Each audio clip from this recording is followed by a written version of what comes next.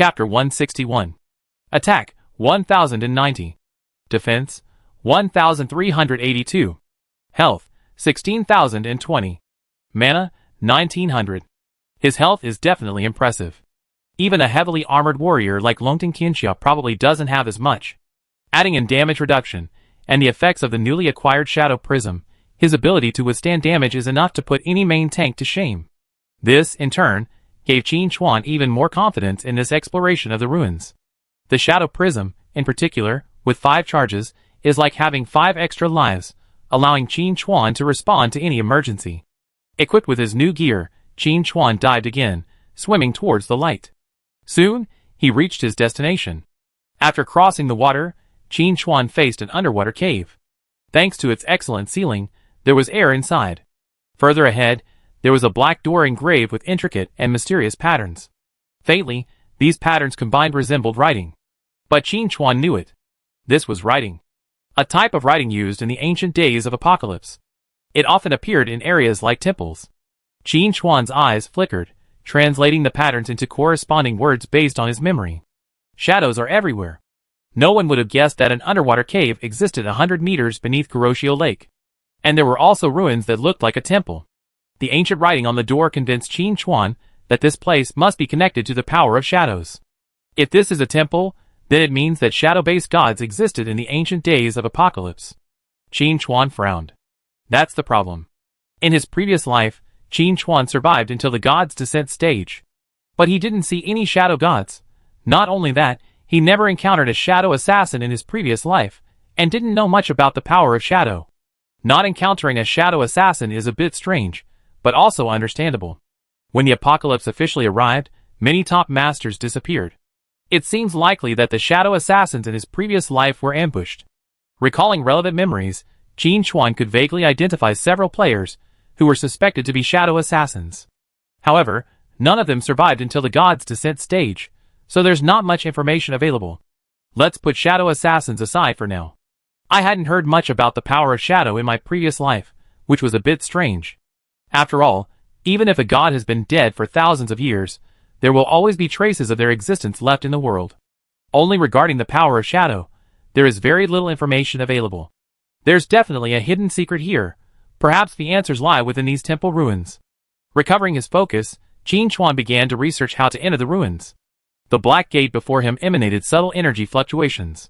Coupled with Ida's experience, Qin Chuan immediately ruled out brute force.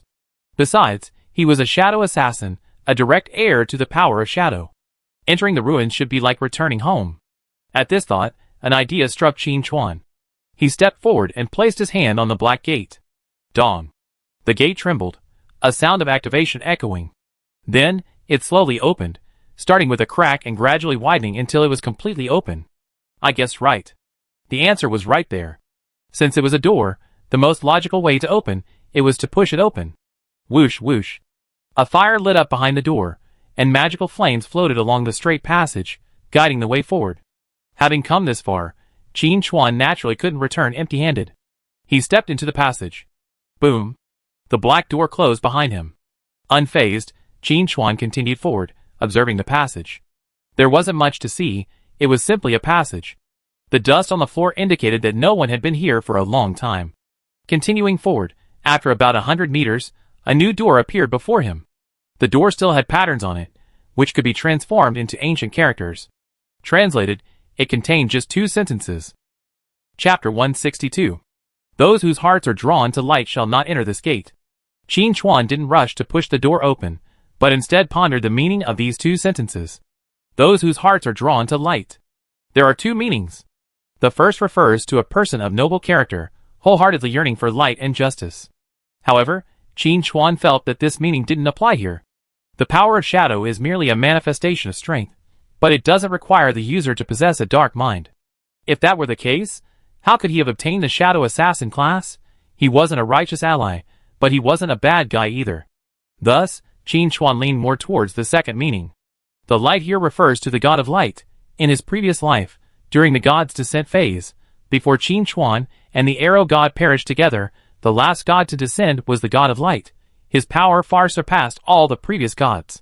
However, Qin Chuan had already engaged the arrow god at that time, and had no energy left to deal with the God of Light. But he had a hunch that if he faced the God of Light, he wouldn't even be able to achieve a one-for-one exchange. Regardless of the world, light and shadow exist in opposition. If this were a temple dedicated to the power of shadow, then it was understandable that believers of the God of Light were barred from entering. Qin Chuan was 99% certain his suspicions were correct. Recovering his composure, he reached out and pushed the door open. There was no resistance, and it swung open easily. Behind the door lay a vast, empty hall. It was somewhat dilapidated, but showed no signs of battle. Only the eternal magical flames faithfully radiated light and heat. Qin Chuan pondered. This temple didn't seem to have been breached, but rather abandoned. So, what could have caused the believers of the power of shadow to willingly evacuate? Furthermore, judging by the traces in the hall, the retreat wasn't a panicked one. This suggests the enemy wasn't approaching. A bit strange, Qin Chuan thought to himself. It was a pity he couldn't travel back in time, otherwise he'd have to see exactly what happened. As he pondered, Qin Chuan's ears twitched. He heard a faint sound. He immediately activated Flash and left the spot. A slight landing thud was heard, and Qin Chuan turned to look. A cloaked figure appeared where he had been standing. The figure's gaze swept over him, but his face was unclear. Beneath the cloak lay a lingering mist, concealing their true features. Before Qin Chuan could speak, the figure slowly raised a hand. The successor to the power of shadow has been discovered. The inheritance trial begins. Wait. Before Qin Chuan could finish his words, the scene before him suddenly changed. 12 stone pillars stood on the empty ground, with a ball of flame floating above them. The next second, a wisp of flame split off, coalescing into a sharp arrow, flying towards Qin Chuan. Bang! The shadow prism shattered, blocking the attack. Qin Chuan quickly shifted position, hiding behind a stone pillar, his mind racing with countermeasures. The lack of a countdown meant this so-called trial wasn't about enduring, but rather a different purpose. Is it a test of dodging ability? Qin Chuan pondered. Out of the corner of his eye, he noticed the shadow beneath him shrinking. The shift in light suggested the flames had split into two, closing in from the left and right. Qin Chuan glanced at another pillar in the distance, deciding to seek shelter elsewhere. But as he dodged, he was enveloped by dozens of flaming arrows, instantly shattering the layers of the shadow prism. His vision went dark, and Qin Chuan found himself back in the center of the clearing, the flames above him returning to a single one. The next second, flames flew in, shattering a layer of the shadow prism. Qin Chuan glanced around and noticed that the shadow prism's charge level had dropped from 5 to 4. Reset. Qin Chuan reacted immediately. He must have been instantly killed by the flames, but the substitute straw man hadn't been triggered, indicating that death here wasn't a true death. But judging by what had happened, if he couldn't find a way out, he'd probably be trapped here, having to start over again and again. Chapter 163. That would be no different from death. It would even be more terrifying than death. Death is nothing more than the blink of an eye. An infinite resetting will erode a person's will. Eventually, he give up thinking and become like stone. Damn, no one told me there was this part. Qin Chuan couldn't help but complain. Qin Chuan hid behind a pillar and began to think about countermeasures. The main problem was that this so-called trial started so suddenly. Who was that figure that had quietly appeared? They sent him here without a word. I have to have a good chat with that guy when I get out. Will I die if I say a few more words? While thinking, Qin Chuan noticed the light on both sides began to change. The flames repeated their old tricks, splitting into two, and surrounding him from both sides. Qin Chuan didn't rush to leave from behind the pillar. He tried it before, and the results weren't very good. The two flames' attack frequency doubled, and the shadow prism couldn't withstand such a dense onslaught. Just now, he had clearly seen over 10 flaming arrows hurtling towards him, at such incredible speed that even with his over 700 points of agility, he couldn't dodge them. So, this trial wasn't about dodging ability. Or rather, it wasn't simply about relying on one's own speed to dodge. After a moment's thought, Qin Chuan gripped his bony viscerating blades, activated his frenzy dash skill, and left his hiding place behind the stone pillar. The two flames responded immediately, dispersing their flames into arrows. Flash. Without hesitation, Qin Chuan activated his flash skill, and successfully dashed behind the next pillar. The flaming arrows flew past his hair. Looking back at the shadow prism, 3 more layers had been knocked away without anyone noticing. But at least, he had left the first pillar. If only the two flames had slowed down, he could have used Frenzy Dash and Flash to dodge them. As soon as this thought occurred to him, Qin Chuan felt the shadows around him shrink. Watching the shadows shrink, While the two displacements were still cooling, Qin Chuan steeled his resolve and charged forward. Then he cursed inwardly. The flames split again. 3 flames floated in midair. However, unlike before, one flame stopped moving this time, while the other 2 flanked him from both sides. Swish. With a flash of light, Qin Chuan returned to his original position. The shadow prism still had 5 layers. The flames above him also returned to a single ball. No doubt, he had begun the trial all over again. Qin Chuan skillfully hid behind a pillar, his brow furrowed slightly. He roughly understood the principles of this trial, but finding a way to break it proved difficult. Relying on 2 displacements alone wasn't enough to dodge the subsequent attacks. Qin Chuan's eyes flickered as he looked at the pillar behind him. Shadow. Light. A flash of enlightenment flashed through his mind. He understood. The shadow began to shrink, and 2 balls of flame surrounded him from both sides. This time, Qin Chuan didn't rush to activate Frenzy Dash or Flash. Instead, he aimed at the nearby pillar and swung out a shadow knife. Boom! The pillar was broken in half and fell to the ground, casting a new shadow. When the 2 shadows intersected, Qin Chuan rolled on the ground, successfully dodging behind the collapsed half of the pillar. The flames didn't strike. Or rather, they didn't hit him. At this point, Qin Chuan was completely certain that as long as he moved within the shadows, he wouldn't be attacked by the flames. Shadow. Move. Qin Chuan's eyes gleamed. If he guessed correctly, passing this trial would grant him a new ability to move. As he pondered, the light shifted. The flame split into another ball, illuminating a wider area. Qin Chuan struck again, shattering the pillar. The broken stone pillar fell, striking the stone pillar on the ground, causing it to shift. Shadows intersected, and Qin Chuan followed the momentum forward.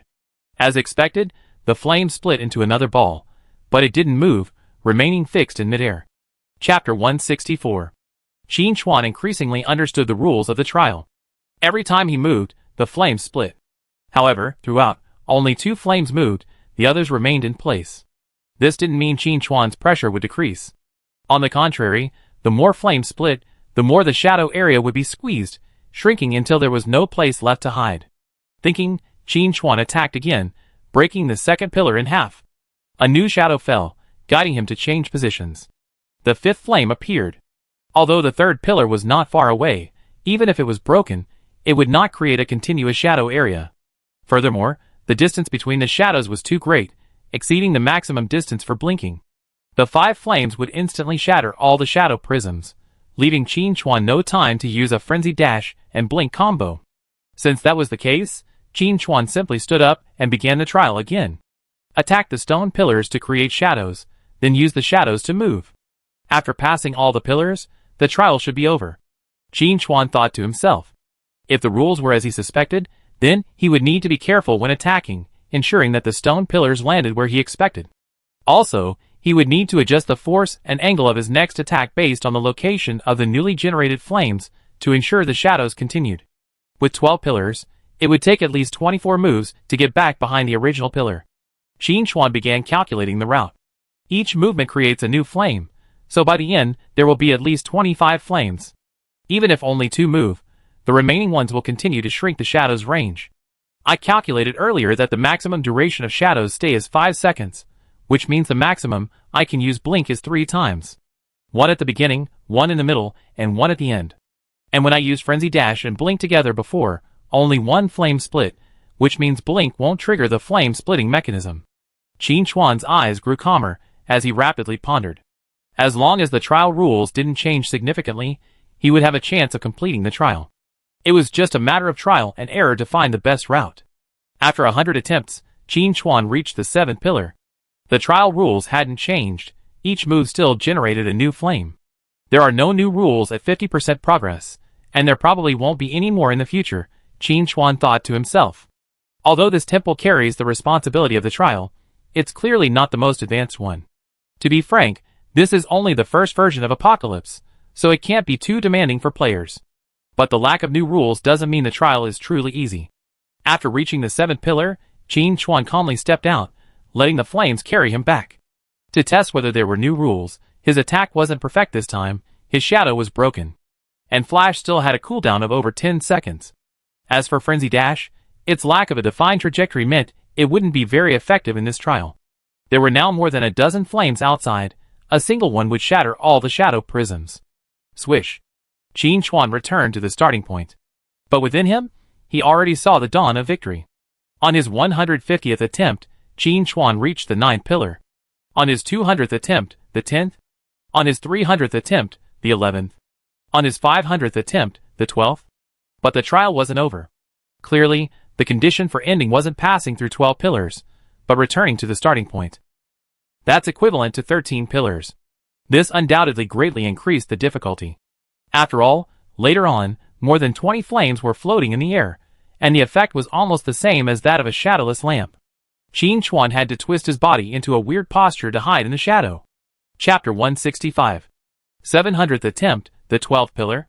1000th attempt, the 12th pillar. After reaching the last pillar, Qin Chuan found himself at a bottleneck. The final half-meter seemed like an endless chasm, blocking his progress. Less than 3 seconds until the shadow vanished, but Twinkle was still cooling down. Does that mean I can only use that one move? Qin Chuan thought to himself. To be honest, he didn't want to use the skill of evolution unless it was absolutely necessary. He still had a few evolution points, not many, but enough to allow Twinkle to evolve to silver. The teleportation distance and cooling time would both be improved. But Qin Chuan vaguely felt that while this method would allow him to pass the trial, it would also affect his final evaluation. But if he didn't evolve Twinkle, he couldn't think of any other way. After thousands of attempts, he had shaped the stone pillars from all angles, but he still couldn't break through the final stretch. That short half-meter seemed like an insurmountable barrier, blocking his progress. Qin Chuan, never one to give up easily, began to reflect, wondering if he had missed something. Light, shadow, complementary, yet interdependent. Qin Chuan's eyes flickered as he glanced at the skill list. Since this wasn't a combat-based trial, he hadn't considered the Dark Rain skill. Even if he wanted to shatter a pillar, he only used Shadow Knife.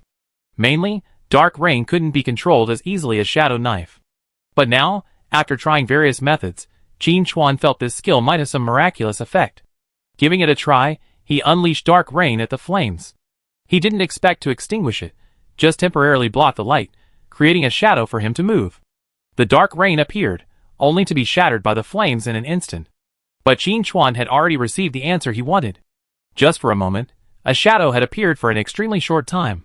The Dark Rain truly could block light. It can't be used in the final stages. Qin Chuan thought rapidly. If the flames split too much, the attack frequency would be too fast to see, and the Dark Rain would disappear as soon as it appeared, unable to support him in the final half-meter. But if he used it to create a shadow in the early stages of the trial, he could avoid having to use Blink once. And this would be the key to a breakthrough. No, more than that, Qin Chuan's eyes flashed. The Dark Rain had a 30-second cooldown. If he used it right at the beginning, he could use it at least twice, within 30 seconds, as long as he controlled the rhythm. The flames wouldn't split too many times, allowing the second Dark Rain to create a shadow long enough for him to move to the next location. The fewer stone pillars shattered, the higher his trial rating would definitely be.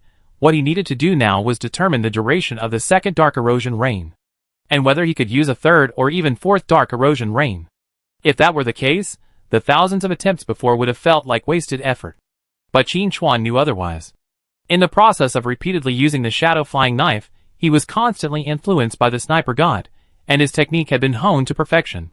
Now, he could even boast that he could point and hit anything with his eyes closed. Taking a deep breath, Qin Chuan began testing the new route. First attempt, the 9th stone pillar. Qin Chuan's heart was filled with joy. He had already tested the limit of the Dark Erosion Rain 3 times.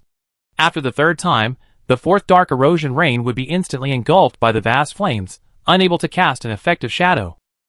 But this was already beyond Qin Chuan's expectations. After all, at the beginning, he had only calculated that the Dark Erosion Rain would be effective twice. Now that it could be effective 3 times, it undoubtedly increased the maneuverability. With constant modification and resetting, Qin Chuan could have passed the trial long ago. But he didn't. Instead, he continuously refined and improved, making the route simpler and more effective. Finally, on the 328th attempt after adding the Dark Erosion Rain, Qin Chuan found the optimal route. Now, it's my turn. A smile played on Qin Chuan's lips. Dark Erosion Rain. As the shadows fell, Qin Chuan moved leisurely, as if strolling in a garden, to the next location. Then, the Shadow Flying Knife struck, shattering the stone pillar. At the moment the shadows intersected, he also shifted. Then came the third and fourth movements. The entire process was fluid, without a single moment of stiffness. When Qin Chuan reached the final stone pillar, looking at the starting point so close, he smiled. Flash. Boom. The space Qin Chuan was in shook, and the scattered stone pillars turned to dust and vanished. The floating flames also began to fade. Congratulations on passing the trial. Comprehensive evaluation in progress. Final evaluation. Perfect. Reward has been issued, please check. An ancient book encased in a ball of light floated in midair, stopping before Qin Chuan. At some point, he had returned to the hall where he had started. Qin Chuan glanced over and grabbed the book, retreating. The cloaked figure was still there, but this time, he didn't begin a new trial. Instead, he slowly bowed, his figure gradually becoming transparent. Qin Chuan hurriedly asked, "Who are you, and what is your connection to the power of shadow?" The cloaked figure straightened up, but didn't answer directly, leaving only one sentence, "Successor, I look forward to our next meeting." The voice couldn't tell whether it was a man or a woman, nor could it tell age. But it also revealed something important. This guy would appear again. Qin Chuan smacked his lips. To be honest, he hoped to find someone else next time. This guy was truly frugal with words, not wanting to say even a single word. Qin Chuan didn't pay much attention. He could probably guess his identity. He should belong to the Shadow Pantheon, but he wasn't a god. He was most likely an apostle. They can wield the power of shadows, but they can't reach the level of gods. In layman's terms, they are the gods' mouthpieces and white gloves in the mortal realm. Due to the constraints of the world's rules, it's difficult for gods to directly interfere in the real world, even in apocalypse. At this time, a varying number of apostles are needed to promulgate the god's will. In his previous life, Qin Chuan had fought many apostles of gods and learned some information. The figure in the cloak, limited by the power of shadows, couldn't attack him, but he wasn't entirely convinced. After all, he was just an ordinary human now. He hadn't even reached level 100, let alone the realm of gods. How could he convince an apostle? But it didn't matter. Qin Chuan believed that sooner or later, he would surpass the gods. When that time came, he would have to see that guy's true face. After a few grumbles, Qin Chuan looked at the book in his hands, a satisfied smile on his face.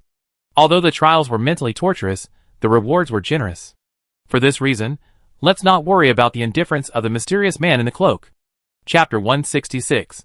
Qin Chuan held a skill book in his hand. Shadow Jump, Gold Active Skill, removes restrictions and jumps into the target's shadow. Maximum distance, 100 meters. Consumes 50 mana. Cooldown time 30 seconds.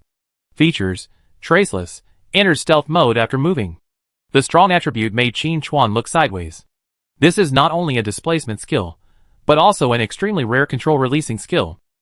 According to Qin Chuan's experience, the restriction removal mentioned in the skill description can remove various control effects including, but not limited to freezing, stun, slowing, etc. Not only that, Shadow Jump also has the effect of entering stealth mode. When Shadow Stealth is on cooldown, it can be used as an emergency measure. Obtaining this skill has brought Qin Chuan's life-saving ability to a new level. And this is exactly what he needs most, because he has no shortage of damage. After accidentally obtaining the gift of the Death Messenger and upgrading his sniper talent to LV2, his damage has exceeded the imagination of ordinary players. Furthermore, Qin Chuan had been looking for an opportunity to replace the Eviscerate twin blades and increase their damage. He hadn't had the opportunity before, but now, with Shadow Leap, he had the prerequisites. However, there weren't any battles requiring him to continue stacking damage at this stage, so he simply kept the twin blades equipped until a better option became available. The Black Tide Poison Blade was in his backpack anyway, so he could swap it out whenever he wanted.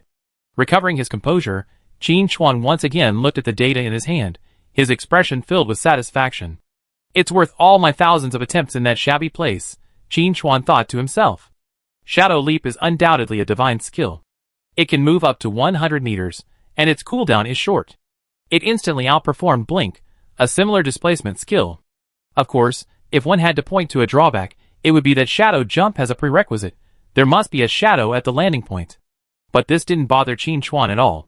Previously during the trial, he had successfully used the shadows created by the Dark Rain to move. In subsequent battles, he could easily repeat the same tactic. Furthermore, finding a shadowless spot is as difficult as obtaining legendary equipment. The simplest example, behind the enemy is his shadow. Qin Chuan's range damage is certainly exceptional, but he also doesn't mind close-range assassinations. Combat options have always been diverse. Studying the skill book in his hand, Qin Chuan thought to himself. What time is it now?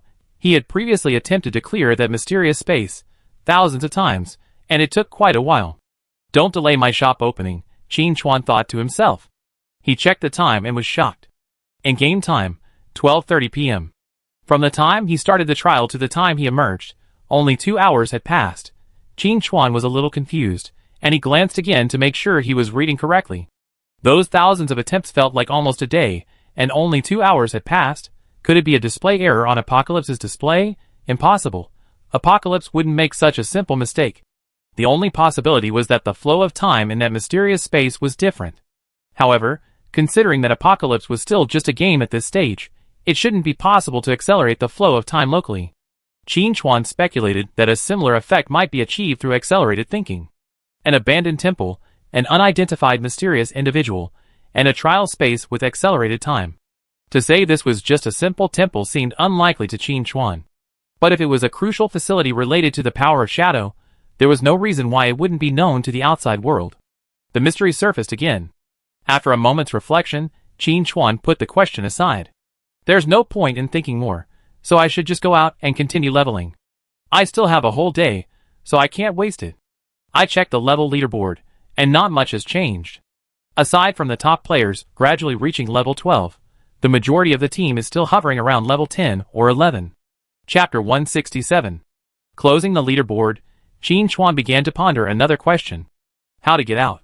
He had just checked. The door they had come from had vanished at some point, leaving him in a secret room. Don't let me die trying to get out, Qin Chuan muttered to himself. Under his feet, however, he failed to notice the intricate patterns of fine black lines. Swish. With a flash of a shadow, Qin Chuan vanished from the spot. Shit! A cry of surprise echoed in the air.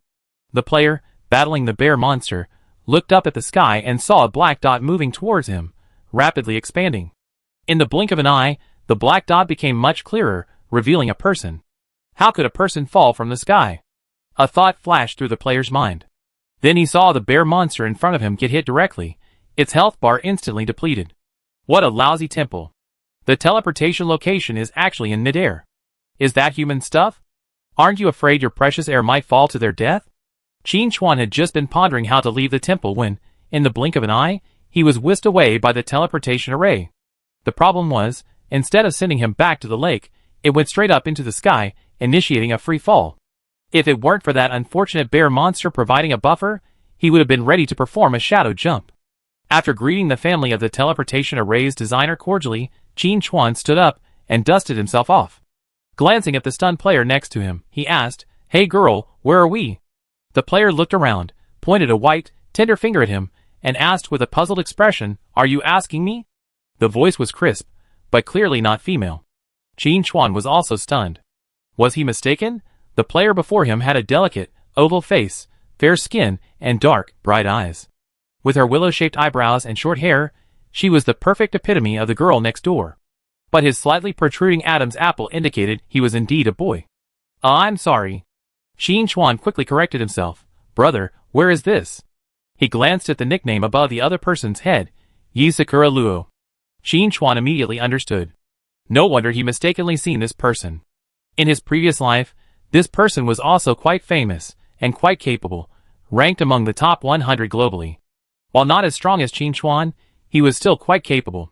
However, compared to his strength, his appearance was even more memorable. To put it in a word, he has a girlish look. More simply, he's a cute boy. It's said that to avoid harassment, Yi Luo later wore a mask when traveling, but even so, he still attracted many players' attention. Thinking for a moment, Yi Luo said, "This is north of Bailey City." Qin Chuan breathed a sigh of relief. Thankfully, he hadn't been sent to some strange place. North of Bailey City, there were bear monsters, so Qin Chuan immediately knew where he was. He bowed and said, "Thank you, brother. I have something to do, so I leave first." Just as he was about to leave, he heard Yi Luo say, "Night Wanderer, can you add me as a friend?" Qin Chuan felt like he was being recognized everywhere he went. But he had clearly hidden his character nickname, and was wearing a death flame mask to hide his face. What had gone wrong? Thinking for a moment, Qin Chuan could only attribute it to his own superiority, like a firefly in the dark night, unable to be ignored. After a moment of thought, Yingluo explained, "My skill allows me to see through disguises." "I see." Qin Chuan nodded. A sudden thought struck him, and he recalled information about Yingluo from his previous life. He calmly asked, "Are you completing a class advancement quest?" Yingluo didn't hide it, and volunteered, "Yes, I'm the hidden class, the Divine Light Knight. This time, I'm here to slay the bear monster leader." As expected, it was still the Divine Light Knight, just like in his previous life. Qin Chuan knew a little about this class. This hidden class possessed both offensive and defensive capabilities. While possessing powerful protection, it also possessed exceptional damage and control capabilities. Furthermore, as Qin Chuan knew, this class had a hidden ability at a later stage of advancement, demonization. Chapter 168. From supporting teammates to becoming an ultimate killing machine. However, judging by Yingluo's current state, he likely hasn't yet mastered the demonic transformation. In the late stages of the apocalypse, when the game and reality merge, professions will evolve based on the player's state. For Yingluo to unlock the demonic transformation, he'd probably have to undergo some changes, just like in his previous life. Recovering his composure, Qin Chuan said, adding a friend, "Huh? No problem. By the way, do you belong to a guild?" When he met Ji Xing before, Qin Chuan had harbored the idea of building the strongest guild. Now, having just happened to meet Yingluo, who possessed a hidden profession, it was natural to mention it. Yingluo, having successfully been added as a friend, appeared delighted, his eyes narrowed into a line, his face adorably honest.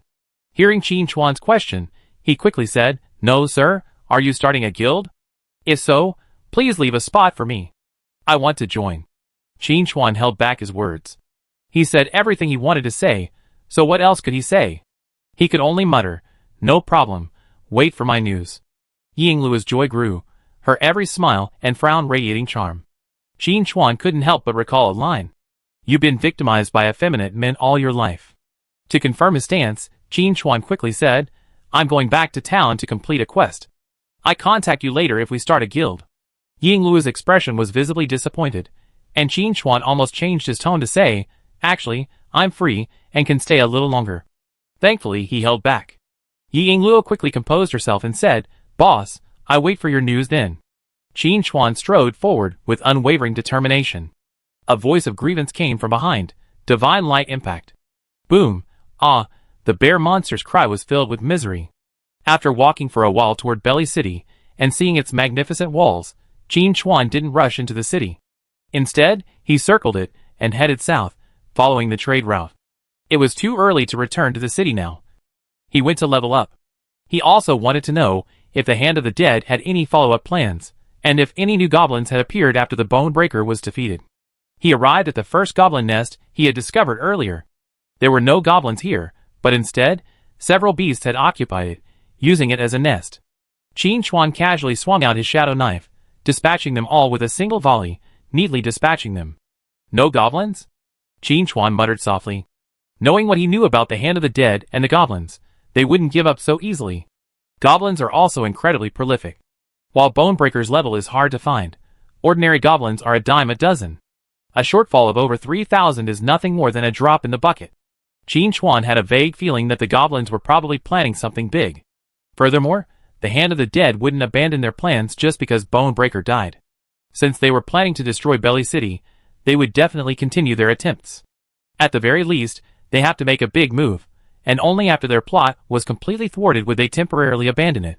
The current situation could only be considered the calm before the storm. Although this calm was a bit long. Qin Chuan knew that the Hand of the Dead's first large-scale rampage and the first major update occurred about 10 days after the server launch. By that time, many players had already left the novice village, their levels had gradually increased, and the major cities had begun expansion. The Hand of the Dead took advantage of the situation, ultimately triggering a major storyline quest. That leaves 7 or 8 days, Qin Chuan thought to himself. With that much time, he could reach at least level 30 or 40. Then, fighting Hand of the Dead wouldn't be as easy as a father beating his son. Thinking this way, Qin Chuan suddenly felt that Hand of the Dead's inactivity was a good thing. While he was pondering, more monsters emerged from the corners.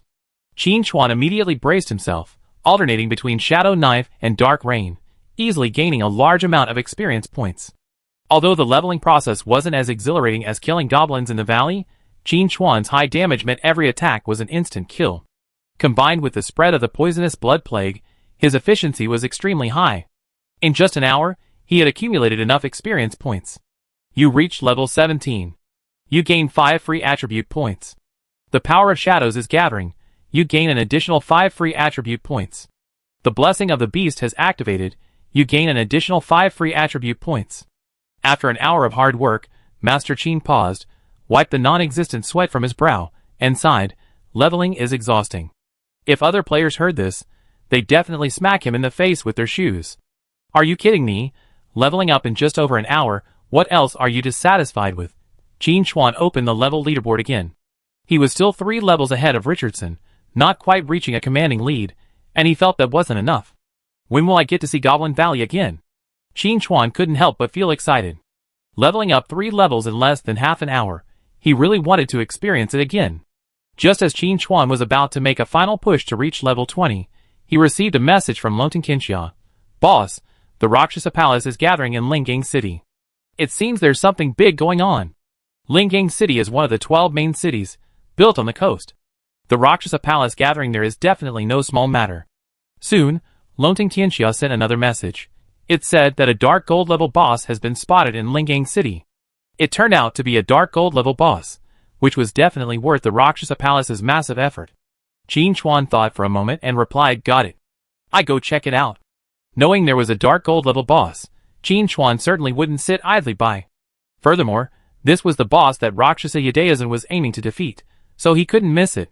Elsewhere, upon seeing Qin Chuan's reply, Longting Qinxia immediately announced to the team, forget leveling yet. Let's go to Lingang City and watch the fun. The assassin asked, is the Night Wanderer planning to go to Lingang City? Priest Xiaoxue analyzed, the Night Wanderer has plenty of reasons to go. That's a dark gold boss. Even if the Night Wanderer has already killed one first, he certainly wouldn't think he has too much dark gold gear. He'd definitely fight for it. Besides, Luosha's sword strike offended the Night Wanderer back in the novice village. Now he wants to kill the boss, and the Night Wanderer won't let him do it so easily. This time, I'm afraid there's going to be something exciting to watch. Chapter 169. News always spreads faster than one can imagine. Qin Chuan aborted his leveling plan and returned to Belly City, preparing to take the teleportation array to Lingang City. Along the way, he saw many teams also heading back. These were the first-tier players, who had left the novice village, all over level 10. They were all heavy internet addicts, and the only thing that could stop them from leveling was a boss. Dark gold level bosses are difficult to defeat. Even after completing their first-class advancement, it's still difficult to break through their defense. But after all, with the increase in level, equipment and skills have been improved, and using a large number of people, they can be worn down. This is probably what Luosha Yudaizan is planning. Similarly, other guilds have the same idea. It's foreseeable that this dark gold level boss will trigger a fight. Under normal circumstances, this would be the case. But now is different. Qin Chuan took action, and naturally, the other players were left alone. With his current damage, 2 skills would be enough to deal 50% decisive damage, securing the spoils. On the way back to the city, Qin Chuan kept in touch with Longting Qinxia, syncing up on the latest intelligence. It was clear that Luosha Yudaizan had made ample preparations for this boss. Not only had he purchased a large number of potions and elixirs, he had even offered the Snow Swordsman a whopping 80 million, hoping to buy his guild token, so they could quickly inflict decisive damage through a team fight. Qin Chuan couldn't help but smack his lips upon hearing the news. Luosha Yudaizan had truly invested heavily. That dark gold boss wasn't like the Bone Crusher, who had reached dark gold through a death ritual. He had genuinely reached that level himself, so his level couldn't be lower. Even if Luosha Yudaizan killed it, the equipment it dropped wouldn't be of any use for a while. Spending 80 million for a few pieces of equipment he couldn't use immediately was a bold move. But Qin Chuan had to say that Luosha Yudaizan's decision was wise. If they could actually secure the guild token for 80 million, it would be a huge win.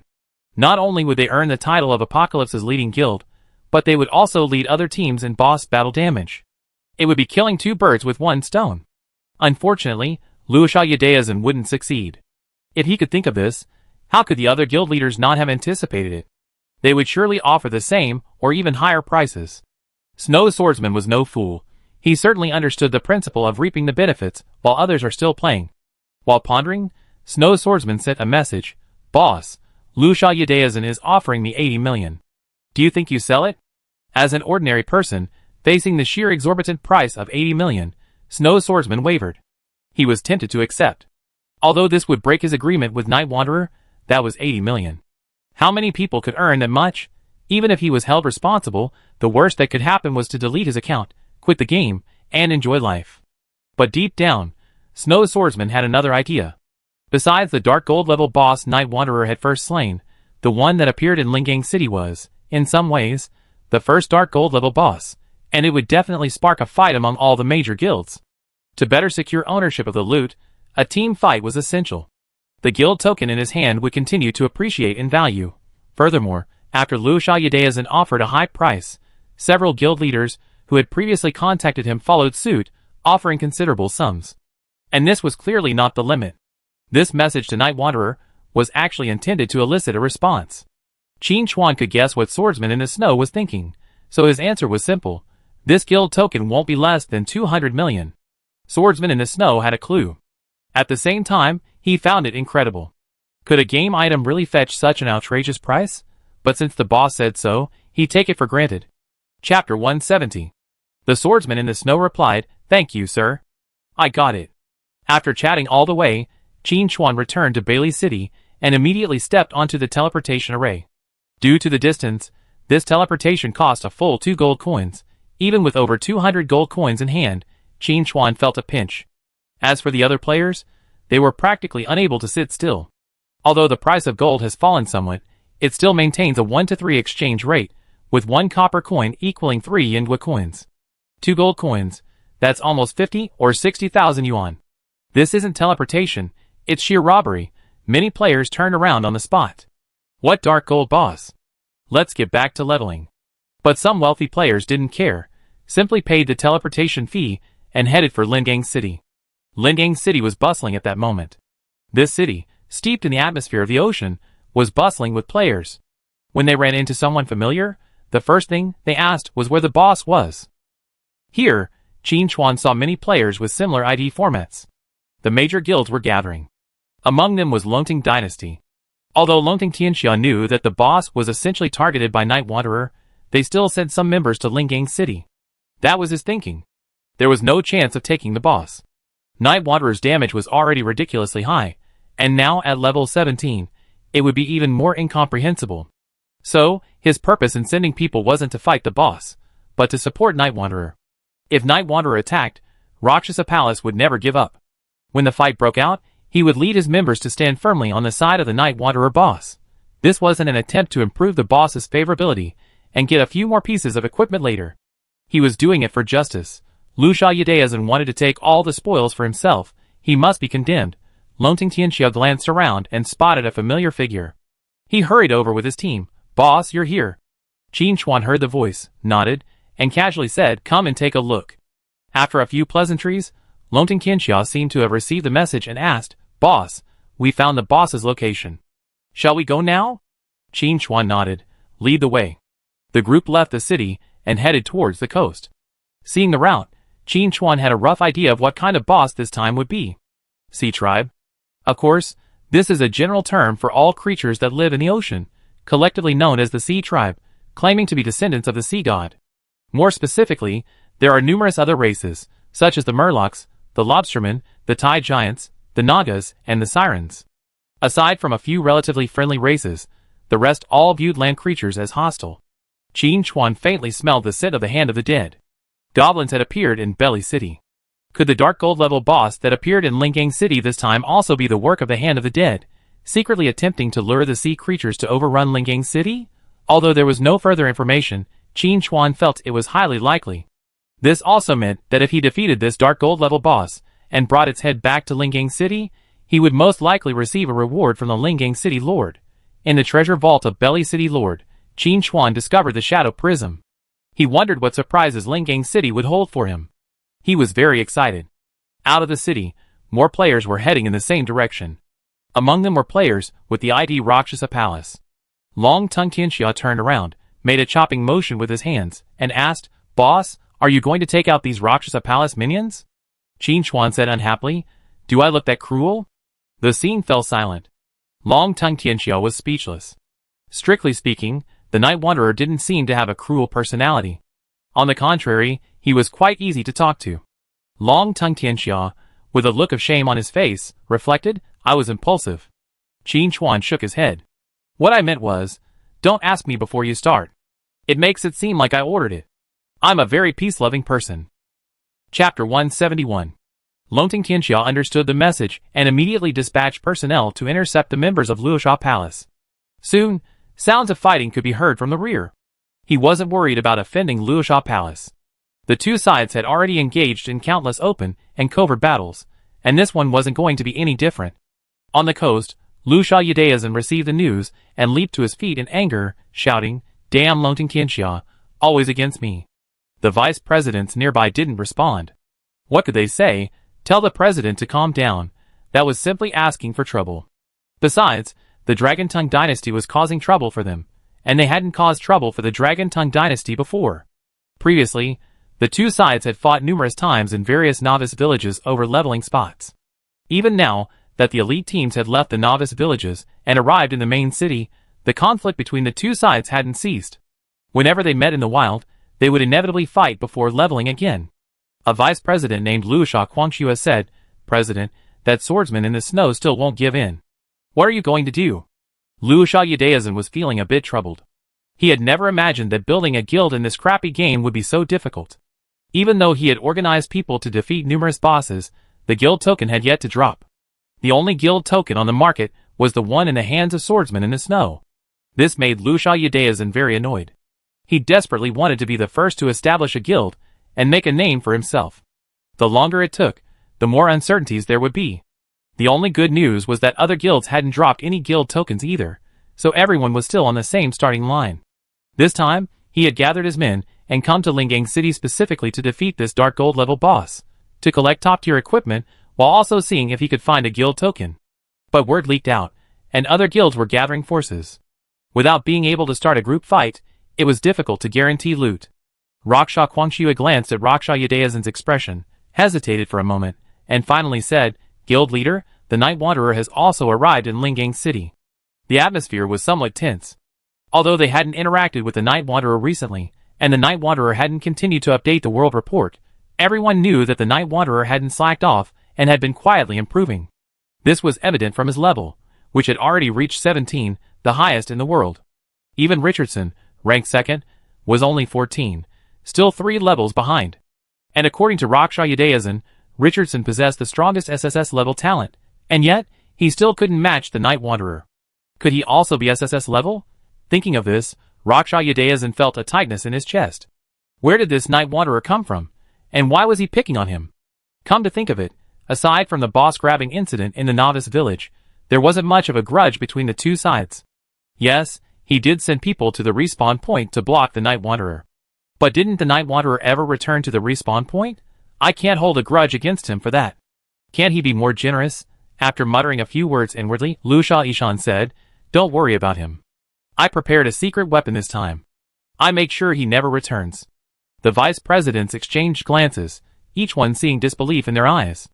I still remember the president being just as confident back in the novice village. The first time was against a giant rabbit, hoping to use a level 3 flare to break the Night Wanderer's stealth. Failed. The second time was against the silver boss, the obsidian giant Amos.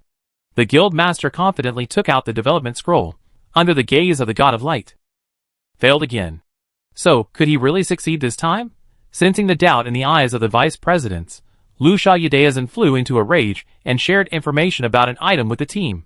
Seeing the powerful effect, the vice presidents were instantly convinced and showered him with compliments. The guild master has great foresight. This time, we definitely defeat the Night Wanderer. That's right. Going against the guild master is like turning on a light in a toilet, a death wish. I can't wait to see the Night Wanderer's expression.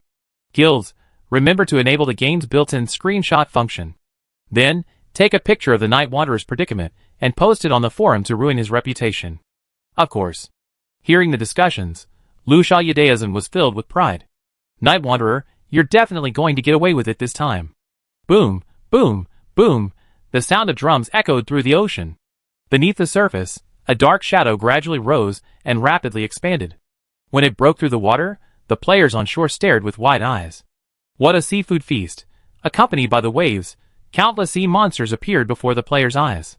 Lobsters over 2 meters long, their giant claws covered in armor, would snap even a fully armed soldier in two if caught. Additionally, there were giant octopuses, their tentacles curled with spears, waiting for their chance to strike. As for the other sea monsters, they were countless. The vanguard alone numbered nearly 2,000, a black mass that dominated the sea surface. And behind these monsters, even more were emerging from the seabed. It's no exaggeration to say that the entire surface of the sea was covered in sea monsters. Many players were paralyzed by the sight of such a scene. Lobsters and crabs weren't scary, they all eaten them. But something 2 or 3 meters big was unheard of. Some players, however, were excited. With so many monsters, their experience points would surely soar. Of course, many more players, including Qin Chuan, were roaming around, searching for the rumored dark gold level boss. But after a quick look, they couldn't find it. Long Tongue Tianxia said, "What?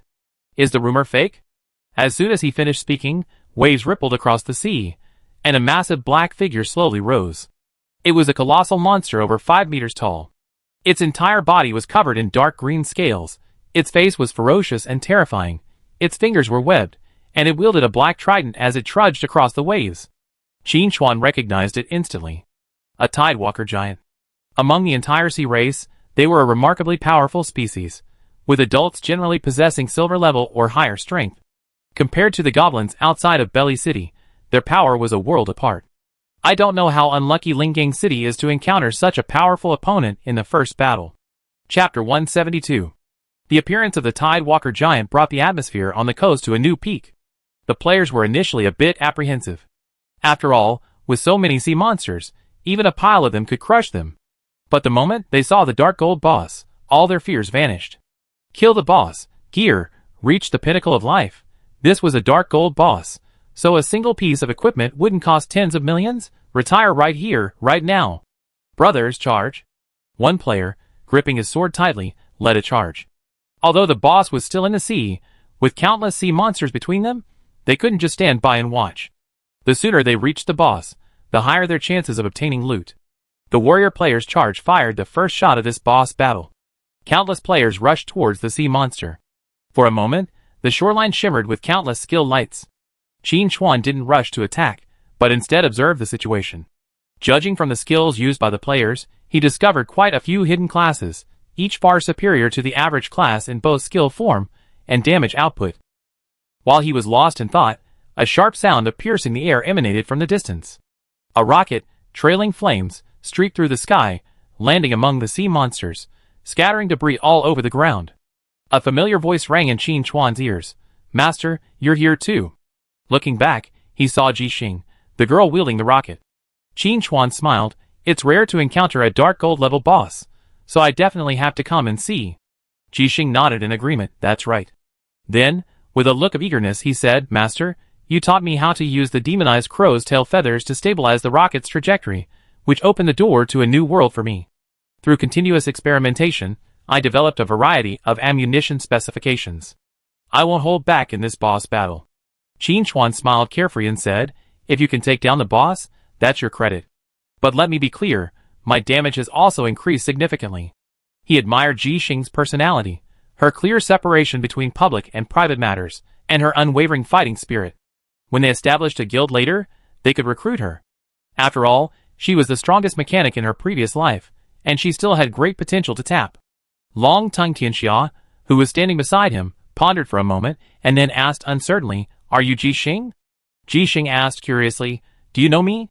Long Tongue Tianxia shook his head. "No, but one of my members mentioned you as quite capable. I wanted to recruit you before, but you declined." Jixing suddenly realized, "You're talking about that? I have some impression of you.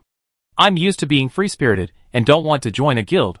Long Tongue Tianxia felt a little disappointed. He had never met Jixing before. He had only heard about her from his guild mates and assumed she was just a skilled player. But it turned out this girl knew Night Wanderer. That was a different story. Anyone who's noticed by the Night Wanderer must be quite capable. Looks like I have to keep working hard to get him into the guild. Just as he was thinking this, Longting Tianxia heard the voice that shattered his dreams. Qin Chuan asked, "I'm planning to start a guild later. Do you want to join?" He was addressing Jixing. Ji Xing immediately nodded, no problem. Longting Tianxia was heartbroken. You just said you were so free-spirited and didn't want to join a guild, but how come you agreed just because the Night Wanderer asked you? It was clearly Longting Dynasty who invited me first. A few people were chatting when another voice rang out nearby. Boss, what a coincidence. We meet again. Qin Chuan thought the voice sounded familiar, as if he heard it not long ago. Looking back, he saw a beautiful face. The lovely boy, Isakura Luo. Before Qin Chuan could say anything, Long-Tongue Tianxia took 2 steps forward, adjusted his hair, and said nervously, can I get to know you? My name is Long-Tongue Tianxia, and I'm the president of the Longting Dynasty. My family is quite wealthy, so I don't know your name, young lady. Chapter 173. Qin Chuan opened his mouth, unsure what to say, so he remained silent. Let Yingluo explain this matter himself. Yingluo felt helpless. Is he so easily misunderstood? Well, it seems I've been like this since I was a child. That's fine then. Yingluo adjusted his attitude and said calmly, President Longting, you're too polite. I'm Yingluo, an ordinary knight player. Also, I'm a man. Click. The people present seemed to hear the sound of Longting Tianxia's heartbreaking. Qin Chuan patted Longting Tianxia on the shoulder and said soothingly, Don't worry. I was wrong the first time I saw you too. Longting Tianxia remained silent and went to a corner to heal his wounds. He had finally been moved, but he didn't expect to lose so completely. Is there still law? Priest Shushua stepped forward and said, Let's discuss how to defeat this boss. The archer from the Dragon Tongue team took over. How else can we fight? Just watch Boss Night Wanderer. By the way, where are our brothers? Don't let them down when we fight the Rakshasa Palace later. The assassin added, First, determine where the Rakshasa Palace's main force is. It would be best if we could lure some monsters over there to disperse them. The 3 of them chatted animatedly, completely oblivious to the Dragon Tongue world in the corner. They were used to it. But then again, they couldn't really blame their boss this time. This boy was simply too cute, they would have misjudged him too. It's just that the boss had bad luck. Qin Chuan listened to the 3 people's idle chatter and wondered, Don't Dragon Tongue Dynasty fight bosses? As soon as he said this, he felt he'd been asking too much. He already come this far, what chance did anyone else have? Xiaoxue was quite calm, explaining, This time, Lu Xiaodaizhen has called in all his main forces to defeat the boss. If we can kill them a few times and get some equipment, we significantly weaken Lu Xia Palace's strength, killing 2 birds with 1 stone. At this stage in Apocalypse, the concept of synchronized death hasn't yet emerged. The best way to weaken the enemy is to eliminate those who have lost their equipment. The Longting Dynasty's strategy was quite sound. Furthermore, this boss battle was filled with sea monsters, creating a chaotic scene. No matter how skilled Lu Xiaodaizhen was, he couldn't easily command this battle. Without a conscious effort, Lu Xia Palace would surely suffer a heavy loss. But what did this have to do with Qin Chuan? He longed for Lu Xia Palace to be crushed. But not now, at least until Lu Xiaodaizhen had made his final contribution. Recovering his composure, Qin Chuan stretched his arms and legs, saying, I'm going down to join the fight. What do you say? Ji Xing's eyes lit up, his fighting spirit high. Count me in, master. Although you're powerful, I won't admit defeat. Qin Chuan smiled. It's a good thing you're willing to do that, but don't let the blows get to you later. Ji Xing exuded confidence. How big a blow could it possibly be? Could the Night Wanderer actually defeat a Dark Gold level boss in a split second? Yingluo said, I won't fight the boss. If the master attacks, I definitely have no chance. I'm going to find a corner to level up. Xiao Shui and the others prepared to locate the Rakshasa Palace, lure some monsters there, and then surround it. After conferring, they all set off. Before leaving, Qin Chuan glanced at Long-Tongue Tianxia. He had finally gotten over his heartbreak and was channeling his grief and anger into strength, searching the world for Rakshasa Palace members to fight. Arriving at the shore, Qin Chuan chose a deserted corner and launched a shadow knife. The sea monsters were generally between level 15 and 20, considered high, and the other players had a tough time defeating them. But after completing a class advancement, his equipment and skills had been upgraded, so he was able to hold his own. And Qin Chuan's single strike immediately revealed the difference. Even without the invisibility breaking attack, the shadow knife's damage alone was enough to instantly kill these sea monsters. Chapter 174. Then he launched out, taking out several more. And this was just the beginning. As these sea monsters died, they spread the poison blood plague to their kin. The next second, the poison blood plague erupted, sending countless damage numbers soaring. Even though the sea monsters were high level and had a lot of health, Qin Chuan's sniper god talent had already been upgraded to level 2, doubling his damage. The sea monsters simply couldn't withstand the 5-second duration of the poison blood plague, and they all died, turning into experience points. Qin Chuan didn't rush to attack the tide giant. For one thing, it was a bit far from the coastline, and fighting in the water wouldn't allow him to fully utilize his agility. For another, it was rare to encounter so many monsters gathered together, and not leveling them up would be a complete waste of time. While the poison blood plague raged, Qin Chuan wasn't idle either, switching direction and unleashing the dark erosion rain. Then, the shadow-throwing knife finished its cooldown, and it flew out again, reaping a rich harvest. In the blink of an eye, the number of sea monsters in Qin Chuan's area dwindled at a noticeable rate, and the sea surface became empty. Such an exaggerated scene naturally attracted the attention of other players. There's a cheat! What kind of amazing skill! Killing monsters is like cutting leeks. I just spent so much effort to kill a sea monster, and now it can't even last 2 seconds here. How can this be justified? It makes perfect sense. Look who's that person. Who is it? So arrogant. Damn, it's Night Wanderer. I finally understand why Night Wanderer is leveling up so quickly. Who can match his monster killing speed? But why do I have the illusion that Night Wanderer's range damage output is abnormally high? Isn't he an assassin? You're asking the wrong person. I don't know. One player, quick-witted, immediately thought of something and ran up to Qin Chuan, respectfully asking, "Boss, can you help me level up?" I double what Dragon World offered. The fact that Dragon World paid Night Wanderer 2 million to help level up caused quite a stir. Many wealthy second-generation players lamented missing out. Leveling up for a fee was perfectly suited to their needs. Now, Night Wanderer's entry into battle, slaying monsters like grass, reminded many players of this. Qin Chuan was stunned. Someone still remembered this. But Qin Chuan didn't need to help level up to make money. He had previously helped Dragon World so that he could quickly reach level 10, posting a notice in the main city looking for the guild token. And yet, right after he finished leveling up, the news broke. So, Qin Chuan decisively declined these players' inquiries.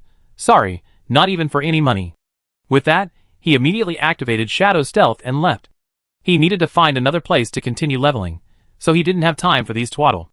Several players exchanged bewildered glances. One reflected, "We're still not sincere enough. We should have just made an offer." A teammate nearby agreed, "Indeed, letting the boss name his own price is a demeaning move. We should reconsider this." The players reflected and prepared to return to the Night Wanderer later. The number of sea monsters continued to increase. But the dark gold tide walker giant remained silent. It remained observing the situation from the waves. Qin Chuan took a few more glances, confirming his accuracy. Tide walker giant Lado, dark gold. Level, 25. HP, 4, 200, 000/4, 200, 000.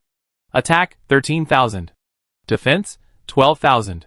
Skills, Undercurrent Whirlpool, Sky-High Water Column, Whirlpool Triple Shield, Raging Sea, Roaring Water Dragon, Deep Sea Cage.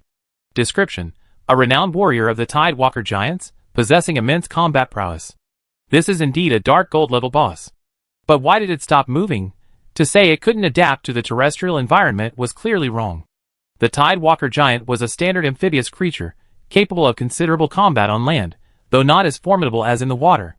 Qin Chuan guessed that the Tide Walker Giant was observing the situation, ensuring there were no powerful opponents present who could threaten it. "That's too cautious," Qin Chuan muttered to himself. "You're a dark gold level boss with 4 million HP. How could you be killed so easily?" To avoid alerting the enemy, Qin Chuan decided not to attack the Tide Walker Giant yet. Of course, if the enemy didn't approach, he would have no choice but to take the initiative and fight the boss in the sea. While his movement would be affected, he had gained Shadow Jump, so at worst, he could just shoot and move to another location, ensuring his safety. Until then, he'd better continue leveling. You have reached level 18. You gain 5 free attribute points. The power of shadows is gathering. You gain an additional 5 free attribute points. Blessing of the Beast is activated. You gain an additional 5 free attribute points. Stepping on the corpses of countless sea monsters, Qin Chuan successfully leveled up. At this point, less than 5 minutes had passed since he joined the battle. It must be said that this grand spectacle was truly beneficial for his leveling. Qin Chuan even felt that even if he couldn't kill the Tide Walker this time, it wouldn't matter. Gaining a few more levels would be worth it. You have reached level 19. You gain 5 free attribute points. The power of shadows is gathering. You gain an additional 5 free attribute points. Beast's Blessing activated. You gain an additional 5 free attribute points. In less than half an hour, Qin Chuan had leveled up again. And that was even after he spent considerable time relocating. If there was a chance to stand still and deal damage, he had a chance of reaching level 20. Given the density of sea monsters, this was a good chance. But happy times are always short-lived. Just as Qin Chuan was about to continue leveling, the Tidewalker giant finally made a new move. After observing the battle for a long time, the Tidewalker giant locked onto Qin Chuan. This enemy must be killed, otherwise this invasion will be a failure. A flash of alarm flashed through Qin Chuan's mind. Without hesitation, he shadow jumped, flashing dozens of meters behind him. Boom! A wave descended from the sky, slaying all the creatures in the previous area. There were sea monsters, but also quite a few unlucky players. They had originally hoped to follow the Night Wanderer to pick up some slack, but unexpectedly, they experienced the boss's terrifying damage first, unable to withstand it, and instantly transformed into streams of light, and returned to their respawn point. With a single strike, the Tidewalker giant sprinted across the sea, charging towards the shore with unstoppable force. Qin Chuan's face was solemn. But before he could strike, he heard cheers from the players in the distance. The boss has finally arrived. Brothers, follow me. Chapter 175. The Tidewalker giant immediately demonstrated its dark gold level boss prowess as it attacked, clearing a large area with a single skill. But this didn't dampen the players' enthusiasm at all. On the contrary, it only intensified their excitement. The Tidewalker giant had previously stood on the surface of the sea for a long time, yet remained silent.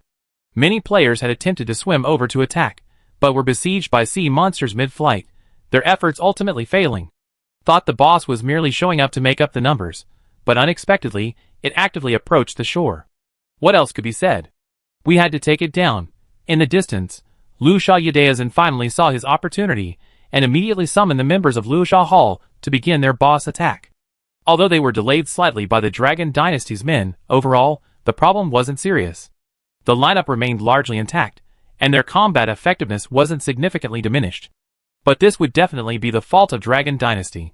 When we get the chance, we must destroy that guy. Hadn't he been bragging about obtaining a weapon with growth during the advancement quest? So let's just take his weapon. Just look at his expression. Meanwhile, Liu Sha Yudaizhen was also searching for the Night Wanderer. He received the news when the Night Wanderer was killing monsters earlier. But he didn't act.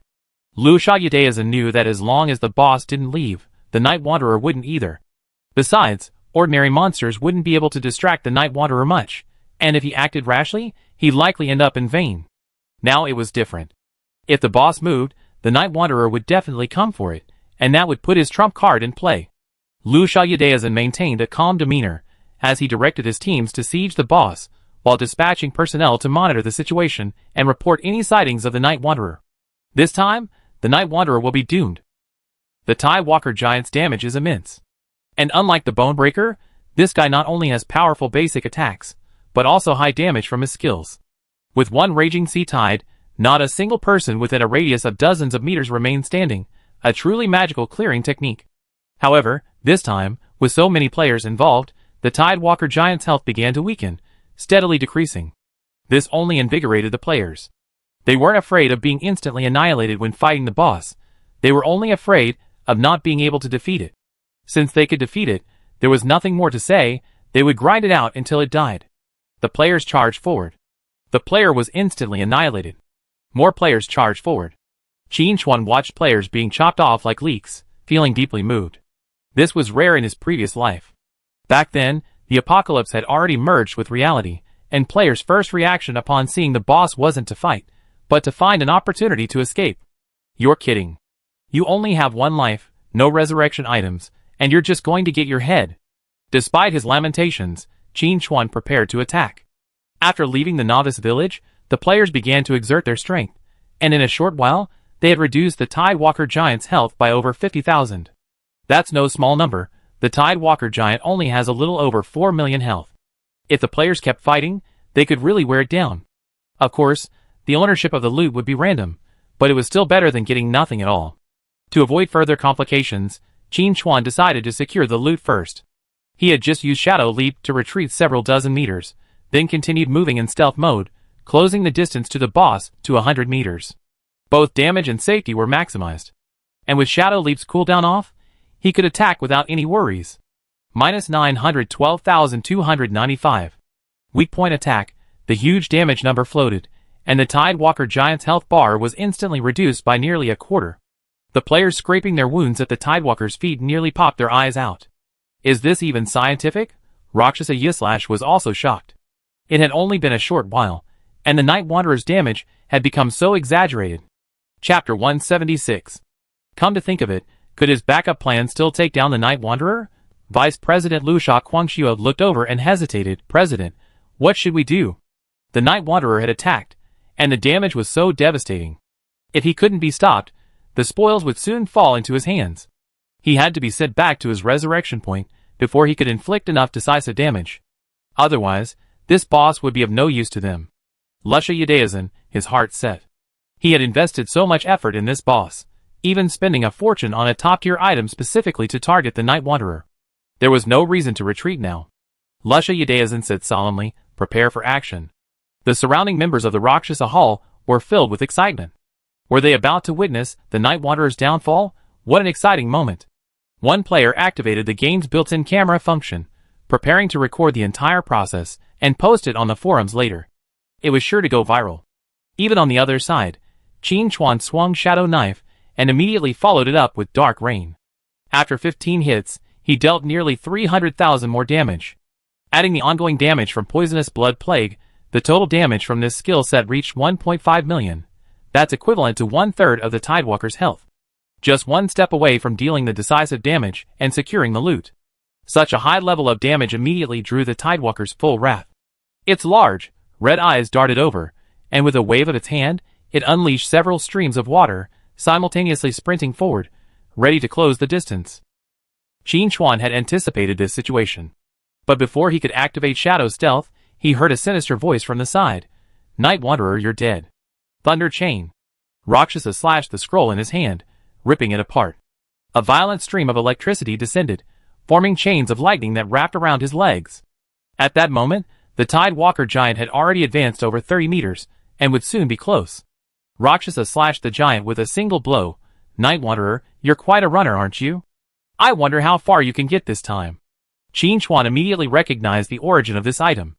The gold-level spell scroll, Thunder Chain, can pin the target to its spot for 20 seconds. 20 seconds is more than enough time to eliminate the target several times. Not to mention the Tidewalker Giant charging forward. Whether it was his basic attacks or his abilities, Qin Chuan was unable to withstand them. Even with the Shadow Prism, it could only block 5 attacks, far less than 20 seconds. Liu Sha Yudaizan's use of this item was a bit beyond Qin Chuan's expectations. But that was all. If it had happened a few hours earlier, Qin Chuan would have been smitten. But after he gained Shadow Leap, he was fearless. Qin Chuan waved his hand at Liu Sha Yudaizan, instantly initiating Shadow Leap and vanishing from the spot. Liu Sha Yudaizan was stunned.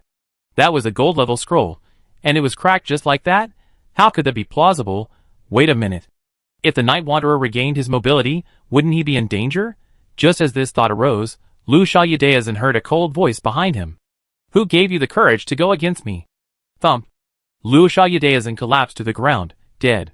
Facing a fixed damage attack of 12,800 invisibility points, Liu Sha Yudaizan couldn't withstand it at all. His health bar drained, and he was sent back to the resurrection point. Then, a shadowy flying knife ricocheted off, sending several Rakshasa Hall vice presidents, who hadn't grasped the situation, away. Rakshasa Yudaizan stood at the respawn point, staring blankly at the sky. Behind him, several vice presidents appeared one after another. Are you dead? What a coincidence, you've been sent away too. President, shall we go back and fight the boss? Use the hammer. Didn't you see the damage the Night Wanderer can do? He took down a quarter of the boss's health in 2 hits. By the time we get back, I'm afraid the food will be cold. Chapter 177. We still have brothers on the scene, so we still have a chance. Do you believe that? The more they talked, the less confident they became, their voices fading. Rakshasa Yudaizan gathered himself and concluded, it's not that we're not up to par, it's simply that Night Wanderer has so many tricks up his sleeve that he can even decipher a gold-level scroll. I have nothing to say.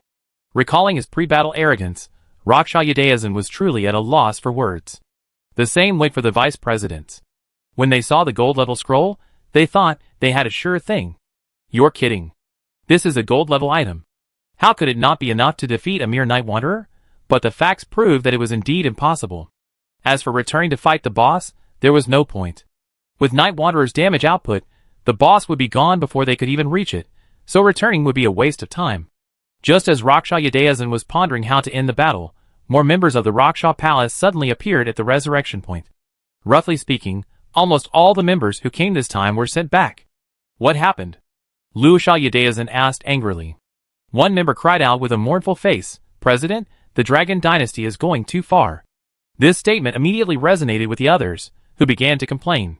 Yes, that group of hanged men actually attracted countless sea monsters to attack us. I can see that the Dragon Dynasty didn't come here to defeat the boss, but to cause trouble for us. Do you have any sense of playfulness left? Yes, we usually like to cause trouble for them, but now that the boss has spawned, shouldn't we unite and face the enemy? Oh my god, my shield exploded. Where are you? My silver level top exploded. Both of my weapons are gone. How can I fight monsters like this? Are we supposed to just use our fists? Guild leader, what should we do? Yes, you have to avenge our brothers. Luosha severed a head the size of a bucket with one blow, his temple throbbing. He had never imagined that Longting Qianxiao would be so ruthless, taking advantage of the chaos of the boss battle to send all his minions to the respawn point. And a large amount of equipment had been dropped. Everyone who came this time was an elite member, and they had purchased their equipment at great expense. Even if any item was dropped, it would be a huge loss. Not to mention that at least dozens of items had been dropped. A rough estimate is that the losses have exceeded tens of millions. Even if Luosha Hall had ample funds, it couldn't withstand such a blow. Raksha Yadayasan, who had been trying to settle the situation peacefully, could no longer contain himself and shouted, Brothers, the Dragon Tongue Dynasty is a nobody, so there's no need for us to be polite. Follow them and fight back. With the leader leading the charge, the members of the Luosha Hall immediately found their backbone and charged towards the coast with all their might. But before they had gone far, they ran into the main force of the Dragon Tongue Dynasty. Longting Qianxiao laughed heartily. Raksha Yadayasan, I was just thinking of going to the resurrection point to find you, but you came to me on your own. It's a case of if you don't take the road to heaven, you find hell without a door. With a wave of his hand he said, Attack! The members of the Dragon Tongue Dynasty immediately rushed forward, each one as fierce as a wolf. They had just annihilated the Luosha Hall, and a lot of equipment had been dropped to equip themselves, increasing their strength. This time, they were naturally here to give the fallen dog a good beating. Raksha Yadayasan hadn't expected Longting Qianxiao to be so cunning, but now that things had come to this, there was no retreat. He grabbed his weapon and charged forward. Brothers, kill these bastards. The two sides engaged in a ferocious brawl, a scene of sheer excitement. Elsewhere, Qin Chuan's battle with the Tide Walker Giant was nearing its end. Each attack dealt over 1 million damage, a damage that even the Tide Walker Giant, with its health exceeding 4 million, couldn't withstand. And this was even after Qin Chuan waited for Shadow Leap's cooldown to ensure his own safety. If he hadn't waited for Shadow Leap's cooldown, his damage output could have been increased several notches. After all, Shadow's Stealth and Shadow Dagger had much shorter cooldowns. Even so, Qin Chuan quickly dealt decisive damage. The surrounding players suddenly lost interest, and were too lazy to step forward. The loot had already been secured by the Night Wanderer, so if they went forward, they would be giving it away for nothing. Some players simply returned to Lingang City, preparing to leave via the teleportation array. Some players, since they were already here, set their sights on the surrounding sea monsters. Since the boss was hopeless, they just level up. Ding! Kill the level 25 Dark Gold boss, Tide Walker Giant Leto, and gain 125,000 experience points. Killing him 6 levels higher will gain an additional 75,000 experience points. You have reached level 20. You gain 5 free attribute points. The power of shadows is gathering, and you gain an additional 5 free attribute points. Blessing of the exotic beast is activated, and you gain an additional 5 free attribute points. Hunting time is activated, and you gain 1 evolution point. The moment the boss collapsed, it contributed a generous amount of experience points, allowing Qin Chuan to level up again. He arrived at level 17 for this boss fight, and left at level 20, a truly rewarding experience. Glancing at the level leaderboard, Richardson, ranked 2nd, was only level 15, a significant gap between them. It's definitely a large-scale boss fight like this, with the smaller monsters easily slain. Qin Chuan thought gleefully. He suddenly felt that the Hand of the Dead wasn't so formidable after all. If they had arranged boss fights like this in all 12 major cities, Qin Chuan could quickly reach level 30, or even 40 by running back and forth. He was incredibly happy. However, the situation in Lingang City this time was somewhat different from the previous Belly City. This Lingang City boss didn't seem to be triggered by a quest, but rather discovered by chance. This was very possible. At this stage, besides leveling, players' greatest passion was searching the world for bosses. In this situation, it's entirely possible that players had discovered the Hand of the Dead's deployment in Lingang City before it could even be activated, and then tracked it down to the boss, triggering this battle. The Hand of the Dead must have been frustrated. They weren't even ready, and yet their teammates were gone first. What the hell was going on? Qin Chuan naturally didn't care what the Hand of the Dead thought. He took 2 steps forward and scooped up all the spoils. Before he could even check, he saw Ji Xing running over, his expression apologetic. Master, I admit I was a little loud earlier. While I improved, I'm still no match for you. Ji Xing had previously thought she had a chance in this boss fight. But Night Wanderer's attack, instantly wiping out the boss's health by 1.5 million, forced her to face reality. Now that the boss was defeated, he decisively came over to admit defeat. Qin Chuan smiled and said, "Don't be discouraged. You still have great potential in your profession." Then he glanced at the loot in his backpack and said, "I found something that's perfect for you." Chapter 178. As a Dark Gold level boss, the Tidewalker Giant Leto not only drops a large amount of loot, but also of astonishingly high quality. And the loot Qin Chuan was referring to was one of those items. A blueprint.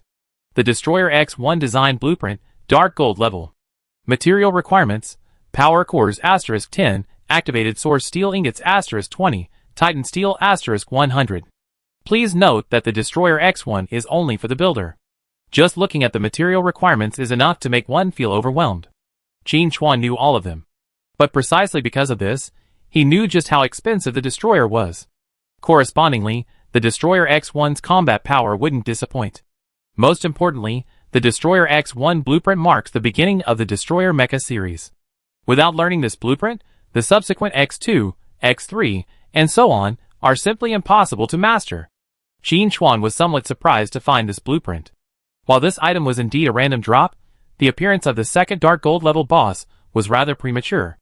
Qin Chuan vaguely remembered that in his previous life, the first X1 blueprint dropped from the 5th or 6th Dark Gold level boss. It seemed that Ji Xing had obtained it then, thus beginning her path to becoming the first mechanic. After a moment's thought, Qin Chuan sent the blueprint for the Destroyer X1 to Ji Xing. Ji Xing's eyes immediately lit up with desire. Grabbing Qin Chuan's arm, he spoke eagerly, completely oblivious to his appearance. "Boss, hurry, give it to me." Qin Chuan's mind was filled with frustration. Your words could easily be misunderstood. After a moment's hesitation, Qin Chuan said, "I'm not against giving you this blueprint, but I have a condition." Ji Xing immediately pressed, "What are the conditions?" "Just tell me, sir." "As long as it's not against the law, I agree." Qin Chuan smiled, "I won't make it difficult for you. My conditions are simple. When I establish the guild, you come to me, and you can't quit for 2 years. Ji Xing looked surprised. It wasn't that he felt the conditions were harsh, but rather too lenient. This was a Dark Gold level blueprint.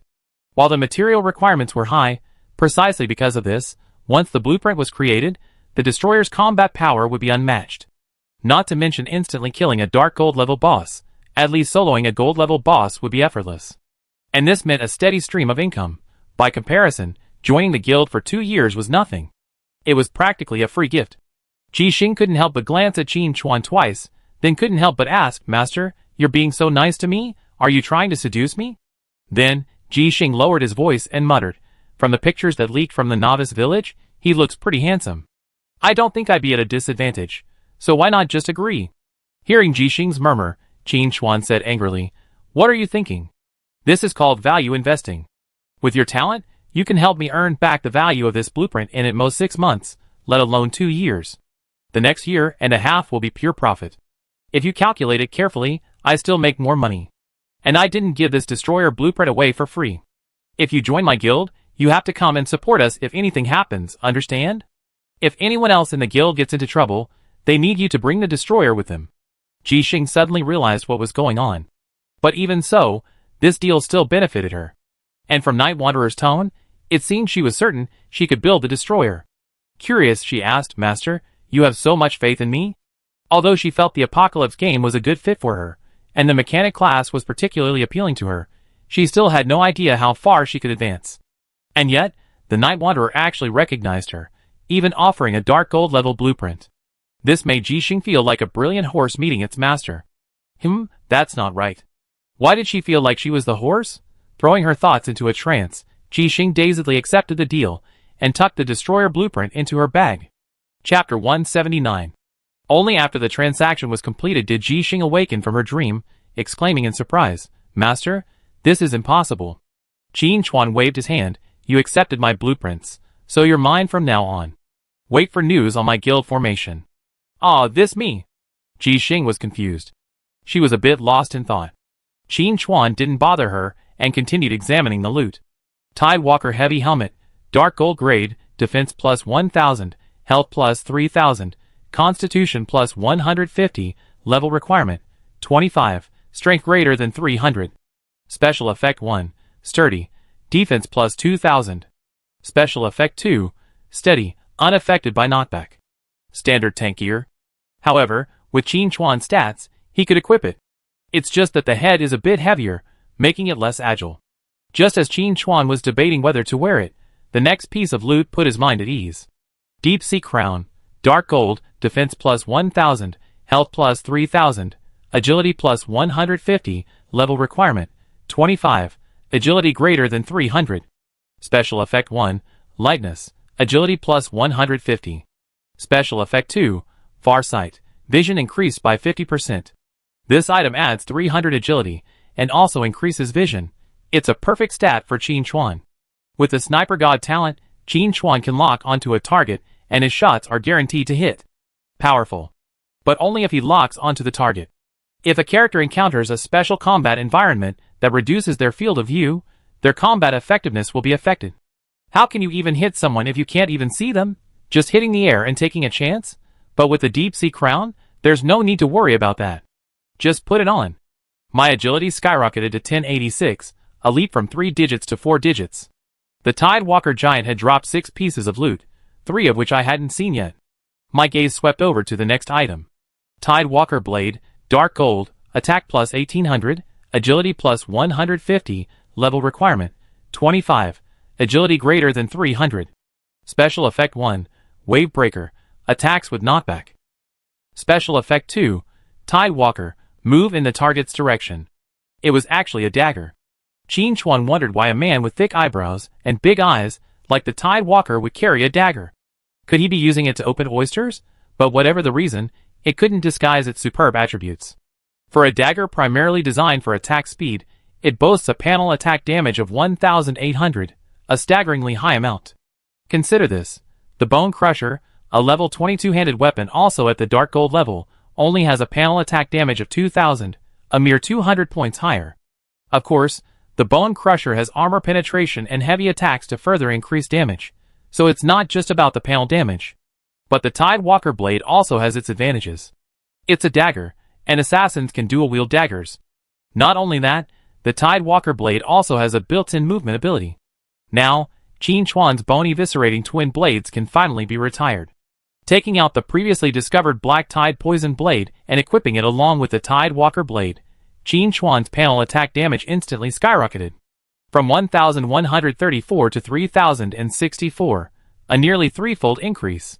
Not only that, swapping between the two weapons also boosted Qin Chuan's agility by nearly 200 points.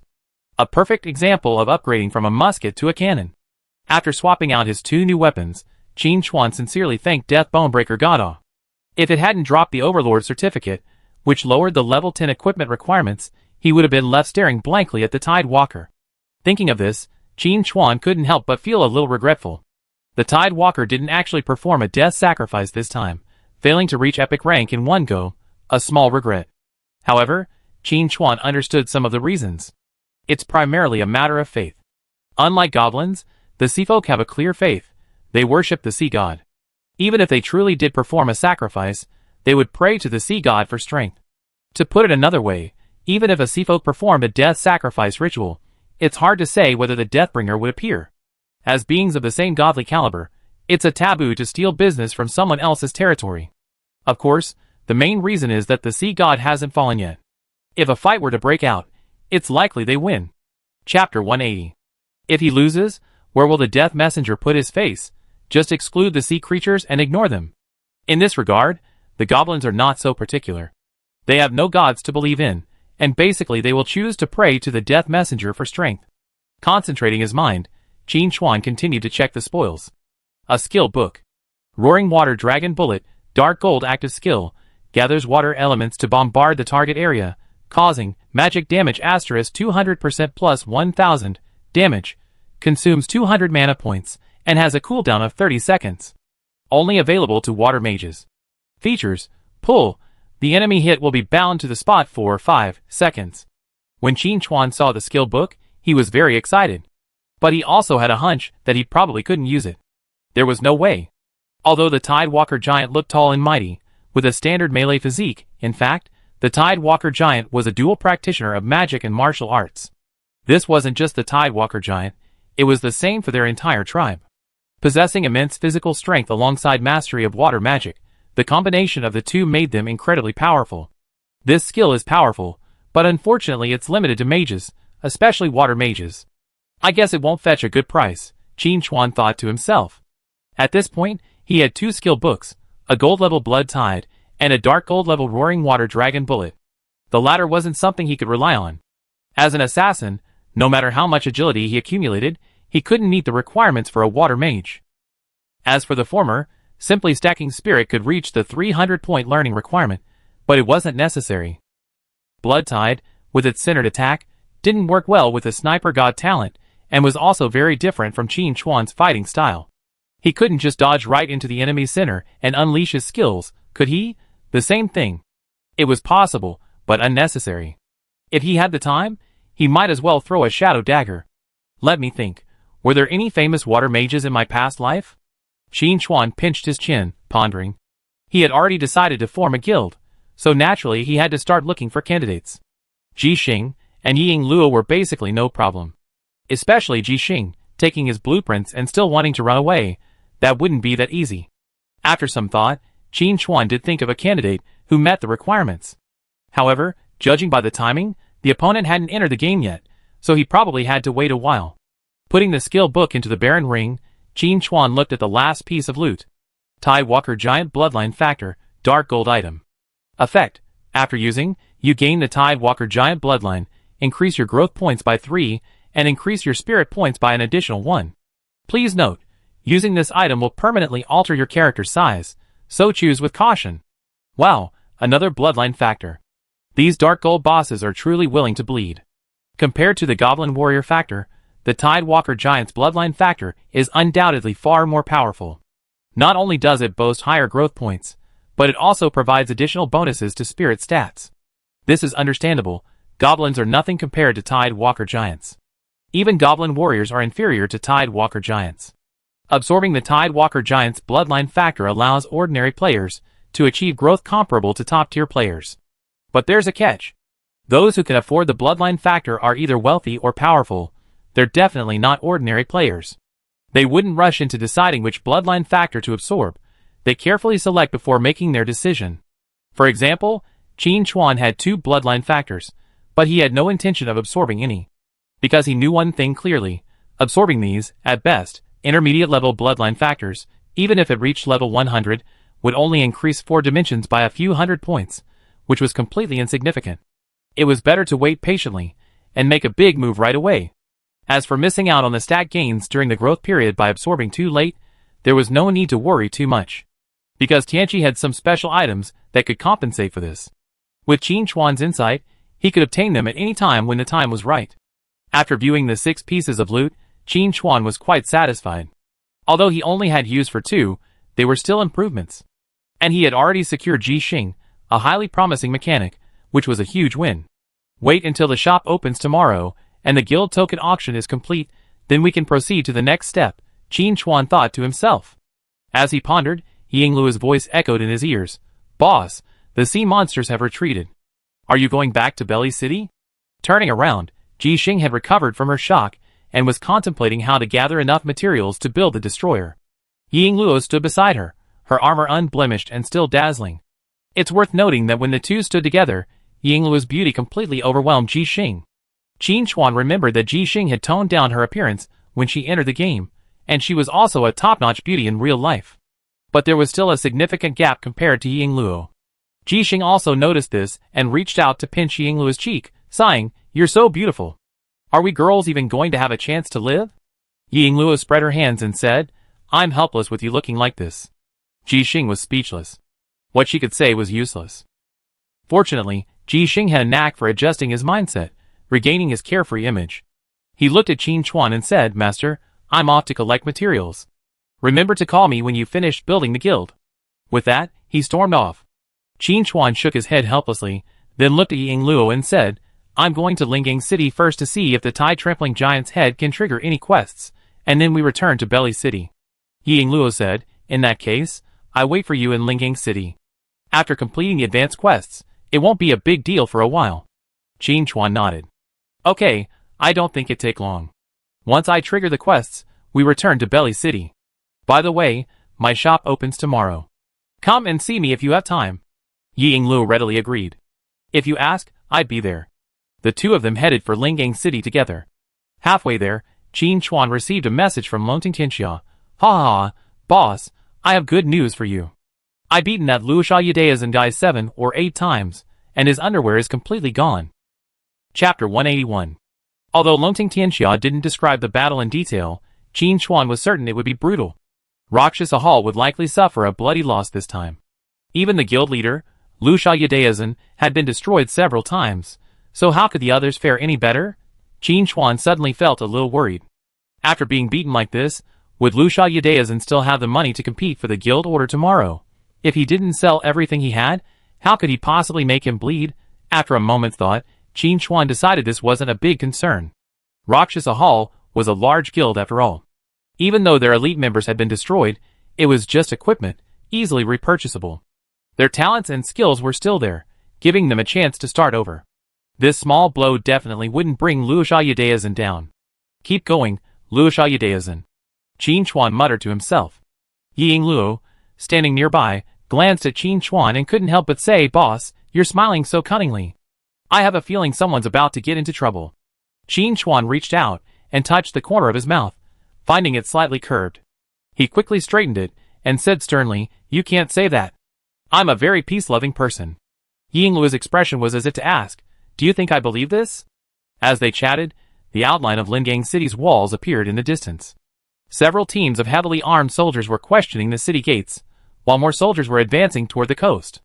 The NPCs in Lingang City had also been aware of the Sea Clan's appearance, and were prepared for a tough fight. However, before they could set out, news arrived from the front. The Sea Clan had been defeated, and even their leader, the Tidewalker giant, had been slain. For a moment, the Lord of Lingang City was unsure whether the news was true or not. Those were Tidewalker giants, each one unparalleled in power. If such a creature were allowed to approach Lingang City, it would likely smash through the city gates in 2 blows. As a precaution, the Lord of Lingang City dispatched men to reinforce the defenses, while also sending out personnel to gather information. Soon, he received a definitive reply. The Sea Tribe had indeed been defeated, and the headless corpse of the Tidewalker giant was floating on the surface of the sea. The Lord of Lingang City felt relieved. As expected of a stranger, he was so powerful that he easily defeated the Sea Tribe's attack. It seemed he would have to make peace with them. Also, the hand of the dead was behind this. Those scumbags, left unchecked for a while, were starting to stir again. Just as the Lingang City Lord was pondering how to proceed, a guard arrived with a report. "Lord, someone has arrived with the head of the Tidewalker giant, asking if there's a reward." The head of the Tidewalker giant. The Lingang City Lord immediately rose from his seat and eagerly called, "Please come in." Soon, Qin Chuan, led by the guards, arrived at the main hall of the City Lord's mansion. The City Lord had already been waiting there with the Lingang City Lords and dignitaries. Although the Sea Tribe's attack hadn't resulted in catastrophic consequences, everyone knew that if the Tidewalker giant hadn't been killed, the consequences would have been disastrous. They wanted to see who was so brave. And, by the way, see if they could win him over to their side. Qin Chuan, facing the gazes of the NPCs, calmly bowed and said, "Greetings, Lord." The Lingang City Lord was very gentle. No need to be so polite. I heard you brought the Tide Walker Giant's head. Where is it? Qin Chuan took the head from his backpack and handed it to a nearby city lord's mansion attendant. The attendant suppressed his fear and, exerting all his strength, lifted the head, larger than half his body, high above his head, displaying it to the crowd, drawing gasps of surprise. Even in death, the fierce aura emanating from the Tide Walker Giant remained undiminished. A noblewoman's face paled, her body trembling. An armored knight's expression was solemn, wondering how long he could hold out against such a monster. Many more looked at Qin Chuan with curiosity in their eyes. Chapter 182. The Lord of Lingang City waved his hand, signaling his attendants to withdraw. He then descended the steps, approached Qin Chuan, and said approvingly, I admire this warrior's strength. I wonder where he might settle down. If you don't have a suitable place to stay, why not come and settle in Lingang City? Qin Chuan politely declined, Thank you for your kindness, Lord. However, I have already purchased some property in Belly City, and will be leaving shortly. I'm truly sorry. The Lord of Lingang City felt a little regretful, but not discouraged. Strangers are restless, frequently traveling between major cities, and this warrior is no exception. With this in mind, the Lord of Lingang City decisively produced a token and handed it to Qin Chuan. Warrior, take this token. The gates of Lingang City are always open to you. Ding, Lingang City Pass Token. Qin Chuan naturally wouldn't refuse. With this token, future visits to Lingang City would be much more convenient. After inquiring about some details of the battle, the Lingang City Lord didn't go on to say anything else. He said generously, You done Lingang City a great service this time, and must be rewarded. If you have anything you desire, just ask. Qin Chuan thought for a moment. He had no shortage of equipment. He didn't have many skills, but they were enough. For a moment, he couldn't think of anything to ask for. After a moment's reflection, Qin Chuan came up with an idea. He remembered something Lingang City had that was just right for him. Qin Chuan said slowly, Lord, I heard that in your treasury you have a black crystal of unknown origin. I wonder if you could bear the pain of parting with it, and let me have it. If he remembered correctly, the black crystal in Lingang City was the key to unlocking a certain underground cave. And at the bottom of that cave was imprisoned an extremely rare shadow dragon. Defeating it would grant him the dragon bloodline factor, which would not only greatly increase his growth potential but also grant him shadow-related abilities, a perfect match for his shadow assassin class. The Lingang City Lord's eyes flickered. He had acquired that crystal several years ago, but he still hadn't figured out its purpose. Could this stranger have asked for it because he knew its origins? But with so many people watching, he couldn't go back on his word. Furthermore, the Lingang City Lord knew that since the other party had killed the Tide Walker Giant, their strength would increase to unimaginable levels over time. There was no need to antagonize him over a crystal of unknown origin. On the other hand, if this crystal truly had significant uses, wouldn't it have instilled even greater favor with him? With this in mind, the Lingang City Lord nodded decisively and said, No problem. However, if you only exchange one crystal for such a great achievement as killing the Tide Walker Giant, outsiders will think Lingang City is stingy. How about this? I give you another 500 gold coins from the City Lord's treasury. How could he refuse money delivered to his door? Qin Chuan clasped his hands and said, The City Lord is very generous. After receiving the crystal and the extra 500 gold coins, Qin Chuan didn't linger in the City Lord's mansion for long and took his leave immediately. Outside the City Lord's mansion, Qin Chuan approached Ying Luo and said, I won't be returning to Bailey City for the time being. You should go first. Ying Luo didn't ask any further questions. They chatted for a few words before leaving. After the previous boss battle, he realized the gap between himself and the Night Wanderer, and decided to redouble his efforts and not let down his opponent. While it was still early, he hurried back to continue leveling. Qin Chuan, on the other hand, opened the map and began searching for the corresponding coordinates. The catacombs corresponding to the black crystal in his hand weren't located in Lingang City or Belly City, but in another major city, Feiyun City. Stepping onto the teleportation array and paying 2 gold coins, Qin Chuan arrived safely in Feiyun City. This time, he had come for the Shadow Dragon, so he didn't have time to wander around Feiyun City any longer. He simply exited the city and headed south. He encountered many players along the way. As time went on, more players left the novice village and began their journey to the main city. Although Qin Chuan had previously advertised his shop in Belly City in the server-wide announcement, not all players were convinced. Chapter 183. Some players also thought so. Bailey City, with the Night Wanderer in it, must be very popular. With more people, there's more competition. It might be better to explore other major cities slowly, perhaps finding their own opportunities. After walking out of the city for a while, before reaching the target catacombs, they were stopped by a group of people wearing black cloaks. Ordinary players might not recognize these guys, but Qin Chuan recognized their identities at a glance. Hand of the Dead. On the corner of their cloaks, a bloody palm pattern embroidered in red silk thread was the symbol of the Hand of the Dead. Qin Chuan expected the Hand of the Dead to cause trouble for him, but he didn't expect it to be in Feiyan City. The news spread too quickly. However, considering the teleportation arrays between the major cities of Tianqi, as long as he left Lingang City, the Hand of the Dead could easily send people to the other 11 major cities, and he would definitely encounter them. Recovering his composure, Qin Chuan said something. He didn't rush to attack, but rather prepared to test the waters, to see what these people were up to. A man stepped out from the crowd opposite, removing his cloak, revealing a slightly aged face. Stranger, have you heard of the Hand of the Dead? Qin Chuan nodded. A notorious secret organization, a traitor bent on destroying humanity. The old man's face was filled with grief and indignation. How dare the outside world distort and slander our sect's reputation? Stranger, you've been deceived. Qin Chuan thought to himself, do you think I'm stupid? What kind of reputation is the Hand of the Dead? Don't you know for sure? Seeing Qin Chuan unmoved, the old man immediately put on a cold expression and said, you repeatedly sabotage our sect's plans. What's your purpose? His expression changed so quickly that Qin Chuan thought he was hallucinating. Qin Chuan smiled and asked, do you need a reason? Humph, it seems you're dead set on opposing my sect. The old man's expression darkened with sternness, and he waved his hand. Kill him. As soon as he finished speaking, a flying knife flew towards him. The old man scoffed. You think you can hurt me with such a petty trick? You're kidding. They already investigated this stranger. An assassin, expert in ranged attacks. For this reason, he had specially brought an heirloom, a hard shield capable of blocking ranged attacks. Couldn't he possibly take down a mere stranger? Thump. The old man's health bar emptied, and he collapsed to the ground, dead. Then the shadowy flying knife ricocheted, dispatching several people behind him. The poisonous blood plague unleashed its full force, completing the final annihilation. Qin Chuan was stunned. That's it, this group of Hand of the Dead came to stop him with full confidence, acting fearless, only to be wiped out by a single skill? Are you guys here to make fun of me?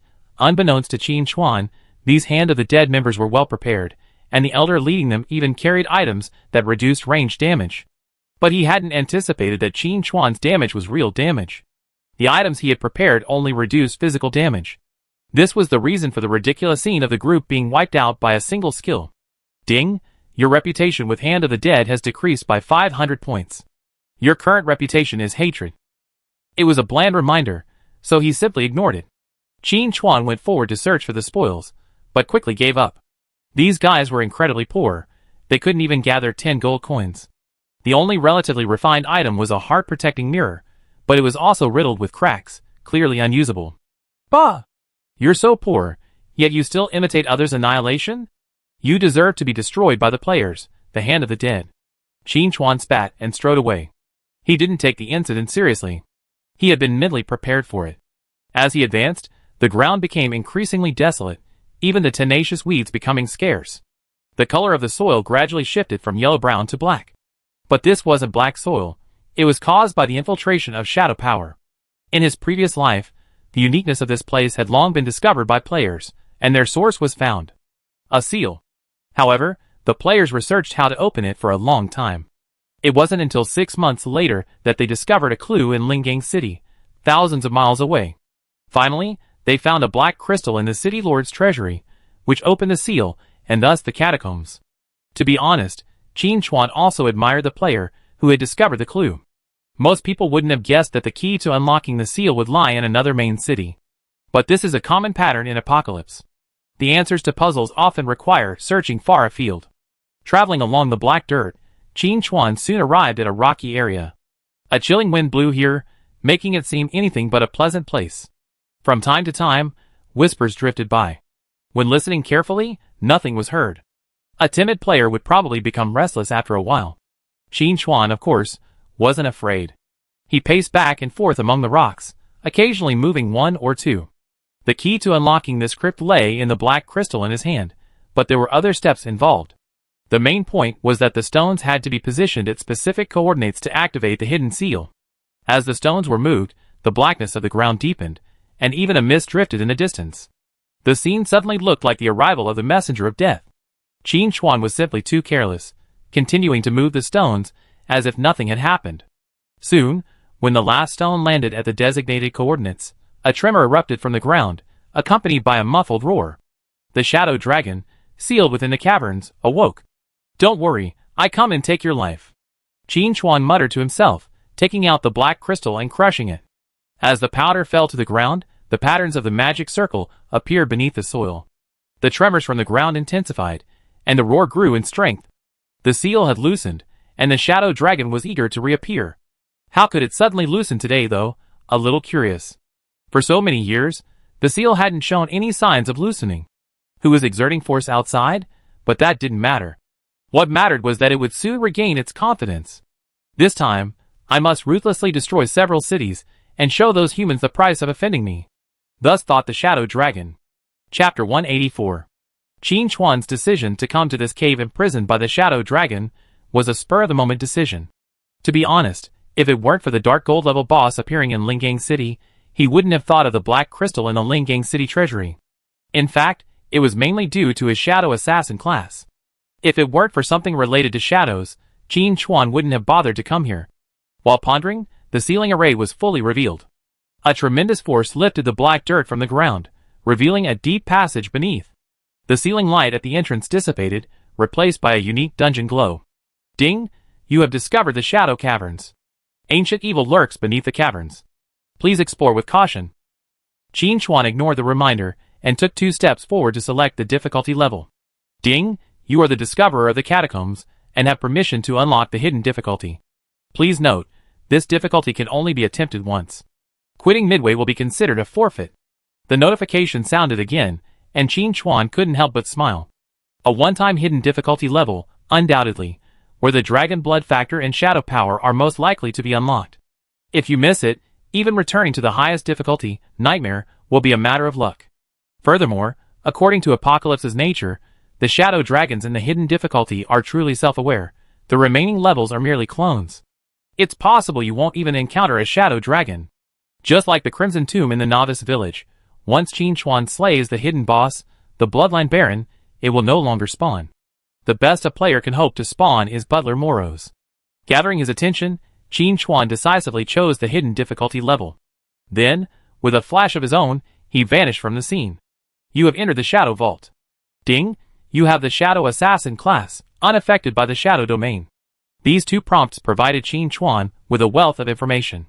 First, the power of shadows indeed existed here, which would benefit him.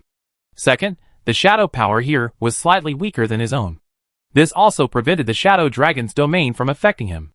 As the prompt sounded, Qin Chuan's vision brightened slightly. When he first entered the vault, it was pitch black. Even with the newly acquired deep-sea crown's enhanced vision, it was still severely limited. This wasn't simply due to the dim light. The shadow dragon's domain was also present. But in the end, the shadow domain was no match for the power of shadows, negating its effects and allowing Qin Chuan to regain his vision. Although it was called a vault, Qin Chuan saw no monsters, only the muffled breathing coming from the depths. "Outsider, come to me, and I will grant you endless wealth." These words, full of allure, came. This was the shadow dragon's voice. Ding! You triggered a decision quest. Please choose carefully. Option 1. Release the shadow dragon. Reward, 5 gold coins, special status, shadow dragon follower. Option 2. Kill the shadow dragon. Reward, Feiyan City reputation plus 100. As expected of the dragon clan, who value wealth above all else, a reward of 5 gold coins is quite generous. Doesn't this creature know that if you kill it, all the gold it snatched will be yours? Of course, if you want to slay a dragon, you have to see if you have the strength to do it. Qin Chuan felt he could do it. So he immediately activated Shadow Stealth and moved deeper into the cave. The Shadow Dragon's shadow power, while not as great as the Dark Force, was still immensely powerful, and he immediately sensed the change in aura. "Oh! A stealth stalker?" The Shadow Dragon's voice was tinged with amusement. "No concealment will avail in front of me." The cave was vast, but Qin Chuan's stealth speed was exceptional. It wasn't long before he reached the depths and saw the imprisoned Shadow Dragon. It was a massive dragon covered in jet black scales. Half its body was buried beneath the rock, leaving the exposed torso about 6 or 7 meters long. In total, the shadow dragon was probably 14 or 15 meters long. Chapter 185. More than a dozen chains thicker than Qin Chuan's thighs extended from the surrounding rocks, piercing deep into the flesh beneath the shadow dragon's scales. That wasn't enough. The chains were covered in talismans, so many that Qin Chuan wondered if they were having a talisman sale. Even after so many years, the talisman still emanated energy fluctuations, clearly still functioning. But even this level of suppression couldn't completely silence the shadow dragon. A black mist swirled around it, swallowing up all the light it projected. Qin Chuan fixed his gaze on the shadow dragon. Shadow dragon scripts, dark gold level 30. HP 5,000/5,000,000. Attack 15,000. Defense 15,000. Skills: Shadow Domain, Advanced Magic Resistance, Advanced Physical Immunity, Dragon Might, Corrosive Dragon Breath, Shadow Puppet. Description: a dragon mastering the power of shadows can easily destroy a small kingdom. As Qin Chuan observed the shadow dragon, it too noticed his gaze, scanning the space before it with its pupils, trying to locate the outsider. How could a mere stealth escape its sight? But what the shadow dragon didn't expect was that even with its eyes wide open, it couldn't see through the other party's stealth. The shadow dragon knew exactly what this meant. Either the other party was incredibly powerful, possessing extremely advanced stealth abilities, or their mastery of shadow power was even greater than its own. Either possibility was bad news for it. You have to understand that it possesses a shadow domain, and any outsider entering its domain would be tantamount to falling completely under its control. But it had absolutely no effect. The contrast between the two was stark. So you have some power. No wonder you dare to come before me. The shadow dragon forced composure, adopting a relaxed demeanor. Outsider, you won Scripps' curiosity. Uncover your stealth, and tell me your wish. Qin Chuan wanted to laugh. This guy is quite good at bluffing. Too bad he wasn't buying it. He raised his hand, and unleashed the corrosive rain, simultaneously finding the right spot to sling the shadow knife. As he attacked, his figure appeared in the air. Found you. A fierce glint flashed in the shadow dragon Scripps' eyes, and he opened his mouth, exhaling a black aura. This outsider is truly reckless. He thought he was safe hiding 50 meters away. Then I show you what dragon breath is. Where the corrosive dragon breath passed, the solid rock on the ground silently melted. If it had hit him head-on, even if Qin Chuan had 100,000 HP, he wouldn't have been able to withstand it. Qin Chuan naturally wouldn't just stand there and take the damage. He shadow jumped and dodged. The shadow dragon tried to pursue, but the damage from the dark rain and shadow daggers had already landed. At first, it didn't take it seriously. How could such a light attack have any power? The next second, the shadow dragon was stunned. -21, 068, -21, 068, -21, 068. 15 damage numbers were dealt almost instantly, inflicting over 300,000 damage. This was just the beginning. The shadow dagger's damage immediately followed. -672,108. Weak point attack. The rapid drain of life made the shadow dragon question his own life. Where did the god of killing come from? This place is still too small. Qin Chuan felt a little regretful. At a distance of 50 meters, even if the sniper god reached level 2, the amplification was only tenfold, unable to deal 1,000,000 level damage. If it were 100, 200, or even more meters away, Qin Chuan felt he could instantly kill Shadow Dragon with a single flying knife. But it didn't matter. Shadow Dragon only had 5 million HP, so a few more shadow knives would be enough. On the other hand, compared to Qin Chuan's slightly regretful expression, Shadow Dragon's feelings were far more complicated. Originally, he thought the loosening of the seal was a good thing. He thought some idiot had accidentally broken the seal, and that Lord Scripps would soon be free. It turned out to be overthinking. The other party had broken the seal not to release him, but to come in and kill him. Didn't the white-bearded wizard who sealed me say that this seal was his life's work, and that no ordinary person could break it? Chapter 186. The Shadow Dragon roared inwardly. Cunning human! How dare you deceive the innocent Lord Scripps? After roaring inwardly, the Shadow Dragon realized reality, and said sincerely, Outsider, you have earned Scripps' friendship. Please help me break the seal, and I will give you all my wealth. No matter how great a mountain of gold is, you must live to enjoy it. The Shadow Dragon Scripps chose his own life unwisely. It knew a custom among humans, spending money to ward off disaster. Qin Chuan's voice drifted through the air. Is there a possibility that even if I kill you, the wealth will still be mine? The shadow dragon shook its head repeatedly. Impossible. Absolutely impossible. Lord Scripps' wealth is hidden in. The shadow dragon suddenly came to its senses and kept silent. If it kept silent, it could still bargain. If it spoke, it would truly be doomed. Qin Chuan was somewhat surprised. This shadow dragon, imprisoned for so long, was surprisingly sharp, having revealed the location of his treasure. But it didn't matter. He knew the location. Qin Chuan slowly said as he moved, "Your treasures are all in Blackrock Mountain, guarded by the dark iron dwarves, correct?" The shadow dragon Scripps yelled, "How did you know?"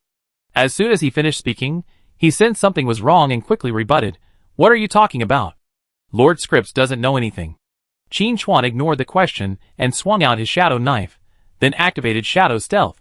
Just now, while waiting for his skill to cool down, he chatted with the shadow dragon. Now that his skill was down, it was time to get down to business. Seeing the second shadow knife coming, the shadow dragon knew the enemy didn't care about its treasure, only its life. Suffering hundreds of thousands of damage again, Shadow Dragon was furious. In a fit of rage, it raged. It couldn't hurt Qin Chuan at all, so what else could it do except get angry in vain? Outsider, tell me, what exactly do you want? Can we communicate? Ah, I'm asking you if we can communicate. Fighting won't solve the problem. Sit down and talk it out. Put everything on the table. Sir, please spare me. I be at your service from now on without hesitation. Under the threat of death, Shadow Dragon Scripps fully exercised his subjective initiative and placed himself in a very humble position. Originally, Qin Chuan didn't want to listen to its nonsense, but the system prompt that popped up surprised him. Ding, you triggered the decision quest. Please choose carefully. Option 1. Accept the allegiance of Shadow Dragon Scripps. Reward. Special Mount Shadow Dragon Scripps. Option 2. Kill Shadow Dragon Scripps. Reward. Feiyun City Reputation plus 100. Qin Chuan hadn't expected Shadow Dragon to be so single. Seeing he was about to die, he even abandoned his dignity and offered to be his mount. Qin Chuan admitted he was a little tempted. A giant dragon as a mount would be so impressive. Although killing a shadow dragon grants dragon blood factor and shadow power, the previous battle had shown that shadow power was inferior to dark shadow power. At least not to Qin Chuan's expectations. After all, he expected a fierce battle. To think that was all. Even his estimation of shadow power was much lower. As for dragon blood factor, there were other ways to obtain it. If all else failed, he could kill another giant dragon. But finding a second dragon as savvy as Shadow Dragon is rare. Once you miss out, obtaining a dragon mount won't be easy. Even in his previous life, Qin Chuan rose to the top 10 masters in the world, yet he never managed to obtain a dragon mount. Not only him, but no one in the entire Blue Star has succeeded. Even across the entire Apocalypse world, there are very few examples. There's no way around it. Dragons are too proud. They would rather die in battle than surrender. So, Qin Chuan hesitated. Who hasn't dreamed of becoming a dragon rider since childhood? Besides, taming Shadow Dragon Scripps isn't just cool, it also has practical benefits. Special mounts can participate in battle. Given the Shadow Dragon's attributes, Qin Chuan wouldn't need to be involved in most battles. A single breath of its dragon breath would end them instantly. Even if Qin Chuan didn't need the Shadow Dragon's combat power, he could still station it at the guild headquarters to prevent sneak attacks. It's a win-win situation. Upon discovering he was no longer under attack, Shadow Dragon Scripps was overjoyed. His bet had been right. Serving as a mount was humiliating, but with his life on the line, what was the point of maintaining his dignity? Besides, Lord Scripps had only surrendered temporarily. One day, he would surely return, strike while the iron was hot, his ferocious dragon face adorned with a flattering expression. My lord, having a giant dragon as a mount is so impressive. It's the dream of countless humans. After a moment's hesitation, Qin Chuan emerged from stealth. He wasn't worried about a sneak attack from the Shadow Dragon. The Shadow Leap had cooled. If the Shadow Dragon misbehaved, it would suffer the consequences. The Shadow Dragon knew this. Admittedly, upon seeing Qin Chuan, it had considered a sneak attack, but it quickly abandoned it. This outsider certainly wouldn't have revealed himself without absolute certainty. Shadow Dragon straightened his stance. Sir, could you please tell me your honorific title? Qin Chuan pondered. Just call me Shadow. Traveling in the martial arts world, one must have many code names. Shadow Dragon was immediately shocked. Shadow, I don't think I heard of it. But Shadow isn't a title that anyone can call anyone. Thinking of the methods Qin Chuan had previously demonstrated, Shadow Dragon's dragon blood began to boil. Suppressing his surprise, he asked, "Sir Shadow, may I ask if you have mastered?" He didn't say the rest. As a dragon, Shadow Dragon's bloodline taught him not to dwell on the gods, even if it was just about the forms of their power. Too much talk leads to mistakes. If a god ever sensed it, it would be a disaster. Qin Chuan was frank. "I haven't mastered it. I only just gotten started." Hiss. The Shadow Dragon gasped, raising the temperature in the caverns a bit. The long-absent power of Shadow has reappeared, bringing excitement to this world. And it, as Lord Shadow's chief mount, will also be remembered by the world. What? A comeback, you say? You're kidding. Shadow power has always been a part of the Shadow Force. I, Scripps, was born to serve Lord Shadow. Chapter 187. Before coming here, Qin Chuan had considered unleashing his dragon bloodline factor to boost his growth potential. Although his attributes were already strong enough, who would complain about having too many attributes? Simply, plans can't keep up with changes, and things progress beyond his expectations. In my previous life, I never heard of anyone taming a shadow dragon as a mount, Qin Chuan thought to himself. He knew about this cave thanks to his memories from his past life. Among them, no shadow dragon had ever surrendered voluntarily. But that didn't matter. After much deliberation, Qin Chuan decided that sparing Shadow Dragon's life wouldn't be a bad idea. If nothing else, at least it would make traveling much easier in the future. Thinking of this, Qin Chuan finally made up his mind, and said slowly, "How do I let you out?" Shadow Dragon Scripps trembled with excitement, causing his chains to rattle. Great. Suppressing his excitement, Scripps raised his head, and looked at the chains beside him. Lord Shadow, remove the spell from the chains. My power will be unsuppressed, and I can escape. Qin Chuan felt a strong sense of déjà vu about this method of removing the spell. He vaguely remembered a bald man removing a spell and releasing a monkey. Shaking his head to dismiss his wandering thoughts, Qin Chuan hesitated. Scripps said anxiously, "Lord Shadow, don't worry. These spells only affect dragons. You are human and unaffected." Qin Chuan, however, wasn't worried about that. He was contemplating another issue.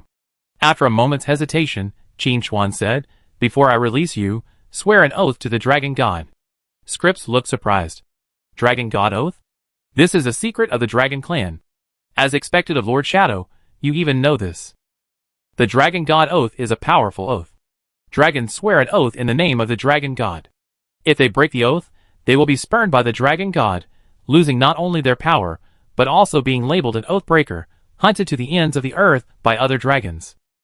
Despite Scripps' formidable strength, if he breaks the Dragon God oath, he'd die without knowing how.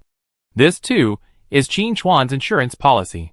It's not that he's afraid of Shadow Dragon's counterattack, it doesn't have that capability. The main concern is that if Shadow Dragon is set free, and it's determined to escape, Qin Chuan will be powerless to stop it. Dragon races fly incredibly fast, disappearing into the sky in the blink of an eye. Don't worry, not only will you not obtain the Dragon bloodline factor, but you also lose your mount. That would be a real problem. Knowing Qin Chuan's concerns, Shadow Dragon immediately said, "Don't worry, Lord Shadow. I will never betray you. I take the Dragon God oath now." Having made a decision, it won't change it easily. That wasn't Lord Scripps' style. Scripps, his expression solemn, swore an oath. "Dragon God, your son Scripps hereby swears to be unwaveringly loyal to Lord Shadow for the rest of his life." As Scripps spoke, an ancient will descended upon the dark crypt. Golden words coalesced in midair, transforming into a sheet of parchment. The Shadow Dragon spat a drop of dragon blood, which landed on the parchment. Then, looking slightly weakly at Qin Chuan, he said, "Lord Shadow, please engrave your blood and fulfill the oath." Qin Chuan had heard of this procedure before, and he slashed his fingertips with his dagger. Blood gushed out, drawn by an unknown force, and slowly flew toward the parchment. As Qin Chuan's blood fell, the parchment transformed into a golden torrent, flowing into his body, and the body of Shadow Dragon Scripps. Ding! You have completed the Dragon God oath and earned Scripps' loyalty. Apocalypse's reminder put Qin Chuan's mind at ease. Everyone else might lie, but Apocalypse's message wouldn't. Whatever he said was true. The contract was complete, and Shadow Dragon Scripps felt a touch of sadness. For the rest of his life, he would be bound by the Dragon God oath. But then he thought, he was bound to the inheritor of the power of Shadow. Chapter 188. Perhaps I could benefit from this in the future and witness the power of Shadow. If I could master even a little bit, that would be even better. The shadow power it possesses is nothing compared to the power of shadow. If you calculate carefully, there's still something to gain. Thinking of this, Shadow Dragon Script suddenly felt happy. It was imprisoned here to wait for Lord Shadow. After the oath was fulfilled, Qin Chuan said, "Wait a moment. I see how to remove the talisman." The Shadow Dragon's eyes were filled with anticipation, but with some concern, he warned, "Lord Shadow, although the old man said this talisman only targets dragons, he might have a trick up his sleeve. If things are impossible, please don't force it." Qin Chuan smiled, "Don't worry, I know what I'm doing." He had 5 layers of shadow prisms and shadow leap.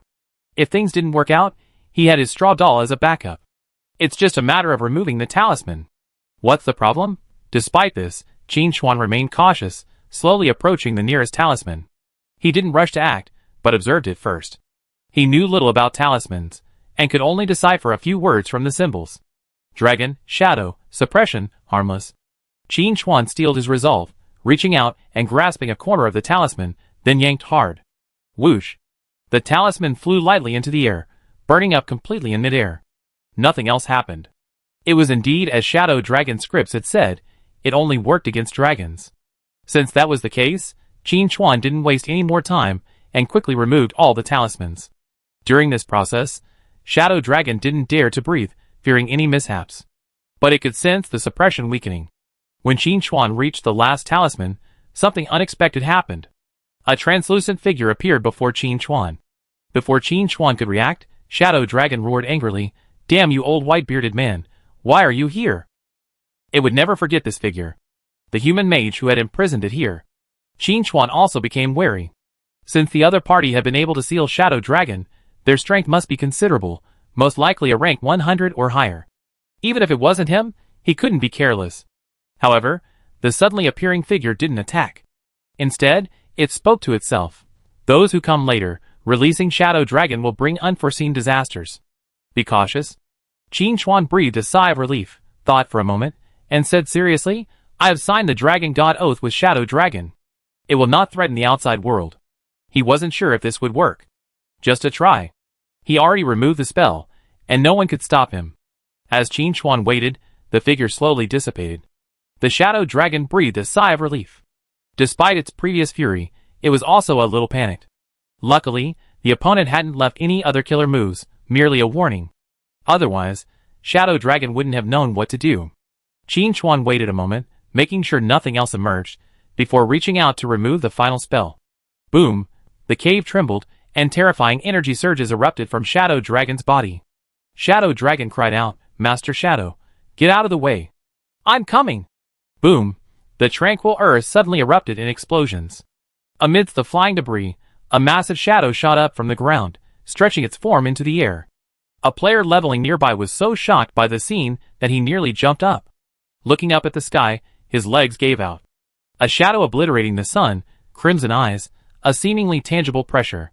"Where did this giant dragon come from?" the player exclaimed. The first reaction was to run. Then something struck him. This is a boss, why run? A closer look confirmed the need to run. This is a level 30 Dark Gold boss, and little Kurami, like him, is going to hit it with his head. Chapter 189. However, the news of a Dark Gold boss appearing in the wild should be worth quite a bit of money. With this in mind, the player decisively opened his friend list, and spread the news. In a very short time, Feiyun City was in an uproar. A large number of players arrived via the teleportation array, eager to become dragon slayers. Longting Qianxiao was no exception. Upon receiving the news, he immediately ordered his team to stop leveling and prepare to try their luck. At the same time, he opened his friend list and sent a message to Yushin. "Boss, another Dark Gold boss has appeared. Rumor has it, it's a giant dragon." A moment later, Longting Qianxiao received a reply. "This is my new mount." Several question marks appeared over Longting Qianxiao's head. The assassin teammate beside him excitedly said, "Boss, when are we leaving? I can't wait to bathe in dragon blood." The archer, thoughtful, said, "I heard dragons have a habit of capturing princesses. If we go, should we defeat the boss first or rescue the princess? If the princess takes a fancy to me, what do you think? Should I accept?" Priest Xiaoxiu had pondered for a moment and said, "If you really catch the princess it would undoubtedly be great news for the dragon dynasty." A few people were discussing this when Longting Qianxiao, with a dejected look on his face, sighed, "Keep leveling. Don't go. The archer, anxious, kept saying, Boss, you can't stop me from pursuing love just because you're heartbroken. I'm devoting myself to the guild. Shushua, then a thought occurred to him and asked, Is it the Night Wanderer? Has he already reached the boss point? Longting Qianxia nodded and shook his head, explaining, It's the Night Wanderer, but this time there's something different. The boss said the dragon is his new mount. Xiaoxua and the other two slowly typed a question mark. Why is this situation so confusing? Longting Qianxia decided, since the boss has spoken, let's not join in the fun. Tomorrow is the opening of Night Wanderer's shop anyway, and he'd definitely be back. We ask about the situation then. The three teammates looked at each other, feeling that this was the only way. Outside Feiyun City, the player who first spotted the Shadow Dragon was questioning his life. He had just seen the Shadow Dragon and was incredibly excited. But before he could calm down, a figure appeared on the Shadow Dragon's back, and then, without a trace of regret, the Shadow Dragon flew away. When the other players heard the news and arrived, they found no dragon shadow anywhere, and they all accused the player. Okay, you're just crying wolf. The Shadow Dragon was a little nervous. In its excitement, it had blown up the cave, forgetting that Lord Shadow was nearby. As soon as it flew out of the ground, Shadow Dragon remembered this incident and frantically looked around with wide eyes. If Lord Shadow was shattered, it wouldn't be safe either. Thankfully, the Dragon God's oath hadn't backfired, indicating that Lord Shadow was still alive. Just as Shadow Dragon was scouting the ground, Qin Chuan's annoyed voice echoed from behind. Just come out. Is it necessary to blow up the cave? If I hadn't reacted quickly, I'd be buried underneath. Speaking of this, Qin Chuan was furious.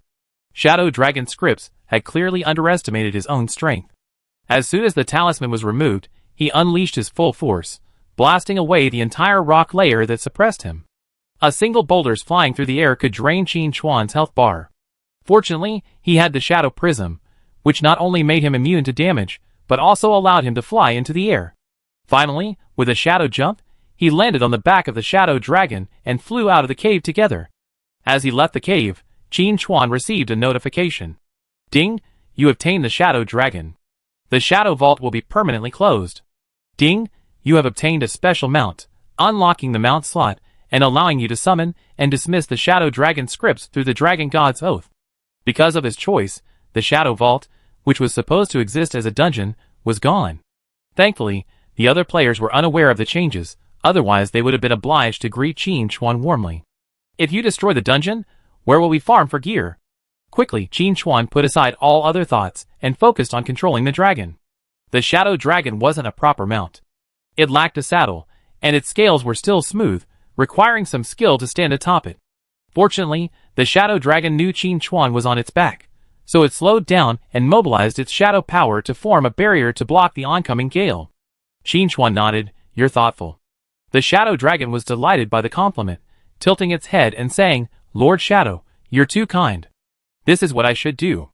Scripps knew his place clearly. Having decided to submit to Shadow, he would follow through. Although Lord Shadow's current level wasn't high, he remembered the previous battle vividly. Goodness, he almost killed him. If he hadn't been quick-witted and asked to be a mount, his grave would be 2 meters tall by now. How could he have regained the sense of joy of life like he does now? After flying aimlessly for a while, the Shadow Dragon asked, Lord Shadow, where are we going? Qin Chuan glanced at the map. Fly north for a while. He planned to land outside Feiyun City, and then take the teleportation array back to Bailey City. Tomorrow is the official opening date for the shop, so we can't afford to stay out any longer. During the flight, Shadow Dragon Scripps hesitated for a moment before mustering the courage to speak. Lord Shadow, I sense you're not yet proficient in your mastery of the power of Shadow. He then quickly explained, I'm not questioning your strength, but rather wanting to see if there's anything I can do to help. Qin Chuan's heart skipped a beat. Although Shadow Dragon's shadow power wasn't as strong as shadow power, it had its merits. Mastering even a small portion of its abilities would be quite impressive. Thinking of this, Qin Chuan said, Indeed. I just gained the power of Shadow, and without anyone to guide me, I still have many questions. I see. Shadow Dragon suddenly realized and comforted him, Don't be discouraged, Lord Shadow. The power of Shadow has been lost for many years, and the inheritance has been greatly lost. But if you search diligently, you will always find clues. Qin Chuan pressed on, You said the power of Shadow has been lost for many years. Do you know what happened? Shadow Dragon possesses the inherited memories of the Dragon Clan, and may know some secrets. Chapter 190. Hearing Qin Chuan's question, Scribb said with a hint of smugness, "Lord Shadow, you asked the right person." He then relayed all the information he knew. According to Shadow Dragon, the shadow power was once widespread on the Apocalypse continent. Something seemed to have happened later, and the shadow power ceased to respond to the prayers of its believers. It was also from that time that the shadow power began to decline, ultimately becoming virtually unheeded in its current state. As for when this once occurred, it was uncertain. But it must have been at least 10,000 years ago. Qin Chuan pondered. 10,000 years. Even immortal races wouldn't survive that long, let alone the Apocalypse people. It's likely that several dynasties would have passed. If the shadow power had remained silent for 10,000 years, then the lack of information was understandable. Furthermore, the disappearance of the shadow power was undoubtedly linked to the gods. Multiple factors ultimately led to the current situation. This meant that if Qin Chuan wanted to master the power of shadow and learn related skills, he would have to put in several, even dozens of times more effort than other classes. For other classes, players could simply seek out a class mentor. Even if Qin Chuan went to Edith, he probably wouldn't be able to get any information. She was able to provide information about underwater ruins and help Qin Chuan achieve Shadow Leap, making her a qualified class mentor. Of course, Qin Chuan suspected that Edith might still have some information. Whether he could get the information out depended on his ability. Recovering his focus, Qin Chuan asked, "Do you know of any potential ruins related to the power of shadow?" Shadow Dragon racked his brains to recall, and after a moment, he excitedly exclaimed, "I remember." Qin Chuan perked up and asked, "Where is it?" "Dark Moon Mountains." Shadow Dragon gave an address, and then explained, "According to my inherited memories, there's a burial ground in the Dark Moon Mountains. When we, the Shadow Dragon clan, near the end of our lives, all rest there for eternity. The Shadow Dragon clan wields the power of shadow, and is part of the Dark Power. Their choice of burial ground is certainly not random. The Dark Moon Mountains are likely to contain relics related to the Dark Power." However, Qin Chuan recalled that the Dark Moon Mountains were quite far away. Very far, even. Furthermore, the monster levels along the way were high, the lowest being level 70 and above. He couldn't guarantee safety if he went there now. It would be best if he could reach level 30, complete his second-class advancement, and upgrade his equipment before going. Before that, he could go to Edith to get some information. With this in mind, Qin Chuan said, "I remember that." As he spoke, the outline of Feiyan City appeared in the distance. He landed the Shadow Dragon and, using the special ability of the Dragon God contract, stored it in a special mount space. Qin Chuan then headed directly into the city, then used the teleportation array to reach Belly City. After a long absence, Belly City was as peaceful as ever. NPCs roamed the streets, and players searched the world for quests. There were no street brawls. It was quite relaxing. In fact, thinking carefully, he had only been away from Belly City for less than a day. It was just that the accelerated thinking in that trial space made it feel like a lot of time had passed, but in reality, it hadn't. Standing in Belly City, Qin Chuan couldn't think of anything else to do, so he simply headed out of the city and headed for the black market. He wanted to ask Edith if there was any more information about the power of shadow. If not, he would log off and rest, waiting for the shop to open tomorrow. Arriving at the tavern, I took a quick look at the reconstruction of the arena across the street before entering. The main structure was already erected, with astonishing efficiency. During the battle, the wild arena was reduced to rubble, yet in just 2 days, it was rebuilt in near-perfect condition.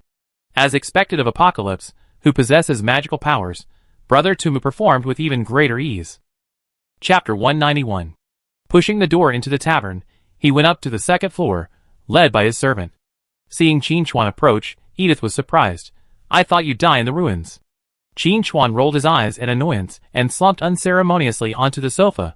It was almost there, but good and bad go hand in hand. "I gained something at least." Edith's eyes flickered. She truly longed for the power of shadow, but unfortunately she missed it. Hearing Qin Chuan's words, she suddenly felt the urge to kill him and take the power for herself. Qin Chuan also felt a flash of murderous intent, but he didn't care. He believed Edith would make the right decision. And indeed, Edith was a rational person. She knew that even if she killed Qin Chuan here, she wouldn't gain the power of shadow, but would only gain an enemy. Edith relaxed and asked, "What's inside?"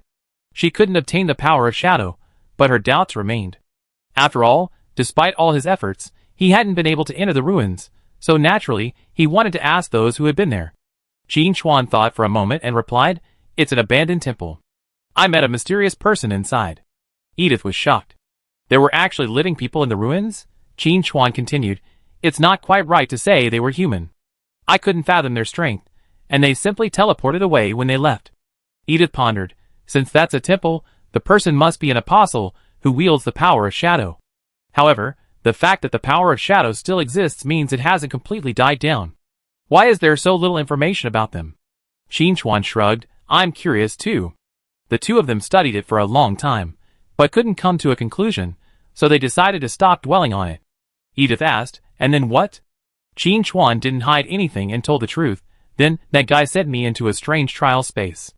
I found a way to break it, successfully passed the trial, and learned a new ability. Qin Chuan didn't say what the ability was, and Edith didn't ask. He just rested his chin on his hand, thinking for a moment. After a moment, he said, How should you thank me for providing you with such valuable information? Hearing this, Qin Chuan smiled and said, Who are you going to kill this time? Edith slowly said a name, Viscount Harris. He will leave Belly City in 2 days. You will kill him on the way. Hearing this name, Qin Chuan's heart moved. He remembered that when he killed a bone crusher in the valley, a captive mentioned his Viscount father. Could it be that Edith was involved in this goblin invasion? Then, further speculation suggests, is Edith connected to the Hand of the Dead? As if sensing Qin Chuan's suspicions, Edith slowly said, Viscount Harris is ostensibly visiting Belly City, but in reality, he's colluding with the Sisters of Pleasure, allowing the city lord to indulge in pleasure. This is detrimental to Belly City. This hidden danger must be eradicated as soon as possible. Yes, it turns out he was overthinking it. When Qin Chuan went to the city lord's mansion to claim his reward, he saw the city lord's expression of exhaustion. So it was the Sisters of Pleasure who had done it. She truly has the skills. But then again, Edith actually considered Belly City. Qin Chuan didn't care whether Viscount Harris lived or died. But since Edith specifically wanted to kill him, then let's go. As for whether this would offend the Sisters of Pleasure, there was no need to worry. Unlike the Hand of the Dead, the Sisters of Joy are solely focused on making money. They don't care who controls Belly City, or which race occupies it. A Viscount? I'm afraid he have quite a few guards. However, Qin Chuan didn't immediately agree, instead looking hesitant. This was a rare opportunity, it would be a shame not to haggle. Edith knew this, but she wouldn't give up easily. Edith said, I know you want to find more ruins, but the power of shadows has been dormant for so long, and much information has been lost. I was able to find that ruin, because I found clues in the city lord's treasury. There's nothing more. Chapter 192. Qin Chuan didn't believe a word of this.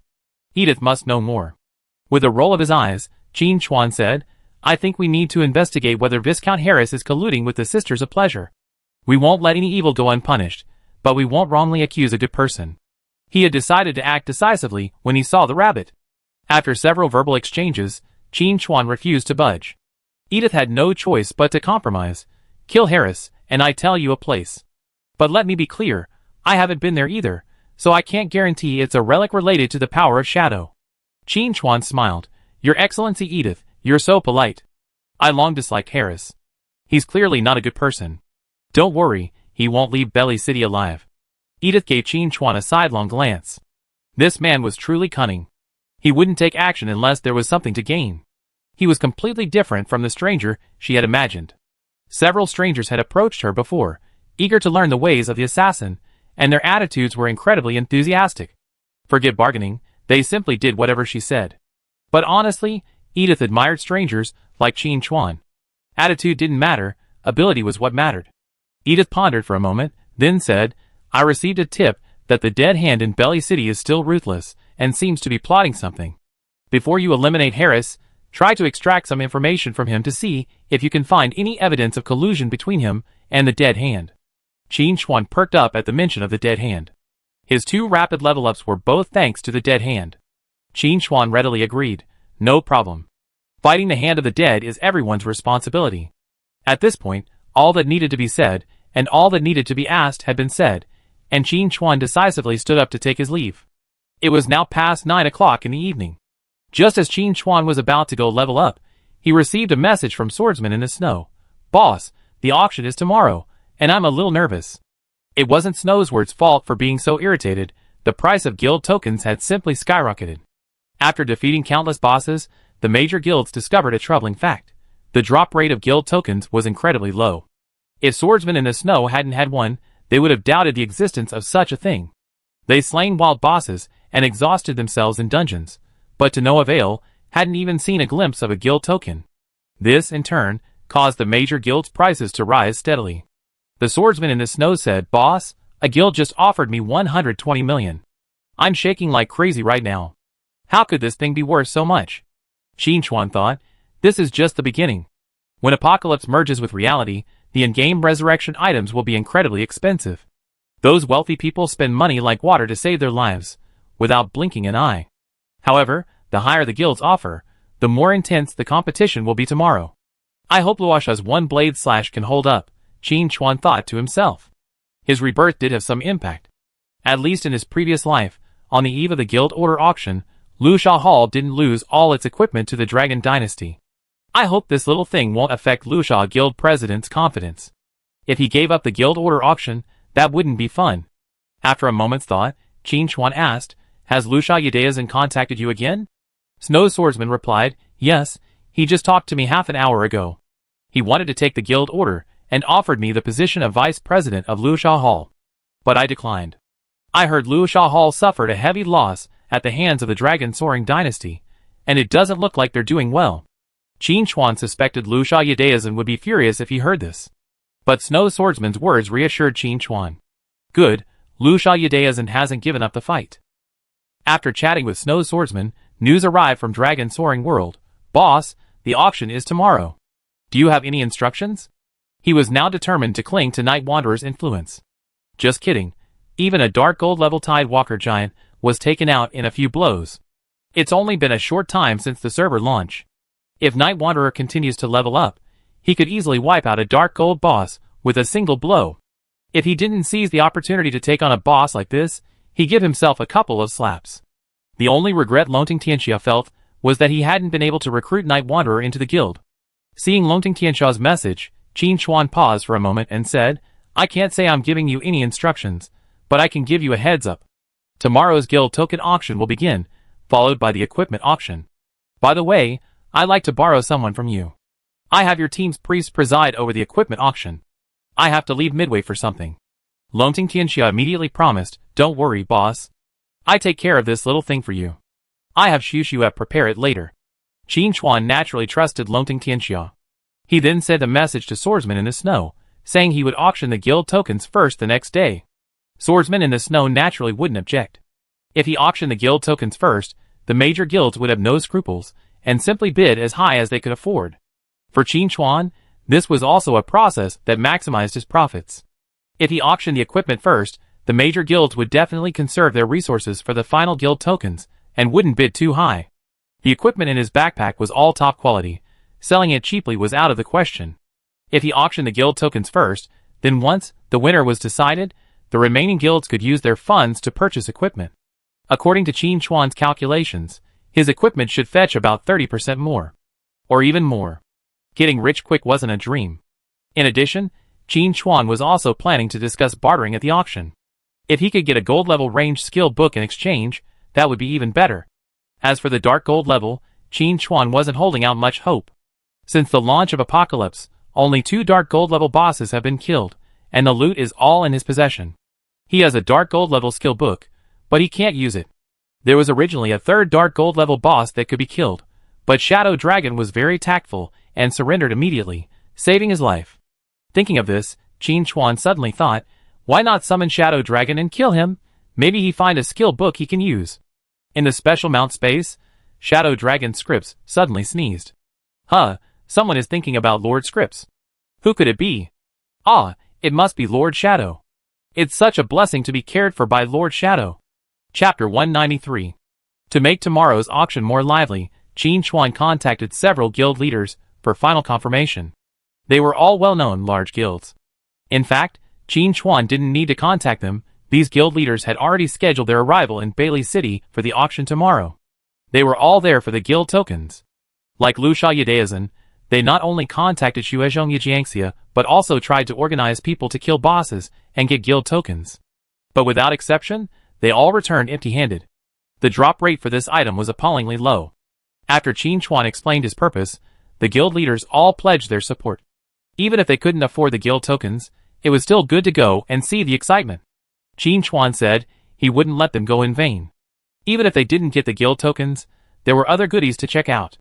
With that, he sent over several pieces of equipment with their attributes.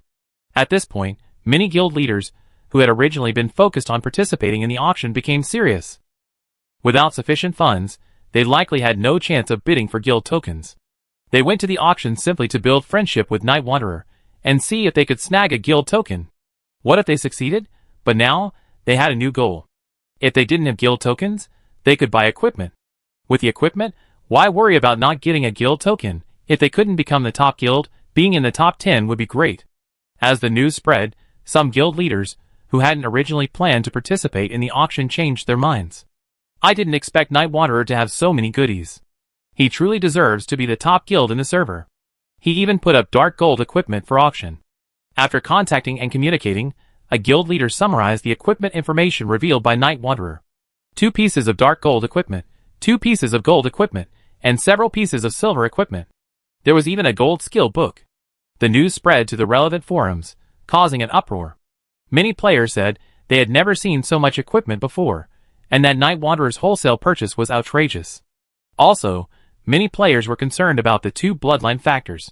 They had never heard of this stuff. And yet, the effects were incredibly powerful. They could actually increase growth. Doesn't this mean that ordinary players, after obtaining bloodline factors, can catch up to hidden class players in terms of attributes? As for changing their character's appearance, that's not a big deal. It's just a game, after all, attributes are more important. Raksha Yadayasan also received the news. Although he didn't get along with Night Wanderer, he was also tempted to participate, and even asked a guild leader he knew to pass on a message, indirectly asking if he could participate. Qin Chuan's answer was simple. As long as you're genuinely interested in bidding, anyone can come. Of course, to ensure no malicious intent, a pre-entry verification is required to prove you can afford the price before you can enter the shop. Hearing this, Raksha Yadayasan breathed a sigh of relief, yet also felt a sense of shame. He targeted Night Wanderer so much, yet he still let him participate in the auction. Perhaps he should admit his mistake? Forget it, let's wait until the auction ends tomorrow. Raksha Yadayasan thought to himself. Time slipped quietly, and as sunlight streamed down onto Bailey City, a large number of players gathered. Those who knew each other greeted each other, their conversations focused on the auction. This was the first player auction hosted by Night Wanderer, featuring not only the supreme item, the guild token, but also the top-tier equipment that Night Wanderer had brought out. It was sure to be a lively event. It was a shame they weren't strong enough to witness it live. Fortunately, a guild announced they would live-stream the entire event on the forum. While not live, it was enough to satisfy my curiosity. Violet Street was bustling with activity. At least hundreds of players had gathered, and their numbers were steadily increasing. Dragon Dynasty, Rakshasa Hall, Hall of Fame, Starry Sky, Proud World. Chapter 194. Almost every reputable guild had arrived. The guild presidents chatted and laughed, testing each other's words, trying to gauge how much money each other had prepared to bid for the guild token. At this moment, a commotion rose in the crowd. Guild President Longting has arrived. Guild President Longting, I heard you raised 300 million overnight to bid for the guild token. Is that true? Guild President Longting, regarding the recent battle between the Dragon Tongue Dynasty and the Rakshasa Palace in Lingang City, do you have anything to say? I heard you have a good relationship with the Night Wanderer. Are you friends in real life? A large number of players gathered around, peppering him with questions. Longting Tianxia's expression remained composed. He had experienced this kind of crowd watching many times. But it still felt good. Isn't the whole point of playing games to become famous and show off? Ahem. Longting Tianxia coughed, and Lang Sheng said, I can't answer too many of your questions, as they involve our guild's operational secrets. But I can tell you one thing, I'm determined to obtain this guild token. In fact, Longting Tianxia had previously received Qin Chuan's hint that they weren't planning to spend their entire fortune on this guild token auction. But publicly, he had to make his position known. As expected, upon hearing this, the players erupted in excitement. Many guild leaders' eyes flickered, their emotions mixed. Longting Dynasty's all-out bid for the guild token wasn't good news for them. In terms of financial resources, they weren't necessarily a match for Longting Tianxia. This guy was a wealthy second-generation rich kid himself, with a successful gaming business and ample financial reserves. However, some held opposing views. A dozen players pushed through the crowd and approached Longting Tianxia. The leader, with a look of dissatisfaction, asked, Longting Dynasty wants a guild token? Have you asked Lusha Palace? It was Lusha Yudaizhen. How could he let Longting Tianxia steal the show? He immediately jumped out to challenge him. Longting Tianxia didn't get angry, but simply smiled and asked, Yidao, how's your equipment recovery going? He removed the shield from his back and exclaimed, this gold-grade shield is really useful. Lusha Yudaizhen's mouth twisted in anger. That was his shield. Damn, Longting Tianxia, actually resorting to a sneak attack? Unfair martial ethics. Seeing the two guild leaders about to clash, the surrounding players activated the game's built-in recording function. If this were posted, it would definitely go viral. But before Lusha Yudaizhen and Longting Tianxia could start fighting, a figure appeared between them. It's a good day, why fight? Harmony brings wealth. Longting Tianxia exclaimed in surprise, Master Night Wanderer. Lusha Yudaizhen's face turned slightly grim. But he managed to hold his temper and bowed politely. Qin Chuan didn't care about Lusha Yudaizhen's attitude. In his opinion, as long as Lusha Yudaizhen could come to the auction, he was already halfway to success. The onlookers were disappointed. I hadn't expected Night Wanderer to show up. It looked like there would be no fun to watch. As Qin Chuan appeared, dozens of Belly City guards came running from a distance and surrounded the shop. Lusha Yudaizhen laughed. Night Wanderer, have you offended Belly City? Why is it being shut down right after opening? The surrounding players were also confused. What happened? Who said they were here to shut it down? A slightly dissatisfied voice rang out from the guards. Lei Huao approached, armor-clad, and walked straight up to Qin Chuan, smiling, Warrior, I'm not late, am I? Oh my god, it's Instructor Lei Huao. He's a high-level NPC, commanding most of the army in Belly City. Wow, Night Wanderer is even close to such a ruthless character. No wonder he was able to get the shop. Isn't this straight-up collusion between officials and businessmen? I protest. To think that even a guy like Night Wanderer, with his thick eyebrows and big eyes, could get in through the back door? Ugh, I'm so envious. No, I'm so disappointed. Didn't Lei Huao just call Night Wanderer a warrior? Is there some story here that I don't know? Chapter 195. What do you mean by that? But Lei Huao's attitude is very polite. It seems he's not here to shut down the Night Wanderer's shop. From the looks of it, he looks like he's here to congratulate. The players were buzzing with discussion, all speculating about Lei Huao's purpose. Before Qin Chuan could say anything, Lei Huao had already arrived in front of the players and announced, Today is the opening day of the Night Wanderer Warrior's shop. I'm here on behalf of the City Lord to offer my congratulations. The players were even more shocked. The Night Wanderer even knew the City Lord. Amazing. After a few days of playing, the players had discovered that the attitude of the NPCs was extremely important in this game. Whether or not they could receive a quest depended entirely on the NPC's mood. Many players would be willing to work like slaves, but they still couldn't impress the NPCs, let alone get to know high-level NPCs. Seeing Lei Huao come to congratulate on behalf of the City Lord of Bailey, they were shocked but also envious.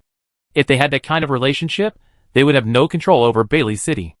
Under the gaze of the crowd, Qin Chuan gave Longting Tianxia a look, then said to Lei Huao, Instructor Lei, this is a friend of mine who wants to develop in Bailey City. I hope you take good care of me. Longting Tianxia was also quite understanding, and he clasped his hands together and said, Greetings, Instructor Lei. Lei Huao smiled warmly. Since you're a friend of the warriors, you're also my friend, Lei Huao. If you need anything, just come to me. He then handed Longting Tianxia a token. Even though Longting Tianxia was the leader of the guild, he was still trembling with excitement. With this token, his future development in Bailey City would be much easier. As expected, maintaining a good relationship with the Night Wanderer was his wisest choice. Lusha Yudaizhen, standing nearby, was rather jealous. But he also knew that even if he asked, the Night Wanderer wouldn't make an introduction, so he could only sulk on the sidelines.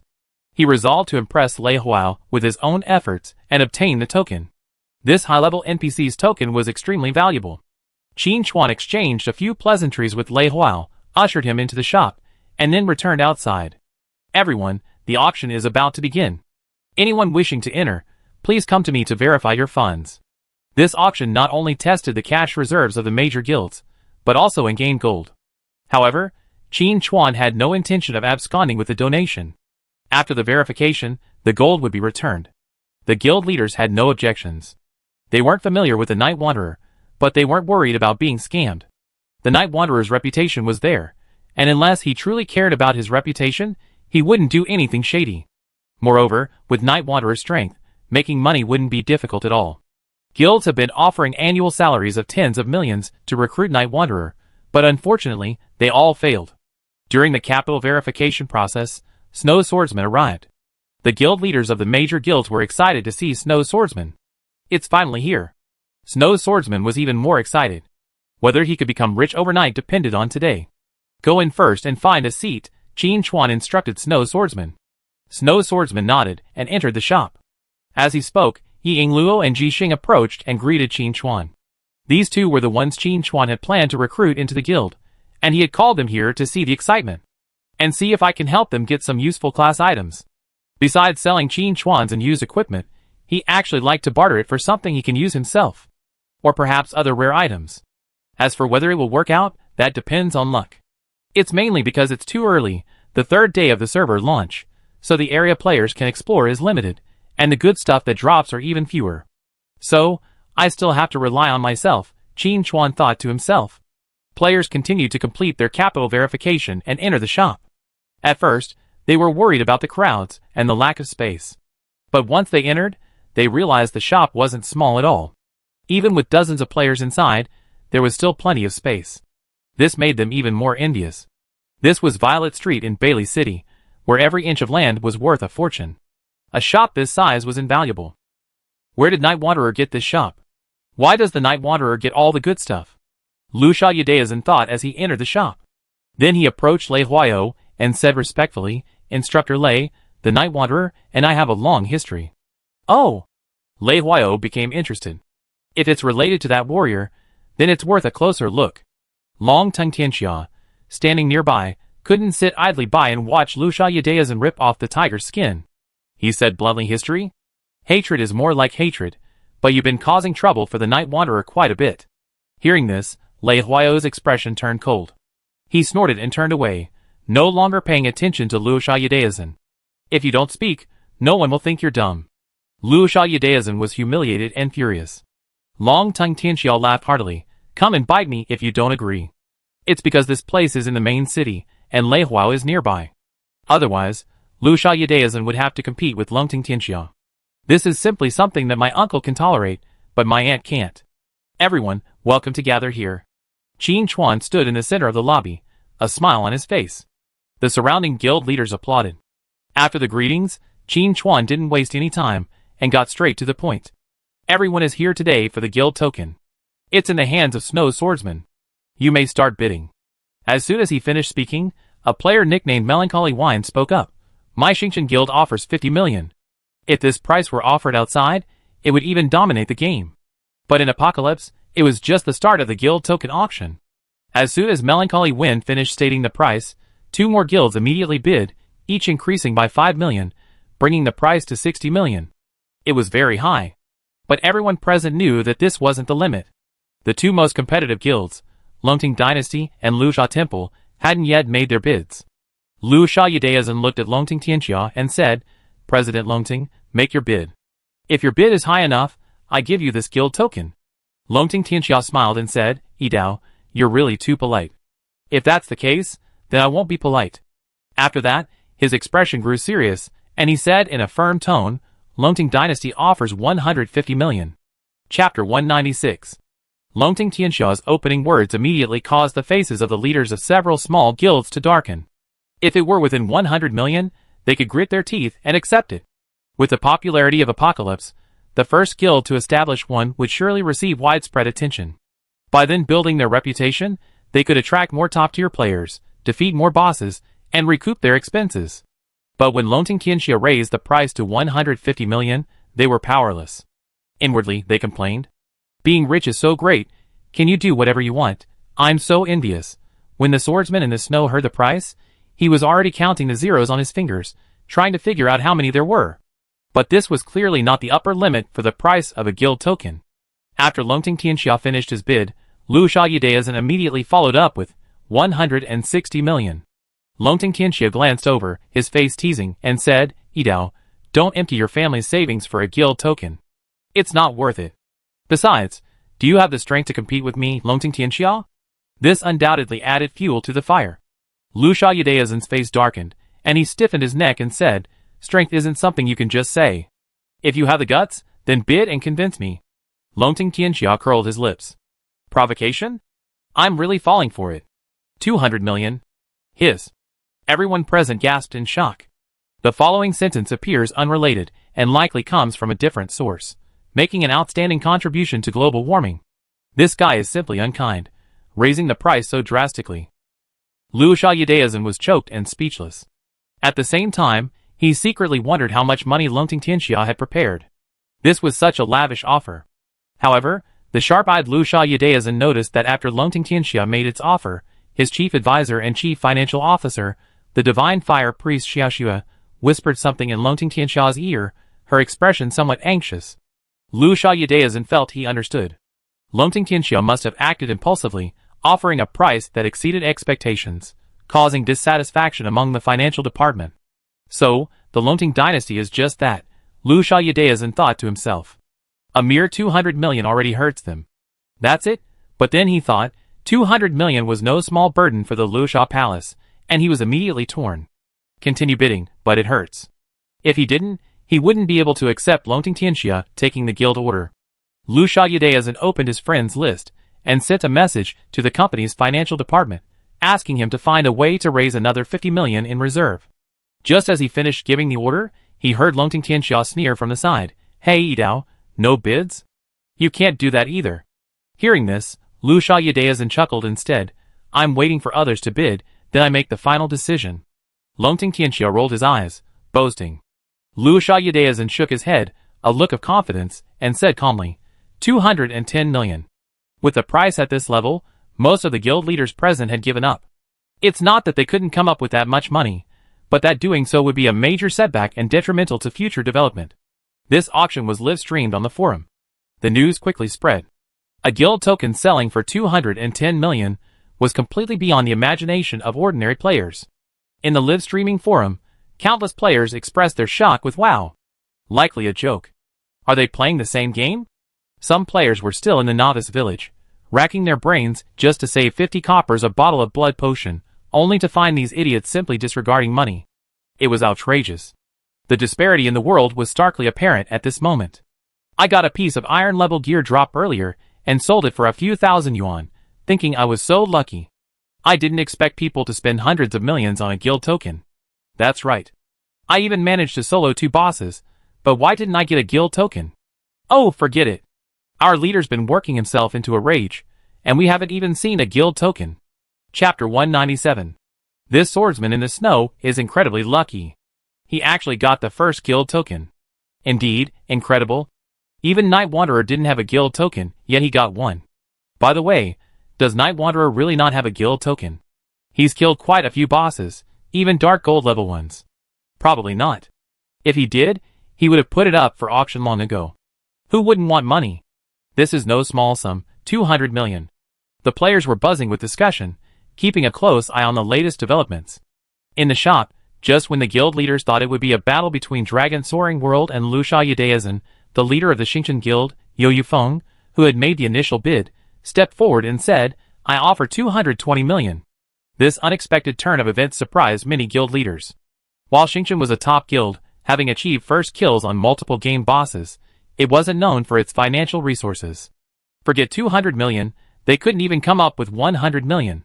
A guild leader warned, "Guild leader Xingqian, don't bid recklessly. You'd be laughed at if you can't pay the money later." Liu Xiaodaozhen's expression was hostile. Beside Yo Yufeng, the 3 guild leaders stood up in unison. "Our 4 guilds have decided to join forces to bid for the guild order. You don't have to worry about funding." The 4 guilds alliance undoubtedly added uncertainty to the auction. Most importantly, several guild leaders, who had been about to give up, saw a new path and decisively began contacting acquaintances to form a joint force. Liu Xiaodaozhen's face turned pale. This was truly a sudden appearance by a Cheng Yao Jin. Longting Tianxia was also a little surprised, but he was much more relaxed. After all, he had already received Qin Chuan's hint. But to keep the show going, he still said with a proud expression, "So what if we join forces? I'm not afraid, 240 million. Melancholy Wind was a little torn. Even if the 4 guilds joined forces, This price was still a bit too much to bear. Raksha Yudayasan, taking advantage of the situation, said, 250 million. Melancholy Wind sat back down. This crappy guild is open to anyone who wants it, but they don't want it.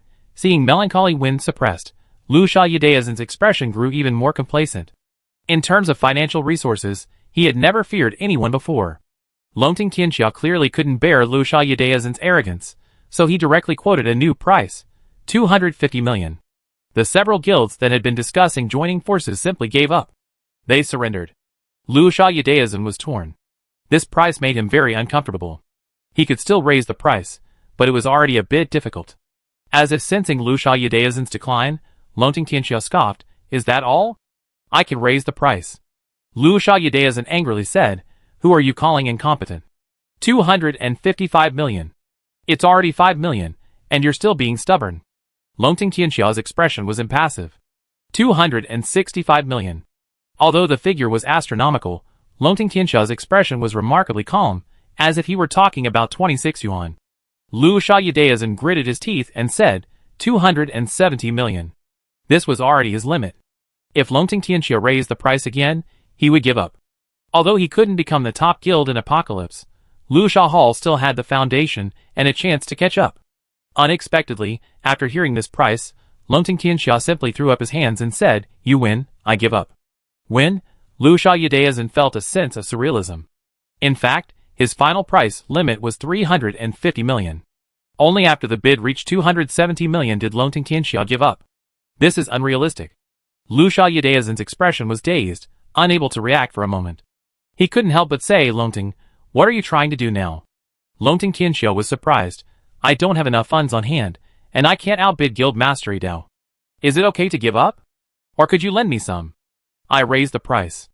Raksha Yudayasan couldn't let his own bullets shoot him. He said coldly, "Don't even think about it." Chapter 198. Longting Tianxia said with regret, "Look, I asked you to lend me the money, but you refused. I told you to give up, but you didn't believe me. You're really a difficult person." Seeing the two about to start arguing again, Qin Chuan decisively stepped in. 270 million once, 270 million twice. "Is there a higher offer?" Qin Chuan glanced around expectantly. Raksha Yudayasan said urgently, "Announce the results quickly, and don't ask any more questions." He was now convinced that Longting Tianxia had indeed given up the bid. Although he didn't know the reason, it was a good thing. 270 million was a high price, but it wasn't beyond his reach. Besides, he had arranged for guild members to live stream the auction on the forum to build momentum. He would definitely promote it well later. He even had a title ready. He lavishly spent a fortune to seize the guild token. He's the man who's become the #1 guild in Apocalypse. Who is it that has overwhelmed all the other guilds and made Longting World bow down to him? The #1 guild in Apocalypse awaits your challenge. Thinking of that scene, Raksha Yudayasan felt a surge of joy. It was money well spent. 270 million 3 times. Congratulations to Raksha Hall for winning this guild token. Qin Chuan made the final decision. He then looked at the swordsman in the snow. "Send your virtual card number to President Raksha. Let me know when the transfer is complete. With so many guild leaders here, all prominent figures, I doubt President Raksha would renege on his debt." Raksha Yudayasan snorted coldly. "Denial? Are you questioning my ability?" Qin Chuan thought for a moment. "I wouldn't dare. But I put in a lot of effort to gather you all here, so I have to get this done, don't I?" Before Raksha Yudayasan could say anything, Longting Tianxia chimed in, "Boss Yushin is right, Idao. Hurry up and transfer the money. Everyone's waiting to bid on the equipment." Besides the main attraction of this auction, the equipment in Qin Chuan's possession also caught the attention of the various guild leaders. Now that the guild order was sold, they could focus on the subsequent equipment auctions. To prevent further complications, Raksha Yudayasan also wanted to obtain the guild order as soon as possible, so he quickly asked Snow Swordsman for his card number. A moment later, Snow Swordsman exclaimed in surprise, "It's here. The transfer has arrived. It's 270 million. Snow Swordsman's voice trembled as he spoke. The sheer number of zeros dazzled him, and he counted several times before confirming it. Even then, he still felt a sense of unreality. He had originally just wanted to play this groundbreaking virtual online game, but he had accidentally become a billionaire. How could he possibly justify this? Raksha Yudayasan urged, "You received the money, right? Hurry, and give you the guild token." There are so many people here, don't try to play tricks. Snow Swordsman calmed himself, not caring about the unfriendly tone. If it were him, spending such a large sum of money, no matter how eager he was, he wouldn't be too eager. Snow Swordsman initiated the transaction, holding out the guild token and saying, "President Liu Sha, I recorded the transaction. Don't tell me later that I didn't give it to you." Liu Sha Yudeazan curled his lips. "Who am I to deceive you?" As he spoke, the transaction was completed. Liu Sha Yudeazan finally obtained the guild token he had longed for. He was filled with pride, and was the first to fire at his sworn enemy, Longting Tianxia. "President Longting, thank you for the favor." Longting Tianxia said with a forced smile, "Thank you." Seeing his sworn enemy suffer a setback, Liu Sha Yudeazan was incredibly pleased. He even felt ashamed of his earlier timidity. What? He give up if Longting Tianxia offered again? Impossible. He had to fight to the bitter end. The surrounding guild leaders came forward to congratulate him, then asked the crucial question, how to use the guild token. Liu Sha Yudeazan, having done his homework, explained, "You don't understand, don't you? To establish a guild, besides having a guild token, you also have to register with the main city office before you can successfully do so." Everyone suddenly understood. There was actually this tricky part. Setting up a guild in this game was truly a hassle. But soon, Tianqi's first guild would be established. Being able to witness this moment was a rewarding journey for them.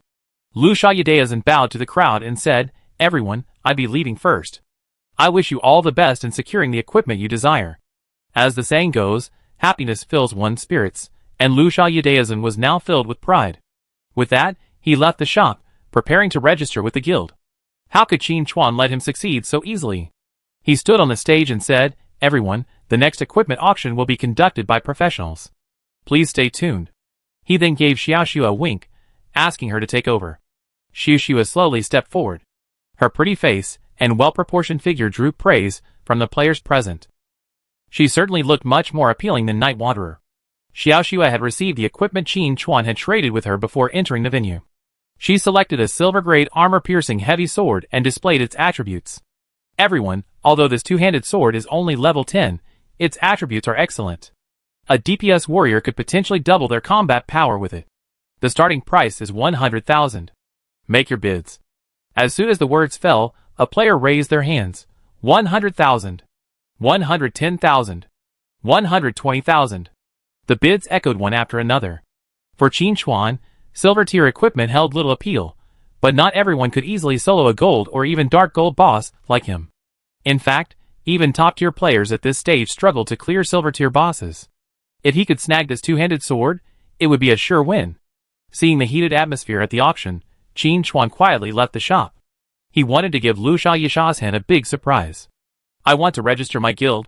At the registration office in Bailey City, a figure spoke, handing over a guild token.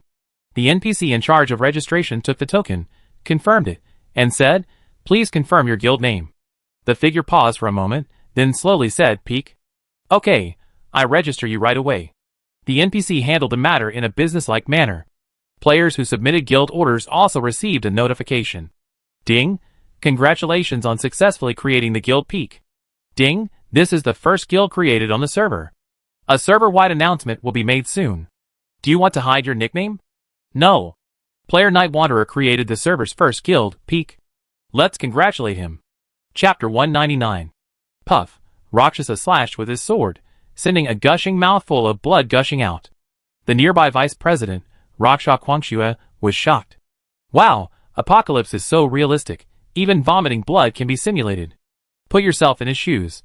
Imagine if he had spent a fortune to purchase the guild token, excitedly preparing to establish Apocalypse's first guild and gain fame, only to hear halfway that someone else had already established a guild. The feeling would be so intense that vomiting blood wouldn't even begin to fully express it. But then again, as the vice president of Rakshasa Hall, he couldn't stay out of this attack by the Night Wanderer. You know, they had mobilized all of the guild's reserves to bid for this guild token. For a long time to come, Rakshasa Hall would have to live on coarse food. Originally, they had hoped to leverage Apocalypse's first guild to build its reputation, recruit top-tier players, and even attract sponsorships to help them recover. As a result, complications arose. The first guild was actually established by Night Wanderer. Thinking of this, Liu Sha Quangxue couldn't help but feel indignant. "President, Night Wanderer has gone too far. We can't just accept this." This resonated with the other vice presidents, who all began to criticize Qin Chuan. Night Wanderer, I'm not done with you. Lu Sha wiped the blood from the corner of his mouth with a slash, his tone so chilling it seemed to emanate from the netherworld. A question then occurred to him. Where did Night Wanderer get the guild token?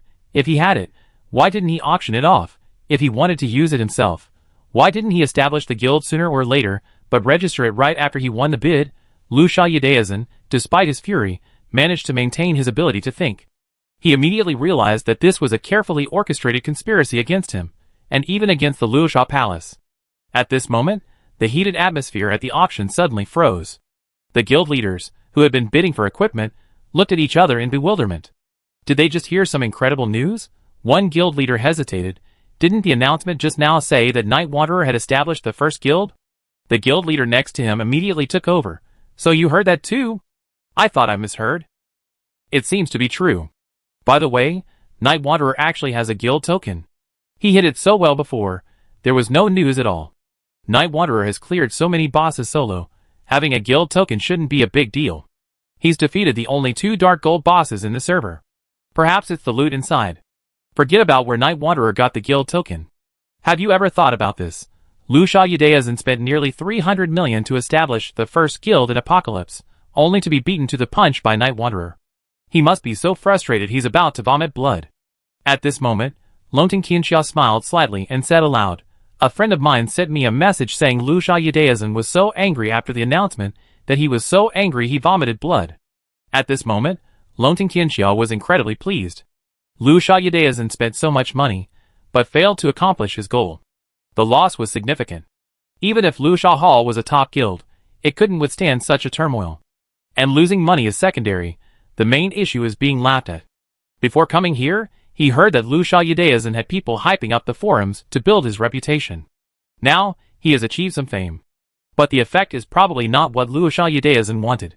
The most discussed topic on the forum right now was probably the slashing of the unfortunate Lu Sha. In fact, things unfolded exactly as Longting Qianxia had predicted. Within seconds of the server-wide announcement being sent out, the forums exploded. Shocking. He actually founded the first guild in Apocalypse.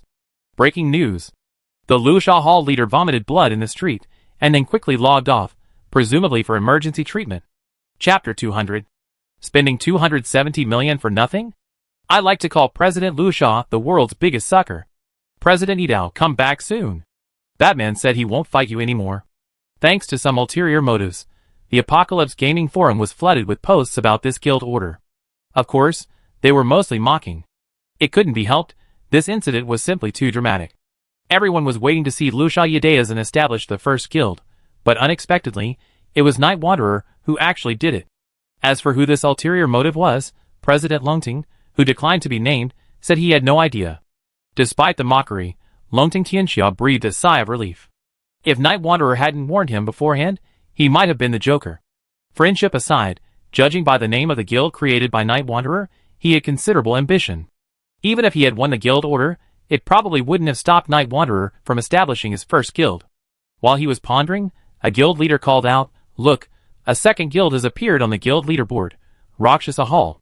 The group then realized that the third leaderboard had been unlocked. There were only 2 names on it, Peak ranked first, and Rakshasa Hall, quietly appearing in second place. Long-Tongue Tianxia explained, Guild leader Yidao has such a strong character. Despite such a devastating blow, he still managed to persevere in establishing a guild. I admire him. The guild leader next to him superficially agreed, but inwardly he was muttering, you're almost laughing now. It's amazing you held it in for so long. But let's be honest. They wanted to laugh too. After a brief chat, they quickly put the matter aside. Anyway, the situation was already settled, so paying more attention was pointless. It would be better to bid for 2 pieces of equipment and level up. Although there had been no announcement regarding the subsequent guilds, the guild leaderboard was currently empty.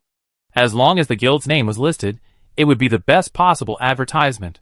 Priest Xiaoxua also raised her small wooden hammer, 1.5 million, 1 time, 1.5 million, 2 times. Is there a higher bid? A silence fell. Xiaoxua brought down her hammer, 1.5 million, 3 times. Congratulations to Guild Master Jueqing for winning this silver-grade armor-piercing heavy sword. The players present applauded. Jueqing, the Guild Master of Jueqing Villa, bowed modestly to the crowd. Thank you. Thank you. Before the auction, Qin Chuan had already sent Xiaoxue the virtual card number.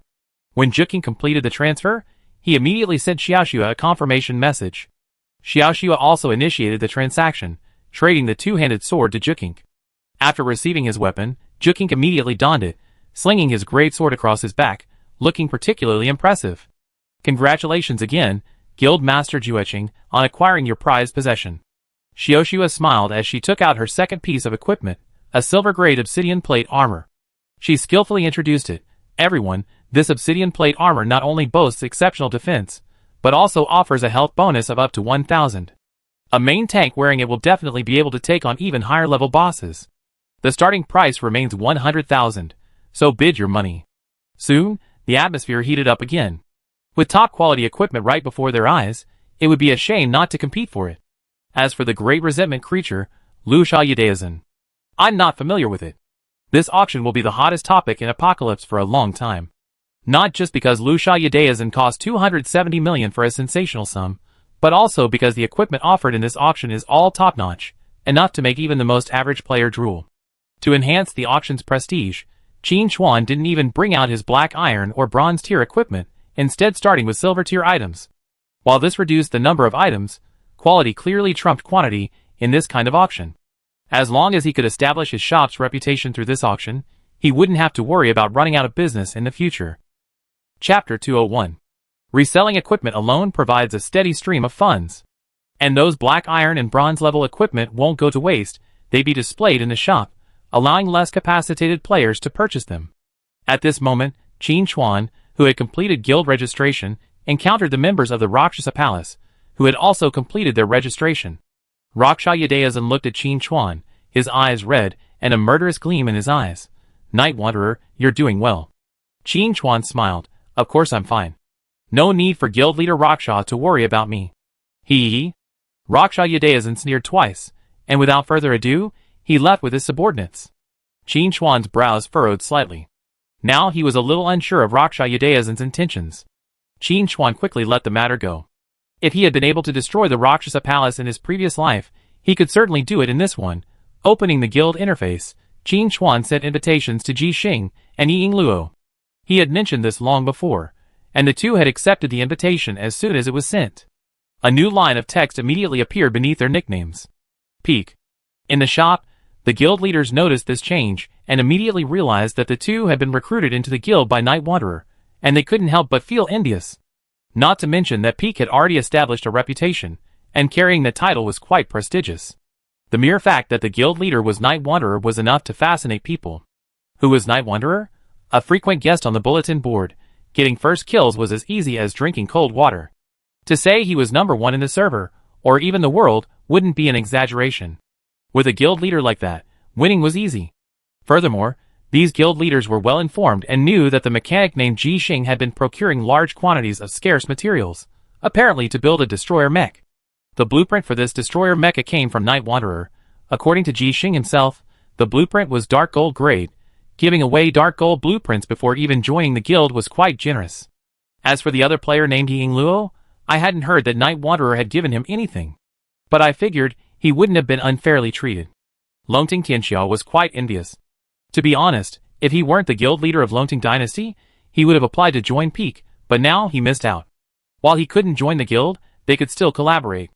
Even after Night Wanderer established the guild, their communication would become more frequent. Before, he and Night Wanderer had mostly interacted individually. While it was great for him personally, it was a bit awkward for Longting Dynasty. Now that Night Wanderer had established the guild, many things could be more easily implemented. Longting Tianxiao was determined to quickly organize people to obtain the guild order and secure a place on the leaderboard. Night Wanderer is constantly advancing, and he must strive to keep up. In the guild chat, Yi Luo excitedly said, "Boss, you mentioned earlier that you wanted to form a guild. I thought it would take a while." Ji Xing thoughtfully said, "Master, I'm going to hazard a guess. You might have gotten this guild token a long time ago, but you just haven't used it yet." Qin Chuan, on his way back to the shop, replied, "You know too much." He then sent a gun emoji. Ji Xing smiled, "Master, I didn't expect you to have such a mischievous side." Qin Chuan grumbled, "You're talking like I'm some old-fashioned old man. I'm still young, okay?" Yi Yingluo agreed yes, yes, yes. The three chatted and laughed, their relationship growing closer. Yi Yingluo then said, Master, I have something I want to tell you. Qin Chuan said, feel free to tell me. Yi Yingluo then told him the story in detail. It turned out that while leveling up, he had met two players, a brother and sister. They had excellent gaming talent and good character, and he wanted to bring them into the guild, but he wasn't sure if Qin Chuan agreed. Qin Chuan thought for a moment and asked, what are their IDs? He wanted to build the strongest guild in Apocalypse, but he wouldn't accept just anyone. If it was someone notorious in his past life, no matter how talented or rare their class, he wouldn't accept them. Yi Yingluo replied, the man is the older brother, Xiao, and like Master, he's an assassin. His sister is Jing, a mage. Qin Chuan recalled. Xiao and Jing. So it was them. Yi Yingluo only knew one side of the story. Xiao was indeed an assassin, but not just any assassin, but a hidden class, the Swift-Wind Assassin.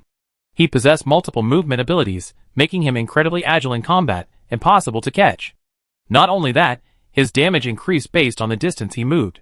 In the later stages, he could even dash over a distance of over 1,000 meters and slash a boss to death with a single blow. As for his sister Jing, she was a rare space mage. While her damage might not be the highest, her control abilities were exceptional. In his previous life, Qin Chuan had sparred with this brother and sister, and while he had won, it wasn't easy. When Yi Yingluo said he wanted to bring them into the guild, Qin Chuan naturally didn't object. I've given you permission. Please invite them. Yi Yingluo said happily, thank you, great. Player Xiao joined the guild. Player Jing joined the guild. 2 notifications appeared, and Ji Xing was the first to offer congratulations. Welcome new member. Ladies, share your photos. Qin Chuan frowned. If you didn't know the tone, you think he was some weird uncle. Is it reasonable for a girl like you to ask other girls to share your photos? Jing said timidly, do you really want to share your photos? She knew Peak was founded by Night Wanderer, and she trusted Yi Yingluo, but she was a little overwhelmed by the warm welcome she received upon entering the guild. Her brother was right. The internet is a murky place. Be careful. Xiao was quite familiar. Greetings, everyone. It's my honor to join the summit. Qin Chuan replied, don't be so formal, and don't keep calling me boss or no boss. Once you're in, you're one of us. Xiao readily agreed, okay, boss, no problem, boss. Qin Chuan was speechless. Ji Xing laughed with delight, Master, I didn't expect you to be embarrassed sometimes. Qin Chuan frowned and said unhappily, how's the blueprint I gave you going? I'm telling you, if you can't build it, I charge you interest. Ji Xing replied, what a coincidence. I was just about to mention this. I'm having trouble gathering materials, and can't get through a dungeon. Since everyone's here, why don't we go together later? Chapter 202. Ji Xing's words piqued Yingluo's interest, and she couldn't help but say, that's a great idea. Let's consider it our guild's first collective activity. Then she added, that requires the guild master's approval. Qin Chuan certainly agreed. If they could create the destroyer, it would make it much easier to acquire guild territory later. Besides, running dungeons together would strengthen guild bonds, so why not? With this in mind, Qin Chuan decisively said no problem. Once the auction is over, we set off. Okay. Ji Xing beamed, with a big boss taking action, this is a sure thing. Xiao said, I heard about the Night Wanderer's incredible damage, and I wanted to see it for a while. Jing agreed. Besides, running dungeons not only grants equipment, but also levels up, and allows for close encounters with the Night Wanderer, a truly win-win situation. The proposal was unanimously approved. Qin Chuan checked his friend list. After receiving a huge sum of money, Swordsman in the Snow said he was going offline to calm down. Otherwise, he'd have to recruit him into the guild to play dungeons together. If he couldn't log in later, he'd have to wait until next time. Of course, the possibility of Swordsman in the Snow retiring right now wasn't ruled out. Qin Chuan knew about the mysteries of Apocalypse, but the others didn't, and just treated it as a game. Since Swordsman in the Snow had won 270 million, it was understandable that he wanted to retire right now. After all, in his previous life, Qin Chuan had initially had the same idea, to make a fortune in the game and then retire to enjoy life. It was a shame that he didn't have the incredible luck of Swordsman in the Snow and didn't receive the guild token. Otherwise, it's hard to say whether he would have been reborn like he is now. If he had quit the game early and enjoyed life, he would have been left behind by the rest of the pack when the game later merged with reality. Achieving the same level as his previous life would have been practically impossible. Fortune and misfortune go hand in hand. I wonder what choice the swordsman in the snow will make, Qin Chuan thought to himself. As he pondered, Violet Street loomed before him. Qin Chuan pushed open the door and entered the shop, just in time for an item to be auctioned off. Priest Xiaoxua raised her hammer and made the final bid, 1,700,000 3 times. Congratulations to Guild Master Madman for winning this obsidian plate armor. The obsidian plate armor was the item Qin Chuan had obtained when he killed the giant Lord Amos in the novice village. It was a level 10, silver grade item with outstanding defense and a generous health bonus. However, the high price it fetched was still somewhat beyond Qin Chuan's expectations. There are so many rich people out there, Qin Chuan muttered to himself. At that moment, Xiaoxua saw him enter the shop and sent a message, "Boss, you're back. You host the auction." Qin Chuan replied, "Go ahead, I just watched from the side." He wasn't one for the spotlight, and judging by Xiaoxua's professionalism, he simply let her continue hosting, saving some effort. Xiaoxua didn't refuse and took out the next piece of equipment. The silver-level obsidian necklace was eventually bought by a mage-playing guild leader for 1.6 million. 3 pieces of equipment, a total of 4.8 million. And this was just the beginning. Qin Chuan had several more pieces of equipment for Xiaoxua. Xiaoxua looked around and raised her voice a bit. "Everyone, the appetizers are over. Let's get something exciting." Then she displayed the attributes of the gold-level Scarlet Robe. Scarlet Robe, gold grade, defense plus 100, health plus 1,500, mana plus 2,000, spirit plus 50, level requirement, 15. Special effect, increases casting speed by 15%. The guild leaders present breathed a little harder. Gold grade equipment. It also increases casting speed, a crucial attribute for mages. An impatient guild leader shouted from below, "What's the starting price?" "Stop talking, swipe your card. Even though you have to level up to 15 to get the equipment, it's always a good idea to buy it now." "That's right. You can level up slowly, but if you miss out on top quality equipment, you never know when you come across it again." The guild leaders present were buzzing with discussion, their words revealing their determination to win. Chapter 203. Longting Tianxia also sat up straight, ready to join the battle. He was a warrior and had no use for the Scarlet Robe, so this equipment was reserved for Xiaoxua. On the stage, Xiaoxua didn't hesitate and said directly, "The starting price is 500,000. As soon as she finished speaking, a guild leader shouted, 2 million. To the outside world, this high bid would have made people suspect that this guy was causing trouble. How could someone bid like that? Do they even know the rules?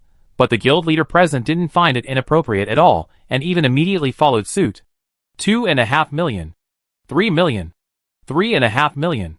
Looking at this price increase, someone uninformed would have thought they were talking about tens or hundreds of dollars instead of millions. Even on the forum, the live broadcast of the auction continued. After seeing the attributes of the gold-level Scarlet Robe, the players watching the live broadcast were drooling. This was truly exquisite. As the latest price quotes continued to update, these players were even more shocked. They had originally thought that over 1 million yuan was the upper limit for equipment, but they hadn't discovered there were even experts out there. It hadn't been that long, and the bid had already skyrocketed to 5 million yuan. Such a large sum of money, even in a first-tier city, wouldn't be a small sum, yet the guild leader present didn't even budge when he shouted it out.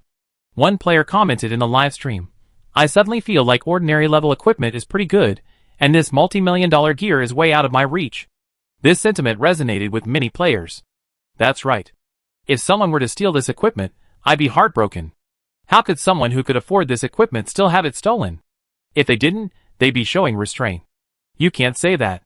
There are too many experts in Apocalypse. For example, yesterday, the Rakshasa Hall was cornered by the Dragon Dynasty, and their equipment was completely destroyed. Rakshasa Hall is considered strong, right? Yet, they were still destroyed.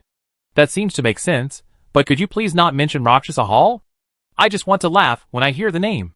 Spending 270 million to build the second Apocalypse Guild is truly impressive. I'm just wondering if Rakshasa Hall's reputation has grown. Ha ha ha, absolutely. Players were spamming the forums. In the shops, guild leaders continued to bid up prices. After breaking through 5 million, the price didn't slow down, and it even continued to rise. 10 million. Melancholy Wind, the guild leader of the Star Guild, raised the price from 7 figures to 8. This price put many guild leaders off. After all, 10 million could buy a full set of silver-level equipment, and the stat bonuses would surely be much higher than a single piece of gold-level equipment. But some wealthy guild leaders expressed their disdain for wearing only silver-tier equipment. They had to get it. For example, Dragon World, after Melancholy Wind made his bid, immediately followed up with 11 million. In fact, from Qin Chuan's perspective, spending 11 million on the Scarlet Robe wasn't a good deal. With that much money, he could easily buy several pieces of silver-tier equipment. On the other hand, the Scarlet Robe stats were indeed powerful. It wouldn't become obsolete even at level 20 or 30. Furthermore, after upgrading to new equipment, the Scarlet Robe could be sold to other players or to contributing members of the guild. It was a win-win situation. As Apocalypse's popularity continued to grow, this equipment had the potential to increase in value. After Dragon World offered 11 million, the other guild leaders present all gave up their bids. In fact, Melancholy Wind's previous bid of 10 million was almost the upper limit. Now that guild leader Dragon World had added another million, they could certainly raise the price, but there was no need. Xiaoxue responded businesslike, 1,001 once, 1,001 twice, is there anything higher? A moment later, Xiaoxue hammered down the bid, 1,001 million 3 times. Congratulations to guild leader Longting for winning this top-quality robe. Longting Qinxiao waved his hand. Xiaoxue, transfer the money to Boss Yushin, and keep the equipment for yourself. Chapter 204. This had been agreed upon long ago, and Xiaoxue accepted it without pretense. A guild leader nearby jokingly said, Brother Longting, which girl could withstand your aggressive approach? In his opinion, Longting Qinxiao was spending so much money on equipment and then giving it away. Wasn't he just trying to pick up girls? Longting Qinxiao shook his head. Xiaoxue is my chief advisor and my company's financial director, but she's definitely not my girlfriend. Longting Qinxiao wasn't lying about this. In his previous life, Qin Chuan had been friends with the 4 players on the Longting team and knew about their relationship. From beginning to end, there had been no sparks between Longting Qinxiao and priest Xiaoxue. This puzzled Qin Chuan at the time. He even briefly suspected that Longting Qinxiao had a problem with his sexual orientation. However, Longting Qinxiao later married normally, proving that he was normal. As for various reasons, he had asked Longting Qinxiao, but the answer he received was that there was no attraction. While pondering, Xiaoxue began auctioning the next piece of equipment. Gold level item, Blood-Soaked Boots. Blood-Soaked Boots, gold level, defense plus 100, health plus 1000, mana plus 1500, spirit plus 40, level requirement, 15, spirit greater than 200. Special effect, cast while moving, 30% efficiency. Xiaoxue said, everyone, the stats are here, and the starting bid is still 500,000. Compared to the Scarlet Robe, the Blood-Soaked Boots stats are inferior, but that doesn't mean they're cheap. On the contrary, the bidding for the Blood-Soaked Boots was even more intense. Because it has a built-in move casting effect, it can enhance the survival ability of fragile mages. Soon, the price once again reached 10 million. But unlike before, this time, there was more than just Melancholy Wind bidding. In the blink of an eye, the price broke the record for the Scarlet Robe, reaching 13 million. In the end, it was Longting Qinxiao who splurged 15 million and won the equipment. Xiaoxue, transfer the money. Keep it. Longting Qinxiao said succinctly. The surrounding mage guild leaders were filled with envy, some even regretting not being women. They, too, hoped someone would give them equipment. On the forum, a female player sarcastically remarked, 2 pieces of equipment for 26 million. Guild President Longting is truly generous. I just wonder how powerful that slut named Xiaoxue is to have made Guild President Longting so infatuated. That's right, even though she looks innocent, I don't know how much she spends in private. I know this person. I heard she interned at Longting Dynasty during college and went straight to headquarters after graduation, becoming Guild President Longting's assistant. She must have been kept by them since college. Various malicious comments flooded the replies. Although the poster tried to delete the post, it was too late to address it. Soon, Longting Qinxiao received the news. Boss, someone is throwing dirty water on you and Sister Shui on the forum. Longting Qinxiao, seeing the forum, was so angry that his face turned pale. He replied directly to the post. I remembered all the players mentioned. Whoever kills them once in the game will receive a 10,000 yuan reward. Bring a video of the kill, and Longting Qinxiao will deliver. I'm as good as my word. This reply immediately boosted the popularity of the post. Fuck, Guild Leader Longting is so domineering. I always believed in Guild Leader Longting's character. He definitely wouldn't resort to unspoken rules. I'm a member of the Longting Guild. I can guarantee that our leader, and Sister Shui are completely innocent. That player named Pink Fairy, I remember you. I kill you every time I see you. I'm afraid those guys didn't expect their boasting would cause them so much trouble. The Apocalypse Forum is tied to your game character. Anonymity is impossible. Those people are in trouble. They were targeted by Lungting. With the dynasty targeting them, the only outcome was account deletion. That's right. Even the Rakshasa Palace was utterly defeated by the Dragon Sword dynasty. How could a few individual players expect to have a good life? I just hope they don't delete their accounts too soon. I still want to earn some pocket money. Take me with you. Qin Chuan also received news of the forum commotion. He checked in, took a look, and after a moment's thought, replied, "Trouble comes from the mouth. We're all adults, I hope you can control your mouth." Although he didn't say it explicitly, he already expressed his support for Dragonsaur World. Qin Chuan's reply caused another uproar. Oh my god! It's the Night Wanderer. Even the Night Wanderer has spoken. It seems that President Lungting and that girl really have nothing to do with each other. Honestly, I rather they were related. He's so brave for his beloved. President Lungting is so handsome. I want to join the Dragon Sword dynasty too. Me too. Lungting World hadn't expected that a single reply from him would have such a significant impact on his presence. But what touched him most was Qin Chuan's support. Night Wanderer boss is so kind to me. Long Tung Tianxia thought so. A feeling of regret welled up in her heart. She only regretted not being a woman, otherwise she would have pledged her love to Night Wanderer in return. It was just that Qin Chuan didn't know Long Tung Tianxia's thoughts. If he had, he would have given him a shadow dagger. I'm helping you out of kindness, and you're turning your back on me. At the auction, Xiaoxue had also seen the rumors on the forum, but she remained unfazed. She was upright and honest, so why would she care about such things? The main task now was to help Night Wanderer sell off his remaining equipment. This was also a way of thanking Night Wanderer. Suppressing her emotions, Xiaoxue took out an ancient book and placed it in her hand. Blood Tide, Gold Active Skill. After a brief charge, it fires blood arrows in all directions, dealing magic damage asterisk 180% plus 800 damage and consuming 10% of your maximum health. Cooldown, 30 seconds. Requirement, spirit level greater than 300. Just bidding on equipment is a bit boring. This gold level skill book, Blood Tide, has excellent damage and is an area of effect skill. It's sure to give all mage players a boost. As Xiaoxue introduced it, the guild leaders were eager to stand up and bid. Gold level skills not only have high damage multipliers, but also incredibly high fixed damage values. Winning this would instantly create a top tier mage.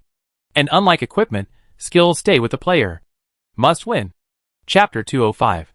In Apocalypse, skills can be upgraded in two ways, level and quality. The former is relatively easy. Simply by continuously using the skill, you can increase your proficiency and eventually level up. But quality is more difficult. Even if you reach level 10, you can't improve further without special means. Not everyone has a unique item like the exotic beast skull. The most common method is to obtain a skill upgrade stone. But the drop rate for this item is shockingly low. It's comparable to a guild token. Under such circumstances, a skill book with a starting quality of gold, and one that deals area damage, is sure to spark fierce bidding.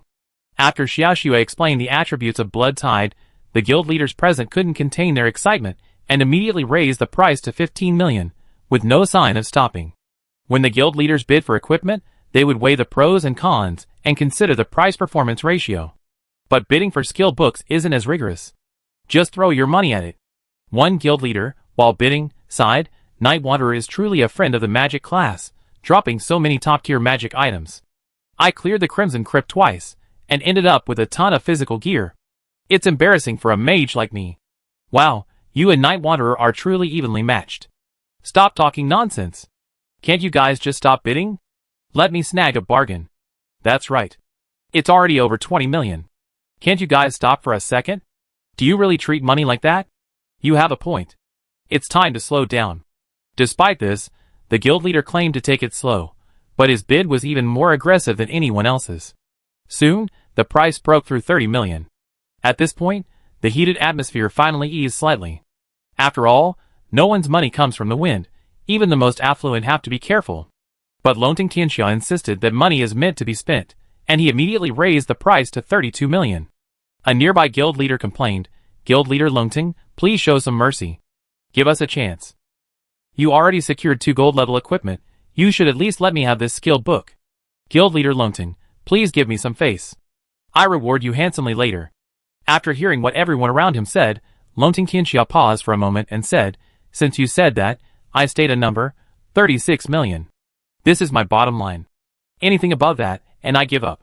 In fact, with Longting Dynasty's strength, even 50 million would be within their reach. After all, Longting Qianxia had raised hundreds of millions for this auction.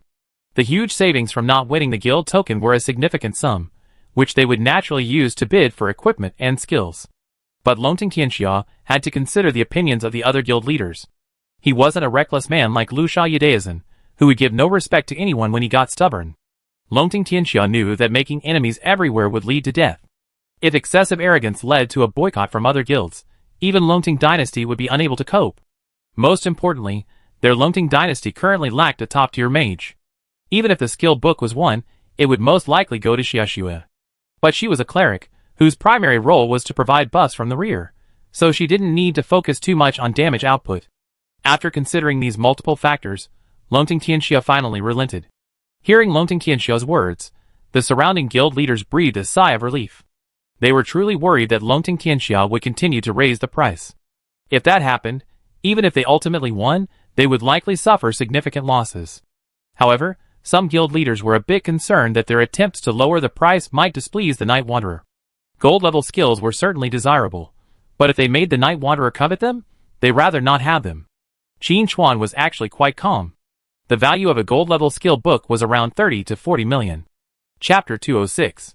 While pondering, after several more rounds of bidding, the price reached 39 million. Melancholy Wind, the leader of the Xingqian Guild, gritted his teeth and said, 40 million. The surrounding leaders pondered for a moment, then gave up. Xiaoxue raised her hammer. 40 million once, 40 million twice. 40 million 3 times. Congratulations to Guild Leader Xingqian for winning this skill book. Melancholy Wind breathed a sigh of relief. Although the cost was enormous, it was finally worth something. With this skill book, his damage capability would be taken to the next level, which would be of great benefit to him and the Xingqian Guild. After the transfer was completed, Xiaoxue traded the skill book to Melancholy Wind. Melancholy Wind, without further ado, clapped his hands and used the skill book. He then bowed to Qin Chuan and said, Night Wanderer, I will not be participating in the next auction. I take my leave now. He had reviewed the auction list. While there were a few pieces of magic equipment left, they were only silver level, and he didn't need them much. Besides, bidding on the equipment would be a bit of a financial strain. Since I already had what I wanted, I might as well just go and level up. Qin Chuan nodded. Please do as you please, Guild Master Xingqian. He wasn't unreasonable. He wouldn't force anyone to stay until the auction was over. After Melancholy Wind's farewell, some more players left the shop. But most guild masters chose to stay, because they knew the second climax of the auction hadn't yet arrived. The 2 dark gold items hadn't been auctioned off yet. Xiaoxue stood on the stage and said, Everyone, after 3 rounds of intense fighting, I'm sure you're all a little emotional. So let's start by bidding on the 2 silver items, and take your time. Everyone couldn't help but laugh, a hint of self-satisfaction in their laughter. See, that's what class means. For them, silver tier equipment is merely transitional. Xiaoxue continued, I'm sure everyone knows that Night Wanderer's profession is an assassin. Next up for auction are weapons he once used, a weapon set with a displacement effect. The Bone Eviscerating Twin Blades. Even Night Wanderer praised this weapon set. Bone Eviscerating Dagger, main hand silver tier, attack damage plus 300, agility plus 15, equipment requirements, 10, 1/2. Bloodletting Bayonet, offhand silver tier, attack damage plus 300, agility plus 15, equipment requirements, 10, 1/2. Set 2 halves, attack damage plus 200. Activate Frenzy Dash, rapidly moving towards the target, while unleashing a storm of blades, dealing attack damage asterisk 200% damage to enemies in its path. Cooldown, 30 seconds. As soon as the stats of the 2 weapons were revealed, the guild leaders immediately perked up. For one thing, this set of weapons was truly powerful, especially the displacement effect, which greatly increased the survivability of a squishy assassin. In safe environments, it could even be used for damage. Of course, none of that was the most important thing. The most important thing was that this set of weapons had been used by the Night Wanderer. If they could bid on this set of weapons, sharing in the Night Wanderer's luck, they might even be able to secure a better opportunity. When Qin Chuan killed the Tide Walker giant earlier, he had dropped the Tide Walker blade, which also had a displacement effect and only took up one weapon slot. So, this set of bone eviscerator blades was naturally of little use. So, he simply put it up for auction. Judging from the reactions of the crowd present, they were very interested. This didn't surprise Qin Chuan. After all, the bone eviscerator blades had truly powerful stats, and using them up to level 20 was no problem at all. If someone had the same means of increasing damage as him, then even if a gold level weapon dropped, they wouldn't necessarily be able to trade it in. However, Qin Chuan hadn't anticipated one thing. The reason the guild master was so interested in the bone eviscerating twin blades wasn't just because of the equipment's attributes, but also because he had used it before. Behind Longting Qianxia, the assassin Longting Angsha excitedly declared to the team, "This is Boss Night Wanderer's equipment. Boss, lend me some money. I'm determined to get it." Chapter 207. Longtung Tianxia calmly replied, "What's the point of lending it? I bought this set of equipment. It's your birthday, so I give it to you as a birthday present." Angsha was so moved that tears welled up in his eyes. "Boss, I have no way to repay you, so I can only give you my body." Longtung Tianxia said angrily, "No, let's talk it over. If you keep doing this, I call the police." Archer Longtung Jian Patsong Cheong said with regret, "Why isn't Master Yiyushin a shooter?" Jian Patsong Cheong expressed regret at not being able to use the equipment Master Yiyushin had traded in. As they spoke, the auction had already begun, and the price had already surpassed 5 million. Qin Chuan was shocked. The bone eviscerating dual blades had good stats, but they shouldn't be that expensive. He felt a little smug. It seemed his celebrity effect was still there. Even ordinary equipment skyrocketed in price after just a few passes through his hands. "Maybe I can bring out some more equipment later, claiming it's used, and maybe sell it for a good price," Qin Chuan thought to himself. He seemed to see a path to wealth. However, with his current abilities, he didn't need to resort to such elaborate schemes to make money. Defeating a few gold and dark gold bosses would be enough. In the end, the bone eviscerating twin blades were acquired by Longting Qianxia for 8 million.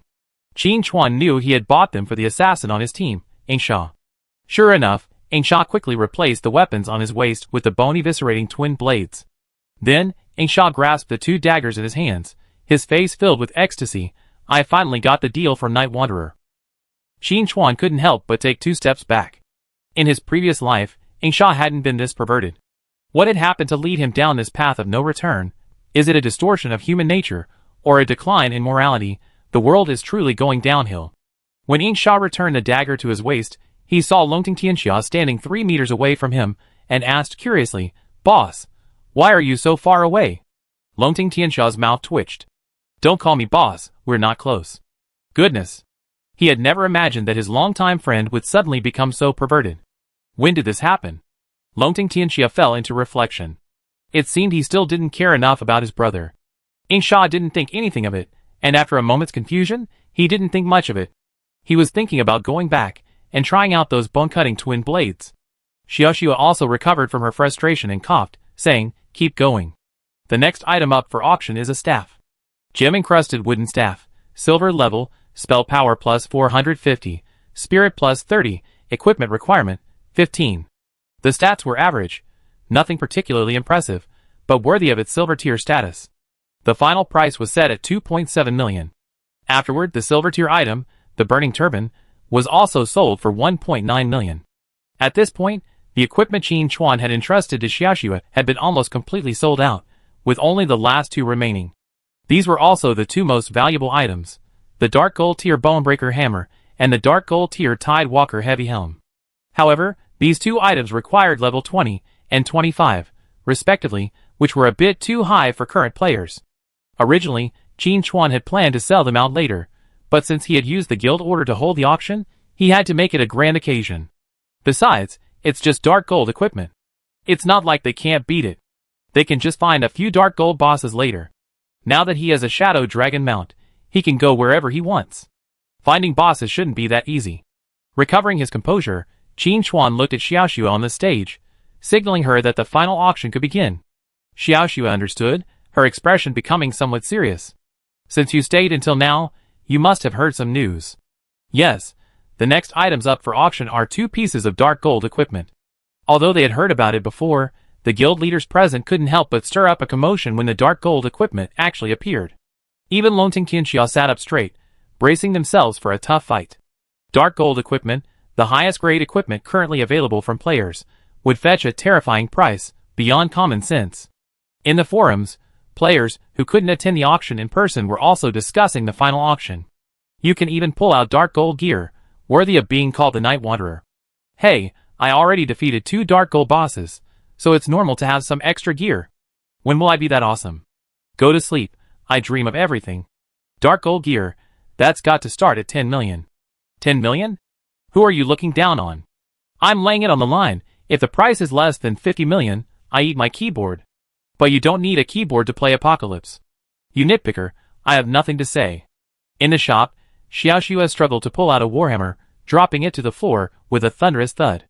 Bone Crusher, dark gold, two-handed weapon, attack plus 2000, strength plus 100, level requirement, 20, strength greater than 300.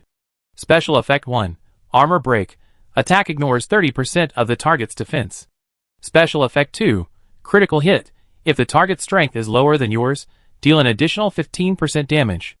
As the attributes were displayed, a sound of heavy breathing could be heard from the audience. Top-notch, absolutely top-notch. Not only does it have incredibly high attack power, but 2 special effects further increase its damage. With this Bone Crusher, they could take on even high defense bosses. Xiaoxiu looked around and slowly said, before we officially start bidding, let me first state what Boss Yushin said. Boss said, we prioritize bartering for dark gold assassin equipment. There were few responses. They wanted to offer dark gold assassin equipment, but they had to have it.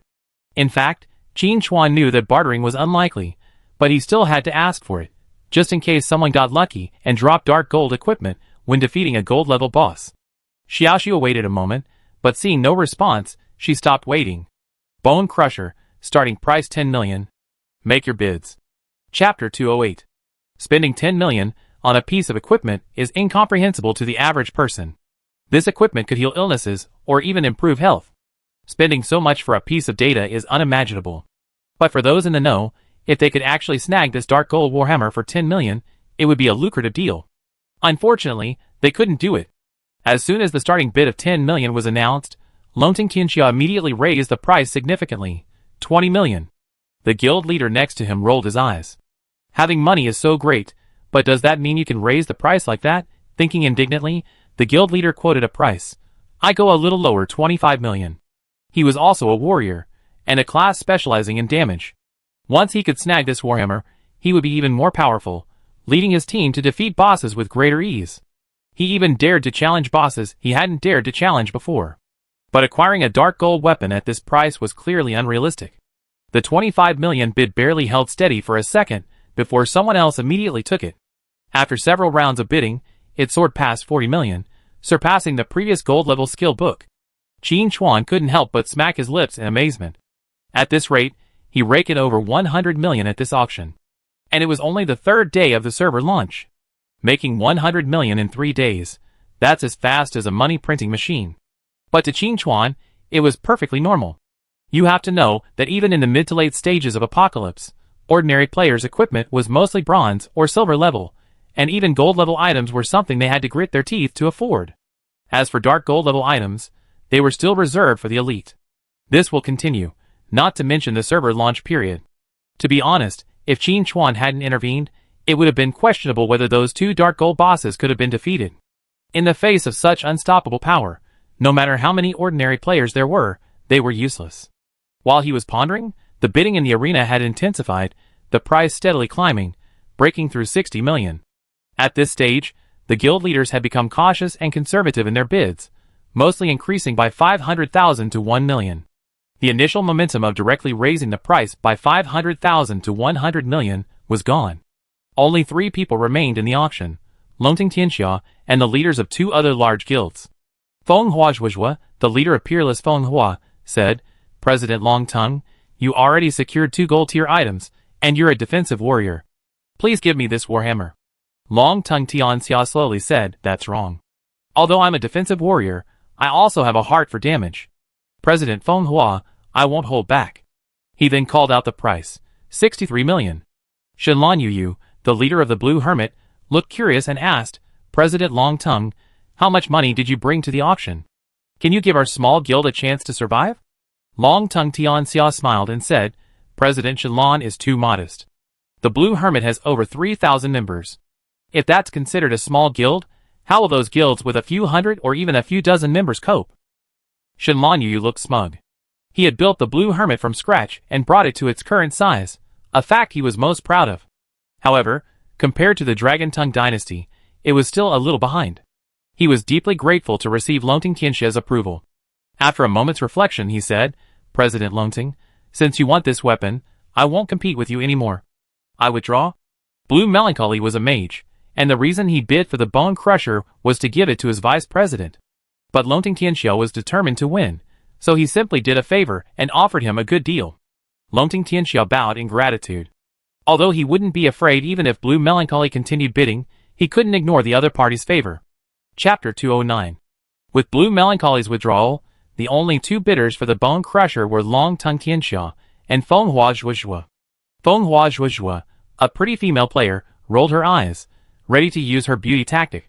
She said in a sweet voice, Brother Long Tongue, just give me this weapon, okay? Long Tongue Tianxia remained unmoved. Huh, you think he'd give up with just 3 words?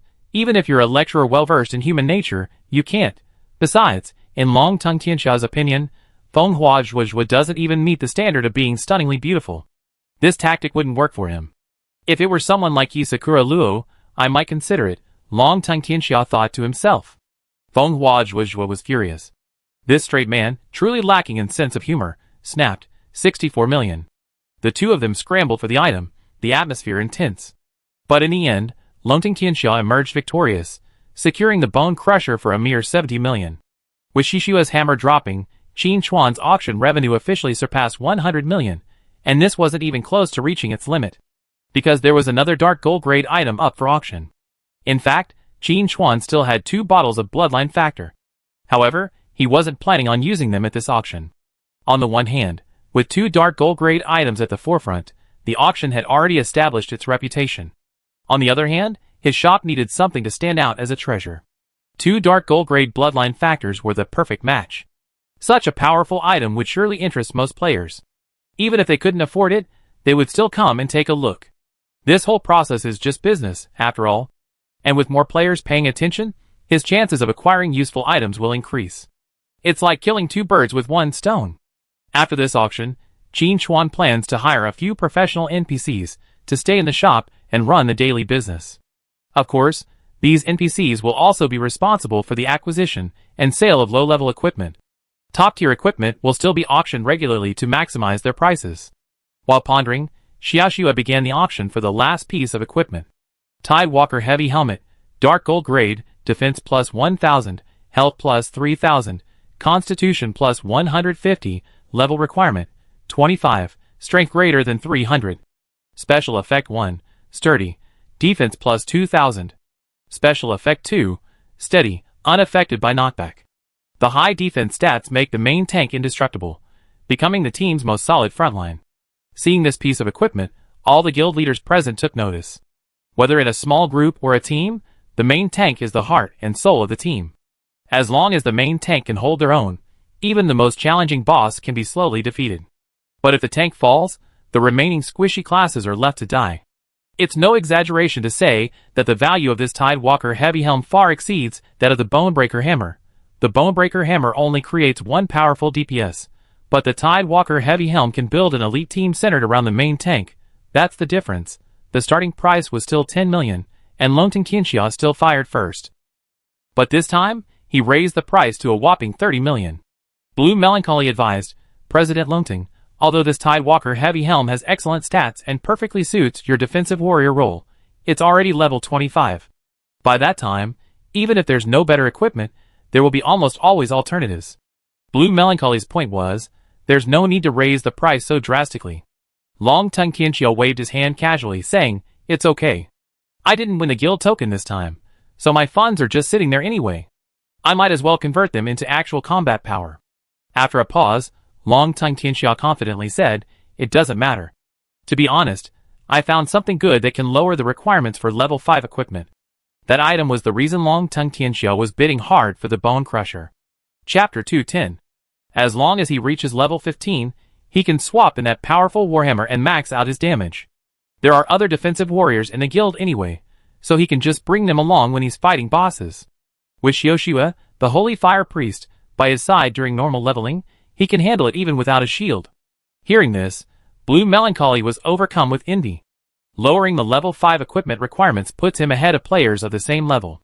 The benefits are self-evident. This is truly priceless. Qin Chuan was a bit surprised. I didn't expect Longting Tianxia to be so lucky, actually getting a master token. It's a weakened version of the Overlord certificate. The Overlord certificate lowers the equipment requirements by 10 levels, while the master token is only level 5. Don't underestimate the difference of 5 levels. In practice, the difference is truly enormous.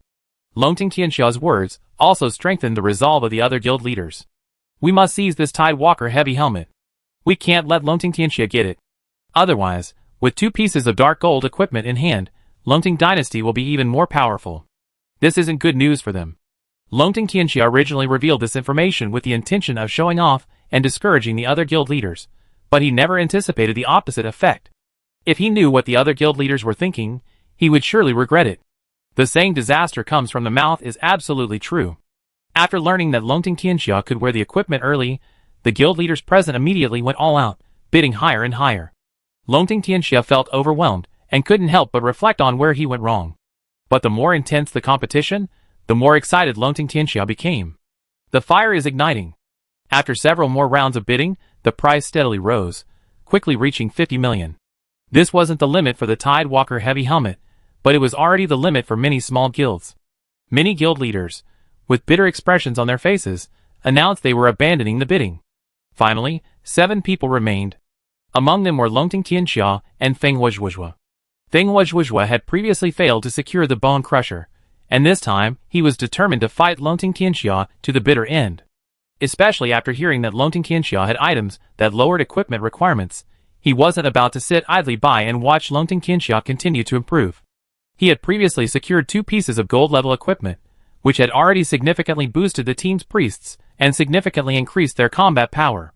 If Longting Tianxia could secure 2 more pieces of dark gold equipment, Longting Dynasty would very likely become the top guild in Apocalypse. The first person to create a guild was Night Wanderer, but he was a lone wolf player with no foundation, so the guild could only be small and elite, recruiting only elite players. But Longting Dynasty was different. Spanning multiple games, the guild is brimming with talent, ready to soar to prominence with just a little push. Apocalypse's resources are limited. If Dragon Dynasty takes more, they have less. As one side gains, the other loses. The gap widens. Feng Wuzhuozhua's beautiful eyes flickered as she contacted several guilds that had announced their withdrawal, asking them to support her bid for the Tidewalker heavy helmet, promising that once the equipment was acquired, they would share it among the guilds. This proposal intrigued several guild leaders. Besides, they also didn't want to see Dragon Dynasty continue to grow stronger, so they readily agreed. With this new infusion of funds, Feng Wuzhuozhua suddenly became more assertive and generously raised her bid, 60 million. Longting Tianxia was immediately on guard. This woman had come with ill intentions. She didn't look like a good person. But there was no way he was going to give up. He immediately countered with a price, 65 million.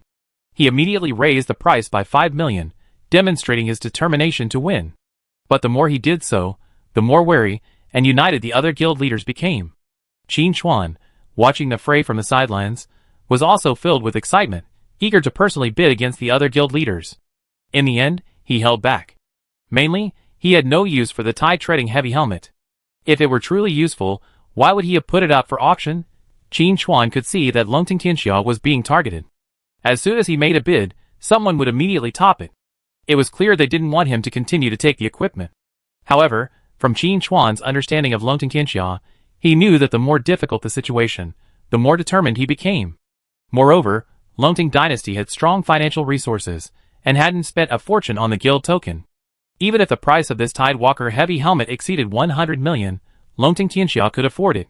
Money really allows you to do whatever you want, Qin Chuan thought to himself. He actually supported Longting Tianxia's acquisition of the Tidewalker heavy helmet. This piece of equipment could be a guild heirloom. It could be passed down from generation to generation, forging elite teams. Together, they would form a powerful team. As he pondered, the situation on the field gradually became clear. Even if the other guild leaders were reluctant, they were already showing signs of weakness in the face of Longting Tianxia's financial offensive. But Longting Tianxiao wasn't feeling well either. The price of the Tide Walker heavy helmet had already exceeded 80 million. It was frighteningly high.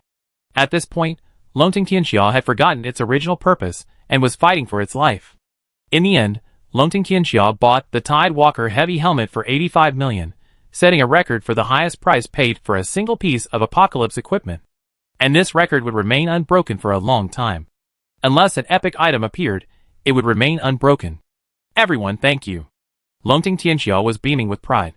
The surrounding guild leaders were speechless. How rich is this guy? He bid without blinking. Did he get all his money from the wind? That's outrageous. Seeing no further bids, Xiaoxua raised her hammer. 85 million once, 85 million twice. 85 million 3 times. Congratulations to guild leader Longting for winning this Tide Walker heavy helmet. After receiving the equipment, Longting Tianxiao examined it carefully, liking it more and more. With the sale of the Tide Walker heavy helmet, Qin Chuan's revenue from the auction went from over 100 million to over 200 million. In the end, Qin Chuan took home over 230 million. This figure is almost as high as the price of a guild token. After the equipment auction was over, Qin Chuan stepped onto the stage, taking Xiaoxua's place, and announced, "Everyone, this auction is officially over. Welcome everyone." The guild presidents applauded. This auction will surely leave a lasting mark in the history of Tianqi. And the names of those who participated will also be known far and wide. The thought of this filled everyone with excitement. Chapter 211. Although the auction was over, the topic of the auction continued to heat up. A large number of posts appeared on the forum, discussing the various records of the auction. The most valuable item in Apocalypse is actually this. A 200 million. This is the strength of Apocalypse's strongest players. Why is Night Wanderer a god? The first thing to discuss is, newbie, is this game difficult to get started? Can those who have only played FPS games come in and farm? Join Peerless Wind, and you may be the next Night Wanderer. Longting Dynasty sincerely invites everyone to join. Once you join, you're a brother. The richest guild leader in the server will help you soar. There's no way around it. This auction was simply outrageous. For the first time, players discovered how valuable game items could be. Whether it was a 270 million guild token, a 40 million skill book, or a Tide Walker heavy helmet that was sold for 85 million, it was beyond the imagination of ordinary players. The Apocalypse team wasn't idle either, directly buying out the trending search terms and breaking the circle. Even those who hadn't previously paid attention to Apocalypse, or even those who never played games, were eager to try. They also wanted to become the Night Wanderer. To put it another way, even if they couldn't reach that level, they could at least earn a few thousand yuan to live on. Among them was Qin Chuan's former colleague, Lu Daong, who had initially dismissed Qin Chuan's advice. After all, for a middle-aged man his age, playing games would be considered a distraction, and he'd probably be nagged by his wife. But now it was different. He could earn millions, even hundreds of millions, playing games, a sum he couldn't even imagine. Lu Daong secretly resolved to use his own savings to buy a gaming helmet, no matter how much his family objected. However, Lu Daong was surprised to find a gaming pod at home when he returned home with a headset. Lu Daong was shocked. His wife, usually sullen, greeted him with a smile for the first time. "Old Lu, I heard there's money to be made in Apocalypse. You're sitting around after work anyway, so why not give it a try? Maybe you find something to gain." Lu Daong was hesitant, but mostly excited. Perhaps this was his chance to change his fate. It wasn't just Lu Daong. Attracted by the popularity of Apocalypse, more players were flocking to the game. Among them were many of the top 100 or even top 10 players Qin Chuan had known in his previous life. Qin Chuan's rebirth had indeed brought about a butterfly effect. Countless top players were about to emerge and take their place in Apocalypse. But this was something Qin Chuan was happy to see. The stronger the overall strength of the players, the fewer casualties will occur when the Day of the Gods' Descent arrives. In addition, with more experts, his peak guild will be able to attract more members. Qin Chuan had previously searched for friends, and found that some familiar IDs hadn't been registered yet. This meant that those players hadn't yet entered the game. Now that Apocalypse is going viral, at least some players can enter the game early. Then he could use his connections to recruit those players into the guild, using both emotional and logical persuasion to convince them to settle down in Peak. And Peak, with the help of those top players, would become the strongest guild in Apocalypse. Excellent. The discussion should get even more heated, Qin Chuan thought to himself. He then closed the forum and found Lei Huo. Lei Huo had also participated in the auction, but as an NPC, He merely watched and didn't participate. The auction was over. Seeing Qin Chuan approach, Lei Huao congratulated him. "Warrior, this auction was a great success. I'm sure this will soon become the most famous shop in Bailey City." Qin Chuan said modestly, "Instructor Lei, you're too kind." Then, Qin Chuan expressed his thoughts. "Instructor Lei, I'd like to hire a few professional store assistants. Do you have any suggestions?" Chapter 212. Lei Huao pondered for a moment and said, "I have some connections with the president of the Bailey City Chamber of Commerce. You can just go directly to him." Qin Chuan bowed and said, "Thank you, Instructor Lei." Lei Huao waved his hand nonchalantly. "These are all trivial matters, not worth mentioning." Qin Chuan couldn't stay in the shop 24 hours a day. That would be a waste of time. Hiring NPCs was imperative. He wasn't worried about NPCs harming his shop. He hired them from the Chamber of Commerce, so if anything went wrong, he could just go directly to the Chamber of Commerce. Furthermore, players could set the permissions of the shop NPCs. Even if they were unlucky enough to encounter a malicious NPC, the most they would lose would be a small amount of money. The NPC couldn't take away those precious items. In this regard, Tianqi sided with the players. With Lei Huao leading the charge, the matter was quickly completed. 3 NPCs arrived at the shop and officially announced the opening of Qin Chuan's shop. As planned, Qin Chuan directly listed the 2 bottles of Bloodline Factor in the shop, using an auction format. All players could bid. If no one else bid within 2 hours, the item would be the winner. As soon as the Bloodline Factor was listed, Qin Chuan received private messages from several guild leaders. "Boss, why don't you put this good stuff up at the auction? It actually increases growth. This thing is incredible." Longting Qianxia also sent a message. "Boss, you actually have a trick up your sleeve. I'm impressed."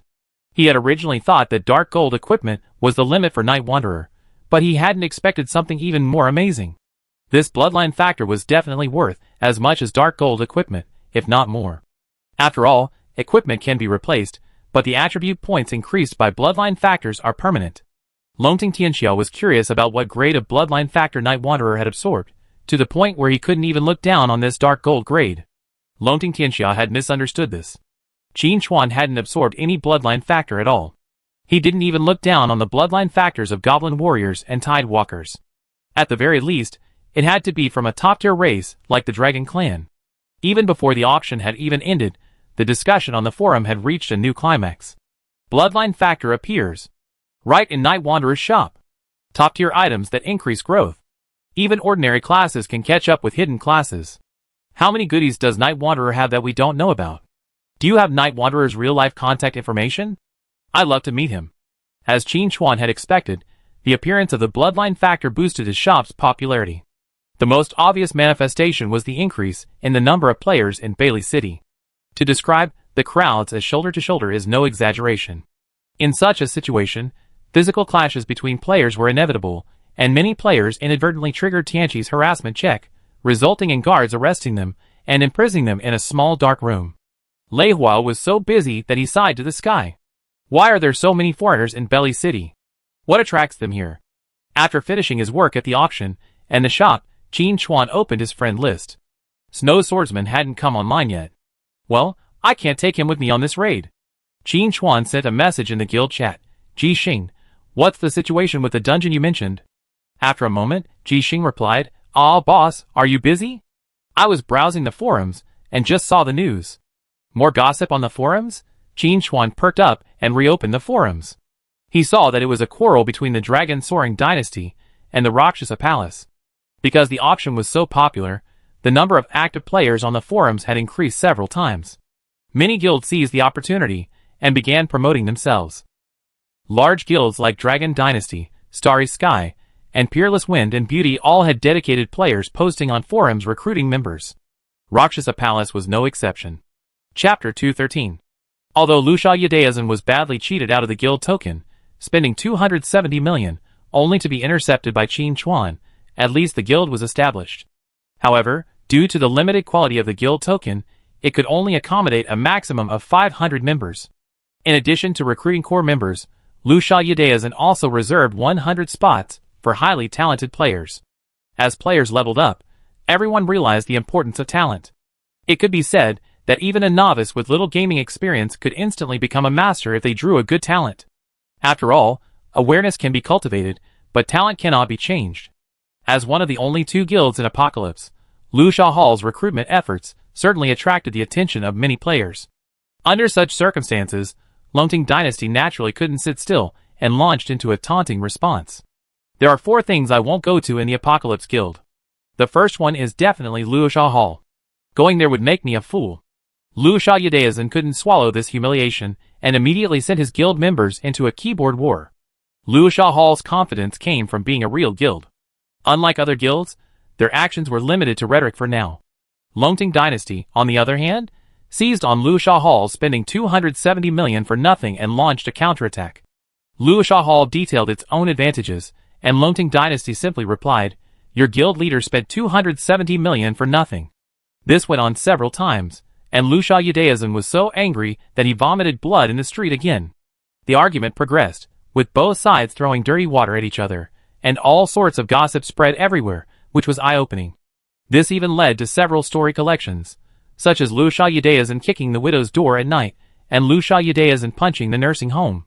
Of course, the Rakshasa Hall wasn't to be outdone, fabricating a series of spectacular tales, including the story of Dragon Soaring World and the male secretary. Ji Xing was so engrossed in gossip that he almost forgot there was a dungeon to complete. Qin Chuan, after reading the post, was quite amused. The other members of the club also read with gusto, but they remembered they had business to attend to and closed the forum.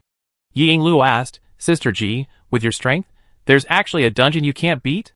That seems really difficult." Qin Chuan quite agreed with this. Although Ji Xing hasn't reached the heights of her previous life, she's still not to be underestimated. She said the dungeon was difficult, and it seems it really is. Xiao and Jing didn't know Ji Xing well, so they didn't comment. Instead, they asked, "What's so special about that dungeon?" Ji Xing replied, "It's not difficult, but it's very targeted at mechanics. The dungeon has a permanent condition that reduces the damage taken by ammunition to monsters and bosses by 80%. I see. With such high damage reduction, the mechanic could only stare blankly. After all, not everyone could deal true damage like Qin Chuan." With this in mind, Qin Chuan decisively said, "Let's start the group. Those who want to go sign up." Ji Xing, me. Yi Sakura Luo, +1. Xiao, +2. Jing, +3.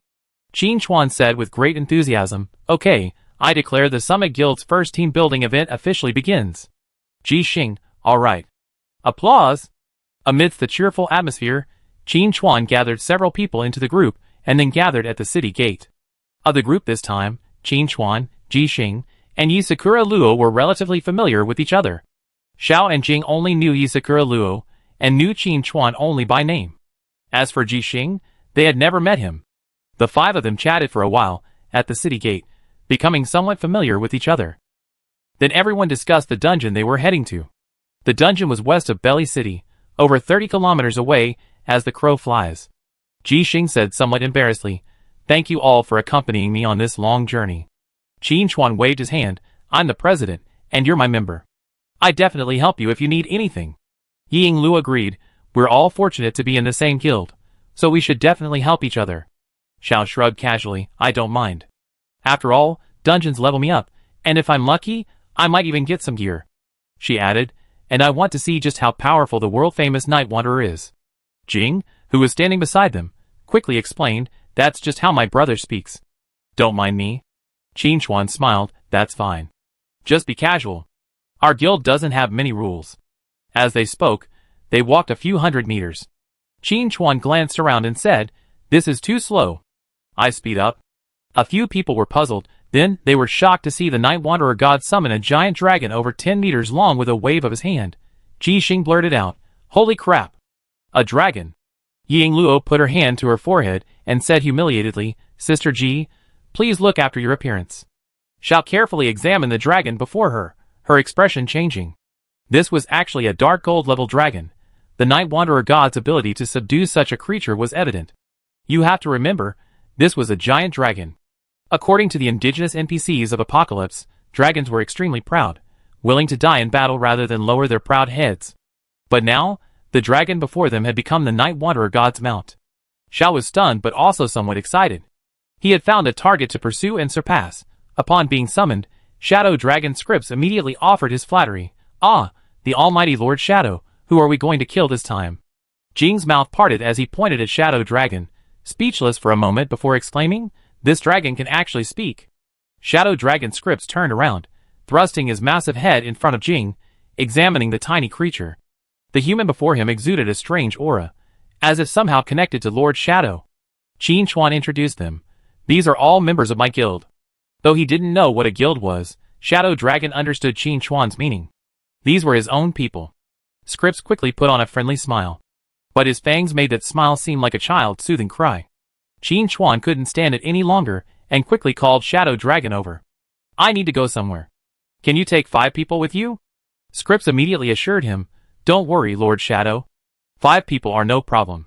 Qin Chuan nodded and jumped onto Shadow Dragon's back first, then invited everyone else, "Come on up." Several people climbed onto Shadow Dragon's back one after another, excitedly touching everything. Shadow Dragon didn't take it seriously. With a flap of his wings, he soared into the air, transforming into a black meteor streaking across the sky. Chapter 214. With Shadow Dragon's strength, carrying 5 people aloft isn't exactly easy, but it's certainly not a problem. The land swept backwards at a rapid speed, covering over 10 kilometers in the blink of an eye. Such a high speed made Ji Xing and the others envious. You have to understand that at this stage, players basically don't have mounts, and navigating the wilderness relies entirely on their own 2 legs. Assassins and archers with agility points are fine, their speed is relatively guaranteed, but other classes can only watch helplessly. Ji Xing said with anticipation, "Wait until I build the destroyer, and traveling will be easy." Qin Chuan frowned. If the invincible destroyer knew it had become a means of transportation, it probably wouldn't want to be built. But if you really want to use the destroyer as a means of transportation, you have to be prepared to spend money like water. This thing can't be used directly after it's built, it requires energy. It's no exaggeration to say it's a money-eating beast. But on the other hand, its combat effectiveness is absolutely guaranteed. Even Shadow Dragon Scripps would have to expend considerable effort to defeat a destroyer of the same rank, let alone a weaker boss. Even if it wasn't directly destroyed, it was considered strong. As they chatted and laughed, the Shadow Dragon began to slow down. Qin Chuan's spirits lifted. We had reached our destination. After the Shadow Dragon landed, Qin Chuan retrieved it into his special mount space and surveyed the surroundings. Judging from the various debris scattered around, this place was once a goblin territory. If it were goblins, then it made sense that the materials needed to craft the destroyer would be found in the associated dungeon. In Apocalypse, goblins are synonymous with cunning and greed, with green skin, short stature, and hideous, ferocious features. At first glance, they look like goblins. Yet, there are fundamental differences between the two. Disregarding appearances, the wisdom of goblins should not be underestimated. This is something goblins cannot match. Goblins are not only adept at business, but also master alchemical technology. Some powerful individuals can even transform into alchemists, possessing considerable combat effectiveness. Through alchemical technology, goblins have created a variety of mechanical artifacts, making them one of the few races in the Apocalypse continent capable of climbing the technological ladder. However, goblin creations often carry an unstable element, threatening to explode at any moment. The saying that goblin creations are truly astonishing is widely circulated in Apocalypse. Qin Chuan recalled that, if he remembered correctly, this dungeon was called the Rich Mine, a goblin mining site. Thinking, Ji Xing pointed to a nearby location and said, "That's the dungeon entrance." Ji Xing led the way, and the others followed closely behind. Ying Luo asked, "How difficult is this dungeon?" Ji Xing replied, "This is a special dungeon. You need to clear the special mode to fully activate it. The special mode also has 4 difficulty levels: Normal, Adventure, King, and Nightmare. The materials I need will only be found at least at Adventure difficulty." Qin Chuan took over. "If I'm not mistaken, the higher the difficulty, the greater the chance of finding the materials." Ji Xing nodded. "As expected of a master, you guessed it right. Indeed, the drop chance at Adventure difficulty is about 20%, King level 50%, and Nightmare level 100%. But I entered it once before, and the monster stats were so outrageous, coupled with the damage reduction, that I had to back out." Xiao said, "With Night Wanderer here, we should at least try King level." Jing quietly tugged at Zhao's sleeve. They had just joined Peak, so they should talk less and do more. The difficulty level should be decided by the guild leader, Night Wanderer. Qin Chuan heard Zhao's hidden meaning and noticed Jing's subtle movements, but he didn't take it seriously. This time, he wasn't familiar with the siblings yet, so it was normal for them to have their own opinions.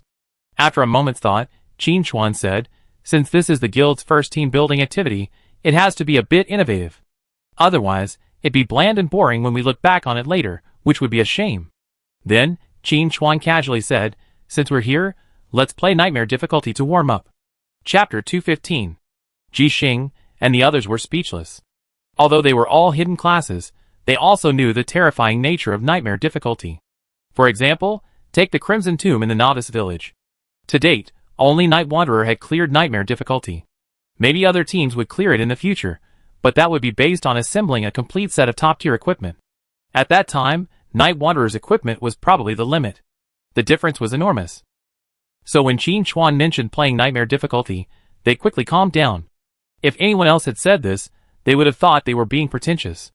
But when Night Wanderer said it, they just felt like they were winning without any effort. Ji Xing excitedly said, "If I can clear the Nightmare level, my material collection progress will be significantly improved." "Thank you, Guild Master." Qin Chuan waved his hand. "We're all family, no need to be so polite. Besides, I said before, this isn't for nothing. Once you create the destroyer, unless there are special circumstances, you must make sure to participate in guild events." Ji Xing nodded repeatedly. "I'm not someone who just takes favors without doing anything. You helped me so much, I definitely repay you wholeheartedly." As he spoke, Ji Xing paused. But he didn't see the dungeon entrance. Ji Xing explained, "This dungeon is only accessible to me. Only by completing the special mode can it be unlocked as a permanent dungeon." Everyone suddenly realized, then gasped in amazement. "Surely, there's even such a setting. Interesting." Qin Chuan wasn't surprised. Amidst everyone's anticipation, Ji Xing manipulated the dungeon, and a translucent vortex appeared on the clearing. Qin Chuan handed the captaincy to Ji Xing, letting him choose the difficulty. Nightmare level. Ji Xing didn't hesitate, selecting the highest difficulty. The dungeon entrance suddenly turned a crimson red, with a faint skull looming, signaling the terrifying nature of the difficulty. Without hesitation, everyone entered the dungeon. Ding! You entered the Rich Mine, difficulty Nightmare level.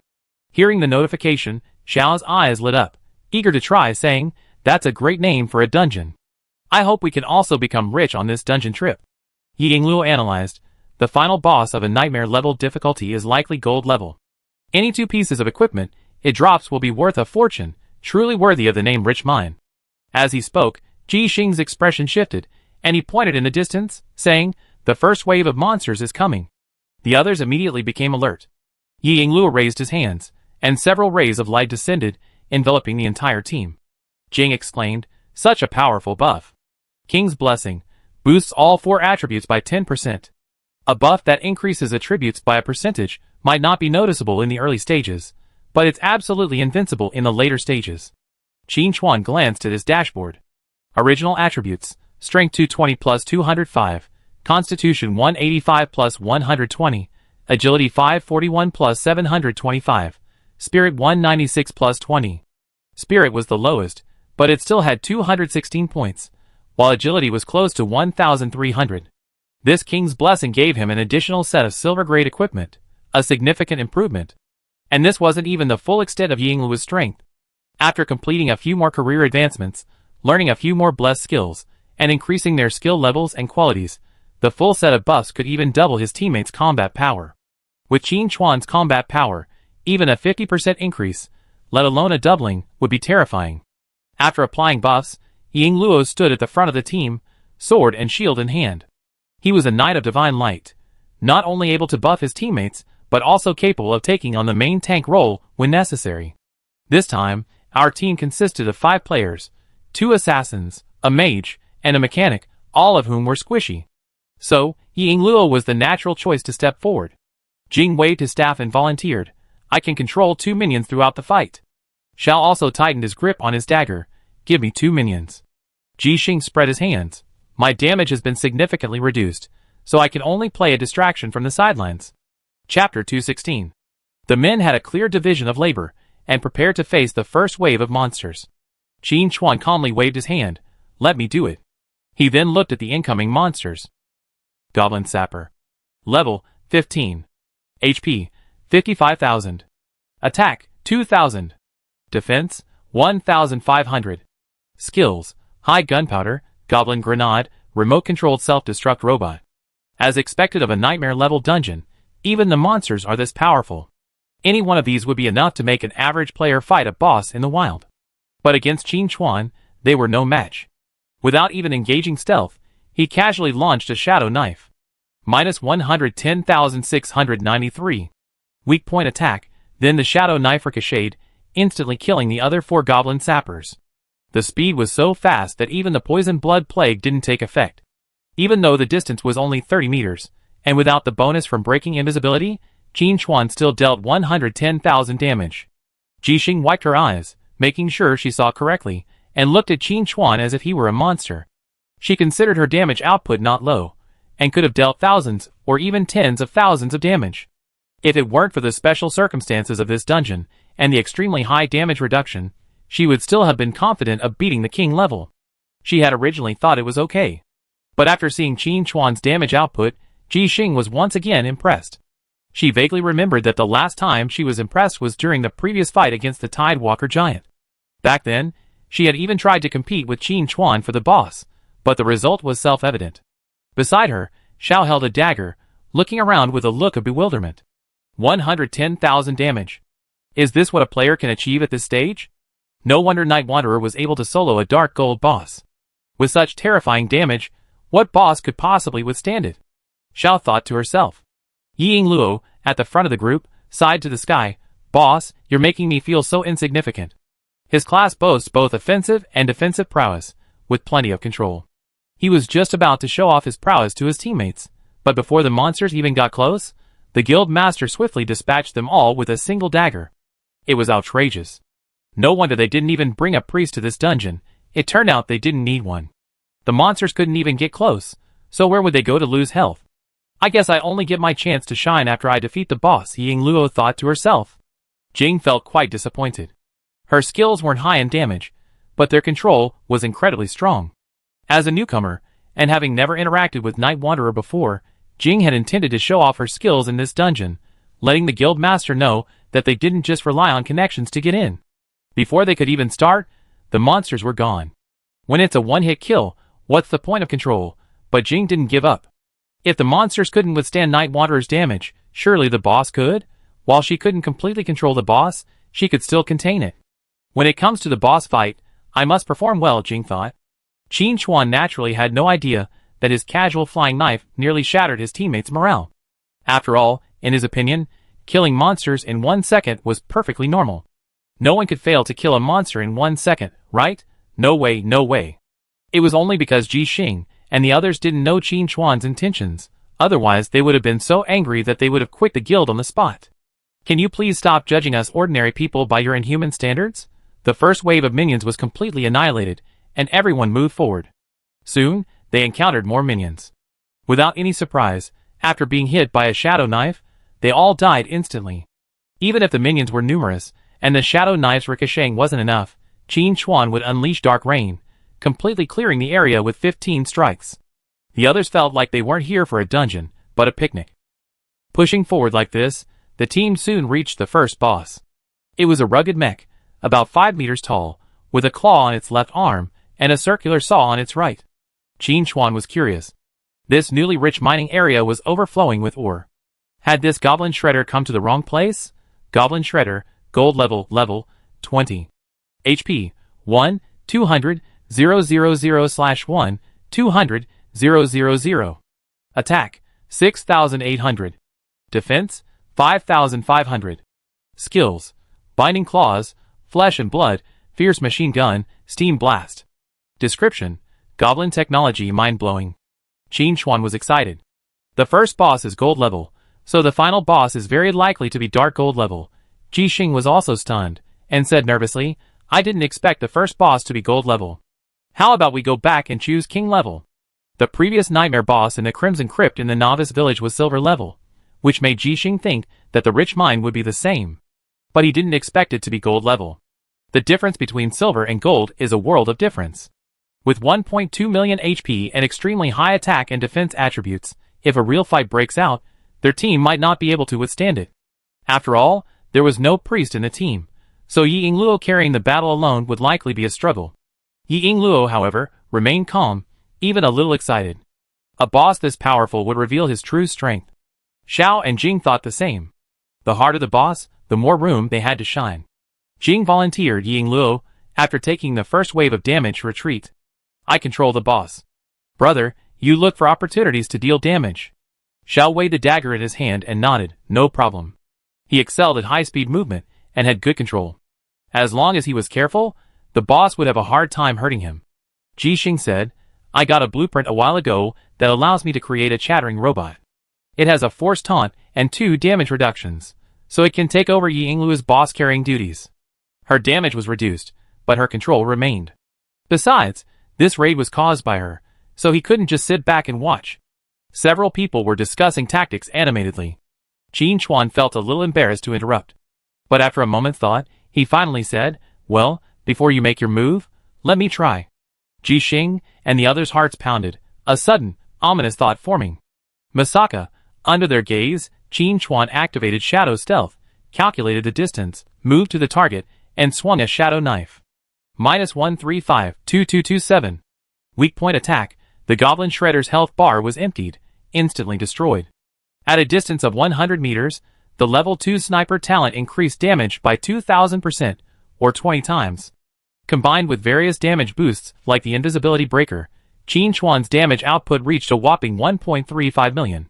The boss only had 1.2 million health, so how could it possibly withstand such a blow? It was instantly destroyed. The scene was completely silent. Chapter 217. Qin Chuan thought it was perfectly normal to instantly destroy a gold-level goblin timber saw with a single flying knife. But in the eyes of his 4 teammates, it seemed incredibly unusual. Xiao muttered to himself, I thought 110,000 damage to instantly kill a monster with tens of thousands of HP was the limit, but I didn't expect it to be so insignificant. Yingluo took over. I was still trying to figure out how to combine my skills for seamless control, but I didn't expect the boss to end the battle with just one move. Jixing calculated for a long time before finally coming to a conclusion. Even if I built the destroyer, I wouldn't be a match for the president. Jing remained silent, but the admiration in his eyes was undeniable. As expected of the recognized number 1 in the server, he was truly amazing. Qin Chuan said modestly, you're exaggerating. I still have a lot of room for improvement. He spoke with a serious tone. Because he wasn't just talking nonsense. He was only level 20, his best equipment was only dark gold, and his talents and skills hadn't even been fully upgraded. Putting aside other things, just talent alone, a level 2 sniper god is clearly not the limit. Even a level or 2 higher would multiply his damage exponentially. And Qin Chuan's goal has never been just to be number 1 in the server, but to be the god among them. As for whether he encounters stronger foes after the day of the god's descent, that's uncertain.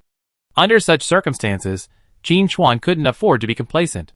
And for Jixing and the others, it was precisely Qin Chuan's candid attitude that made him even more hurtful. They were considered among the best players, and anyone would call them Big Boss.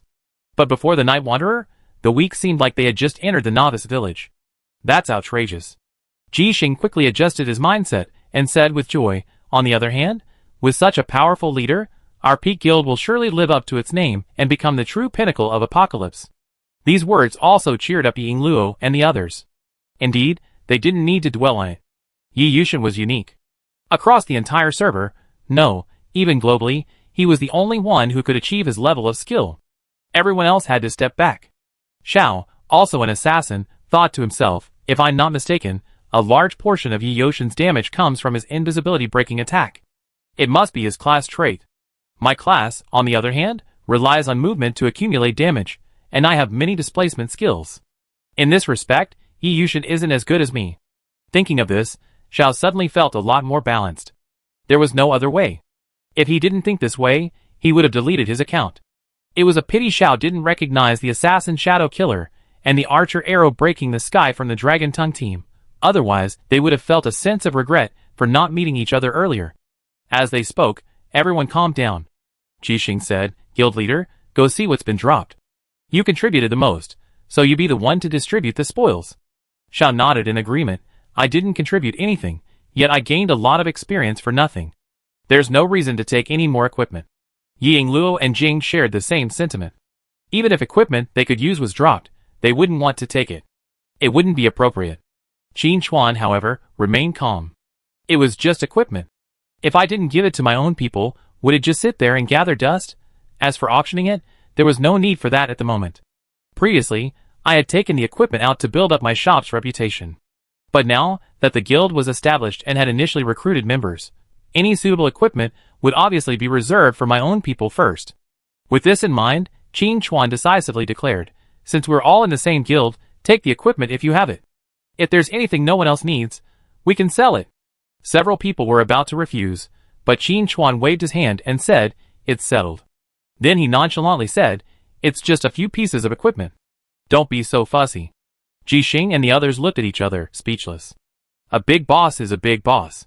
Equipment that others fight over is like weeds on the side of the road, something he casually disposes of. Chapter 218. Qin Chuan walked forward and picked up the 2 golden balls of loot. 2887 self-destruct robot design drawings, gold level. Material requirements: high gunpowder *10, magic iron ingot *5, eternal gold screw *10. Please stay as far away as possible when using to avoid accidental injury. Qin Chuan directly handed it to Ji Xing. Yours. Ji Xing took it and looked at the properties. He did not refuse and accepted it generously. It seems that it is not limited to the use of the manufacturer himself. I will equip everyone with a few later. The explosive power should be quite powerful. Ying Luo said happily. Thank you, Sister Ji. Ji Xing waved his hand. If you want to thank someone, thank the president. Qin Chuan checked the second piece of loot. Steam power hammer, gold level, attack power plus 1200, strength plus 50, level requirement, 20. Special effect. Attack has a 5% chance of stunning the target for 2 seconds. A one-handed hammer, similar in shape to a claw hammer, likely a goblin lumberjack driver's personal tool. As a driver, carrying a hammer is perfectly normal. Qin Chuan and Xiao are both assassins, their preferred weapons being daggers. Ji Xing is a mechanic, his weapon being an automatic pistol. Jing, as a mage, would never wield a hammer. Qin Chuan looked at Ying Luo. Ying Luo waved his hands repeatedly. Boss, my class is limited to sword and shield, so I can't use a one-handed hammer. The others looked at each other. Qin Chuan hadn't expected to find a gold-level piece of equipment unavailable to him, which was quite embarrassing. He could only put the hammer in his backpack and look for a chance to sell it later. Even though no one present could use it, the hammer's attributes were quite impressive. The special stun effect is a truly powerful PK skill. Once triggered, it's sure to leave the opponent in a state of utter despair. Leaving the first boss's area, the team continued their advance. Qin Chuan was still at the forefront, instantly dispatching enemies along the way. The team members were so bored they were practically pulling out their mahjong tiles. They wanted to fight, but Qin Chuan politely declined. The reason was that they were too slow. Several of them quite agreed. While their damage was considerable, it was still nothing compared to the guild masters. The guild master's skill took 1 second to clear a wave of monsters. For them, it would take at least half a minute. It was indeed too slow. They pushed forward without stopping, and before reaching the second boss, Ji Xing and the others were already leveling up. The experience points in the Nightmare Dungeon were incredibly generous. Qin Chuan checked his own experience bar. It was already halfway through. He figured he'd at least level up after completing this dungeon. If the dungeon is large and has enough monsters, there's even a chance of leveling up twice. Although this possibility isn't very high. Strolling leisurely, the team soon arrived at the second boss. A goblin wearing a rocket pack and wielding a flamethrower. Qin Chuan calculated his position and was about to sneak in when he heard Ying Luo say, President, I know you're anxious, but hold on. Let's try this, boss. Xiao also volunteered, President, you worked hard all this way. Rest for a while. If you can't defeat us, we let you take on.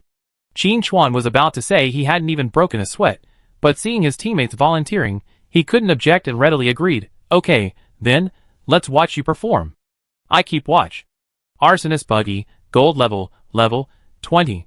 HP, 1-000/1-000-000. Attack, 8,500. Defense, 4,000.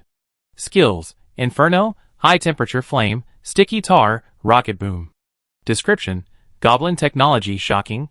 Unlike the first boss, the Goblin Timber Saw, this Goblin boss doesn't rely on massive alchemical machinery, but rather a set of individual combat equipment.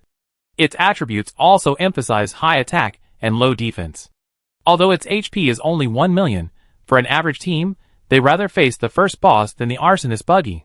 High HP and high defense can hold their own, but high attack is truly difficult to withstand. If the main tank can't hold their own, their teammates will be left to die. Sakura Luo gripped his shield tightly, ready to face the challenge. To be honest, he wasn't entirely sure if he could hold his own against this boss. Chapter 219. This boss's attack power is simply too high. 8,500 points, nearly the limit for a gold-level boss. One skill would likely drain his health bar. But they already asked the guild leader to join the fight, so they had to fight even if they couldn't. After a moment's thought, Luo said, "What crowd control skills do you have, and how long are their cooldowns?" Since it was a small group battle, they had to plan their skill chains to avoid wasting crowd control. Gold-level bosses already have a strong crowd control reduction effect. If crowd control attacks were repeated, the battle would be difficult. Jing said, "I have a skill called Mirror Deflection, which blocks 3 times of damage and has a 30-second cooldown. I also have Mirror Trap, which transfers the target into the mirror realm and has a 2-minute cooldown." Luo praised, very powerful skills. He was confident he could dodge some of the boss's attacks, though not all. But combined with Mirror Deflection, his survivability would be much better. If he can't hold on any longer, he can use Dilemma to control the boss, giving him a chance to cast Divine Light to recover health. Jixing added, "My Chatterbot can force a taunt, which can withstand 2 attacks and has a 20-second cooldown. Besides that, I can also cast Freeze Grenade, which freezes the target with a 30-second cooldown. However, for a gold-tier boss, it only lasts for 2 seconds." Luo calculated that the combination of damage tolerance and control chains would be enough to keep his health at a safe level. But as the battle drags on, without a priest, collapse is inevitable. So, the key to this battle is how much damage they can deal before he collapses. Xiao gripped the dagger tightly and said solemnly, "As long as you can hold aggro, my damage output will not disappoint you." Luo didn't ask further questions, simply saying, "I leave the damage to you." Then he looked at Qin Chuan and asked, "President, shall we attack?" Qin Chuan nodded, "Go ahead, I watch from the side." With that, he activated Shadow Stealth. Luo drew his sword from his waist, raised his shield, and raised his hand, unleashing a beam of light from the sky. Divine Light Strike. The battle began. As Divine Light Strike launched, Luo pointed his sword, and light radiated from the tip, striking the boss with precision. The next second, Luo's body was drawn by an invisible force, transforming into a stream of light and rushing out, instantly closing the distance. Under attack, the boss naturally wouldn't sit still and wait for death. With a swivel of his gun, he aimed a shot at Luo. At this moment, Jing's skill arrived, and 3 smooth mirrors swirled around Sakura. The boss's attack landed, and the first mirror shattered. But its purpose had been accomplished. The damage was completely deflected, leaving no effect. Sakura steadied himself, raised his shield, and slammed it against the boss's head. Bang! Amidst the dull thud, several stars swirled above the boss's head. It was stunned. Sakura seized the moment and launched 2 slashes. At this moment, Xiao, having quickly moved behind the boss, also began to attack. 2 daggers flew up and down, and amidst the flashing swords, the boss's health began to decline. The damage wasn't much per hit, but it was frequent. After a brief stun, the arsonist regained consciousness, his face filled with rage, and he screamed, "Intruder, you deserve to die." As he spoke, he activated his rocket pack, and a multi-meter-long serpent of fire erupted from the muzzle, distorting the air. If it had hit, Luo's health would have been instantly depleted. Jixing, standing nearby, was prepared. The boss launched his Chatterbot as soon as he attacked. Force Taunt activated, and the boss unleashed a barrage of fire at the Chatterbot. Under the sustained damage, the Chatterbot was reduced to a pile of scrap metal. But it had accomplished its mission, successfully deflecting the boss's attack. If Luo's position is considered 0 o'clock, then Zhao's attack was at 6 o'clock. Jixing's Chatterbot, positioned at 3 o'clock, effectively avoided Luo and Xiao, eliminating the need for them to reposition. The brief exchange made Qin Chuan nod repeatedly, watching from the shadows. Although Jixing and the others had never teamed up before, their coordination was unparalleled. This was the master's awareness. The same skills, the same class, could be used in their hands to great effect. Not to mention, several of them were hidden classes, with even higher limits. Recovering his focus, Qin Chuan continued to observe the situation. As the flame ceased, the boss resumed its attack. Sakura Luo began to dodge the attacks. While her shield was enveloped in light, its defense skyrocketing. She simply withstood any attack she couldn't avoid. Jing's skills also granted 2 damage reduction bonuses. As a gold level boss, Arsonist Buggy was incredibly fast, and Yisakura Luo wasn't fully focused on agility, so both mirrors were quickly shattered. However, his high defense allowed him to withstand the blow, and his health dropped more slowly. A moment later, Yisakura Luo's health dropped below half, and Jing immediately unleashed his mirror trap skill, causing the boss to vanish from the scene. Taking advantage of this opportunity, Ying Luo continuously unleashed Divine Light, completely draining her health. The boss reappeared, and the battle resumed. After a few more exchanges, Jing once again inflicted mirror deflection on Ying Luo. When the mirror shattered completely and her health dropped below half, Ji Xing unleashed a freeze grenade, freezing the boss into an ice sculpture. This dungeon only limited her damage, not her crowd control abilities. Ying Luo's health was fully replenished, and she rejoined the battle in high spirits. As for Xiao, she dealt damage from start to finish. With everyone's cooperation, they quickly reduced the boss's health to 300,000. Qin Chuan calculated that if Ji Xing and the others were given a healer and a damage dealer, this 6-man team could easily defeat gold-level bosses below level 20. As for dark gold-level bosses, their equipment and skills would need to be upgraded before they could challenge them. As for damage, Snow's swordsman is certainly capable, but I'm not sure if he just retire right here. Let's ask him when he's online. As for healing, why not talk to Longting Tianxia and borrow Xiaoxue? Qin Chuan thought to himself. After some thought, he abandoned the idea. Xiaoxue was not only Longting Tianxia's chief advisor, but also Longting Dynasty's chief financial officer. She carried a heavy responsibility, and Longting Tianxia wouldn't let her go. Thankfully, Qin Chuan had a backup target. When the time was right, he would gradually recruit the top experts from his previous life into the guild, pushing it to the pinnacle. Chapter 220. When the boss's health reached its last 200,000, Ying Luo requested off-site assistance. His health was still healthy, but his team's control abilities were broken, and they definitely couldn't hold on any longer. If there was a healer to help, they could have whittled down the last bit of health. Alas, there wasn't one, so Qin Chuan had to finish the job. Qin Chuan didn't refuse, and with a single shadow dagger, he wiped out the boss's remaining health. Ying Luo looked a little ashamed. President, I didn't want you to take on this boss, but I just couldn't hold on any longer. Qin Chuan waved his hand. You're already very good. This is a gold-level boss, after all. Even a 6-man team might not be able to defeat it, let alone you, who only have 4. With an extra DPS and healer, we can definitely handle it. Even so, Ying Luo felt a little embarrassed. Xiao also sheathed her dagger and approached, her tone tinged with self-reflection. If only my damage was higher. Jing, unwilling to be outdone, said, if only I had one more crowd control skill. How embarrassing it is for you to say that. Ji Xing smiled wryly. This battle, my damage was practically non-existent. I only contributed a few crowd control moments. Honestly, I was the one holding them back. This dungeon is a must-do for mechanics gathering materials, but it's especially targeted at mechanics. Under the damage reduction debuff, Ji Xing's damage output wasn't even as high as the main tank, Yasakura Luo. This made her feel ashamed. The first attempt to participate in the battle didn't yield the desired results, and everyone felt the fault lay with themselves. Qin Chuan waved his hand with a heroic gesture, saying, it's just a minor setback. Why be so timid? Be magnanimous. Stand tall. Those at the top die in battle, not in regret. Hearing Qin Chuan's words, the others calmed down considerably. Indeed, one boss doesn't mean much. Qin Chuan's tone slowed. On the other hand, if you all nearly killed the boss in this situation, I find you 2 teammates later. That gold-level boss would be a piece of cake. Your targets should be dark gold-level bosses, or even higher. Ying Luo nodded. You're right, sir. I was just obsessed. Ji Xing regained his confidence.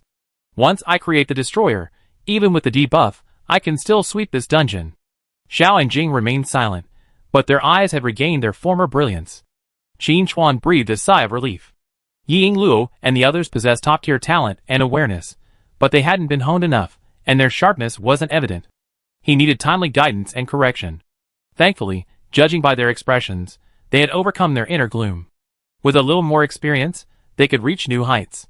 It's worth it for me to lead them to the dungeon. Qin Chuan thought to himself. He then stepped forward and took the 2 trophies into his pocket. Rocket Backpack Design Blueprint, Gold Level. Material Requirements, Precision Gunpowder *10, Heat-Resistant Shell *5, Mithril Ingot *10. Perhaps you should prepare a parachute in case of an emergency? Another blueprint. Nothing much to say, just give it to Jixing directly. After all, this dungeon was opened by her, and it is closely related to the mechanic.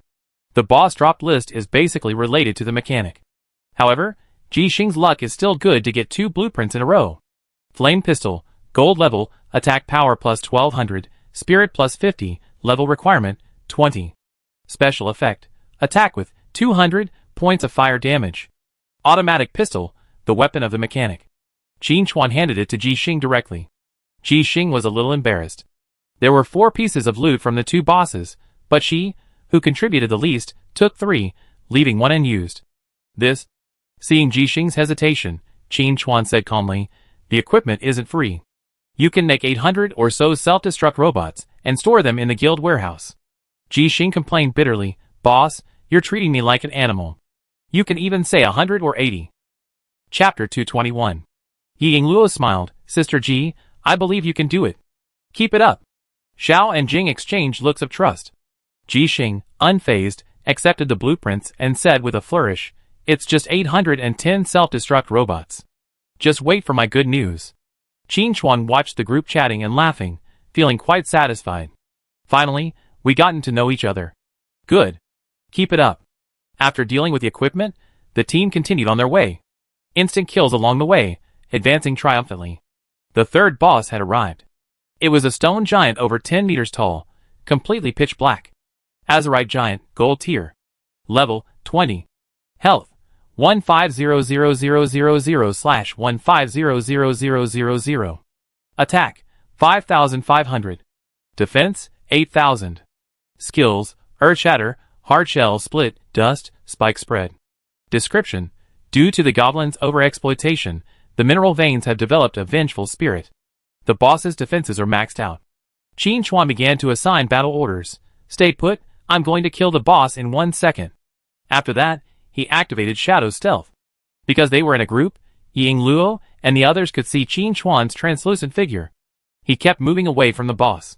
Move, keep moving, keep moving. He stopped when he was over 100 meters away, reduced to a tiny dot. Then, a pitch-black flying knife sliced through the air, emptying the boss's health bar. The battle was over. Xiao looked thoughtful. I speculated before that the president's talent is related to ranged attacks. Now it seems that it is. Ying Luo sighed, assassin with ranged talents. How did the president come up with such a fantastic combination? Jixing had the same thought. If she had a talent that increased range damage, she would definitely have chosen a marksman. But the president did the exact opposite. And the effect was exceptionally good. This is outrageous. Jing idly fiddled with the gem on the top of his staff, his tone firm.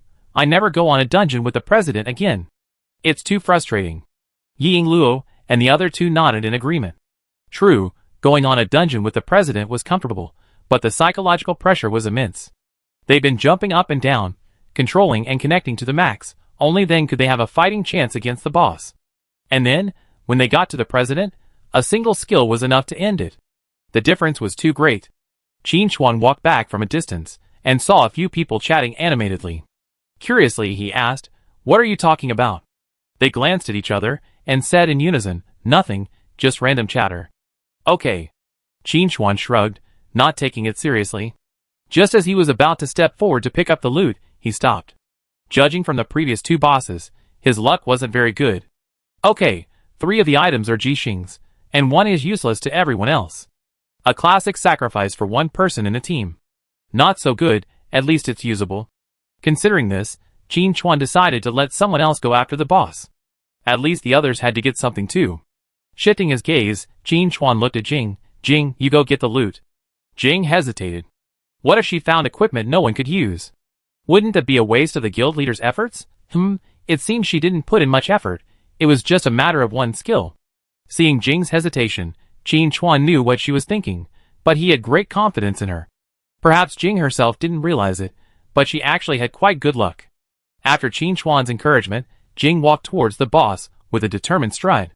Soon, the 2 loot items were posted on the team chat. Qin Chuan's eyes were deep. As expected, having someone else deal with the boss had a miraculous effect.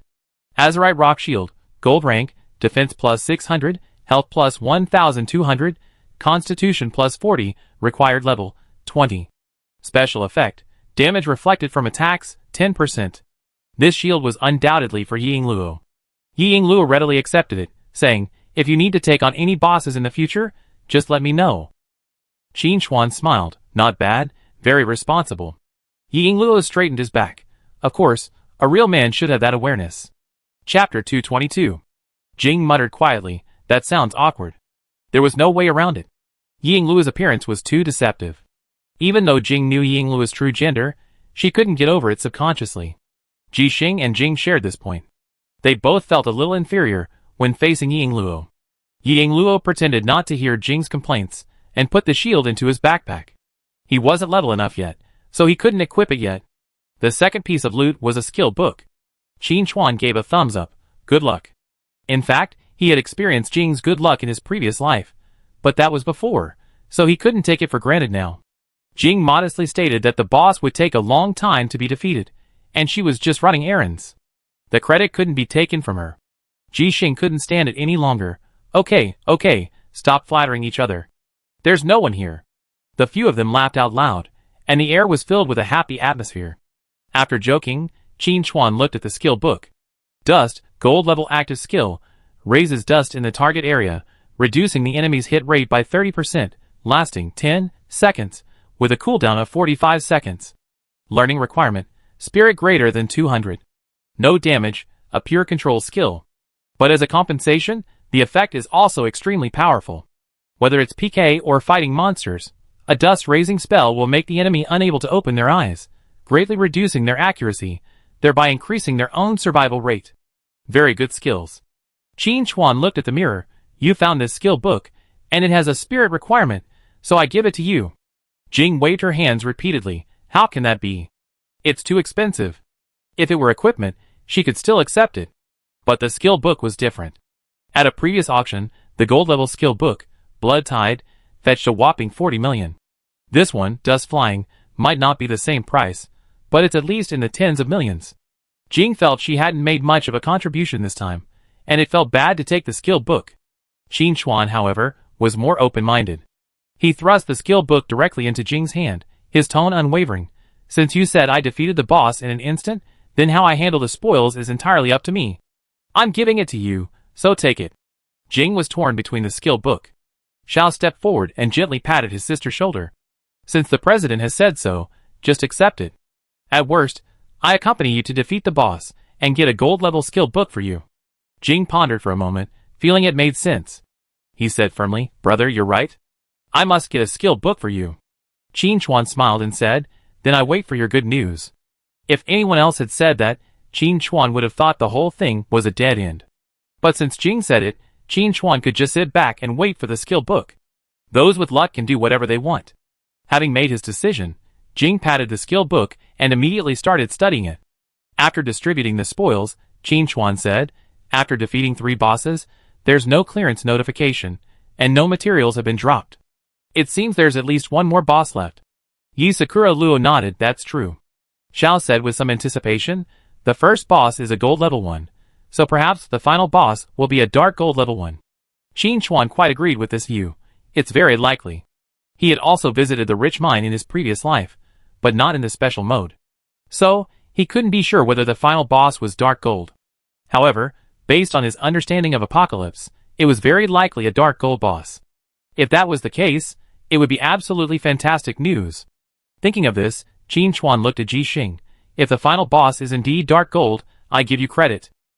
This time, I was able to enter the rich mine special mode thanks to Jixing. If it weren't for her, even if Qin Chuan was a master boss killer, he would have had to wait until the rich mine was converted into a dungeon before he could return. And under normal circumstances, even a nightmare-level rich mine would only have a gold-level boss at most. The value was far less than a dark gold." Hearing Qin Chuan's words, Jixing felt a little embarrassed. It was clearly her who had troubled the guild members to help, but in the president's words, she was being treated as the hero. In Jixing's eyes, Qin Chuan's figure grew taller. Aside from the president's explosive damage, his personal charisma was also quite dazzling. There wasn't a trace of stinginess in this man. After all, the things she had received from the president were worth tens of millions. Even a wealthy person in real life would have to think twice before giving away such valuable gifts. But the president didn't hesitate at all. He even treated Xiao and Jing, new members of the guild, equally. What kind of heart does this man have? Ji Xing couldn't help but wonder. The same thought lingered in the minds of Ying Luo and the others. To say the president was trying to win people's hearts seemed unnecessary. Ying Luo didn't think he deserved the president's generous treatment. Although he was a hidden class, there were plenty of hidden classes across the Yin Kingdom, and many were stronger than him. So, there was only one answer. The president truly treated them as partners. This friendship was deeply engraved in Ying Luo's heart. Xiao joined the guild through Ying Luo's introduction. He had only heard of Yi Yushin before, but had never met him. But on this dungeon run, he saw Yi Yushin's character. Most importantly, Yi Yushin treated his sister well, and this alone was enough for Xiao to repay him with all his might. Qin Chuan had no idea that his equipment allocation, simply from the perspective of improving the guild's combat power, had caused Ji Xing and the others to make up a lot of things. If he had seen the numbers, Qin Chuan would have seen the favorability of several people soaring, unstoppable. Just as they were discussing the remaining bosses, a sharp voice echoed throughout the dungeon. Intruders, are you also coveting Razdan's treasure? Accompanied by screams, strange noises rose from afar, quickly becoming deafening. Ji Xing pointed in the distance and exclaimed, "Oh my god, a plane!"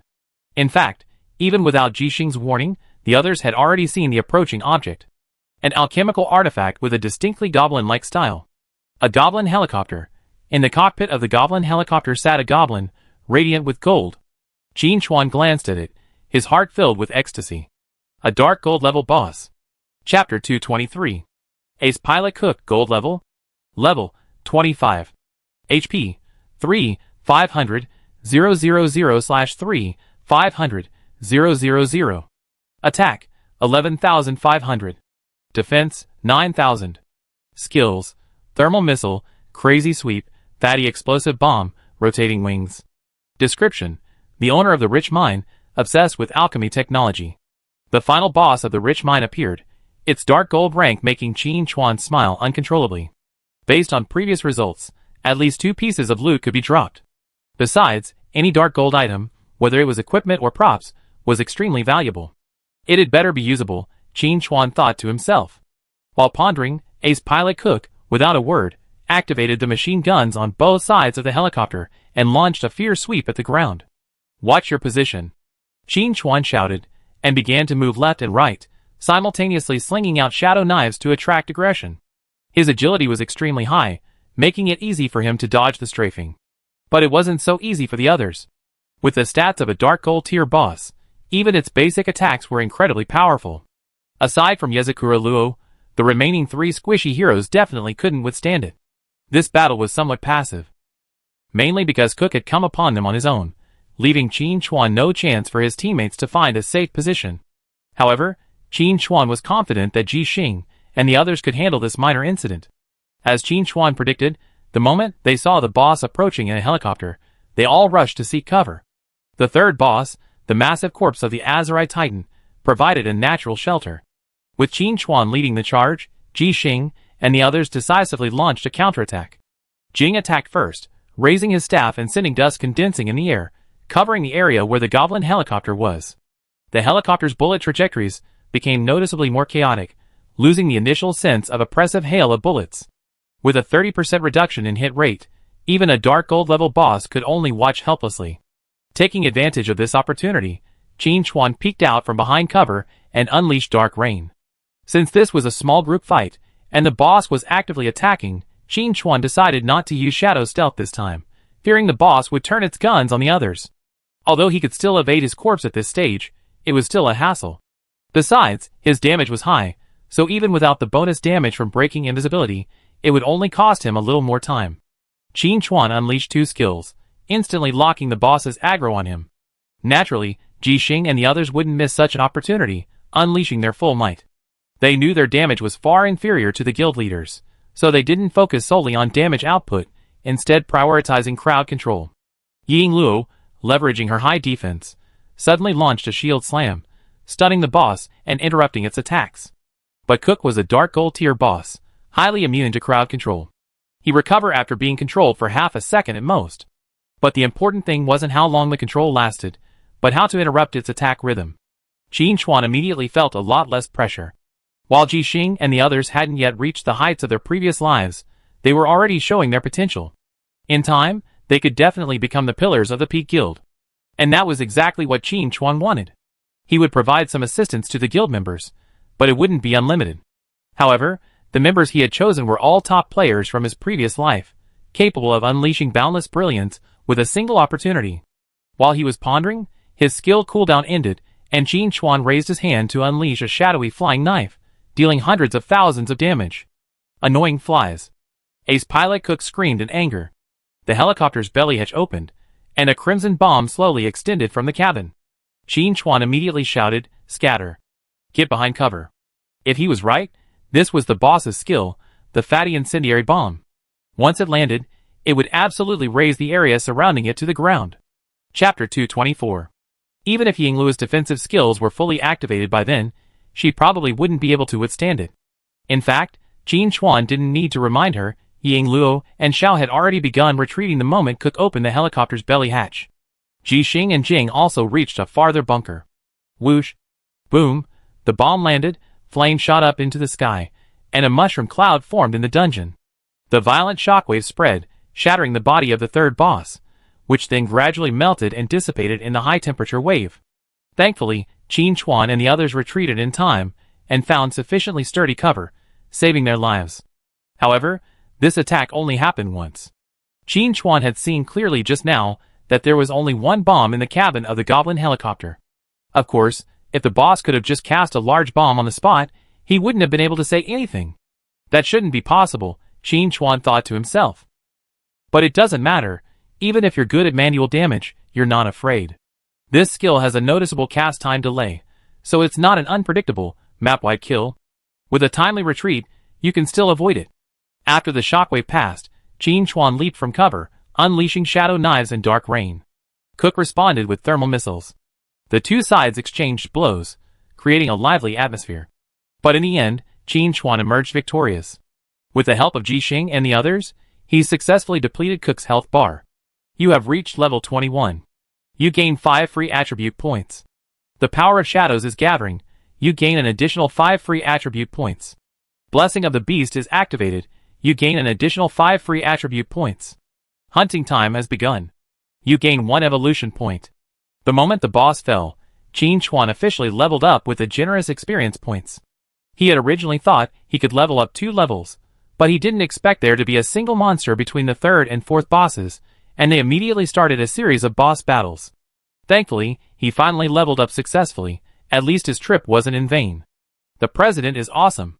Jixing and the others approached, all giving him a thumbs up. They could clearly see that even without their help, the president could have single-handedly defeated the boss. It might even have been faster. After all, the president could stealth, but he hadn't used it to help them attract the boss's aggro. Qin Chuan remained calm. Destroying the boss was all that mattered. The process wasn't important. Qin Chuan looked at Jing. Go ahead. You be the one looting the corpse. Jing didn't object, stepping forward to pick up the 2 loot orbs. After Jing finished collecting the loot, Jixing stepped forward and rummaged through the wreckage of the goblin helicopter, finally finding the necessary materials. He excitedly announced to the team, "We gathered 1/3 of the materials needed to build the destroyer." It had only been a day since Jixing obtained the blueprints, and they had already made this much progress. It seemed the destroyer's release was just around the corner. Qin Chuan was also quite excited. Once Jixing built the destroyer, her combat power would skyrocket, allowing her to solo gold-level bosses with ease. Even dark gold-level bosses would be easily defeated. This would make it much easier for Jixing and the others to farm equipment. Yingluo and the others also learned a general idea about the destroyer from Jixing, and upon hearing that 1/3 of the materials had been collected, they were also quite excited. Through this dungeon run, they realized their weaknesses.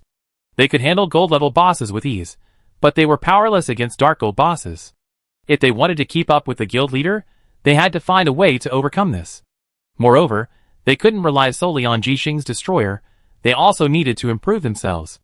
Fighting spirits swirled within the few of them, and they resolved to seek opportunities once they left the dungeon. Apocalypse was so vast, there would always be opportunities. Recovering his composure, Qin Chuan looked at the 2 trophies.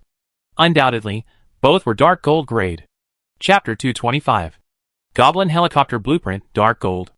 Required materials: 100 fine nuts, 50 mithril shells, 100 serenite. Enjoy the joy of flying. Although a rocket pack blueprint had been dropped before, Qin Chuan's face was filled with joy. Because a rocket pack can only be used as a cushion or for short jumps. It's a special item. The Goblin helicopter, on the other hand, is different. It's a mount. Qin Chuan looked at Ji Xing. Ji Xing understood and took the initiative, saying, I build one for everyone to play with later. Yasakura Luo and the other two cheered. Thank you, Sister Ji. Thank you, President. The Goblin helicopter, even if it doesn't have the various machine guns and missiles of the original, is still a mount, and it can fly. It's also very stylish. Flying this around will definitely attract a lot of attention. Furthermore, Ying Luo and the others knew full well that without Qin Chuan, they likely wouldn't be able to defeat nightmare-level bosses, and would have to team up to fight king-level bosses. And king-level bosses are at most gold level, and unlikely to drop the Goblin helicopter blueprint. So, in addition to thanking Ji Xing, they should also thank the guild master. Qin Chuan waved his hand, indicating that it was all a piece of cake. Although he had a special mount, the Shadow Dragon, he wouldn't refuse the Goblin helicopter. Even if you can't fly a plane in real life, it's good to try it in the game. Furthermore, Qin Chuan speculated that as Ji Xing's abilities improved, she could modify the Goblin helicopter, giving it combat capabilities. By then building dozens, or even hundreds of them, and unleashing a barrage of bombardment, no boss would be able to withstand it. Thinking of that scenario, Qin Chuan immediately said, if you have any difficulties, just tell us in the guild. We all work together to solve the problem, and strive to build the Goblin helicopter as soon as possible. Ji Xing sighed to the sky. I suddenly feel like I landed in a shady factory. If I'd known, I wouldn't have accepted the destroyer blueprints. That being said, Ji Xing didn't actually resent his current situation. On the contrary, he actually enjoyed it. I can make all sorts of new and unique things, and I have a few good friends to chat with. What else could I want? As he spoke, Qin Chuan looked at his second piece of trophy. Ace Pilot's Manual, Dark Gold item. Special Effect 1. Increases mount movement speed by 30%. Special Effect 2. Immunity to being shot down while riding a mount. What can I say about this item? It's quite valuable. Increasing mount speed by 30% will be a huge market opportunity once mounts become more commonplace. And the added benefit of being shot down could prove incredibly effective in critical moments. However, compared to the equipment skill book, the manual's improvements aren't as immediate. While pondering, Ying Luo said, I already taken a shield, and I don't have a mount. I can't take this item. Jing also agreed, I already feel a little ashamed of taking the skill book. Taking more would be too shameless. Ji Xing spread his hands, then there's nothing for me to do. I made almost no contribution, and I took the most. I absolutely cannot take any more. Xiao spoke before Qin Chuan could say anything, stating his resolve, I don't have a mount either. This item is useless to me. After a pause, Xiao added, President, you must be under a lot of pressure leading us through the dungeon. You take it. Qin Chuan fell into deep thought. Why did that sound familiar? Seeing Ji Xing and the others' resolute attitude, Qin Chuan didn't hesitate and accepted the driver's manual. Regardless, it was an improvement. At this point, the dungeon was considered complete. Aside from anything else, the process was quite enjoyable. The group returned along the path they had come, passing through the dungeon entrance and emerging into the outside world. Unlike before, a translucent light curtain now stood above the ground, surrounded by a metal frame. After they completed the special mode, the rich mine would officially become a dungeon, open to ordinary players. At this moment, Ji Xing said with surprise, President, I received a notification from the game saying that I unlocked the dungeon and can set an entrance fee. Qin Chuan feigned surprise, but he wasn't surprised at all. Except for dungeons without unlocking conditions, after leaving the novice village, all dungeons that required players to complete the special mode before unlocking offered a chance to make a fortune. That meant charging an entrance fee. And Tianqi never interfered with how the ticket was set. If someone was a bit more ruthless, they could simply set the fee to 1,000 or even 10,000 gold coins. Whether or not such a high price would be accepted by the unsuspecting is another matter. In his previous life, Qin Chuan had also opened several special dungeons, setting reasonable ticket prices and leveraging the steady flow of ticket revenue to further enhance his own strength. So, he wasn't surprised at Ji Xing's mention of this. However, Ji Xing and his friends hadn't been aware of this setting and engaged in a heated discussion. After some discussion, Ji Xing finally set the ticket price at Qin Chuan's suggestion. In addition to the standard gold coins, mechanical materials are also required. The higher the difficulty, the higher the required materials. This way, With the help of the rich mining area, Ji Xing could harvest a large amount of materials, giving her more time to improve herself. After confirming the ticket price, Ji Xing said, "Guild leader, there's a notification about an announcement. I saw we can use the guild's name. What do you think?" Ji Xing wasn't one to seek fame, but even with the opportunity to make a name for herself in a server-wide announcement, she was determined to make her guild famous. If it were Lu Sha Yadeazan or Longting Tianxia, they would definitely put their names on it. In fact, Qin Chuan wanted to say that our peak guild's reputation was already well known enough. But seeing Ji Xing's kindness, he couldn't refuse. He nodded and said, "I think so." Soon, the announcement went off. Guild Peak has activated the hidden copy of the rich mining area. Players can head outside of Bailey City to challenge it. This is a special announcement. Guild Peak has activated the hidden copy of the rich mining area. Players can head outside of Bailey City to challenge it.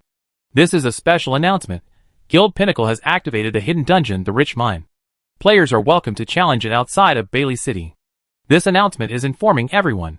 3 notifications rang out in quick succession, and all players in the game were surprised. But upon seeing the word Pinnacle, they immediately calmed down. So this was a guild founded by Night Wanderer? That makes sense. Chapter 226. After leaving the dungeon, Qin Chuan and the others parted ways. Ji Xing had to continue collecting materials. She had a heavy workload. Not only did she have to build a destroyer, but she also had a suicide robot, a rocket pack, and a goblin helicopter lined up. She would be incredibly busy for the next few days. Ying, Luo, Xiao, and Jing teamed up to level up. The 3 of them had met during the leveling process, and felt that each other had good character, and was worth getting to know. Ying Luo then approached Qin Chuan to add them to the guild. Now that the dungeon was over, it was natural to continue leveling. After all, Ying Luo had a level 20 shield in her backpack. If she didn't replace it soon, it would be a waste of the guild leader's kindness. Qin Chuan prepared to do some quests. He had so many hidden quests in his head that he couldn't let them go to waste. Not long after the others left, a team of 6 arrived at the dungeon entrance. The recommended level for this dungeon is 20 to 30. It seems quite challenging. Let's try normal first to warm up, the leading warrior captain suggested. The teammates all agreed. One should be down to earth. There's nothing shameful about trying normal first. The captain stepped forward, froze in his tracks, and after a moment, exclaimed, "Oh my god, there's an entrance fee." What? The teammates all thought they heard wrong. You have to pay to clear the dungeon first. What a bizarre setting. When a few of them approached to take a look, it was indeed true. Not only that, they learned even more. The entrance fee was actually set by the players. So, it went without saying that only the top guilds that had activated the dungeon had the opportunity to set it. The captain exclaimed indignantly, "Night Wanderer is so rich, yet he's still charging fees in a place like this. How greedy." Several others agreed and immediately opened the forum to complain, quickly causing an uproar. Most players thought Night Wanderer's greed was shameless. He raked in over 200 million in a single auction, so why would he need this little money?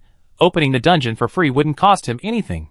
However, some players took a more rational view, believing that charging an entrance fee was reasonable given the hard work others put into activating the dungeon.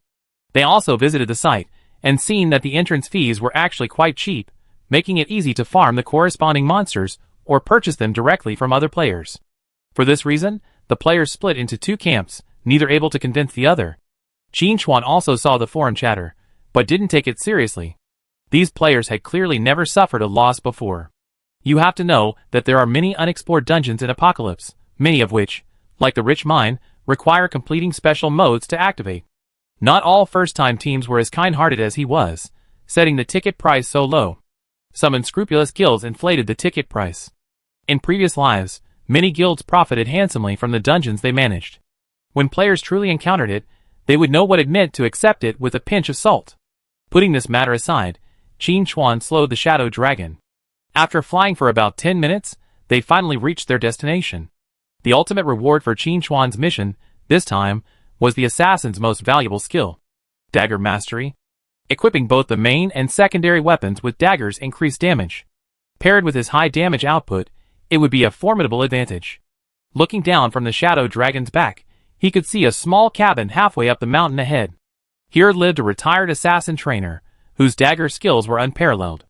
Assassin players could learn Dagger Mastery by passing the assessment. The assessment wasn't difficult, all they had to do was kill a level 30 monster. The only requirement is a single hit kill with a dagger. For players at this stage, with their attributes still limited, passing the assessment isn't easy. But for Qin Chuan, was it even that difficult? Not at all. Chapter 227. After landing on flat ground and sheathing the shadow dragon, Qin Chuan respectfully called out from outside the hut, "Master Ulrich, are you here?" With a creak, the wooden door swung open, and an old man in tattered clothes, leaning on a cane and trembling with every step, emerged, his cloudy eyes filled with confusion. "Young man, who are you looking for?" An uninformed person would have been fooled by Ulrich's disguise. But Qin Chuan knew the truth and said respectfully, "Master Ulrich, I wish to further my skills as an assassin. I hope you will be willing to guide me." The old man still looked completely clueless. Qin Chuan felt somewhat helpless. Players criticized Ulrich the most for his pretense. He possessed immense strength, yet he pretended to be an elderly man with limited mobility. After a moment's thought, Qin Chuan removed the 2 daggers from his waist and waved them before Ulrich's eyes. Ulrich immediately perked up, flinging his crutches aside and rushing closer to examine it carefully. He exclaimed, "What a fine weapon." Qin Chuan asked with a teasing look, "Master Ulrich, how did you manage to be so nimble now?" Unveiled, Ulrich's expression remained calm, and he replied calmly, "Young man, don't be fooled by appearances. With my attire, anyone would be put off their guard. It's perfect for a sudden, murderous attack." Qin Chuan's face was filled with admiration. "You're right." Since he wasn't going to act anymore, Ulrich returned to his normal self and asked, "What brings you to me?" Qin Chuan repeated his old question, "Master Ulrich, I come to learn how to use a dagger." Ulrich's eyes shone with approval. This young man had good vision. Although he had retired from the position of assassin mentor, his skills remained. In his hands, the dagger seemed to come alive, allowing him to wield it with extraordinary skill. However, the necessary procedures still needed to be followed. Ulrich said sternly, "If you can pass my assessment, I'd naturally be willing to teach you." Ding, you triggered the class quest. Requirement: use a dagger to kill any level 30 beast on the mountain. Remember, it must be a single strike. Reward: dagger mastery. Having completed the quest, Qin Chuan said goodbye to Ulrich, turned, and left the hut, heading up the mountain. The monsters on the mountain ranged from level 25 to 35, mostly ordinary monsters, with the occasional iron level monster. Finding a suitable target wasn't difficult. The challenge was achieving a one-hit kill. Thankfully, this quest didn't require only basic attacks. Killing the target with a single skill would also complete the quest. Of course, for Qin Chuan, a level 30 monster's health was only a little over 10,000. He didn't need to use any skills at all. A single invisibility breaking attack alone would suffice. As he pondered, a ferocious tiger flew past. Because Qin Chuan was in stealth mode, the tiger didn't notice him and continued to pursue its prey. But before he could take 2 steps, his vision went black, and his body tumbled to the ground, dead. Ding, conditions met, mission completed. Please return to Instructor Ulrich to submit. Qin Chuan emerged from the shadows, a look of loneliness on his face. How lonely it is to be invincible. Ulrich had been resting in the house when Qin Chuan called him out. Too lazy to go back, he simply found a lounge chair in the yard and basked in the sun. This leisurely and peaceful life intoxicated him. Still, the occasional flashbacks to the days of fighting and killing brought a touch of nostalgia to Ulrich. That kid probably won't be back for a while, Ulrich muttered, feeling increasingly relaxed. This life was so comfortable. Before he even warmed up in the lounge chair, he heard footsteps nearby, and the smell of blood wafted in the wind. Ulrich suddenly became alert and looked in the direction he was heading. It was the young man from before, carrying a 5 to 6 meter long tiger. Such strength? Ulrich was shocked. Is this young man an assassin or a warrior? Qin Chuan approached and put the tiger down. Master Ulrich, my mission is complete. Chapter 228. Although somewhat skeptical, Ulrich stepped forward and carefully examined the tiger's wounds. Although the tigers in this mountain were common beasts, they were not to be underestimated. Even well-trained soldiers would have to fight tooth and nail to achieve victory. This young man looked ordinary. How could he have achieved a single-strike kill? Yes, there is indeed only one wound, no signs of a second attack. After a careful inspection, Ulrich found that the tiger had indeed been killed with a single strike. Ulrich couldn't help but glance at Qin Chuan twice. This young man was quite capable. You passed my assessment. Here's your reward. As he spoke, Ulrich, like a magic trick, handed over a skill book. Qin Chuan was secretly shocked. With his keen eyesight, he hadn't noticed when Ulrich had even taken the object. And Ulrich had no storage devices on his fingers or wrists. This technique was quite powerful. Qin Chuan took the skill book. Dagger Mastery, passive skill, increases damage by 10% when equipped with 2 daggers. A concise and clear description, yet the effect is incredibly powerful. In the later stages, a 10% improvement can be quite significant. After learning the skill, Qin Chuan didn't rush to leave. Ulrich's technique had intrigued him. Could it be that besides Dagger Mastery, this former assassin master had other unique skills? With this in mind, Qin Chuan decided to delve deeper into the quest and tentatively asked, Master Ulrich, where did you get this skill book from? Ulrich feigned ignorance. What did you say? Qin Chuan looked at Ulrich with a look that said, stop pretending. I see through everything. Ulrich felt a little guilty and regretful at being looked at. Haven't seen a living person for a long time, he became a little lazy and subconsciously used the miraculous empty hand technique. It was a bit awkward. Ulrich was about to make another argument, but then he heard the young man in front of him slowly hand over a handful of gold coins. Ulrich wanted to grab the coins and throw them back at Qin Chuan. You're testing your mentor with this? What mentor wouldn't stand up to such a test? But for some unknown reason, Ulrich accepted the coins and warned, don't do it again. Qin Chuan naturally understood and nodded repeatedly to indicate that no one else would know about this. Ulrich then said, what I just performed was a somewhat unconventional technique called miraculous empty hand technique. What? Qin Chuan was shocked. The assassin's miraculous empty hand technique was actually learned from Ulrich. In his previous life, he had been a warrior, and he only had a basic understanding of many assassin techniques. I know about the skill empty hands and its power, but few assassin players know it, and their origins are closely guarded, keeping it strictly confidential. Qin Chuan never expected that his tentative move would unexpectedly unveil the secrets of this skill. Recovering from his trance, Qin Chuan quickly said, Master Ulrich, I wonder if I might be fortunate enough to learn a few moves from you. Ulrich pondered for a moment, then slowly said, originally, it's impossible. Qin Chuan's heart sank, but he didn't give up hope. It was clear that Ulrich hadn't finished his sentence. As Qin Chuan waited, Ulrich waited a full 2 minutes before continuing, but I see you have a connection, so I teach you a little. Qin Chuan immediately offered a second handful of gold coins. Thank you, master. Without any movement from Ulrich, the gold coins in Qin Chuan's hand vanished. Ulrich coughed and said sternly, to learn the empty hand skill, you first need absolute hand speed. Is your base agility over 500? Qin Chuan glanced at the dashboard and replied, Master, it's just over. Ulrich nodded. Then you are qualified to learn this skill. Qin Chuan couldn't help but ask curiously, Master Ulrich, what is the minimum requirement? Ulrich replied, nothing much. Just raise your base agility to over 500 before your second-class advancement. Qin Chuan did some calculations. A player's second-class advancement is level 30. 500 agility may not seem high, but keep in mind that this is base agility, equipment bonuses are not included. Using the average player who completes a 2-star advancement quest as an example, at level 30, their base agility, if they only invest in agility, is only around 200. This 300-point gap isn't easy to fill. Furthermore, most players rarely build this much, usually mixing it with strength. Basic agility is even less. Even for hidden classes, achieving the requirements isn't easy. Furthermore, according to Qin Chuan's understanding of Apocalypse, the hidden quest can only be triggered after Instructor Ulrich uses the empty hand. Let's not even talk about the probability of Ulrich using this move. Even if he did, whether players could discern the secret is still a question. No wonder there are so few assassin players who know this skill. So that's why, Qin Chuan thought to himself. Furthermore, another factor contributes to the rarity of the empty hand. Ulrich was killed in a later version, leading to its loss. Looking back, Qin Chuan even suspects that it was a player who killed Ulrich. They wanted to monopolize the empty hand. And this possibility is quite high.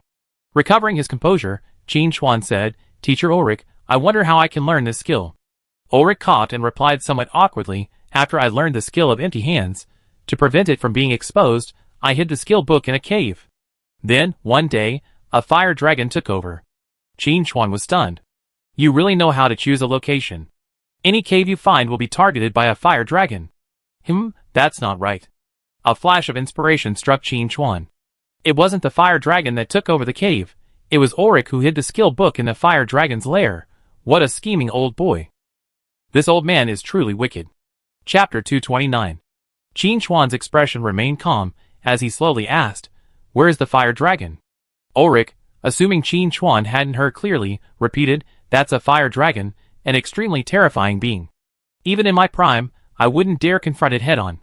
Qin Chuan replied, "Don't worry, Master Ulrich. I won't confront the fire dragon head-on.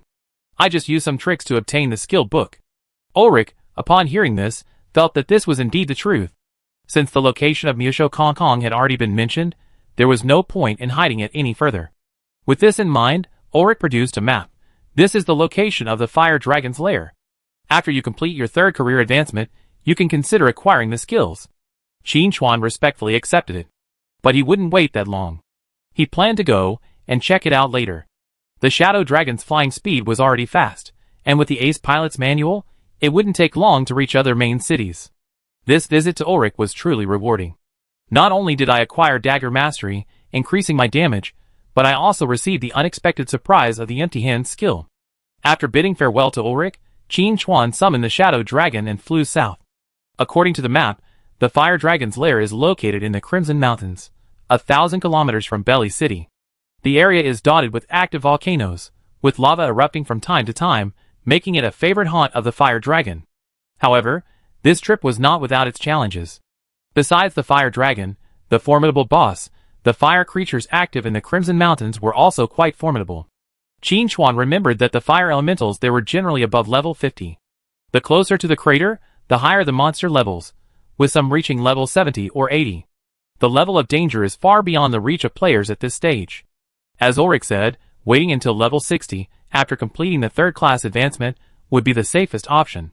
But Qin Chuan couldn't wait that long. Empty Hands has a special effect that grants extra loot. If he really waited until level 60, the loss would be too great. Furthermore, he possessed a beast's skull, which could be used to evolve skills, further increasing the benefits of Empty Hands. During this time, through monster hunting and boss fighting, he had accumulated dozens of evolution points, enough to evolve Empty Hands to an extremely high level. Thank goodness, I earned a lot of free attribute points earlier, which allowed me to raise my agility to over 500. Otherwise, I would have missed out on this top-tier skill, Qin Chuan thought to himself. Ulrich had clearly stated two conditions for learning Empty Hands. One was that he couldn't exceed the second-class advancement, and the other was that his base agility must exceed 500. For Qin Chuan, the latter wasn't a problem. The former was the challenge. After all, he'd been leveling up so easily. If he reached level 30, he would definitely take advantage of the situation and pursue a second-class advancement. In that case, even if his base stats reached 1,000 or even 10,000, he'd still be saying goodbye to his empty-handed skills. Fortunately, the result was perfect. While pondering, Shadow Dragon tilted his head and warned, "Lord Shadow, there's a flock of thunderbirds ahead. Should we take a detour?" Qin Chuan came to his senses and looked ahead. A dark flock of birds appeared at the edge of his vision, faintly gleaming with lightning. Thunderbirds are level 30+ wild monsters, with an innate lightning ability that can paralyze their targets. And they appear in numbers of dozens or even hundreds each time, so most players give them a wide berth. Given Shadow Dragon's strength, he naturally wasn't afraid.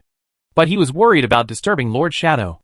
Qin Chuan's gaze was deep as he looked at the rapidly approaching thunderbirds. He said calmly, "Kill them all?" Shadow Dragon immediately understood. This was Master Shadow testing its combat prowess. Perhaps the previous battle in the cave had left Master Shadow doubting its own strength. To serve Master Shadow, the Shadow Dragon felt the need to prove its worth. Chapter 230. This flock of thunderbirds arrived just in time. The thunderbirds also spotted Qin Chuan and the Shadow Dragon. Faced with the Shadow Dragon, they showed no fear, emitting sharp cries and attacking from different directions. Instantly, silver snakes danced wildly in the sky, a terrifying sight. A player leveling nearby saw this scene, and their expressions suddenly changed. Thunder, rain, time to go home and collect the clothes. In the sky, the Shadow Dragon roared excitedly and released a corrosive dragon breath.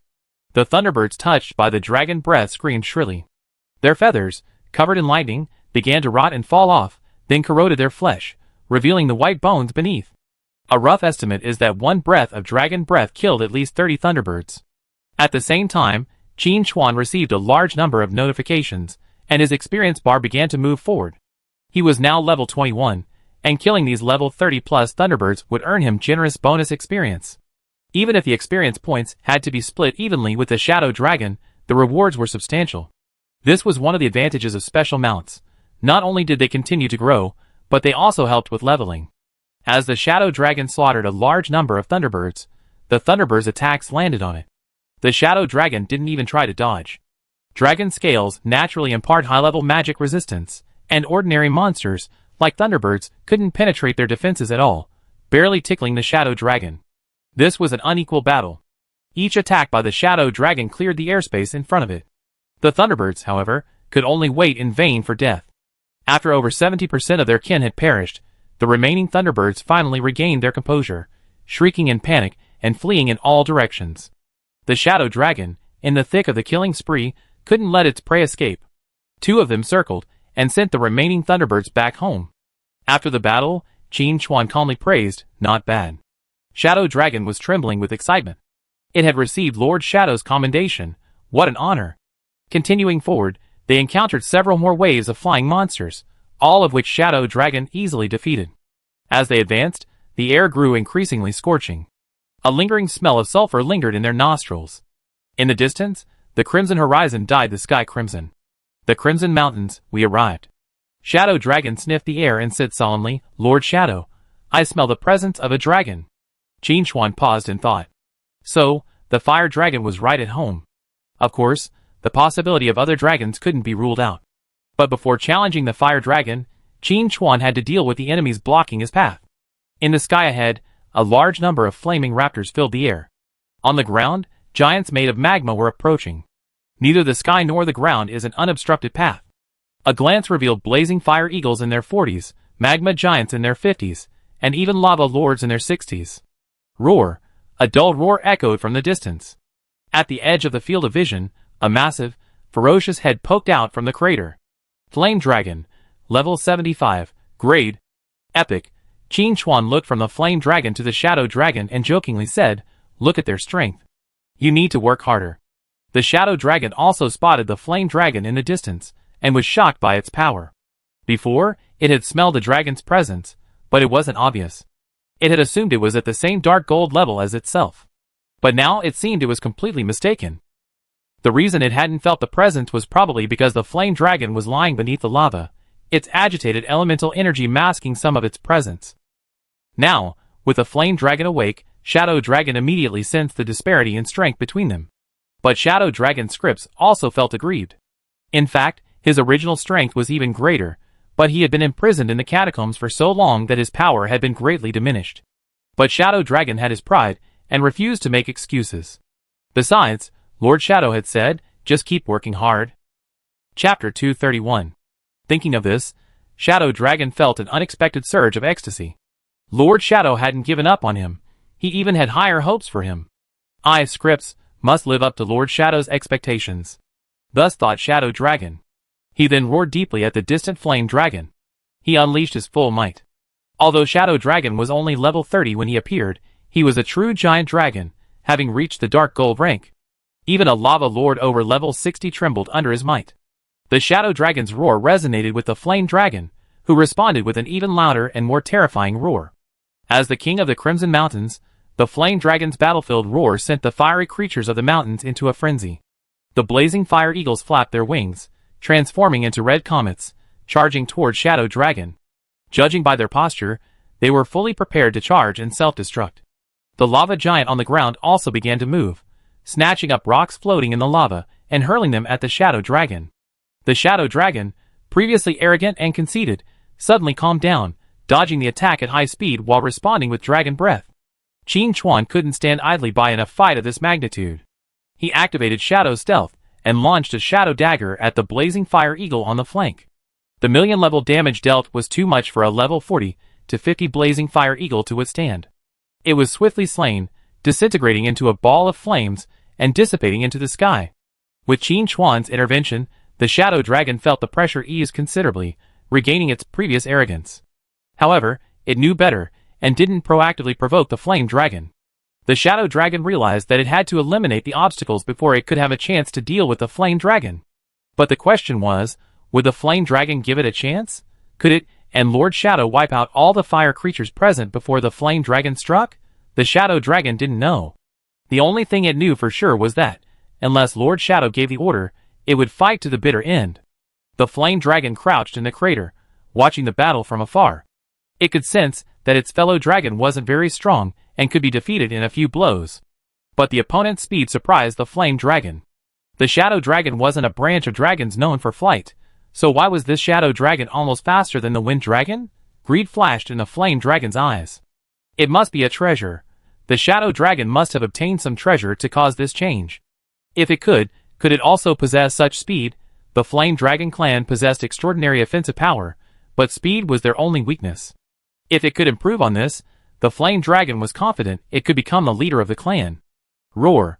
The flame dragon roared. Shadow Dragon immediately sensed something and spoke nervously. Lord Shadow, the fire dragon is urging the surrounding fire creatures to surround and kill us. Qin Chuan had noticed this even without Shadow Dragon saying anything. After the fire dragon's roar, the surrounding fire creatures went berserk, not dodging or avoiding anything but charging forward. Even the gold-level lava lords lost their usual composure and joined the fray with their minions. As expected of an epic-level creature, their dominance far surpassed that of a dark gold-level creature. But this was also something Qin Chuan welcomed. Perhaps he could reach level 30 right here. Whether he could succeed depended on whether the fire dragon would give him the favor. The flame dragon remained inactive, partly out of the dragon race's pride, and partly to observe his strength. If Qin Chuan showed even the slightest sign of weakness, the flame dragon would instantly fly from the crater, attacking him with unparalleled force. That would be when the battle truly began. But at least now, he could harvest experience points to his heart's content. Unleashing shadow knives and dark rain in quick succession, combined with the shadow dragon's breath, the attacking fire creatures barely survived 2 seconds, being slain as soon as they entered its range. If the monsters got too close, the poison blood plague would spread, instantly wiping out the enemy.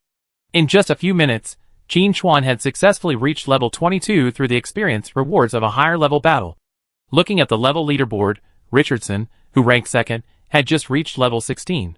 The gap between him and Qin Chuan had not narrowed, but had widened. Seeing this result, Richardson fell into deep thought. Could his SSS level talent be fake? Confused by this, Richardson unleashed a skill at a distant monster. Bang. Instant kill. Yes, the damage was fine, but why couldn't his leveling speed keep up with that Yin countryman named Night Wanderer? What went wrong? Richardson pondered, and so did the other players. What new leveling spot had Night Wanderer found? How could he level up so quickly after level 20? Is this even plausible? On the forum, posts about whether Night Wanderer was cheating or not began to increase again. Among them, members of the Rakshasa Hall were the most active. Equally active was the Dragon Tongue Dynasty. However, the Dragon Tongue Dynasty wasn't trying to discredit Qin Chuan. Instead, they were targeting the Rakshasa Hall. Whenever they posted, members of the Dragon Tongue Dynasty would respond. Your guild leader, 270 million, heard a noise.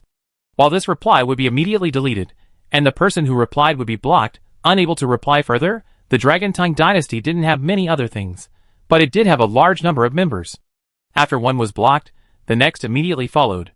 Lu Xiaoyudaizhen was so angry that he spat out 2 mouthfuls of blood, feeling incredibly depressed. What upset Lu Xiaoyudaizhen the most was that Longting Tianxia had also dropped a guild order, becoming the third person to establish a guild, thus significantly increasing his presence. Qin Chuan didn't care about the outside world's commotion. He just hoped that Yanlong would stay put for a while longer, so that his chances of reaching level 30 would be higher. Don't rush to advance a second time once you reach level 30. Talk to a few more NPCs. Maybe you can even unlock more hidden quests, Qin Chuan thought to himself. Just as he was pondering this, the shadow dragon beneath him roared excitedly. It had also leveled up. Chapter 232. The shadow dragon is a special mount. Not only can it participate in battle, but it can also gain experience points and level up. This is something ordinary mounts can't even dream of. Ordinary mounts can only be used to travel. As Qin Chuan pondered, more fire creatures attacked, and he gradually felt the pressure. With the cannon fodder cleared out, the remaining ones were all quite capable. In particular, the several dark gold-level lava lords hidden in the magma would occasionally strike out, causing the shadow dragons considerable pain. The shadow dragons' counterattacks, aside from splashing large swathes of lava, inflicted no substantial damage. This was because the shadow dragons possessed exceptionally high magic resistance, otherwise they would have been roasted to a crisp. Even if Qin Chuan attacked, he wouldn't have been able to kill them quickly. Those dark gold-level lava lords were trapped in the crater, and the damage from the shadow knife wasn't enough to kill them instantly. Once attacked, they would hide, absorbing the lava to heal their wounds. By the time he reappeared, he almost fully recovered. This hit-and-run fighting style looked very familiar to Qin Chuan. Isn't that what he always did? He flung a shadow dagger, then slipped away in stealth, waiting for his chance. Now that he had experienced this tactic firsthand, Qin Chuan could probably empathize with the bosses he defeated. No wonder those bosses fell in anger and frustration. If it were him, he'd have been a bit overwhelmed. Thankfully, Qin Chuan couldn't instantly kill the enemy, and the enemy couldn't hurt him either. The shadow dragon was too fast, and most of its attacks missed. Even if it occasionally had a targeted skill, it would be deflected by the shadow prism. After confirming he couldn't instantly kill the lava lords, Qin Chuan simply left them alone. He cleared the surrounding monsters, and then slowly dealt with them. Also, the motionless fire dragon was taking up a lot of his attention. If the fire dragon had just flown out, it would have been easy, he could have just fought it. But the fire dragon lying motionless in the crater was the real problem. Qin Chuan simply couldn't fight with all his might. As for charging straight in, that wasn't a wise option either. Thinking this over, Qin Chuan realized his situation wasn't very good. It was probably because the fire creatures below didn't know what he was thinking, otherwise they would have cried out in accusation. We were instantly annihilated and rolled on the ground, and you're flying around in the sky, and you're still not saying anything. Are there any laws? You reached level 23. You gain 5 free attribute points. The power of shadows is gathering. You gain an additional 5 free attribute points. Blessing of the exotic beast is activated. You gain an additional 5 free attribute points. After throwing countless shadow knives, Qin Chuan leveled up again, reaching level 23. The shadow dragon didn't level up. After all, it was dark gold quality, and had a high initial level. The fact that it was able to level up before was a testament to its accumulated experience. However, at this rate of battle, it was only a matter of time before the shadow dragon leveled up. After all, the number of fire creatures around them hadn't decreased significantly. In this Crimson Mountain range brimming with magma, fire creatures spawn naturally, like an endless supply of leaks, never to be slain. But even though Qin Chuan and the shadow dragon were killing them profusely, the fire dragon showed no sign of attacking. This gave Qin Chuan a different idea. Could it be that the flame dragon wasn't unwilling to attack, but rather that some other reason prevented it from leaving the crater? That's highly likely. Qin Chuan's mind raced. Even if the flame dragon was arrogant, it wouldn't have sat there and watched the battle for so long. Was it injured? Or was there something else? Qin Chuan speculated further. An idea struck him, and he stamped his foot. Shadow Dragon tilted his head and asked, "Lord Shadow, is there something wrong?" Qin Chuan pointed toward the distant crater. "Is there only the flame dragon's presence there?" Shadow Dragon was a little confused, but he still focused his attention. "It's only the flame dragon." That's not right. There seems to be a very faint presence. Chapter 233. Shadow Dragon's voice was tinged with emotion. "Lord Shadow, if I'm not mistaken, that fire dragon must have laid eggs before, and hasn't yet recovered to its full strength." As he spoke, Shadow Dragon swallowed, and a loud thud echoed. Qin Chuan wasn't surprised. Dragons aren't a loving race. Fighting among their own kind is commonplace. And whenever two dragon tribes clash, the victor devours the loser completely, including unhatched eggs. Shadow Dragon's tone was filled with nostalgia. "Lord Shadow, have you ever tasted a dragon egg? It's truly the most delicious thing in the world." Qin Chuan thought to himself, "I'd love to try it." Would the dragon agree? But the fire dragon's lair contained a dragon egg, which gave Qin Chuan another idea. Eating it would be a waste. If there's a chance to obtain the dragon egg, I must find a way to hatch it. Once it's raised, it will be a valuable helper. Also, Apocalypse has a long history of legends of dragon knights.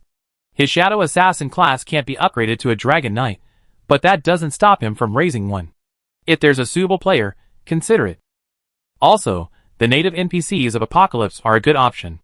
As long as the right contract is found, there's no need to worry about the dragon knights rebelling. However, Qin Chuan also knew that to realize this idea, he first had to defeat the flame dragon. Just as Qin Chuan questioned the shadow dragon, a sense of alarm rose in the flame dragon's heart. It had just sensed the shadow dragon's mental fluctuations sweeping over it again, and it had paused near it. Could it be that the other party had discovered the dragon eggs here? The thought of this possibility filled the flame dragon with boundless rage. Greedy humans, and the equally greedy, damned shadow dragon. Roar! The flame dragon raised its head and roared, slowly rising from the lava. It was going to personally take action and eliminate the invaders.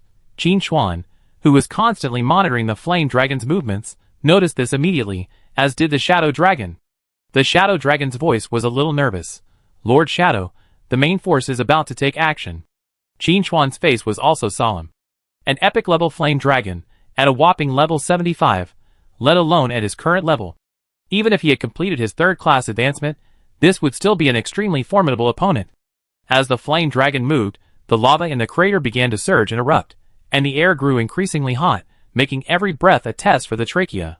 The surrounding fire creatures, however, were completely unaffected, and in fact grew even stronger. Under this pressure, even the well-equipped team would be defeated. Qin Chuan reminded Shadow Dragon, "Focus on dodging. No need to distract yourself from the attack." Shadow Dragon had personally experienced Qin Chuan's damaging power, so he naturally didn't object. Facing a formidable foe like the Flame Dragon, even the slightest distraction would result in death. Boom! The Flame Dragon flapped its wings, soaring skyward from the crater, bearing flames and heat waves as it charged toward Shadow Dragon. Shadow Dragon simply turned and ran. "You're kidding. That's an epic Flame Dragon. If it had faced it, it would have been killed instantly. All it could do was buy time for Lord Shadow. If Lord Shadow hadn't acquired a new treasure that increased my speed, I really wouldn't have been able to outrun that creature." Shadow Dragon thought to himself. As it approached, it had noticed an invisible force supporting its wings, making flight easier and naturally faster. While Shadow Dragon wasn't a dragon known for its speed, neither was the Flame Dragon. In fact, the Flame Dragon was even worse. The combination of these factors gave the Shadow Dragon some confidence in dealing with the Fire Dragon. But only a little. After all, while the Fire Dragon wasn't particularly fast, its fire magic was truly powerful, enough to break through its scales and damage its flesh. Most importantly, the Fire Dragon's flames possessed an inextinguishable quality. Once touched, they would consume every last shred of flesh. Chapter 234. It might be able to force its way down, but the Shadow Lord on its back would surely die with a single touch. Bound by the Dragon God's oath, if Shadow Lord died, so would it.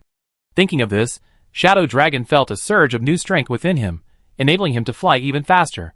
Flame Dragon Heloise, Epic. Level, 75. HP, 45, 000, 000/50, 000, 000. Attack, 250,000. Defense, 200,000. Skills, Blazing Domain, Flame Breath, Fire Immunity, Top Magic Resistance, Dragon Might, Crush. Description: a fire dragon entrenched in the Crimson Mountains. Having recently laid eggs, it is in a weakened state. As the fire dragon approached, Qin Chuan observed its more detailed attributes. With a maximum HP of 50 million, it would strike fear into the hearts of anyone coveting the dragon's treasures. This amount of health, even among epic bosses, is quite outrageous. Dragons are worthy of being the top race in the apocalypse world. Their basic stats are incredibly high. The good news is that the flame dragon's health isn't full. The bad news is that even if it weren't full, it's still in the 8 digits. Furthermore, its attack and defense stats are in the 6 digits, enough to put even players who have completed their 4th class advancement to shame. "You call this a weakened state?" Qin Chuan muttered to himself. But now that things have come to this, there's no chance of a peaceful resolution. Even if he told the flame dragon he'd taken the wrong path, would it believe him? So, battle was the only option. A single shadow flying knife, boosted by the invisibility breaking strike, knocked off 1 million of the flame dragon's health. Although this was insignificant compared to its health of over 40 million, Qin Chuan wasn't worried. It's just a matter of a few dozen hits. That's if he can hold out until then. Whether he can do that depends on Shadow Dragon. Perhaps sensing Qin Chuan's thoughts, Shadow Dragon promised as he flew, "Don't worry, Lord Shadow, I won't let you down." With that, he did a roll in the air, dodging the incoming fireball. Qin Chuan was blinded by the dazzle. That maneuver, in the real world, would have ruptured a person's internal organs and killed them instantly. It was only because Apocalypse was still in the game stage, and his stats were high enough that he was able to hold out. Qin Chuan wasn't about to blame Shadow Dragon, because compared to being instantly killed by Flame Dragon, this minor inconvenience was still manageable. Furthermore, Qin Chuan gave Shadow Dragon further instructions. "Just dodge, don't worry about me. If I can't hold out anymore, withdraw from the battle, and come back to settle with Flame Dragon next time." Hearing this, Shadow Dragon immediately understood and began to maneuver at high speed. It was precisely because of this that Qin Chuan discovered the Shadow Dragon's truly formidable flight abilities. If it hadn't been imprisoned in the catacombs, Qin Chuan might not have been able to capture it. If the Shadow Dragon couldn't defeat it, he could simply run away. With its speed, Qin Chuan simply couldn't catch up. Gathering his thoughts, Qin Chuan raised his hand and swung out the shadow flying knife, combined with the dark rain, continuing his scraping attack. 100,000 damage, in the outside world, would be enough to crush the entire field. But here, it was merely a scraping attack. The flame dragon Heloise grew increasingly shocked. That tiny human's aura was clearly pitifully weak, but the damage he inflicted was unforgettable. Crucially, the flame dragon also sensed an ancient aura. That was the power of shadow. The reappearance of a power long absent is not good news. This world is about to face new turmoil. Even if you inherit the power of shadow, don't even think about leaving alive. The fire dragon Heloise wouldn't care. The intruder must die. In the sky, two giant dragons chased each other, their might soaring, causing the fire creatures below to forget their attacks. This undoubtedly gave Qin Chuan ample breathing space. Facing the fire dragon's attack, the shadow dragon struggled to escape, and with the fire creatures added to the mix, the situation became even more challenging. But this balance was quickly broken. The fire dragon, noticing the shadow dragon's struggle, roared, urging the fire creatures to attack. It was the king of this mountain range, possessing absolute command. The fire creatures, initially somewhat bewildered, immediately found their composure, sending countless fireballs and lava soaring into the sky. Faced with such a dense onslaught, the shadow dragon could only avoid the main attack, dodging the flame dragon's attacks with all its might, leaving the rest to chance. After all, it had high resistance, so a few hits wouldn't matter. Qin Chuan knew he couldn't drag it out any longer, he had to end the battle as quickly as possible. Ignoring the flame creatures, Qin Chuan focused all his firepower on the flame dragon. The flame dragon Heloise initially tried to dodge, but then realized that no matter how it tried to evade, the flying knife would land with unerring precision. Not only does it possess the power of shadow, it even possesses the ability to guarantee a hit. The flame dragon was increasingly amazed. Where did this human come from? His abilities were so formidable. If he continued to grow, he would be no match for him. We can't let him get away. The flame dragon Heloise came to a conclusion and immediately summoned all her strength, expanding the domain to its maximum extent. The air began to heat up rapidly, quickly exceeding 50 degrees Celsius, with no sign of stopping. Soon, the air became scalding hot. Although there was no thermometer, Qin Chuan guessed that the temperature must have been over 60 degrees Celsius, exceeding the limit for an ordinary person to withstand. You are being corroded by the heat. The game prompt refreshed. At the same time, Qin Chuan's health dropped by dozens of points. It might not seem like much, but the loss of health per second was still a significant problem. And the longer he stayed in the fiery domain, the faster the loss would increase. The Shadow Dragon immediately asked, "Lord Shadow, do you need me to dispel the flames?" It controlled the Shadow Domain, which could offset the effects of the Inferno Domain. However, given the disparity in power between the two, it could not completely isolate the effect. Qin Chuan didn't agree directly, but instead asked, "How long can your domain last?" Even in dire straits, Shadow Dragon still offered his compliments. "As expected of Lord Shadow, you possess such profound knowledge of domains." Then Shadow Dragon replied, "As long as it doesn't affect your evasion, my domain can last 2 minutes. During this time, the enemy's domain won't affect you. 2 minutes of damage immunity isn't a short period. After all, Flame Dragon's power is terrifying, so Shadow Dragon's ability to do this is impressive." With this in mind, Qin Chuan decisively said, "Conserve your strength and await my orders." Chapter 235. Qin Chuan had many advantages in this battle. In terms of speed, even at a lower level, Shadow Dragon, with the aid of the Ace Pilot's Manual, was no less swift than the epic-level Fire Dragon. In terms of damage, the Sniper God was no mere decoration. While the advantages were clear, the disadvantages were also prominent. That was his fragility. Even though Qin Chuan had tens of thousands of HP and numerous life-saving measures, like Shadow Prism and Shadow Leap, facing the Fire Dragon's attack, a single blow would be fatal. The Fire Dragon's breath dealt continuous damage, and 5 layers of Shadow Prism were completely insufficient. Even in this tightrope-walking battle, Qin Chuan remained unfazed. It was not like he had never encountered foes stronger than fire dragons. But for Shadow Dragon, the shock within him was steadily growing. What was the origin of Lord Shadow? Even it felt suppressed by its bloodline when facing this fire dragon. It was because they were both dragons that they weren't completely frightened. But Lord Shadow wasn't high level, a mere human himself. Why was he so calm when facing the flame dragon? There was no need to dwell on this question. Shadow Dragon knew its primary mission now was to dodge with all its might, and ensure Lord Shadow had no worries. This is the first time Lord Shadow has entrusted me with such an important mission. I must not let him down. Shadow Dragon felt his dragon blood boiling for the first time in a long time, his fighting spirit rising. He wanted to shout, "Who else?" but held back. The Flame Dragon's health was steadily decreasing, while Qin Chuan's was rapidly decreasing. The damage from the blazing field gradually accumulates, and he's already losing over 200 health points per second. Even with his good equipment and high health, anyone else, even a warrior, wouldn't be able to hold out for long. But if this drags on, he undoubtedly be the first to fall. Fortunately, Shadow Dragon's Shadow Field can block the blazing field's effects for 2 minutes. When the Flame Dragon's health dropped to 15 million, Qin Chuan decisively gave the command. Shadow Field. The Shadow Dragon had been waiting for the signal, and upon hearing it, he immediately mobilized all his strength. Amidst the overwhelming blazing energy, a pitch-black mist enveloped the Shadow Dragon. A long-awaited coolness washed over him, and Qin Chuan's health stopped decreasing, remaining at just over 6,000. The Shadow Field lasted 2 minutes, and combined with his remaining health, Qin Chuan had about 2.5 minutes of damage left. Not long, but enough. Seeing Shadow Dragon activate his field, the Flame Dragon suddenly became alert. It knew the enemy was going to fight to the death. The Flame Dragon angrily accused, "Shadow Dragon, you actually aided a mere human in a crusade against one of your own kind. My people will surely skin you alive, and leave you without a burial place." The Shadow Dragon scoffed, "Will Lord Scripps fear your threats? And you have no idea of Lord Shadow's power." The two dragons interacted affectionately in the air, while Qin Chuan engaged in a furious attack. The Flame Dragon's health continued to decrease, quickly dropping to less than 10 million. For other bosses, 10 million health is higher than their maximum health bar. "Aztec, avenge me." The Flame Dragon let out a mournful howl, its breath rapidly fading.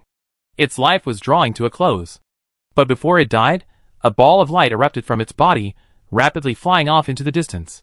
Qin Chuan knew what it was, but was powerless to stop it. The dragon's revenge. A message sent by the Dragon Clan before their death, a message packed with information. In the current situation, information about the murderer, Qin Chuan, was being sent out. As for Aztec, even if he wasn't the Flame Dragon's mate, he was at least a close dragon. The Shadow Dragon also attempted to intercept him, but was unsuccessful. The Shadow Dragon's voice was grave. "Lord Shadow, I heard of Aztec. He was a legendary dragon, renowned for his might 300 years ago. He gradually vanished. I thought he was dead, but I'm surprised he's still alive." Chapter 236. Giant dragons generally live for over 1,000 years. A dragon that has lived for hundreds of years poses a threat that cannot be underestimated. For Qin Chuan, the threat of Aztec is a matter for the future. But his slaying of the Flame Dragon and obtaining the empty hands is a matter of the present. Give him a little time, and even if Aztec arrives, he'd be slain. While he was pondering, the Flame Dragon Heloise's aura completely vanished. Her corpse, the mass of a mountain, plummeted from the sky, crashing to the ground with a deafening roar. After a brief moment of confusion, the surrounding fire creatures immediately scattered. With their leader dead, any further fighting would be a waste. And with Heloise's death, this Crimson Mountains region would become a no-man's land. They, too, wanted to take the top spot. With Heloise's death, numerous system notifications appeared. The first to arrive was a flood of experience points. Heloise is an epic boss, and at level 75, she already has a lot of experience points. Combined with the rewards for killing someone above her level, Qin Chuan's level soared from 23 to 30. You reached level 30. Your experience bar is locked. Please complete your second-class advancement as soon as possible. This kill of the epic fire dragon Heloise is a server-wide first, rewarding 500 free attributes, 50 skill points, and 100 reputation points. You are the first player to kill a dragon and earn the title of Dragon Slayer, increasing your damage to dragons by 10%. Your reputation with the Dragon Clan has decreased by 1,000 points and is now hostile. The Dragon Aztec has learned of your actions and considers you a mortal enemy. This first kill will be announced soon. Would you like to hide your nickname? No. Player Night Wanderer first slew the epic boss, Flame Dragon Heloise. His glorious deeds will be told throughout Apocalypse. Player Night Wanderer first slew the epic boss, Flame Dragon Heloise. His glorious deeds will be told throughout Apocalypse. Player Night Wanderer first slew the epic boss, Flame Dragon Heloise. His glorious deeds will be told throughout Apocalypse. 3 notifications echoed throughout the server, and every player subconsciously scratched their ears, thinking they misheard. Epic boss? Night Wanderer is truly unkind. He just killed a dark gold boss 2 days ago, and it's only been so long, and he's already killed an epic boss. Were the minimum level for epic bosses supposedly 50? Were those NPC natives fooling them? Before the players could figure out if they were being fooled, someone was surprised to discover that Night Wanderer's level on the leaderboard had jumped directly from 23 to 30. What on earth had he done to gain so much experience points all at once? Thinking about the previous announcement, players couldn't help but ponder a question. What level was the epic boss that Night Wanderer killed? That's an astonishing amount of experience points. It's probably far more than just level 50. Over 20 levels, dozens of levels ahead of him to kill an epic boss. Is that even possible? Night Wanderer, you still say you didn't cheat. Qin Chuan's epic boss kill immediately caused an uproar among players. The forum exploded again. Regarding whether Night Wanderer cheated or not, I have the following opinions. I strongly urge the Apocalypse officials to conduct a thorough investigation. Is this fair to ordinary players? How can I join the Pinnacle Guild? I'm waiting online, it's urgent. I'm a 36D, Night Wanderer, do you think I still have a chance? In the Peak Guild, Xiao said, President, it's only been a blink of an eye, and you already killed an epic boss. Jixing also typed, I feel like even if the Destroyer were created, it wouldn't be a match for you, President. Jing gave a thumbs up emoji. Sister G is so brave. You're even thinking of challenging the President. I never even considered it. Ying Luo said, I need to keep working hard, or I won't be able to keep up with you. Qin Chuan replied, I believe in your potential, and you should also believe in yourselves. Xiao gave a wry smile. President, what you said is really unconvincing. Chapter 237. As they chatted and laughed, Qin Chuan's private messages were flooding. When he was planning the auction, he had added quite a few guild leaders. Now, they were all sending congratulatory messages. Then he changed the subject and asked if the epic equipment was for sale. Qin Chuan hinted that even if he did, you wouldn't be able to get the equipment for a while. When the time was right, he would hold another auction, and you could bid as much as you wanted. The guild leaders immediately understood. The boss Night Wanderer had killed this time was probably very high level. But that's true, it was an epic boss. When they were looking for quests from the native NPCs, they also deduced from various details that epic bosses were at least level 50. Of course, this was an epic boss that had been promoted normally. If it had been temporarily promoted through other means, the level might have been lower. Now that Night Wanderer had said this, the boss he had killed was definitely a legitimate epic, and of an extremely high level. With a clear answer, the guild leaders stopped asking questions, and began leveling up with all their might. Longting Tianxia also sent in an inquiry. After learning that the boss was a whopping level 75, he simply said, just have fun, boss. Level 75. Not to mention the boss. Even ordinary monsters would be enough to give current players a beating. And yet, they were defeated by Night Wanderer. That's outrageous. Even though they heard Night Wanderer's announcements flooding the screen since the server launch, this time, Longting Tianxia couldn't help but ask. Boss, can you tell me about the cheats you use? I want to use them too. Qin Chuan added all 500 free attributes to agility. With this, his base agility reached 1162, and with the added bonus from his equipment, he was already heading towards the 2000 mark. With my current stats, I can easily hit a target even from 300 meters away. Shadows gathered in Qin Chuan's hands, his heart filled with joy. At 300 meters, the sniper's damage will be multiplied by 60 times. What boss can withstand this kind of damage? If he encounters a dark gold boss again, Qin Chuan is confident he can instantly kill them with a single skill. As for the skill points for the first kill reward, Qin Chuan first upgraded Shadow Stealth to level 10, further increasing its damage. Shadow Stealth level 10, Dark Gold, enter stealth mode, breaks invisibility with an additional attack dealing, ATK asterisk 200% plus 16,000, damage, consumes 30 mana, has a cooldown of 9 seconds. Special feature, increases movement speed by 30% while in stealth. Qin Chuan planned to save the remaining skill points, including evolution points. He planned to use them to upgrade his empty hands skill. With this thought, Qin Chuan looked toward the crater. The fire dragon's lair was there. Besides Maya Shikonkong, there was also a dragon egg waiting for him. But before that, he had to collect the loot dropped by the fire dragon. 7 orbs of light surrounded the fire dragon's corpse, all emitting a uniquely epic glow. Woohoo, take off. Qin Chuan whistled, steered the shadow dragon forward, and pocketed all the loot. He didn't rush to check its stats, but tapped his toes instead. The shadow dragon understood, and flew straight toward the crater. Since the loot was already in his bag, the most urgent task was to obtain the dragon egg and Maya Shikonkong skill book.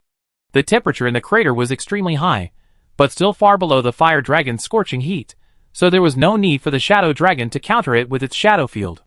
Lord Shadow, the dragon egg is in the lava. Let me go! The shadow dragon gazed at the lava in the crater, pointed out the dragon egg's location, and volunteered. Qin Chuan naturally wouldn't object. He wasn't yet at the level of swimming in the lava, so to retrieve the dragon egg, he needed the shadow dragon. The shadow dragon dove into the lava, burrowing deeper and deeper, finally finding the dragon egg at the bottom. Carefully carrying the dragon egg back to the clearing, the shadow dragon placed it before Qin Chuan. Flame Dragon Egg, Epic, hatching progress 30%. Chapter 238. An epic dragon egg means hatching it will yield a fire dragon of epic potential. If a knight class obtains a dragon egg, through a special contract, they can unlock the top-tier hidden class, the Dragon Knight. One man and one dragon fighting together are unmatched. Furthermore, for classes like Beastmaster, even those with limited talent, obtaining a dragon egg can undergo a qualitative transformation, instantly becoming a formidable expert. It can be said that this dragon egg represents infinite possibilities, but the prerequisite for all this is hatching the dragon egg. This is no easy task. Hatching a dragon egg requires an enormous infusion of energy. Converted into yen country currency, it would cost at least 1 billion.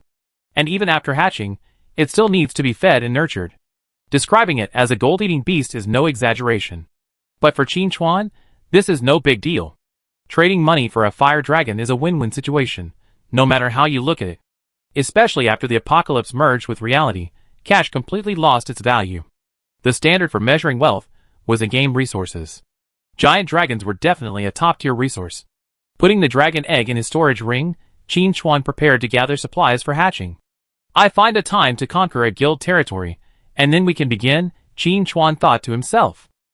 Gathering his attention, he began to survey the surrounding terrain, searching for the entrance to the flame dragon's lair. Soon, Qin Chuan found his target. In fact, there wasn't much need to search for it. After all, given the dragon's size, its lair entrance couldn't be small. Besides, dragons were at the top of the food chain, and they wouldn't hide the location of their lairs. My lair is right here. Come and steal the treasures if you're brave enough. Those who have such thoughts will basically become part of the dragon's excrement. He walked along the entrance until he reached the deepest part.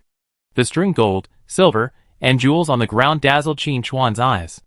Thinking back to the treasure houses of Belly City and Linking City he had visited before, none of them were worth as much as this pile before him. Now, they were all Qin Chuan's. But a new problem arose. There were too many things, and the ring simply couldn't hold them all.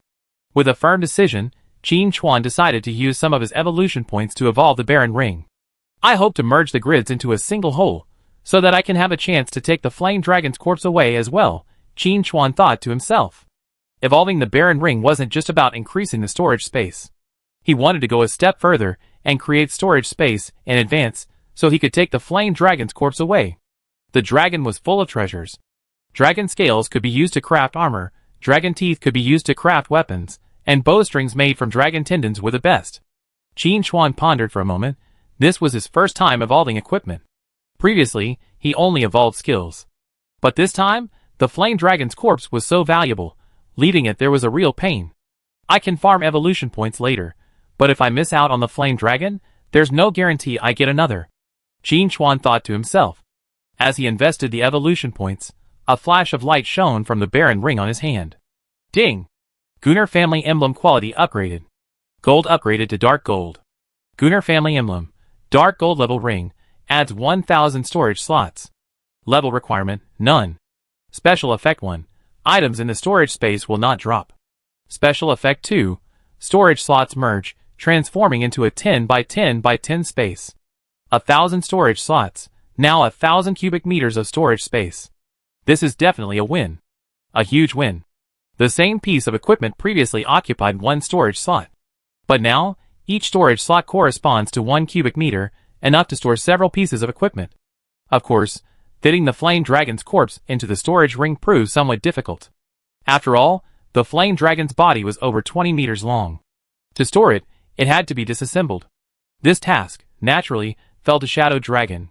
Shadow Dragon, unfazed, wielded its claws and began dismantling the Flame Dragon. The internal struggles of the Dragon clan were far more brutal than this. The loser was often torn apart and devoured. Chapter 239. It simply did what any other dragon would do. While the Shadow Dragon was outside dissecting the Flame Dragon, Qin Chuan searched for the magic hands in the lair. Considering the size of the skill book and the high-temperature nature of the Flame Dragon, Qin Chuan focused on finding corners the Flame Dragon wouldn't visit. Soon, he noticed something. There was a stone that didn't quite fit in with the surroundings. The difference was so subtle that if Qin Chuan hadn't been mentally prepared, he wouldn't have noticed it. But now that he approached the puzzle with the answer, he was naturally spot on. He held the skill book in his hand. Magic Hands, normal level active skill. When used on a boss corpse, there's a 20% chance to receive an additional loot. Wow! Qin Chuan exclaimed. Such an incredible statistic for just a normal level skill. 20% may not seem like much, but there's more than one boss. For an average player, defeating a high-level boss and getting an extra loot with a bit of luck is a significant reward. Small gains add up to a huge advantage. And here in Qin Chuan's place, Wonderful Hands and Empty Hands will become incomparably powerful. No need to say anything, just evolve. Ding! Wonderful Hands and Empty Hands is evolved. Quality improved, from normal to iron. Ding! Wonderful Hands and Empty Hands is evolved. Quality improved, from iron to bronze. Ding! Wonderful Hands and Empty Hands is evolved. Quality improved, from bronze to silver. Ding! Wonderful Hands and Empty Hands is evolved. Quality improved, from silver to gold. Qin Chuan only stopped after upgrading Wonderful Hands and Empty Hands to gold in one breath. The main issue was that he didn't have enough evolution points to continue. Even so, the effect of the gold-level Miraculous Hands skill made Qin Chuan's face twist into a smile. Mischievous Hands, gold active skill. Use it on a boss corpse for a 100% chance to receive an additional loot. With the skill in hand, Qin Chuan quickly rushed out of the Flame Dragon's lair and stopped the Shadow Dragon from stealing a bite. The Shadow Dragon's tail flinched, its voice trembling with anxiety. Lord Shadow, I only took one bite. Really just one bite. Believe me. Qin Chuan naturally didn't care. Even if Shadow Dragon was allowed to eat freely, it wouldn't be able to eat much of such a large flame dragon. Besides, Shadow Dragon had exerted considerable effort in this battle, even withstanding the Flame Dragon's breath. Even if Shadow Dragon hadn't said anything, Qin Chuan was prepared to give it some dragon meat to replenish its energy. This won't happen again, Qin Chuan said calmly. Then he stepped forward and used Miraculous Hands on the Flame Dragon's corpse. Snap! A ball of epic light descended from nowhere.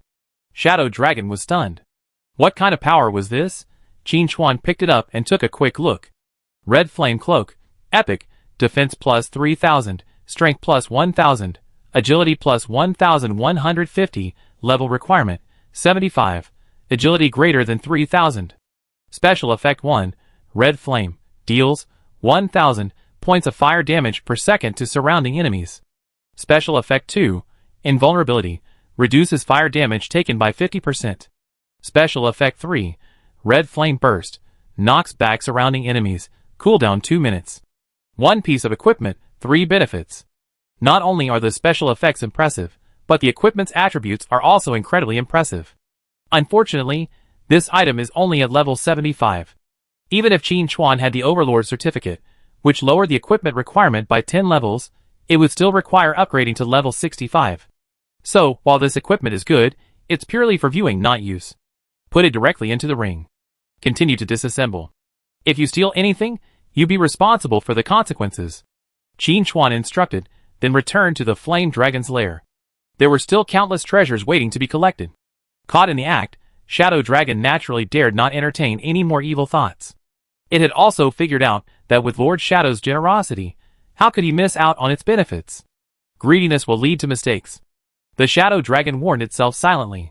If it wanted to continue following Lord Shadow, it had to improve its standing in his heart. Stolen food was not a good thing. It would definitely result in a loss of points. With this in mind, Shadow Dragon went to work diligently. Qin Chuan returned to the lair and packed up all the treasures, taking them away. Chapter 240. A rough calculation shows that these items are worth at least 2 billion yen nation coins. Qin Chuan planned to return to Edith and exchange them for the materials and props needed to hatch dragon eggs. However, with Edith's abilities, even consuming all of these supplies would be a struggle. This problem was easily solved. He could simply visit a few more major cities. Besides exchanging the materials needed to hatch dragon eggs, Qin Chuan planned to invest the remaining funds in various major cities to establish businesses. When Apocalypse merged with reality, these businesses would become his safe havens. No matter how the version changed, as long as the major city survived, he would have a way out. Furthermore, as the major city continued to expand, the businesses would not only appreciate in value, but also become more secure. No matter how you calculated it, it was a win-win. Just from this pile of treasures alone, Qin Chuan had already made a killing. And that was far from the limit. The corpse of the flame dragon outside hadn't been recovered yet, and with so many dragon scales, he could craft more than a dozen sets of armor. Forget about reaching epic level, but there were still some dark gold level ones. Add to that various weapons. Their value is far superior to this pile of treasures. There are also 7 epic loot items I haven't checked yet. Just because they're unusable right now doesn't mean they're worthless. Also, while the equipment in the loot might be unusable, other items might be useful. For example, the Dragon Bloodline Factor.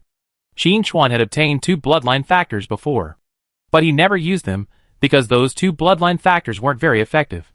For one thing, the attribute bonuses weren't significant. For another, the impact on his appearance was significant. Qin Chuan didn't want to be a goblin, nor did he want to be a Tidewalker giant. But if it was a dragon, he might consider it. Players who absorb Dragon Bloodline Factors not only gain growth bonuses, but also numerous inherent attribute bonuses. Appearance will be affected somewhat, but not significantly. And the overall change is positive. The player's stature will become taller and more robust, and their appearance more handsome. Even if they absorb too much Dragon Bloodline Factor, there's no need to worry. The dragon race has 2 forms, giant dragon and humanoid. I hope I can get a Bloodline Factor this time, Qin Chuan thought to himself. Bloodline Factors are something you can't find when you need them, but they're everywhere when you don't. And it's not just high-level races that drop Bloodline Factors, lower races can drop them as well. In a previous life, a player found a different way and absorbed a large amount of low-level Goblin Bloodline Factors, successfully transforming into a pure goblin. However, Qin Chuan vaguely remembered that players' luck wasn't quite as good. The first time they went out with the goblins to hunt the female knight, they were wiped out. Looking back, it was indeed a unique kind of fun. By this time, the flame dragon's lair was empty of treasures, so Qin Chuan decisively stood up and headed outside. The shadow dragon had already dismembered the flame dragon and was staring blankly at the mountain of flesh before him. Saliva dripped from the corner of his mouth, hitting the ground with a hissing sound and sending a puff of white smoke rising. Seeing Qin Chuan emerge, the shadow dragon hurried over, raising his right forelimb. Lord Shadow, I didn't steal anything this time. The shadow dragon's solemn oath made Qin Chuan almost laugh. He casually said, "Pick 2 pieces for yourself." "Thank you, Lord Shadow." The shadow dragon replied seriously, selecting 2 small pieces and shoveling them together. Qin Chuan frowned. "These are so small, who can eat them? If the giant dragon next door sees them, they think we can't afford them." Take them, take them." The shadow dragon felt an unexpected surge of joy within him. It had regained Lord Shadow's favor. Selecting a slightly larger piece of meat and swallowing it, the shadow dragon said, "Lord Shadow, I'm full. This fire dragon is very powerful, and the power contained in its flesh and blood is extremely rich." Qin Chuan beat him down and stepped forward to collect the fire dragons into his storage ring in batches. When the ring was completely filled, he finally managed to collect the last scale. Let's go back to Belly City. Chapter 241. Qin Chuan called for the shadow dragon to take flight, leaving the Crimson Mountains. The fire dragon Heloise roared before she died. Who knows when Aztak will appear? It's best to escape, just in case. As long as he can hold off for a while, even if Aztak comes knocking, Qin Chuan won't be afraid. He even wants to slay the dragon again. On the way back to Belly City, Qin Chuan began to examine the loot dropped by the fire dragon. Including the Crimson Flame Cape that Myosho Kong Kong had looted, there were 8 pieces of loot from this boss battle. All of them were epic. It's a shame that no legendary item dropped.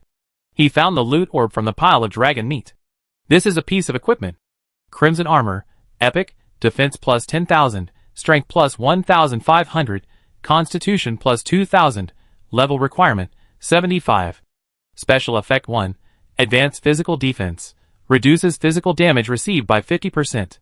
Special Effect 2, Wildlife, increases maximum health by 20,000. Special Effect 3, Massive Strength, Increases strength by 1000. Top quality, but not currently available. Looking back, I found 2 consecutive pieces of equipment. Both had incredibly powerful stats, but I had no immediate need for them, so I had to store them in my storage ring. I guess this is the next version of equipment I just revealed, Qin Chuan thought to himself.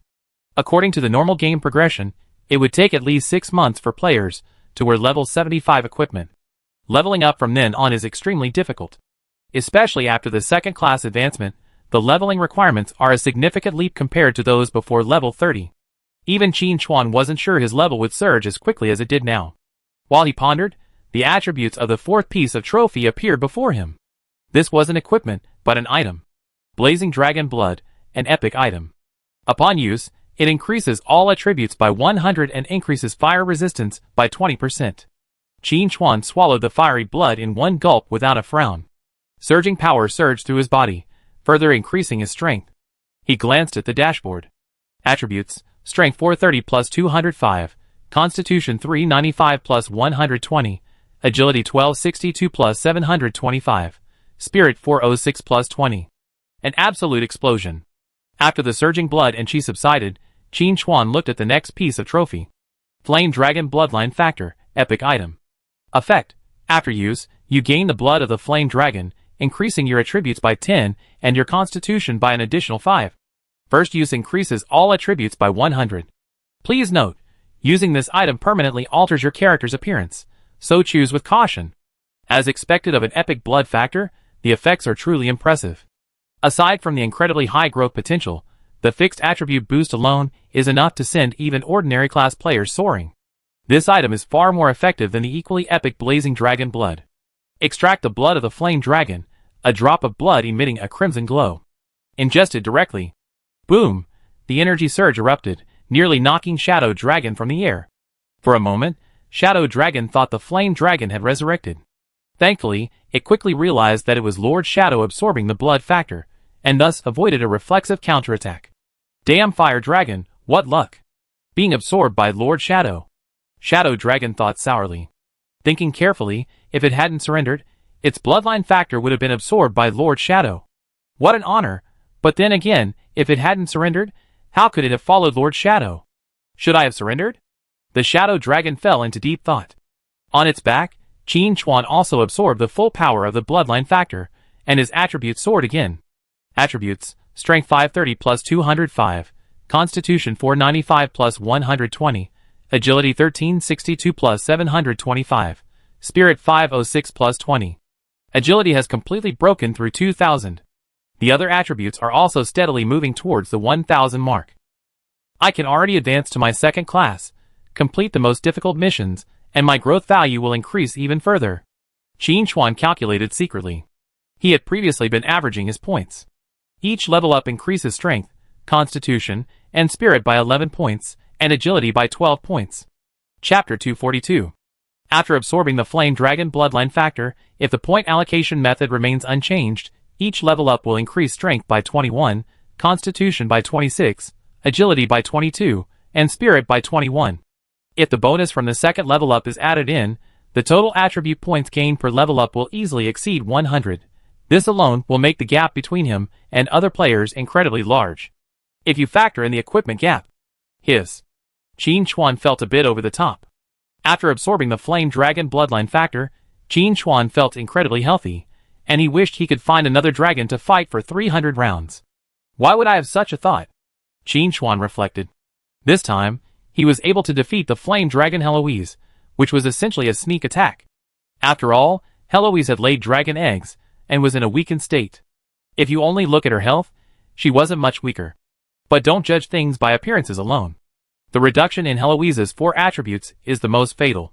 Qin Chuan estimated that Heloise's stats were only 60% to 70% of her peak. Even with this, Qin Chuan was having a hard time fighting her. My current weaknesses are, first, I don't have enough damaging skills, leaving me with long periods of inactivity. Second, my damage increase isn't enough. Relying solely on Shadow Stealth's invisibility breaking bonus isn't enough. Finally, my defense is very poor. Apart from my movement skills, I only have Shadow Prism. After considering this, Qin Chuan felt he still had significant room for improvement. After completing his second class advancement, Qin Chuan planned to continue searching for special NPCs to supplement his skills. If he had hundreds of skills, would he have needed to fight Heloise for so long? He went up and dealt a burst of damage, ending the battle instantly.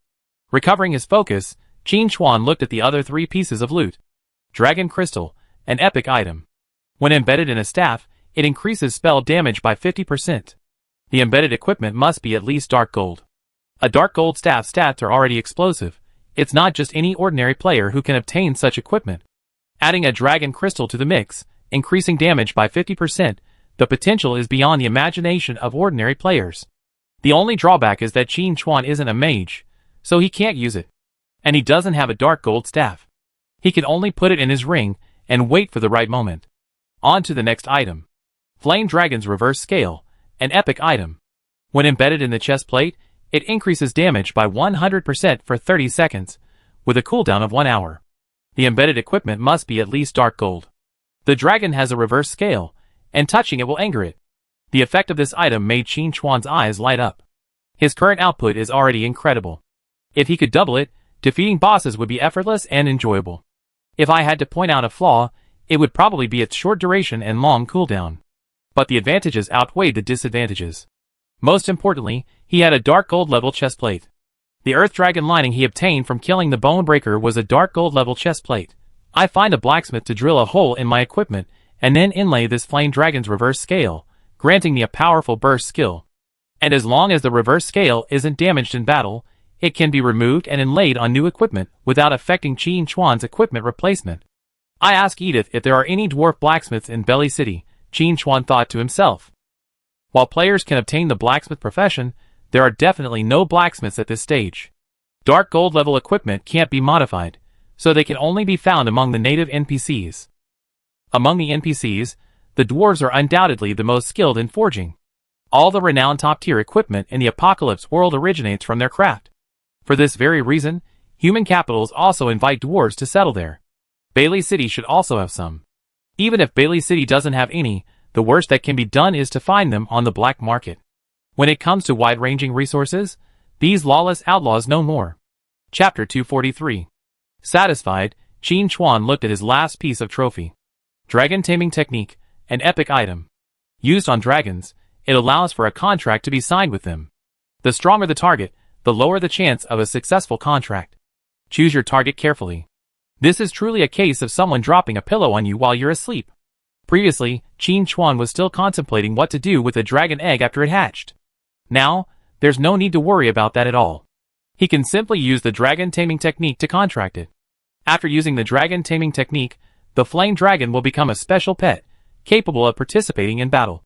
At that time, Qin Chuan will ride the shadow dragon, with another flame dragon at his side. What a magnificent sight! There was once a woman who brought 3 dragons, and called herself the Dragon Mother. I'm bringing 2 dragons, so it's not too much to call myself the Dragon Father, Qin Chuan muttered to himself. Just as he was immersed in his grand plan, the shadow dragon beneath him suddenly spoke. Lord Shadow, I sense the resurgence of an extremely powerful dragon aura. Qin Chuan's heart tightened. Without a doubt, this must be the Aztec that Heloise had mentioned. That creature had clearly received Heloise's last words, and was in a rage. As I thought this, a game prompt echoed in my mind. Attention! The wrath of Dragon King Aztec is about to sweep across the continent. The world event, Wrath of the Dragon, is about to begin. Countdown. 3:00:00. Attention! The wrath of Dragon King Aztec is about to sweep across the continent. The world event, Wrath of the Dragon, is about to begin. Countdown. 3:00:00. Attention! The wrath of Dragon King Aztec is about to sweep across the continent. The world event, Wrath of the Dragon, is about to begin. Countdown. 3:00:00. Attention! The wrath of Dragon King Aztec is about to sweep across the continent. The world event, Wrath of the Dragon, is about to begin. Countdown. 3:00:00. This message wasn't just heard by Qin Chuan. It reached all players. Shadow Dragon turned around and said cautiously, Lord Shadow, I received a call from Aztec, the Dragon King. Of course, I won't respond. I'm Lord Shadow's loyal servant. I simply wanted to ask what we should do now. Through his dragon bloodline, Shadow Dragon sensed Aztec's wrath. He also knew that Aztac was determined to avenge Heloise, and had called on all dragons to destroy every human city. For the players, this meant the dragons would attack the main city. If the players could defend it, everything would be fine. If they couldn't, the main city would be destroyed and rebuilt. Qin Chuan was also a bit perplexed. Isn't Heloise's background a bit too impressive? She was actually the Dragon King's mate. Of course, the Dragon King had more than one mate, and he might not even remember Heloise's name. But now that Heloise was dead, murdered by someone, the situation was different. Whether to defend his own dignity, or to deter those who covet the dragons, a bloody revenge is essential. Aztac must make known to all races of the apocalypse world that the dragons are not to be offended. Collecting his thoughts, Qin Chuan said calmly, "It's nothing more than a matter of meeting the enemy with force, and covering the water with earth. If Aztac dares to come, he will be without return." According to Qin Chuan's understanding of apocalypse, this Dragon's Wrath event wasn't a formal version update. This meant that Aztac wouldn't truly fight players to the bitter end. Either a few dragons must die to force Aztac to retreat, or the dragons must destroy a few major cities to appease Aztac's wrath. Qin Chuan thought to himself. As long as either of these two conditions were met, this world event would end. For Qin Chuan, the former was naturally preferred. The saying that dragons are full of treasures was no mere pretense. Killing Heloise had already made Qin Chuan a tidy profit. If a few more dragons arrived, even if they were only dark gold or even gold level lower tier dragons, he would be well served. But for other players, this world event wasn't so easy. Why should ordinary players pay for the trouble caused by the Night Wanderer? That's right, if the Night Wanderer hadn't killed a flame dragon, how could the Dragon King's wrath have been aroused, and how could this world event have been triggered? Chapter 244. Apologize. Night Wanderer must apologize. As soon as the announcement was made, a flood of posts criticizing Qin Chuan appeared on the forum. They were leveling up in the game, but for no apparent reason, they were dragged into a world event. How could this be justified? The key point is that this world event is the Dragon's Wrath, a war with the Dragon Clan. Who could stand that? They're not Night Wanderer. Facing a dragon is a complete loss. But some players hold a different view. As the saying goes, fortune and wealth are sought in danger. This world event will undoubtedly bring great danger, but why do they play games? Isn't it for fun? I've long since given up on the boring leveling process. The dragon arrived just in time. If Night Wanderer can slay dragons, why can't we? Don't you want top-tier equipment? Then why are you still playing games? Go home and sell sweet potatoes. This incident affects more than just us players. I'm in Feiyin City, and the NPC guards here have already begun preparing for battle. A big event, an absolutely big event. My blood is boiling. Players were divided into two camps regarding this world event. One side opposed it, believing that with their current strength, they were no match for the dragon. The other side was quite excited. The leaders of the major guilds, in particular, were already scooping up equipment and items, ready to go all out. Qin Chuan paid no attention to the outside world's commotion. He was now approaching Bailey City. Landing outside the city, Qin Chuan sheathed his shadow dragon and headed for the black market. With the war imminent, completing the second advancement quest might not be in time. It would be better to find a way to embed the reverse scale. This would provide an additional burst attack in subsequent battles, making it easier to defeat bosses. While pondering, Qin Chuan arrived at the tavern and found Edith on the second floor. Edith looked Qin Chuan up and down, sniffed him a few times, and said, "You slew a dragon? It seems you were the cause of this dragon attack." Players receive announcements, and local NPCs also receive similar information. Qin Chuan didn't deny it, saying generously, "I was lucky to kill a fire dragon." Edith held his forehead with his hand, and said weakly, "Don't tell me it was the one in the Red Mountains." Qin Chuan didn't answer, but his expression spoke for itself. Edith sighed, stood up, and began packing her belongings, as if ready to flee. As she did so, she said, "You've gotten into serious trouble this time. Heloise is connected to the Flame Dragon King. If you kill her, the Flame Dragon King won't let you off the hook." Qin Chuan's expression remained calm. "I know, but it's already happened. There's no point regretting it. Instead, we should think about repelling the dragon attack. Besides, according to my speculation, the Flame Dragon King probably won't show up. At most, he sent his men to test the waters." Edith paused and asked, "What's your basis?" Although she was an assassin trainer and quite capable, she was far inferior to the Flame Dragon King. A head-on confrontation would leave her with no chance of survival. Qin Chuan spoke eloquently. Heloise's strength wasn't bad, was she? Yet, she was killed. As the Flame Dragon King, while you're enraged, don't you also try to gauge your enemy's strength? It's unwise to act rashly without knowing the specifics. Edith paused. That makes some sense. Qin Chuan continued. So, the Flame Dragon King will definitely send his men to test the waters first. In other words, as long as we can withstand the dragon's initial attacks and make them bleed, the Flame Dragon King will become fearful and retreat. Qin Chuan spread his hands. In my opinion, whether the Flame Dragon King is truly angry or not is irrelevant. It's merely making a statement. Edith casually dropped what he was holding and said calmly, your analysis is spot on. Qin Chuan smiled, but said nothing. From the beginning, he hadn't believed Edith would flee. This woman was incredibly ambitious. Chapter 245. The more chaotic the times, the more excited she became. Edith sat back in her chair, her long, straight legs resting on the table. So what brings you to me? Qin Chuan stated his purpose. I'm looking for a forging master to help me craft my equipment. Edith piqued his interest. What materials? Reverse scales. Edith couldn't help but give a thumbs up. You're truly audacious. Embedding reverse scales on equipment is tantamount to slapping the Dragon Clan in the face. If discovered, it'd be a fight to the death. Qin Chuan shrugged. We already slain the dragon. Even if we return the reverse scales, will that wipe out the grudge? Edith understood this and said, 2 dragon fangs, no less than the length of your forearm. I introduce you to a true forging master. Qin Chuan simply took out the 2 dragon fangs and handed them over. Edith put away the dragon fang and handed back a seal. There's a dwarf in the corner of the first floor. Qin Chuan could probably guess there was a dwarf in the tavern, but he went there directly and was turned away. In Edith's tavern, the patrons wouldn't give Qin Chuan the slightest bit of respect without Edith asking. It had been the same when he'd been learning dual wielding. Without Edith's seal, Qin Chuan couldn't even get the skill book. Thank you. Qin Chuan stood up and said goodbye, soon finding the drunken dwarf in a corner of the first floor. Master Forger Caramel Thunderhammer. Snap. Qin Chuan slammed the seal on the table. His eyes blurred, and the still drunk dwarf Caramel's eyes gleamed brightly. He rubbed his hands and asked, what are the conditions? Qin Chuan said, I have a piece of equipment I need inlaid. Kamal didn't ask what it was, or what materials were needed. He simply put away the seal, and headed towards the tavern's backyard. Follow me. Arriving in the backyard, there was a complete set of forging equipment in the corner. Kamal found 2 hammers, held them in his hands, and casually asked, what do you want inlaid?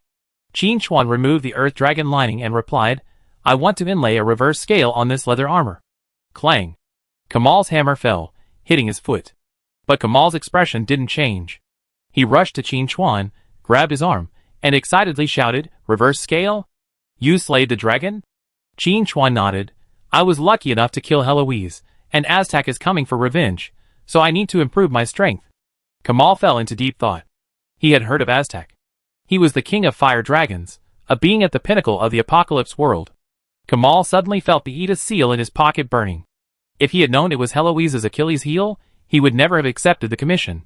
But he had already received the seal. Returning it would be a slap in Edith's face. Even if he was a master blacksmith, he wouldn't have a good life. Why not just run away? Kamal thought to himself. If he couldn't make it in Belly City, he could go to another city. With his status as a master blacksmith, he'd be well served anywhere. It would be a shame if he couldn't drink the fine wine here anymore. Qin Chuan said calmly, 2 dragon scales as payment. Kamal's eyes hardened. One must see things through. Having received the seal, he had to do it right. For the sake of the 2 dragon scales, Kamal grabbed his tool and inlaid the Achilles heel in a few strokes. The properties of the earth dragon lining also improved.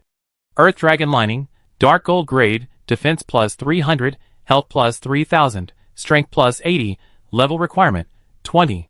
Special effect 1, buffer, reduces physical damage taken by 20%. Special effect 2, dragon blood, increases all stats by 20. Inlay, increases all stats by 50.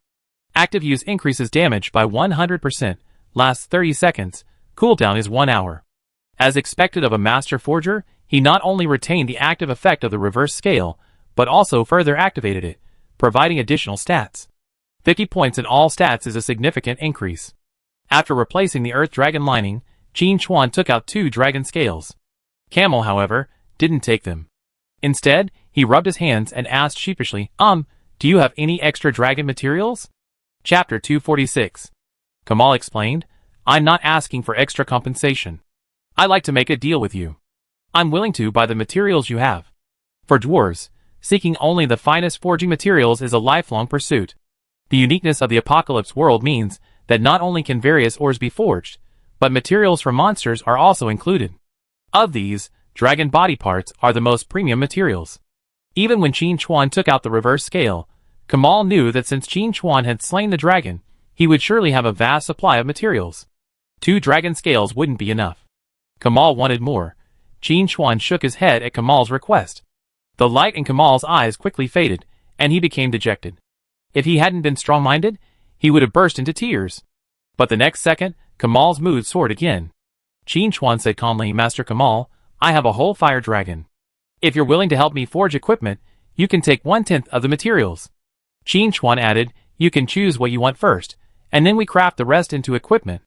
Kamal counted on his fingers. An adult fire dragon has around 500 scales, 1/10 is 50, and that doesn't even include the fangs, claws, bones, and tendons. Total would be a small mountain. Kamal's excitement grew as he calculated. He didn't care about the potential retaliation from the Fire Dragon clan, he just wanted to forge. Kamal extended his thick, large hand. It's a deal.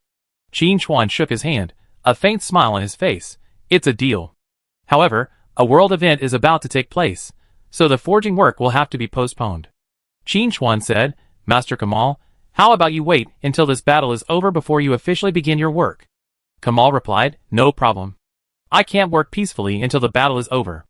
Qin Chuan nodded, well, Master Kamal, we see you after the battle. After finishing his business, Qin Chuan didn't linger and returned directly to Belly City. Here, he saw Lei Huao, sweating profusely from his busy schedule. Seeing Qin Chuan, Lei Huao hurried over. Warrior, I received word that monsters are gathering in large numbers to the south and west. Can you help me eliminate some of them to ease the pressure on our defense? Ding, your mission to defend Belly City has been triggered. Quest requirements. Kill as many monsters as possible gathering outside the city. Quest reward. Calculated based on the number of kills. Qin Chuan naturally had no objection and nodded, I do my duty. Lei Huao was delighted. It's a privilege to have a warrior like you. What an honor for Bailey City. Then he couldn't help but mutter, who knows who's so audacious as to provoke the Fire Dragon King? Qin Chuan agreed calmly, yes, who knows who did this? He then bowed and said, Instructor Lei, I go outside the city to check on the situation. Lei Huao nodded, thank you for your hard work, warrior. Going out through the west gate, Qin Chuan found a deserted spot and summoned the Shadow Dragon. Then, he soared into the sky, heading off into the distance. It was a rare sight for monsters to gather, so he had to level up. Although he was currently level 30, and couldn't level up without completing his class advancement, he could certainly earn experience points. After the previous battle, the Shadow Dragon had reached level 35, significantly improving all its attributes. In the blink of an eye, it had soared dozens of kilometers. Soon, a massive army of monsters appeared in sight. Looking out, monsters of all kinds converged from all directions, slowly advancing towards Bailey City. Their number already exceeded 50,000. By the time the monster swarm reached Bailey City, their number would easily exceed 100,000. Not only were the monsters numerous, but their levels were also high. And this was only the monster swarm to the west, there were at least as many monsters to the south. Even with the players, Bailey City's defense was still under immense pressure. Chapter 247. What concerned Qin Chuan most was the center of the monster cluster, where hundreds of bizarrely shaped dragon men stood. Their upper bodies were humanoid, covered in scales, while below their abdomens, they resembled reptiles with sturdy limbs, armed with a variety of weapons. Some were 4 and 5 meter long swords, while others were ruggedly shaped staffs. No giant dragons were seen yet. This was actually quite normal. Because giant dragons are not numerous, the Aztec-triggered world event, Dragon's Wrath, was a spur-of-the-moment decision, leaving the scattered dragons no time to gather. Qin Chuan estimated that the appearance of 5 giant dragons in the 12 main cities combined during this world event was already the maximum. More numerous were these dragon men, the offspring of dragons and other species. They were not as powerful as giant dragons, but they possessed a rare bloodline, granting them absolute command over ordinary monsters. Having dragon men organized the vanguard was a common tactic of the dragon race. Recovering his composure, Qin Chuan stamped his feet. The shadow dragon understood the message and swooped down towards the swarm of monsters, sweeping the ground with a stream of dragon breath. In a split second, over 300 monsters were reduced to ash. At the same time, the Shadow Dragon's might struck fear into the monsters. The Shadow Dragon was a true dragon, not a hybrid like the Dragon Man. In fact, even as the Shadow Dragon approached, the Dragon Man were already somewhat panicked. If they hadn't been under the command of the Fire Dragon King, they would have surrendered long ago. Attack! The people roared. Various abilities rose from the ground and flew towards the Shadow Dragon. The Shadow Dragon didn't even try to dodge, circling low in an invincible manner, its tail dragging across the ground, carving a trench of flesh several meters deep. Too weak. You're truly too weak. The Shadow Dragon laughed wildly. Qin Chuan couldn't help but fall into deep thought. Why did he feel more like the villain? The Shadow Dragon was now bursting with confidence. It had followed Lord Shadow and successfully defeated the epic Fire Dragon. These ordinary cannon fodder monsters on the ground were nothing to it. But since this was Lord Shadow's will, it would faithfully carry it out. Thinking this, the Shadow Dragon exhaled several times, clearing several empty areas within the monster swarm. The ground affected by its breath was shrouded in shadowy power, and any monsters that stepped onto it would be gradually eroded, eventually succumbing to it. Watching the Shadow Dragon wreaking havoc in the sky, the dragons within the monster swarm were furious. That noble Shadow Dragon actually aided an outsider. How despicable. Although he feared the Shadow Dragon's bloodline suppression, the Dragon Man, having come on a mission, quickly adjusted his mindset and continued to urge the surrounding monsters to attack. But these attacks had no effect on the Shadow Dragon. Occasionally, a silver level or even gold level boss would appear, but before it could even attack, Qin Chuan would be carried away by a single flying knife. Without the threat of these bosses, the Shadow Dragon was unstoppable. The casualties of the monster swarm continued to mount. 500, 800, 1,000, 2,000. While Qin Chuan was keeping an eye on the boss, he would also find time to use his skills on the monsters. Each outbreak of the poison blood plague would take down hundreds of monsters. This meant that the level cap was temporarily capped, otherwise, Qin Chuan felt he would be leveling up soon. If he could defeat this swarm of monsters, Qin Chuan estimated he could accumulate around level 5 experience points. This is even if the experience is split 50-50 with Shadow Dragon. If he had all the experience, he could have easily reached level 7 or 8. However, without Shadow Dragon, Qin Chuan's fight would have been much more difficult, requiring constant movement, far from being as effortless and comfortable as it is now. As the world event countdown continued to decrease, players began to take action. The higher level, better equipped players took the initiative, intercepting and killing the scattered monsters that were trying to join them, and achieved some good results. Chapter 248. And even those players of average skill can do what they can. To strengthen defenses, each city has issued quests. Players can donate supplies, or take on easier quests in the main city to participate and receive various rewards. After receiving the rewards, many players felt differently about this world event. It didn't seem all bad. However, unlike the other main cities, the players in Belly City were pondering a question. What monsters? Although the monster attack hadn't officially begun, scattered wild monsters were already attacking the main city. Based on player feedback, each main city was under attack from 2 directions. But the players in Belly City discovered that they only encountered monsters in the south, with the number of monsters in the west being pitifully small. One player finally lost their patience and took the initiative, heading west. Then, they witnessed a scene they would never forget. A massive swarm of tens of thousands of monsters was utterly routed by a giant, pitch-black dragon. As for that giant dragon, players were gradually learning its origins. Night Wanderer's mount. A closer look revealed the figure of a player perched on the dragon's back. There was no need to say anything, it had to be Night Wanderer. After all, across the entire server, perhaps even the entire world, he was the only one capable of taming a giant dragon. One player, crouching in the bushes, watching the battle in the distance, muttered to himself, "If I could team up with Night Wanderer right now, my level would skyrocket." The player next to him shared the same thought. Monsters in the distance fell like leaks, their levels still high, bringing with them incredibly generous experience points.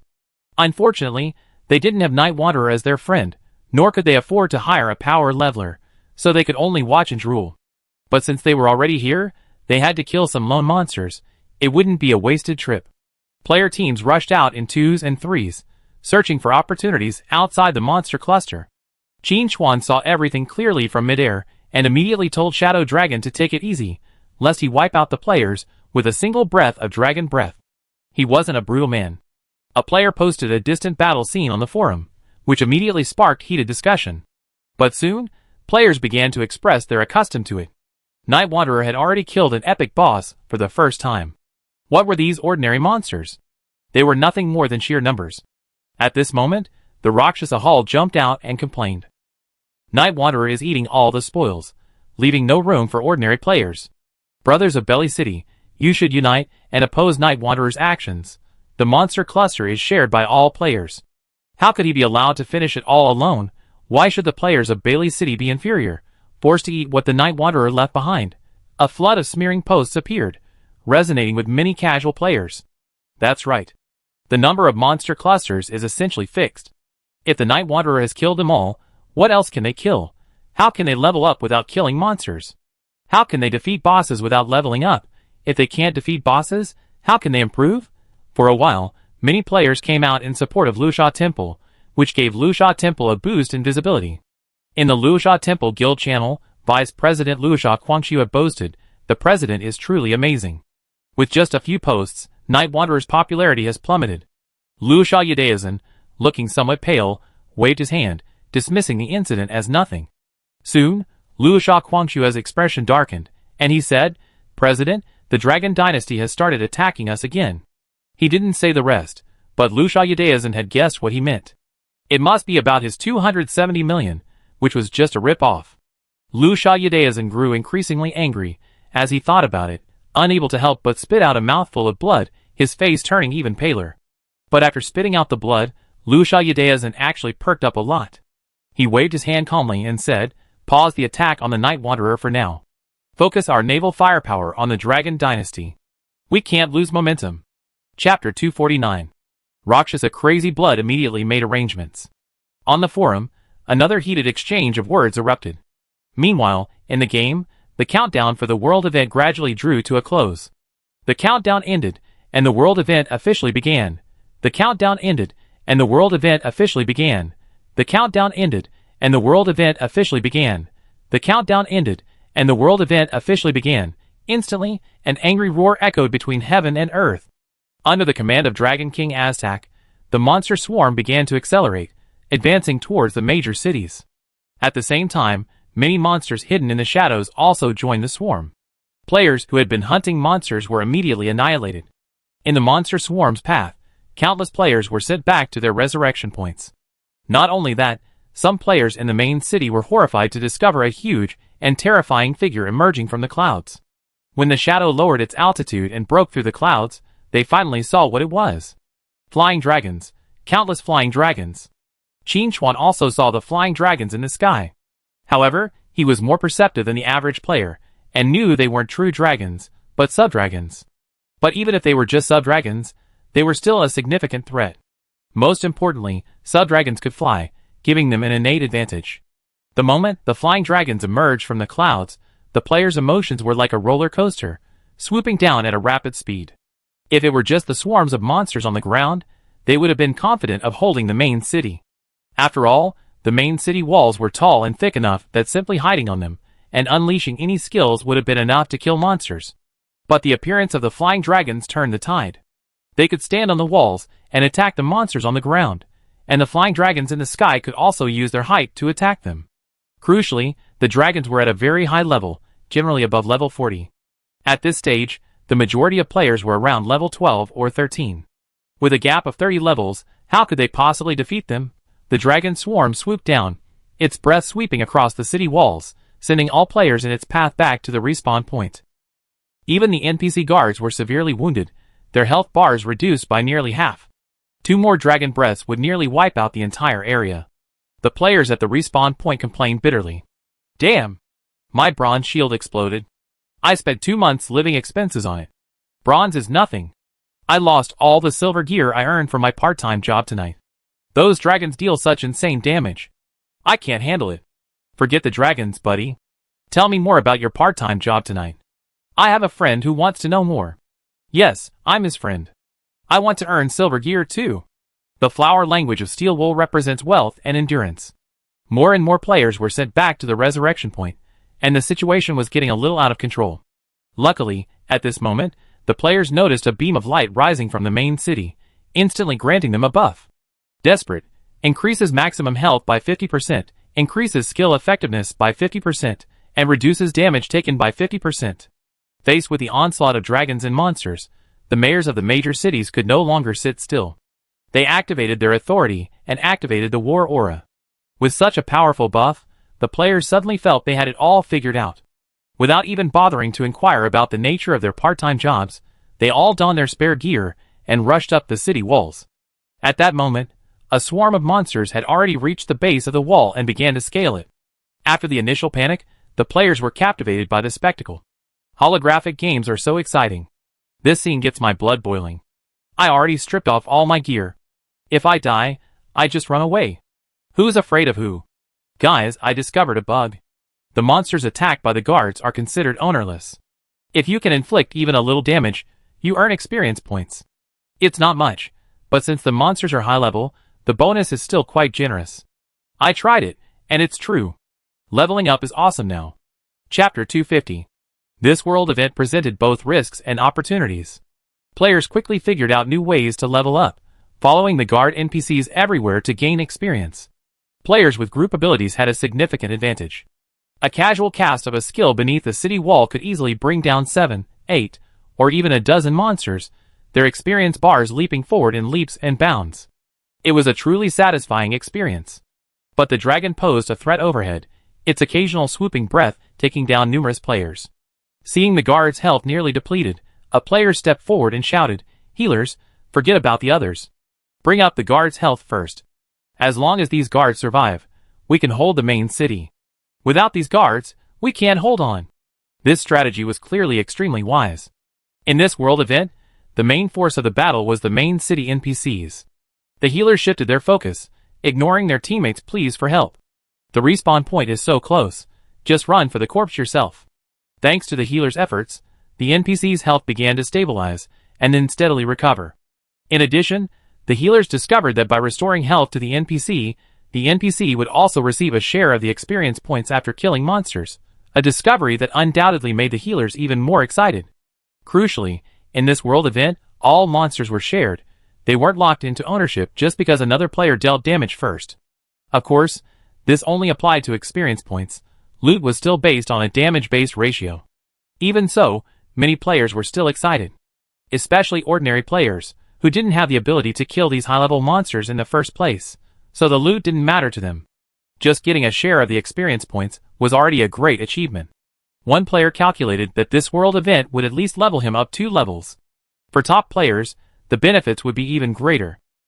For example, Qin Chuan. He had already returned to Bailey City, and was currently engaged in a fierce battle with a flying dragon in the sky. It was called a fierce battle, but in reality, it was a one-sided crushing defeat. With Qin Chuan's participation, the pressure on Bailey City players was immediately relieved. Players only had to defend against the monster clusters on the ground. The Bailey City players were even in the mood to post on the forums. Choosing Bailey City was a wise decision. No pressure, absolutely no pressure. My fellow players in other major cities, how are you? I don't think it's going well. I heard that other major cities have already started using the zombie running tactic. Not only are the players having it easy, but the NPCs in Bailey City are also having it easy. Bailey City is also the only one of the 12 major cities that hasn't activated the war aura. Because there's no need. The flying dragons in the sky are too busy to swoop in and attack. The monster swarms on the ground, under the NPC's attack, pose no effective threat. Especially before the event began, Qin Chuan had rushed out and utterly slain the monster swarm to the west. Other major cities had to withstand a triple attack from both the ground and the sky. In Bailey City, players only needed to focus on defending against the monsters to the south. The contrast was stark. While the battle raged on, Qin Chuan kept observing the sky. According to the forum news, no true dragon had appeared in any of the 12 major cities yet. This didn't match Qin Chuan's predictions. He didn't think he was wrong. Having experienced so many world events in his previous life, including the Dragon Tribe metagame, he was well aware of the Dragon Tribe's tactics. The dragon's lack of appearance was likely due to it waiting for an opportunity. The core of the problem lay in Aztac's intentions. If it was determined to avenge Heloise, then a dragon would undoubtedly appear in Bailey City. There was no doubt about that. But if Aztac wanted to exploit the opportunity to assert its dragon power, it would select the weakest defended city and concentrate its forces to destroy it. With the dragon's flying speed, even the two most distant cities would only take a few hours to fly across. Chapter 251. In other words, in 3 or 4 hours at most, we know for sure where the dragon will appear. But as the old saying goes, plans can't keep up with change. Qin Chuan was just about to slay all the flying dragons in the sky when he heard a dragon's roar from the clouds, and a massive shadow appeared within. Whoosh! A massive fireball, over 5 meters in diameter, plummeted from the sky, smashing down towards the center of Belly City. A fireball this large would flatten at least half the city. Judging from the size of the fireball, the attack was most likely carried out by the Flame Dragon clan. This was understandable. After all, the Dragon's Wrath incident was caused by the Flame Dragon King. But with a fireball this large, the dragon must be of a high rank. Its strength was far greater than Heloise's. Guaranteed epic rank. As he pondered, a beam of light shot up from Belly City, condensing into 3 golden shields that blocked the fireball's path. Soon, the fireball collided with the first light shield. Boom! Amidst the deafening explosion, the light shield cracked and dissipated into countless streams of light. The fireball continued to fall, but its size had been reduced somewhat. Then, the fireball collided with the second light shield. After a brief standoff, the light shield shattered again, but the fireball's size was now less than half of its original size. Finally, the fireball and the third light shield disappeared into the sky. The players on the city wall breathed a sigh of relief. The city's destruction was finally averted. To be honest, when such a massive fireball appeared, many players were prepared to be sent back to their resurrection points. Some players even pessimistically believed that the 12 main cities would become 11. Fortunately, the NPCs in the city were still quite capable. But before the players could relax, another massive fireball descended. Although this fireball wasn't as large as the previous one, it was still not to be underestimated. Another beam of light rose from the city, neutralizing the fireball attack. But Qin Chuan knew he couldn't let the giant dragon in the clouds continue its attacks recklessly. He had to stop it. With a tap of his toes, the shadow dragon immediately understood, flapping its wings and taking off. A massive shadow loomed within the clouds, radiating scorching heat. Soon, the clouds evaporated, revealing the dragon's form. It was a behemoth, over 100 meters long. Its wings spread out, blocking out the sun. Magical vibrations rippled around it, a dazzling glow, legendary. Level 100. HP 500 000 000/500 000 000. Attack 12,250,000. Defense 22 million. Skill ? Description: the Flame Dragon King's lieutenant, possessing terrifying power unfathomable to ordinary humans. Qin Chuan counted the number of zeros. Then he gasped. 500 million HP. Attack power exceeding 10 million. Defense power exceeding 20 million. Such attributes, even in the late apocalypse, would be an extremely terrifying existence. And this is just the Flame Dragon King's lieutenant. From this, one can imagine how powerful the true Flame Dragon King truly is. Shadow Dragon's voice trembled slightly. Lord Shadow, we seem to be in trouble. In fact, Qin Chuan had already noticed this without Shadow Dragon's reminder. The Flame Dragon King is truly generous. Qin Chuan secretly complained. With this dragon's attributes, it could easily overthrow the 12 main cities, let alone destroy Bailey City. After all, the main cities in the game haven't developed yet at this stage. But then Qin Chuan thought again, something wasn't right. With this dragon's attributes, destroying Bailey City should be easy. Why were both fireballs blocked just now? Qin Chuan realized that this dragon hadn't yet unleashed its full power. A thought crossed his mind. The dragon race wasn't ready for all-out war. This fire dragon was merely here to assert the dragon race's authority, not to truly destroy Bailey City. Of course, if Bailey City wasn't properly defended and couldn't withstand the attack, the dragon wouldn't be to blame. Chapter 252. Recovering his composure, Qin Chuan looked at the giant dragon and exclaimed, "So it's the Flame Dragon King's lieutenant who has come in person. I long admired you." The giant dragon looked over, its terrifying aura causing Qin Chuan's shoulders to sag. The shadow dragon's wings faltered. "You carry the resentful spirits of my clan. It seems you are Heloise's murderer. I'm here by order of the Flame Dragon King to kill the murderer and avenge Heloise. Will you commit suicide, or let me do it?" The Flame Dragon's lieutenant's voice was calm, yet undeniable. It had the strength. However, the Flame Dragon's lieutenant was also somewhat curious.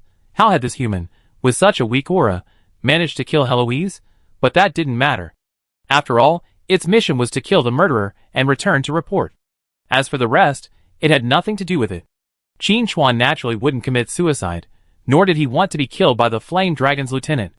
But in the current situation, it seemed there was no other option but to be sent to the resurrection point. Any ordinary player would have sat back and waited for death by now. At worst, it would just be a trip to the resurrection point, no big deal.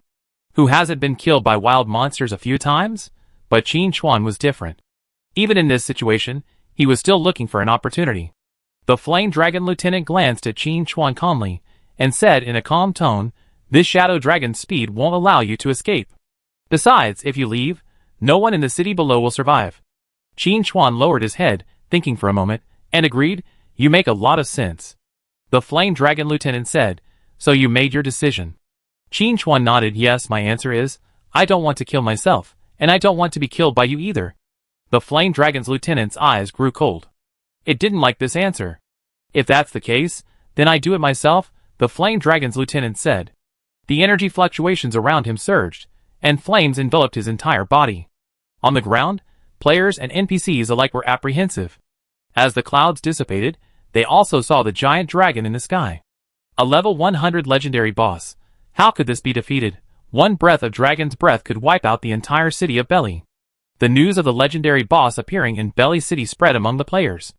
Luosha Yudaesan, in Lingang City, laughed excitedly. "This time, the Night Wanderer has hit a wall. No matter how skilled he is at fighting, can he defeat a legendary dragon? Once Bailey City is destroyed, I wonder how he explained himself to the other players." Nearby Luosha Quangxue added, "Not only that, if Bailey City is gone, the Night Wanderer's shop will surely be gone too. Even if Bailey City is rebuilt, the new lord probably won't recognize the former shop as his own." Luosha Yudaesan said approvingly, "Quangxue, you really hit the nail on the head." Then he waved his hand. "Brothers, this incident is over, and I have a big bonus." The members of the Luosha Hall cheered. Luosha Yudaesan was generous. If he said it was a big bonus, it was definitely going to be substantial. In the sky, Qin Chuan looked at the Flame Dragon Lieutenant, who was gathering energy, and suddenly asked, "Does the Flame Dragon King know about the agreement you reached with the Black Dragon Lord?" The Flame Dragon Lieutenant stiffened, but immediately regained his composure, replying calmly, "What are you talking about?" "I don't know." Qin Chuan smiled. He had just recalled the name of this Flame Dragon Lieutenant. Knowing the name, the relevant information gradually became clear. This included the internal rebellion within the Flame Dragon clan. In the subsequent version, the Flame Dragon King was ambushed by his own lieutenant and severely injured. The attacker was the Flame Dragon Lieutenant in front of him. It had secretly colluded with the Black Dragon Lord, hoping to become the new Flame Dragon King. But the conspiracy was ultimately uncovered. The key to breaking the deadlock this time lay in this very fact. The Flame Dragon Lieutenant wasn't ready to confront the Flame Dragon King at this point. Qin Chuan smiled. "Adjutant, you don't want the Fire Dragon King to know about your agreement with the Black Dragon Lord, do you?" Chapter 253. The Flame Dragon's lieutenant fell into deep thought. It believed its actions were flawless, that even the Flame Dragon King hadn't noticed a single clue. But why did this human insist it was in cahoots with the Black Dragon Lord? Is it a coincidence, or does he truly know something? The Flame Dragon Lieutenant had also weathered many storms, so he wasn't intimidated by Qin Chuan's words. With a fierce gleam in his eyes, he said, "If I kill you, there will be no evidence." Qin Chuan took out his straw doll and shook it. "You can't kill me." The Flame Dragon Lieutenant's tone was icy. "So what? If I can't kill you, I can threaten to destroy the city and have other humans capture you. Where can you escape?" Qin Chuan shrugged. "I'm a stranger. At worst, I can return to my hometown. But where can you go? Can you escape the Flame Dragon King's pursuit? From what I know, the Flame Dragon King is ruthless towards traitors." Hearing Qin Chuan's mention of his stranger status, the Flame Dragon Lieutenant felt helpless. Even if it could chase the human before it to a dead end, the worst that could happen would be its departure from this world. But it couldn't do that. It had to face the Flame Dragon King's wrath. Given the Flame Dragon King's personality, regardless of whether he's colluding with the Black Dragon Lord, any rumors would arouse suspicion. Thinking of this, the Flame Dragon Lieutenant fell silent, then slowly said, "What are your conditions?" The subtext of this statement was that everyone should take a step back. "I won't kill you, but you keep your mouth shut." Qin Chuan was also straightforward, saying quickly, "Withdraw from the battle. As for how you report back to the Flame Dragon King, I have no responsibility. The Flame Dragon Lieutenant pressed. Is it enough for me to just leave? There's no need to stop the fighting down there? With the Flame Dragon's Lieutenant's power, a single command would scatter the monster swarms attacking the main city. As for the Flying Dragons, they would naturally follow suit. But there was no need. It was rare for a world event like this to trigger, so we had to make good use of it. Qin Chuan reiterated, just withdraw from the battle. We handle the rest. Also, if you let the monsters retreat, how will you explain it to the Flame Dragon King when you return? The Flame Dragon's lieutenant nodded. You're quite thoughtful. If it retreated on its own, it could easily claim the murderer had escaped. To avoid a full-scale war with the human race, it had no choice but to retreat. But if it retreated with the monster swarms, it would be impossible to explain it openly. The Flame Dragon King was no fool. He would surely guess that it had reached some kind of agreement with the humans. The Flame Dragon's lieutenant gave Qin Chuan a deep look and said, Little one, you're different from other humans. Live well, and I look forward to our next encounter. But when that time comes, I will appear as the Flame Dragon King. Then, you won't have anything to threaten me with. Qin Chuan smiled and said, Then I wait here, future Flame Dragon King. Giving Qin Chuan one last look, as if to commit his appearance to memory, the Flame Dragon's lieutenant flapped his wings and disappeared into the clouds, quickly disappearing. Huh? Qin Chuan let out a long sigh. To be honest, if he hadn't guessed the Flame Dragon's lieutenant's identity, this would have been a difficult situation. Mainly, he hadn't expected the Flame Dragon King to be so ruthless as to send his lieutenant directly.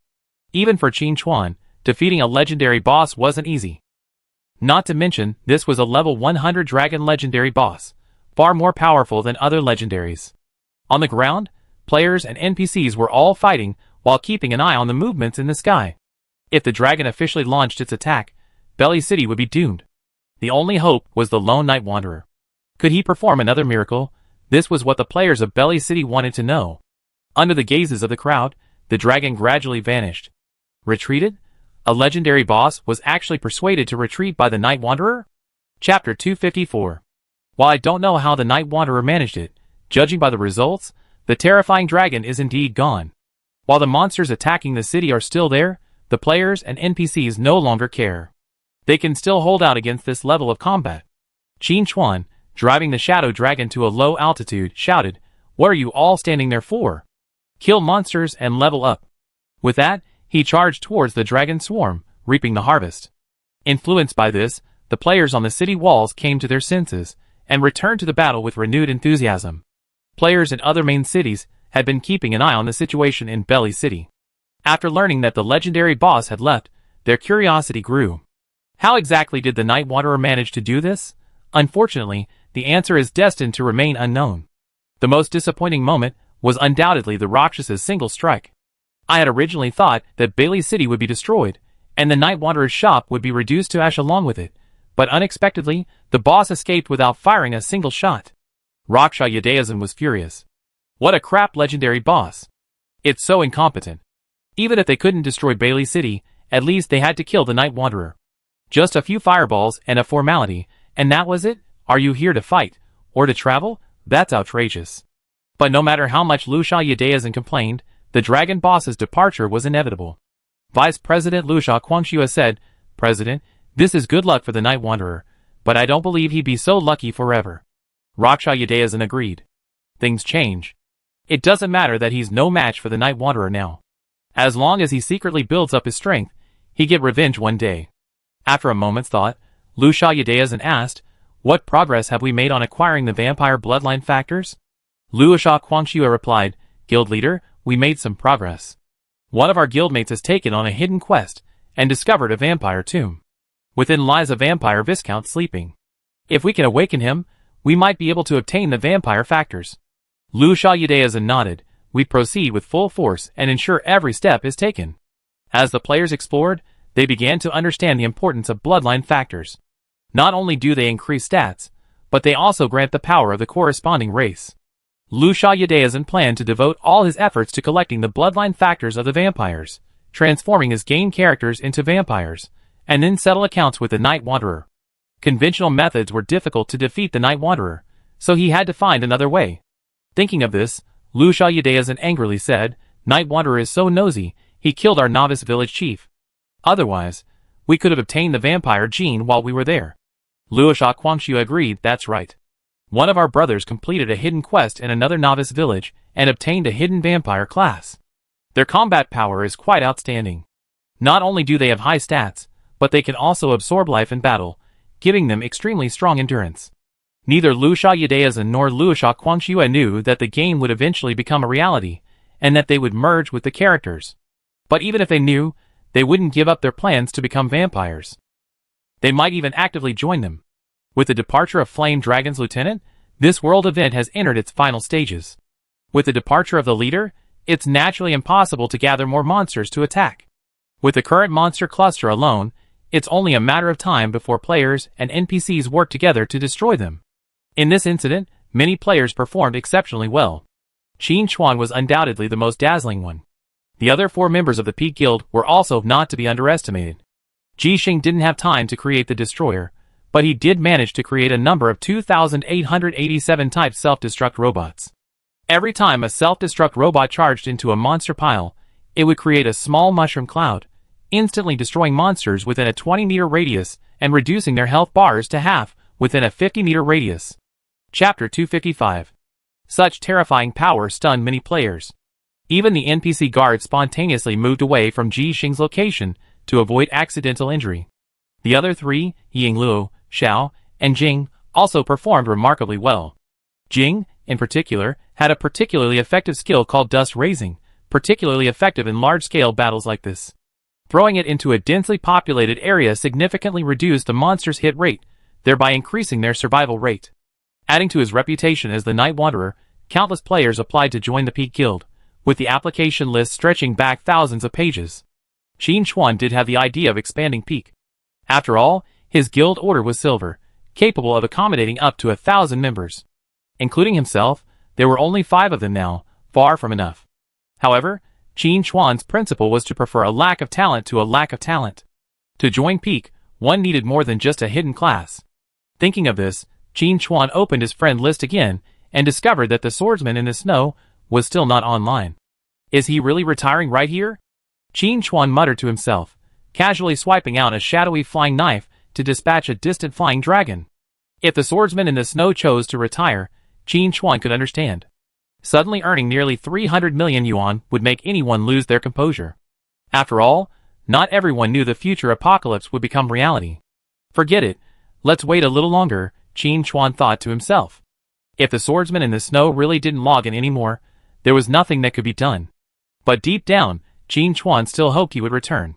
The swordsman in the snow was quite capable and worth training. While pondering, Qin Chuan noticed the monsters on the ground were beginning to flee. Since the battle began, the number of monster swarms had been reduced by more than half. Coupled with the Flame Dragon's lieutenant's early departure, the situation had completely tilted in the players' favor. Although fighting was still ongoing in other major cities, overall progress was positive. Many players were beaming with joy, clearly having gained a lot. The most obvious sign was the increase in the number of Yen Nation players on the ranking list. This Dragon's Wrath World event was only occurring in the Yen Nation region. The corresponding game zones in other countries were not affected. This also caused considerable dissatisfaction among players in other regions. They, too, wanted to experience world events. But world events require player-triggered activation. In Yen Nation, the world event was triggered because Qin Chuan killed Heloise, which in turn implicated Aztec. Players in other regions lacked the ability to solo epic bosses, and naturally, could not activate world events. At most, they could trigger some minor regional events, affecting 1 or 2 major cities at best. With only the last 1,000 or so monsters left in Belly City, surrounded and swarmed by countless players, its destruction was inevitable. Qin Chuan stopped fighting and headed for the black market. At this point, the battle in Belly City didn't make much difference whether he was there or not. He might as well do something else. For example, his second-class advancement. Besides, he had a cooperation agreement with the forging master, Kamal. Now that the monster horde had been repelled, they could begin their operations. Qin Chuan was eager to see how much equipment he could craft with so many dragon materials. Even if they weren't all epic, they would at least be of dark gold quality. Furthermore, there was a fundamental difference between crafting equipment from materials and directly receiving equipment dropped. That was that the crafted equipment could be adjusted in level. I'm level 30 now. With accumulated experience points, I'm almost at level 37. With the Overlord certificate, I can equip level 47 equipment once I complete my second class advancement. In that case, why not have Kamal craft some level 50 equipment? It would be best if we could craft a set of equipment that wouldn't be outdated until level 70 or 80, Qin Chuan pondered. As to whether this plan can succeed, it depends on whether Kamal has the ability, and how much time it will take. Chapter 256. Don't wait until the equipment is crafted. He's already reached level 70 or 80, which will be a lot of fun. While thinking, Qin Chuan went to the black market. The number of NPCs here was noticeably smaller. Monsters are attacking Belly City in droves, and they won't just sit there and wait. Either fish in troubled waters, or find a place to hide. Luckily, Kamal hadn't left. Qin Chuan arrived at the tavern and, led by a servant, found Kamal in the backyard. The dwarf forge master was hammering at dragon scales. Next to him were two dwarves with similar features. Seeing Qin Chuan approach, Kamal immediately stopped what he was doing, rubbing his hands excitedly and saying, "You're here." Qin Chuan nodded. "Master, the battle outside is almost over. We can begin the forging work." Kamal had been waiting for these words, and with some trepidation he said, "After you left, I thought carefully and realized that I alone couldn't forge the materials into equipment in time, so I called my two brothers over." Kamal added, "Of course, I haven't told them the details of our agreement. If you disagree, I let them go. They won't spread rumors, so don't worry about that." Qin Chuan waved his hand. "Master Kamal, I trust your character. Your brothers are willing to help, which is great. But let me be clear, my conditions remain the same. How to distribute the 1/10 of the materials is up to you." Kamal nodded repeatedly, "Of course." After that, he called the two brothers over and said, "This warrior has some dragon materials, and wants to forge them into equipment."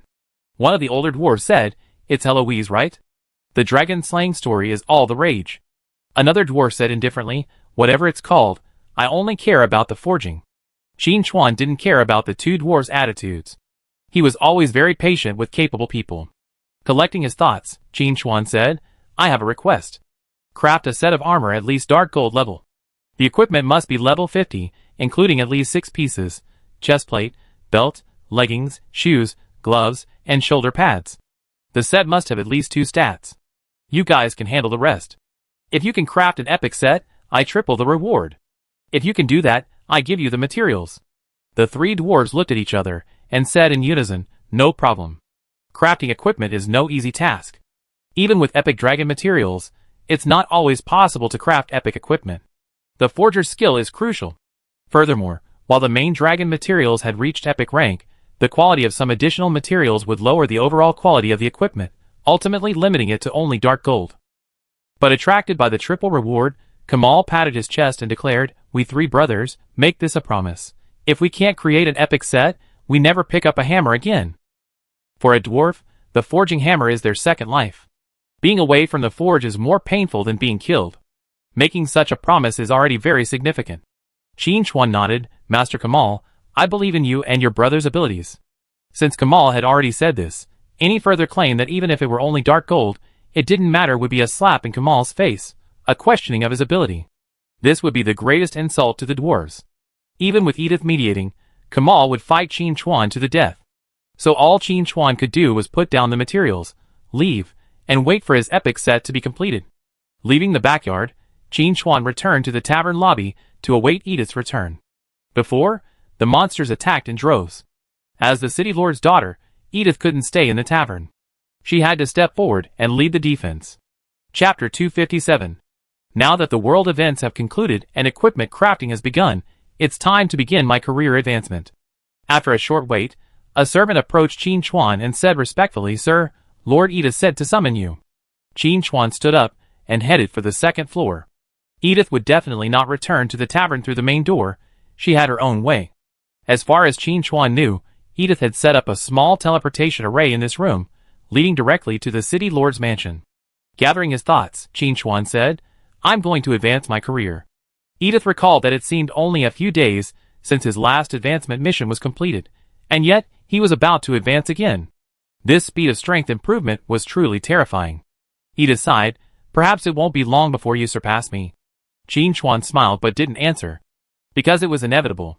Edith said businesslike, "With your abilities, you'd definitely be daunted by low difficulty missions." Ding! You triggered the Career Advancement Selection quest. Please choose carefully. Difficulty 1. Skip. Difficulty 2. Skip. Difficulty 3. Kill a gold level boss of level 30 or higher. Reward: 1 gold level equipment, attribute growth plus 3, agility growth plus 6. Difficulty 4. Kill 5 gold level bosses alone. Reward: customized gold level suit, for pieces, attribute growth plus 4, agility growth plus 8. Difficulty 5. Kill a dark gold level boss alone.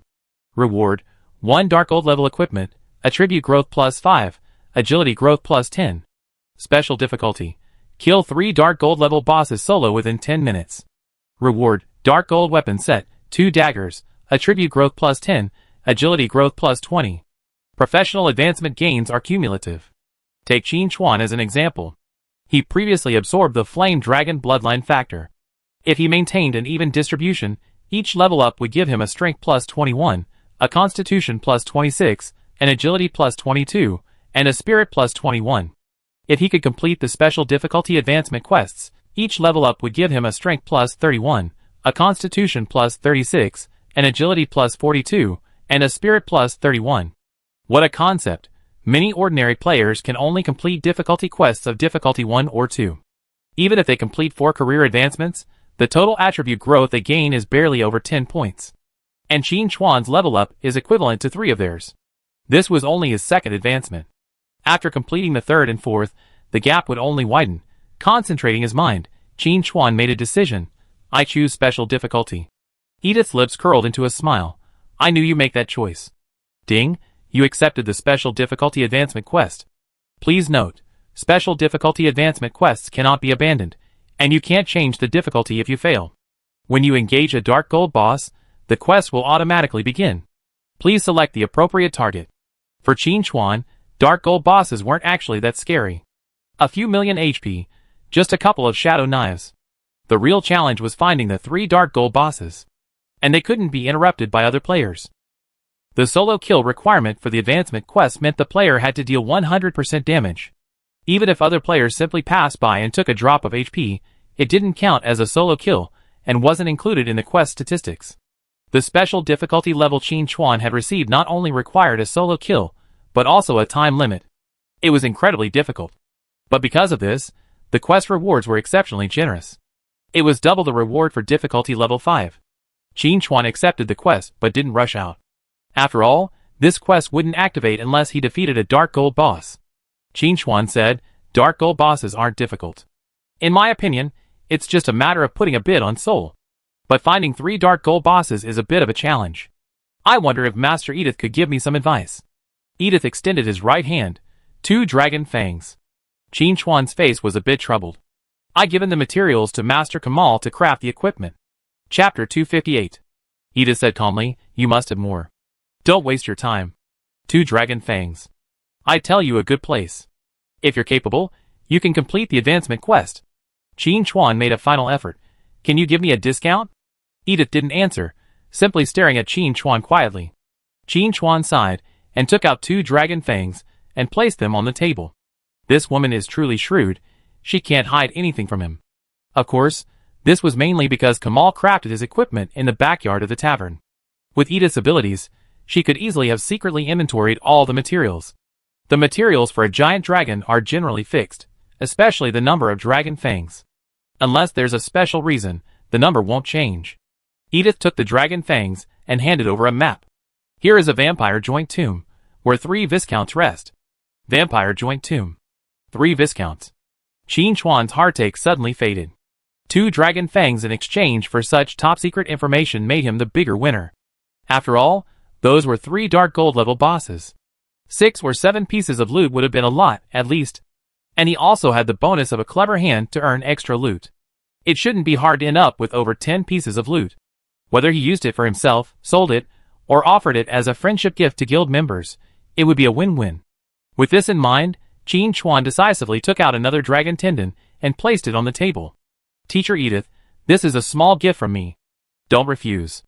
Edith accepted it graciously, pondering for a moment before saying, if you can hunt another pure-blooded dragon, I accept your advances. Think about it, if you marry me, you have a chance to become Lord of Belly. Qin Chuan's hair stood on end. He quickly waved his hand and said, "Teacher Edith, you're such a talker. I'm off to do my quest now. See you later." With that, he scurried off. Just kidding. Edith is known for her ruthlessness, earning her the nickname Black Widow. If he were to marry her, he'd probably be dead within 2 days. Leaving the black market, Qin Chuan opened a map and checked the location of the vampire joint tomb. It was located in the hilly area west of Lingang City. The straight line distance was about 600 kilometers. After teleporting to Lingang City, the battle there wasn't completely over yet. Players were chasing sporadic monsters in the streets. But overall, it was nearing its end. The news of the Night Wanderer's appearance in Lingang City was immediately received by Lu Xiaodaozhen. For no apparent reason, he felt a sense of foreboding. But then he thought, was the Night Wanderer's arrival in Lingang City necessarily meant to target him? He hadn't messed with the Night Wanderer recently, had he? At most, they'd post something on the forum to discredit Night Wanderer. It shouldn't be a problem, Lu Xiaodaozhen muttered to himself. The vice president, Lu Xiaoquangxue, nearby, didn't hear clearly and asked, "President, what did you say?" Lu Xiaodaozhen waved his hand. "Nothing. By the way, what step are we at in the quest?" Lu Xiaoquangxue replied, "We're at the last step. We need to offer the blood of our prey to open the tomb gate." Lu Xiaodaozhen nodded. "Hurry and finish it. How far are we from the tomb?" At this moment, hundreds of players were advancing in the wilderness. The Luxia Hall had basically gone all out. The target was the vampire tomb they had discovered earlier. If all went well, they, the Luxia Hall, would collectively obtain the vampire factor, and as the guild president, he would even obtain the blood factor of a vampire baron, his growth potential skyrocketing. Thinking of this, Lu Xiaodaozhen decisively said, "Use the speed scroll to arrive as quickly as possible." Thanks to the establishment of the guild, Luxia Hall can form teams, making operations more convenient. Otherwise, with hundreds of players scattered across nearly 100 teams, relying solely on the guild channel to communicate would result in countless messages refreshing every second. But now things are much better. Minor matters are communicated in the team channel. Chapter 259. Xiaodaozhen only needs to contact a few guild leaders. This convenience was something he had never dared to imagine before. This guild was truly a good idea. Xiaodaozhen thought happily. Then he remembered how he had been tricked by Night Wanderer, spending 270 million and not being the first to establish a guild. His mood immediately darkened. The vice president saw the change in Xiaodaozhen's expression, knowing that their leader had recalled a sad memory. They dared not speak, and quickly changed the subject. One vice president looked up at the sky, rubbed his eyes, and pointed in confusion, "Is that a dragon?" Several people nearby looked in the direction of the dragon. It was a little blurry, but they could vaguely make out the shape of a dragon. As the shadow approached, a massive black dragon soared in the sky. Atop the dragon's back stood a figure. Xiaodaozhen also noticed the movement, and felt a sense of solemnity. "Night Wanderer," Xiaodaozhen quickly shouted, "Defend! Beware of the Night Wanderer's attack." He was now certain that the Night Wanderer had come to Lingang City to cause trouble. "It's just a few posts. Why would he chase me all the way from Belly City?" Xiaodaozhen was a little furious. Even his sworn enemy, Longting Tianxia, wasn't so petty. The members of the Rockshaw Palace were also quite nervous. The Night Wanderer was already incredibly powerful, and with this giant dragon added to the mix, could they possibly withstand it? But the guild master was here, they couldn't surrender before the battle. They had to put on a show. Besides, Xiaodaozhen was known for his generosity. Even if they were instantly defeated by the Night Wanderer and their equipment destroyed, they would still receive compensation. Thinking of this, the members of the Rockshaw Palace immediately calmed down. Just as they were on full alert, they saw a black dragon flash by in the sky, completely ignoring them as it flew off into the distance. Xiaodaozhen was puzzled. What was the Night Wanderer up to? At this moment, Lu Xiaoquangxue said uneasily, "President, why is the Night Wanderer heading in the same direction as us?" Xiaodaozhen's heart skipped a beat. Could it be that the Night Wanderer's target wasn't them, but the vampire tomb? Xiaodaozhen's face stiffened as he said, "How could it be such a coincidence? I guess he's just passing by." But even that reason didn't convince him. After a moment's thought, Lu Xiaodaozhen said, "Everyone, take your sprint potions. Let's get there as fast as we can." Sprint potions weren't cheap, 30% more expensive than speed scrolls. But when he considered the consequences of letting the Night Wanderer get there first, Lu Xiaodaozhen felt that the expense was nothing. On the ground, hundreds of people were running furiously. But how could their speed compare to shadow dragons? In fact, Qin Chuan had also spotted the Rakshasa temple on the ground. With his strength, annihilating this army of hundreds of people would be easy. But there was no need. He wasn't a heartless person who would kill anyone he saw. However, judging from the direction the Rakshasa temple was heading, Night Wanderer suspected that their destination might be the same, and that was highly likely. He had killed the vampire baron in the novice village and exposed the village chief's true identity. Rakshasa, who was also in the novice village, would definitely not have a chance to obtain the vampire gene. I had thought that was the end of it. Unexpectedly, Rakshasa had found the vampire tomb again. After many twists and turns, Rakshasa was still on the same path as in his previous life. The inertia of fate is truly strong. With a few sighs, Qin Chuan accelerated his pace. Considering that he and Rakshasa might be targeting the same tomb, he had to speed up. Try to eliminate all 3 vampire viscounts before the Rakshasa Hall arrives to complete the mission. When Qin Chuan arrived at the target location, he saw several Rakshasa Hall members carrying wild monsters, placing them on a stone platform, and then using knives to bleed them. It was certain that he and the Rakshasa Hall were searching for the same tomb. At the same moment Qin Chuan spotted the Rakshasa Hall members, these players also spotted him, and immediately reported it to the guild chat. Chapter 260. Guild Leader, the Night Wanderer is here. Upon hearing the news, Lu Xiaodao's heart sank. The thing he'd been worrying about had finally happened. Damn Night Wanderer, why do you always go against me? Lu Xiaodao was furious. He then responded in the guild chat, hold him back. If we can kill him, that would be great. Several Luosha Hall members looked at each other. The guild leader truly thought highly of him. Just as they were contemplating how to delay the fight, Qin Chuan, riding a shadow dragon, soared overhead and spoke condescendingly, get out of the way, or go to the respawn point. It's your choice. One Luosha Hall member angrily shouted, Night Wanderer, don't go too far. You said we should, so we should? The teammates nearby were immediately in awe. I hadn't expected this brother to be so tough. I hadn't seen that coming. Qin Chuan hadn't expected it either, but it didn't matter. One flying knife would be enough to end it. But before he could launch his shadow flying knife, the Rakshasa Hall player who had spoken had already adopted a fawning expression, nodding and bowing as he retreated to the side. Sir, this way. Retreating before a fight is not a glorious act. But facing the Night Wanderer, it's not unacceptable. The other Rakshasa Hall players calmly considered their situation, and then quietly retreated to the side. With their strength, they couldn't even delay the Night Wanderer, let alone defeat him. This one was a ruthless individual who had defeated epic bosses, and even persuaded legendary bosses to retreat. If a real fight broke out, they'd probably be completely wiped out in a single encounter. Thinking of this, the players calmed down even more.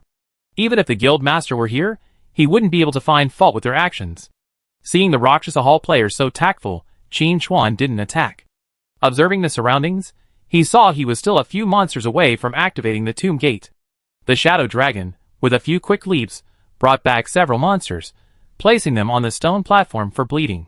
Seeing this scene, the Rakshasa Hall members present were even more grateful for their wise decision. They had just gone to great lengths to kill the monsters. If it were Night Wanderer, he wouldn't have had to attack himself. The dragon would have done the job for him. One Rakshasa Hall player muttered, how cool. This remark immediately resonated with his teammates.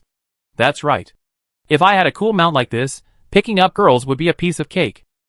My former co-worker on the assembly line got a bronze-level piece of equipment, easily seduced a girl, and fucked her every day. I'm so jealous. Real name System Envy. By the way, is Night Wanderer's Guild still recruiting? I want to give it a try. Shoo, keep your voice down. If guild leader Luosha hears, it'd be a disaster. Several players murmured nearby. Qin Chuan ignored them. To be honest, players who can join Luosha Temple at this stage are all quite capable. After all, there are only 500 spots available, and after deducting the dozens of connections, the remaining players are carefully selected.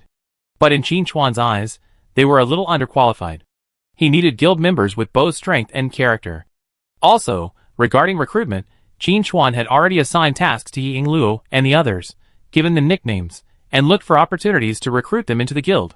They were all among the top 100 strongest in their previous lives. So far, several candidates have expressed interest in joining the guild. After Qin Chuan completes this advancement mission, he plans to chat with them and see if they can get along. If they do, he join the guild. If not, adding them as friends is no problem. While thinking, the blood of the shadow dragon's prey drained away, gathering along the incisions in the ground, forming a small pool of blood. Then, the pool began to boil, and the scent of blood filled the air. Rumble. A dull sound echoed from the ground, and the ground shook slightly. Qin Chuan glanced around, and saw several members of the Rakshasa Hall quickly retreating 100 meters. They didn't want the Night Wanderer to misunderstand them, as trying to enter the tomb first, so it was better to disassociate themselves from him. Although the guild leader kept urging them to delay the Night Wanderer in the guild chat room. Chapter 261. But even if they took action, it would be useless. They just laughed it off, and said a few perfunctory words. Raksha Yadayasan, who was on his way, was so angry that his nose was crooked. These cowards, aren't they just Night Wanderers? What's there to be afraid of, if he were there? Well, it doesn't seem to be much use. But putting the facts aside, can't they figure out a solution on their own? Do they understand the concept of subjective initiative? Raksha Yadayasan, fuming, could only order everyone to continue moving forward through the guild chat.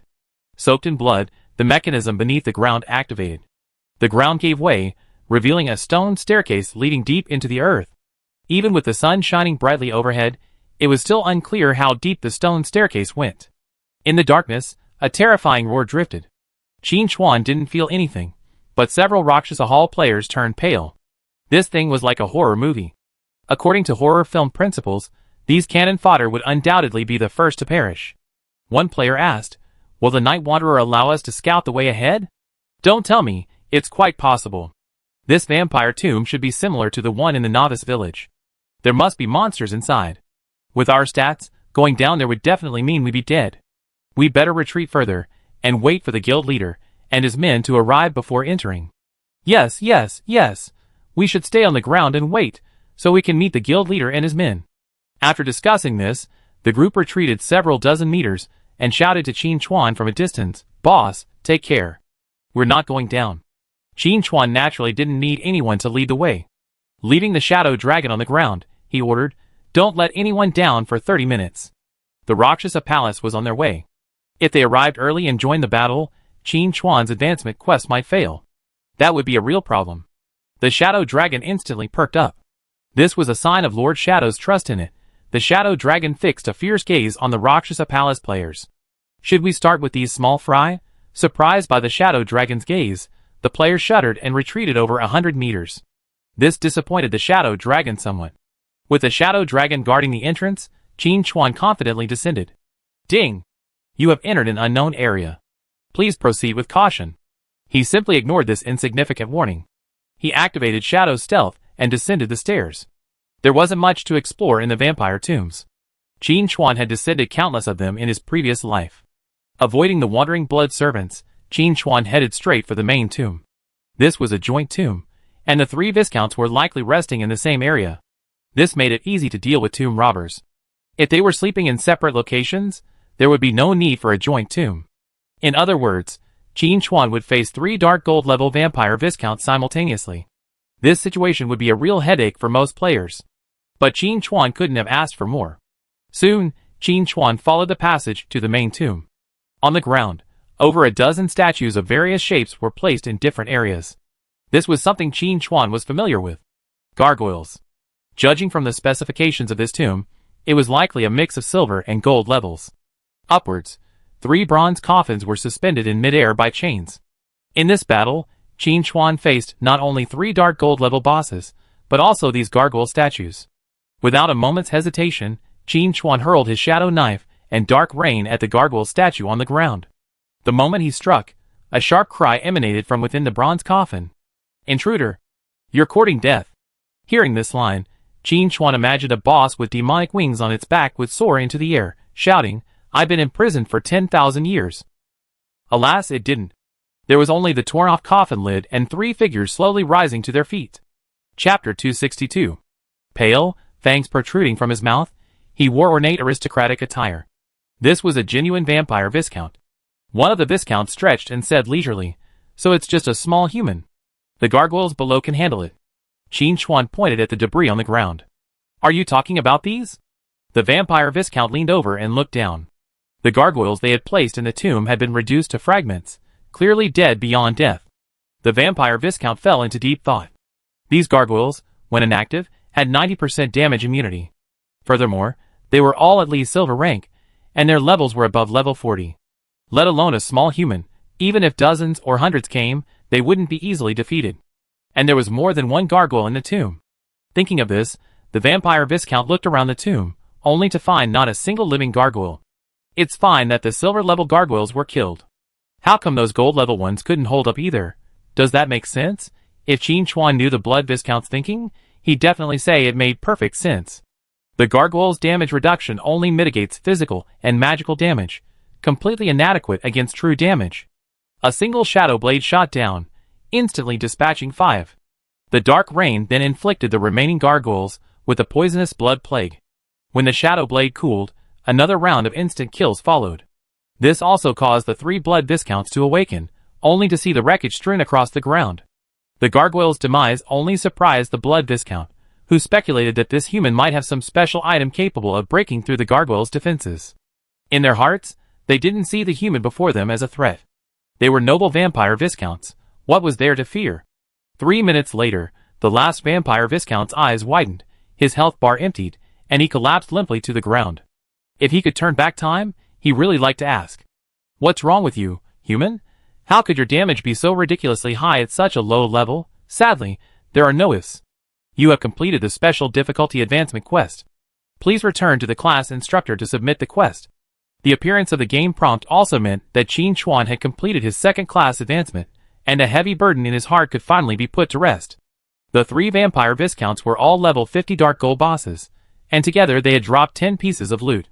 Adding those to the dozen or so gargoyles, the entire tomb was ablaze with the glow of loot. And that wasn't the end. Qin Chuan hadn't yet unleashed his magic tricks.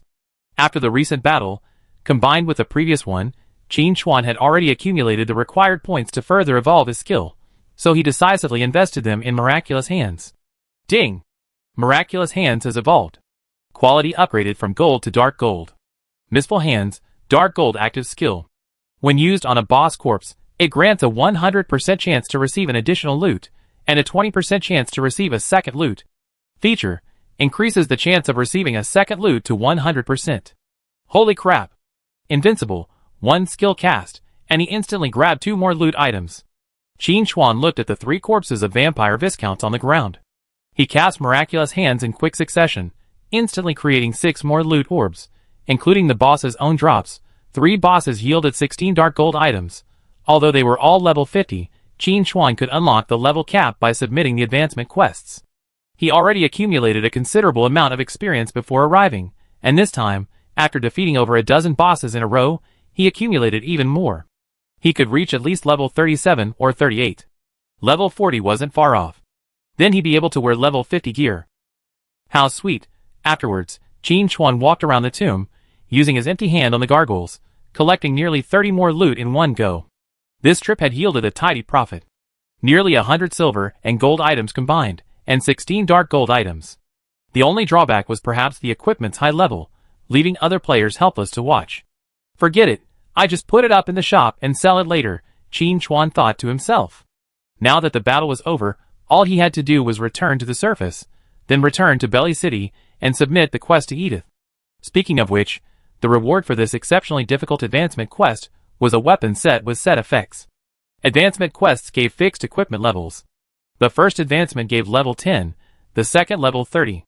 2 level 30 dark gold weapons, with their set effects, were far superior to his current combination of the Tide Walker blade and the Black Tide Poison blade. Thinking of this, Qin Chuan immediately left the tomb and headed for the surface. The noise of the previous battle had attracted the entire tomb's blood servants. Looking around, a dark mass of blood servants surged forward, eager to avenge the vampire Viscount. Qin Chuan naturally wouldn't let any of them go. He launched a flying shadow knife, unleashing a frenzied cleansing of the poisoned blood plague. Occasionally, a blood servant would survive the poisoned blood plague, but they would be slain by the subsequent dark rain. By the time Qin Chuan fought his way back to the surface, he would have accumulated enough experience points to level up again. After a few casual kills, reaching level 40 would be a sure thing. Calculating the time, it was almost time for Kamal to complete his set. Equipping himself for the level 50 epic set would boost his combat power yet again.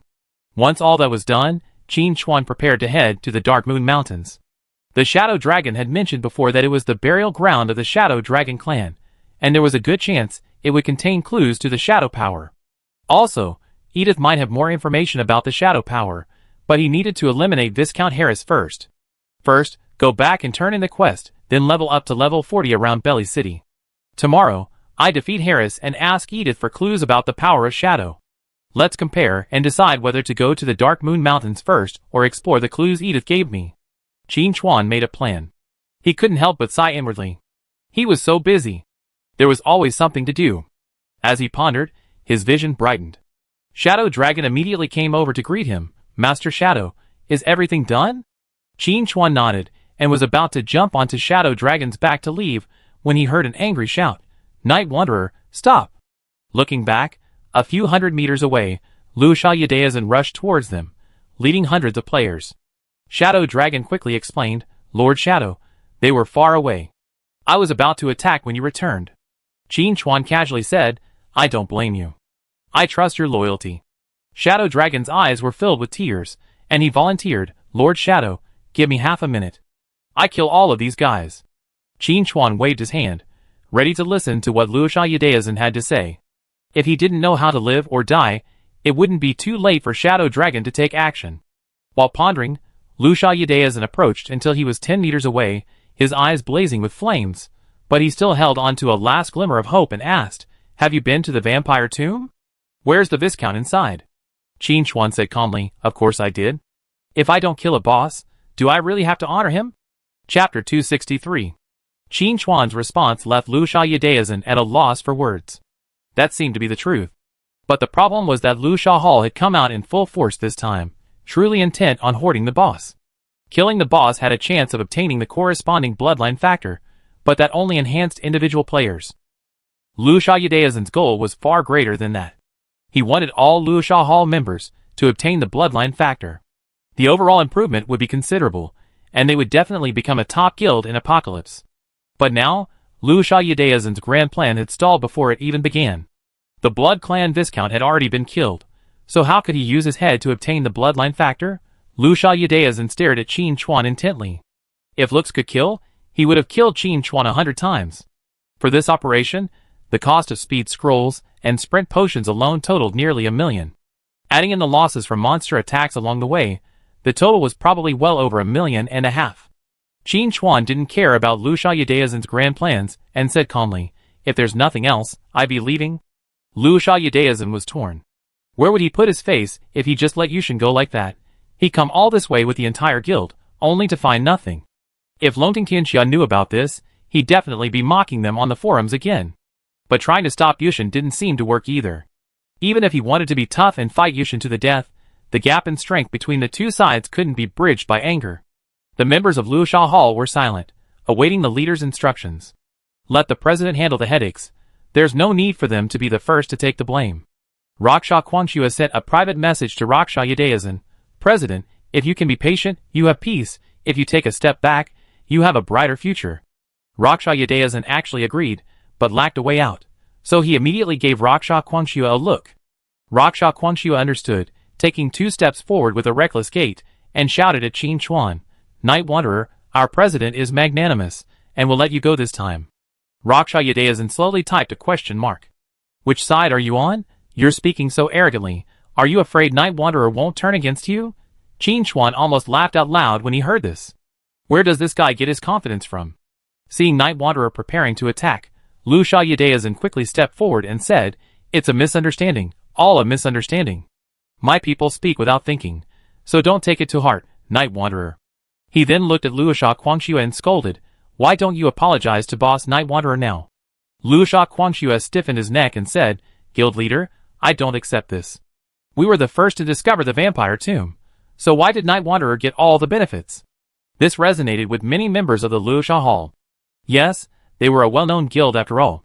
Leaving in such disgrace was a shame. Guild leader, don't be a coward. What's there to fear from Night Wanderer?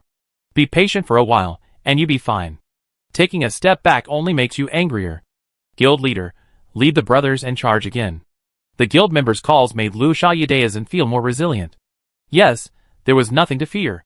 They were all out this time, with hundreds of players ranked among the best in the server.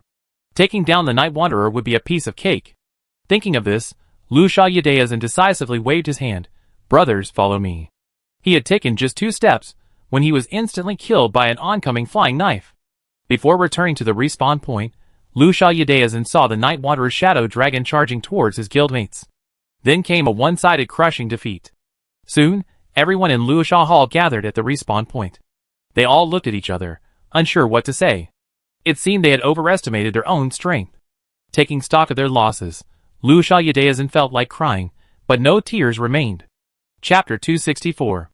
The wasted trip already cost us over $1 million, and now the team was wiped out and a lot of equipment was dropped, bringing the losses to over $5 million. Raksha Quangxue took the blame. President, it's my fault, my brothers. I voluntarily relinquished my position as vice president. Raksha Yadeyan waved his hand. It's not your fault. I was inconsiderate. After a pause, Raksha Yadeyan continued, Brothers, although we can't defeat Night Wanderer for now, we're all great for not losing the battle. When you see Night Wanderer again, keep the spirit you showed today and display the spirit of the Raksha Palace. These words filled the Raksha Palace with enthusiasm, sweeping away the frustration of the team's annihilation. It must be said that Raksha Yadeyan was quite capable of inspiring people. This was also the reason why, after he joined the vampire clan in his previous life, a group of people still followed him. Qin Chuan casually wiped out the Rakshasa Palace, completely unconcerned. He leaped onto the Shadow Dragon's back and flew towards Lingang City. Just after Qin Chuan left, the Rakshasa Palace members returned to the tomb, ready to see if they could scavenge some scraps. They didn't want to make a wasted trip. The Rakshasa Palace members dispersed, moving freely. Plop. A player's feet slipped free, plummeting directly into the endless caverns. Then he posted on the guild chat, Guild leader, there are so many coffins down here. Hearing this, Rakshasa Yadeyan suddenly perked up and led the others deeper into the caverns. Back in Lingang City, Qin Chuan took the teleportation array directly back to Belly City and went to the black market to find Edith. Seeing Qin Chuan return, Edith knew he had likely completed his advancement quest. Not surprising. For others, the exceptionally difficult advanced quests would be as arduous as ascending to heaven, but for the man before him, it was no problem at all. The moment he submitted the quest, a flood of experience points was unlocked, sending Qin Chuan's body trembling as his level soared again. He reached level 38 in one breath before stopping. Level 40 wasn't far off. According to the average allocation, Qin Chuan allocated all the free attribute points he gained from leveling up, and his dashboard refreshed.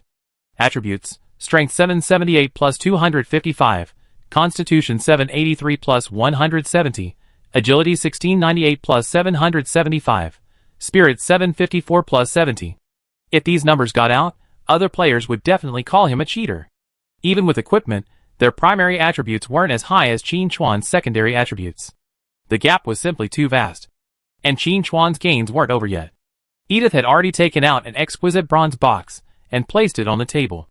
He solemnly stated, "This is the weapon set passed down to me by my teacher. It has accompanied me through many dangerous terrains. Now, I pass it on to you, hoping that you will carry forward the assassin's ways." Qin Chuan said solemnly, "Rest assured, Master Edith, I will not disappoint you." Opening the box, 2 daggers lay quietly on the hide of an unknown animal. Even without holding them, one could sense their sharp aura. As the box opened, the attributes of the 2 daggers were revealed to Qin Chuan. Forbidden, dark gold, attack damage plus 3000, agility plus 200, level requirement, 30. Special effect 1. Attack silences the target for 3 seconds, with a 30-second cooldown on the same target. Special effect 2.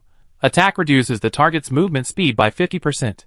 Strike, dark gold, attack damage plus 3000, agility plus 200, level requirement, 30. Special effect 1. Attack the target 3 times in a row, dealing 10% of the target's maximum health in physical damage. 30 seconds cooldown for the same target. Special effect 2. Attack absorbs 300 health.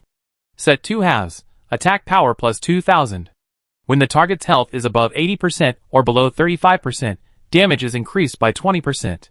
2 dark gold grade daggers not only have excellent attributes, but also have very powerful special effects. The combination of the 2 effects of Forbidden is a true mage killer. Silence, acceleration, and deceleration make it impossible for fragile mages to dodge the assassin's subsequent attacks. 3 seconds is enough time for 2 rounds of death. The effect of looting cannot be ignored either. Chapter 265. This weapon is designed for heavily armored warriors. It allows assassins to engage opponents with strong defenses, rather than being helpless against a wall. However, what Qin Chuan values most is the set's effectiveness. When he attacks, the target's health is almost always full, giving him a 20% bonus. With his damage, even a 5% increase, let alone a 20% increase, would be a formidable improvement.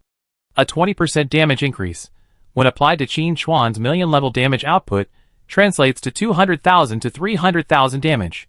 Furthermore, the set also provides a damage boost during the kill phase. The initial damage is explosive, and the kill phase is even more explosive. If I had to point to a flaw, it would probably be the lack of damage boost during the middle phase. But is that a problem? Not at all. With Qin Chuan's damage, any attack either kills instantly or leaves the target with minimal health. The middle phase doesn't receive the damage boost, allowing it to be perfectly skipped. Qin Chuan couldn't help but exclaim, "What powerful weapons!" Compared to his current equipment, these two weapons alone increase the attack power displayed on the screen by a staggering 4460. This doesn't even factor in the increased agility and damage bonus from the set. Adding the forbidden and looting equipment, Qin Chuan's attack power directly surpassed 8,000. Edith said, "You accepted the items? What are your plans for the future?" Qin Chuan replied, "Continue to upgrade them, and then await good news from Master Kamal." Speaking of this, Edith's tone was filled with emotion. "Kamal has been with me for quite a while. In the past, I always had him decline requests for equipment crafting. But when you arrived, you immediately summoned both of my brothers to come and craft equipment for me." Qin Chuan smiled but said nothing. Money makes the world go round. He offered 30% of the dragon materials, and Kamal couldn't help but be interested. In fact, if Qin Chuan wasn't in a hurry for the equipment, he could have waited longer, or even commissioned the dwarven tribe to forge it for him, which would have been much cheaper. But Qin Chuan didn't care about the cost. As long as he could craft an epic set, he wouldn't mind paying even 30% or more. It was just dragon materials, right? I could just kill 2 more later. After all, he had already made a grudge with the Fire Dragon King, so what was there to worry about? Recovering his composure, Qin Chuan recalled the gold, silver, and jewelry he had found in Heloise's lair. He decisively took out some of them, piling them up like a small mountain on the table. Edith wasn't surprised and asked, "What do you want to do with it?" Qin Chuan answered truthfully, "I have a fire dragon egg, and I'm ready to hatch it. I asked Teacher Edith to help me buy the necessary materials." Edith didn't show any surprise, saying calmly, "It's not difficult, but I'm afraid what you brought out isn't enough." Qin Chuan smiled and said, "This is for your hard work, Teacher Edith. I still have some left." Edith was a little surprised to hear that this was for her. Even as an assassin's mentor and the city lord's daughter, the amount in front of her was still a huge sum of money. Edith looked Qin Chuan up and down and said seriously, "Are you really not going to consider my earlier proposal?"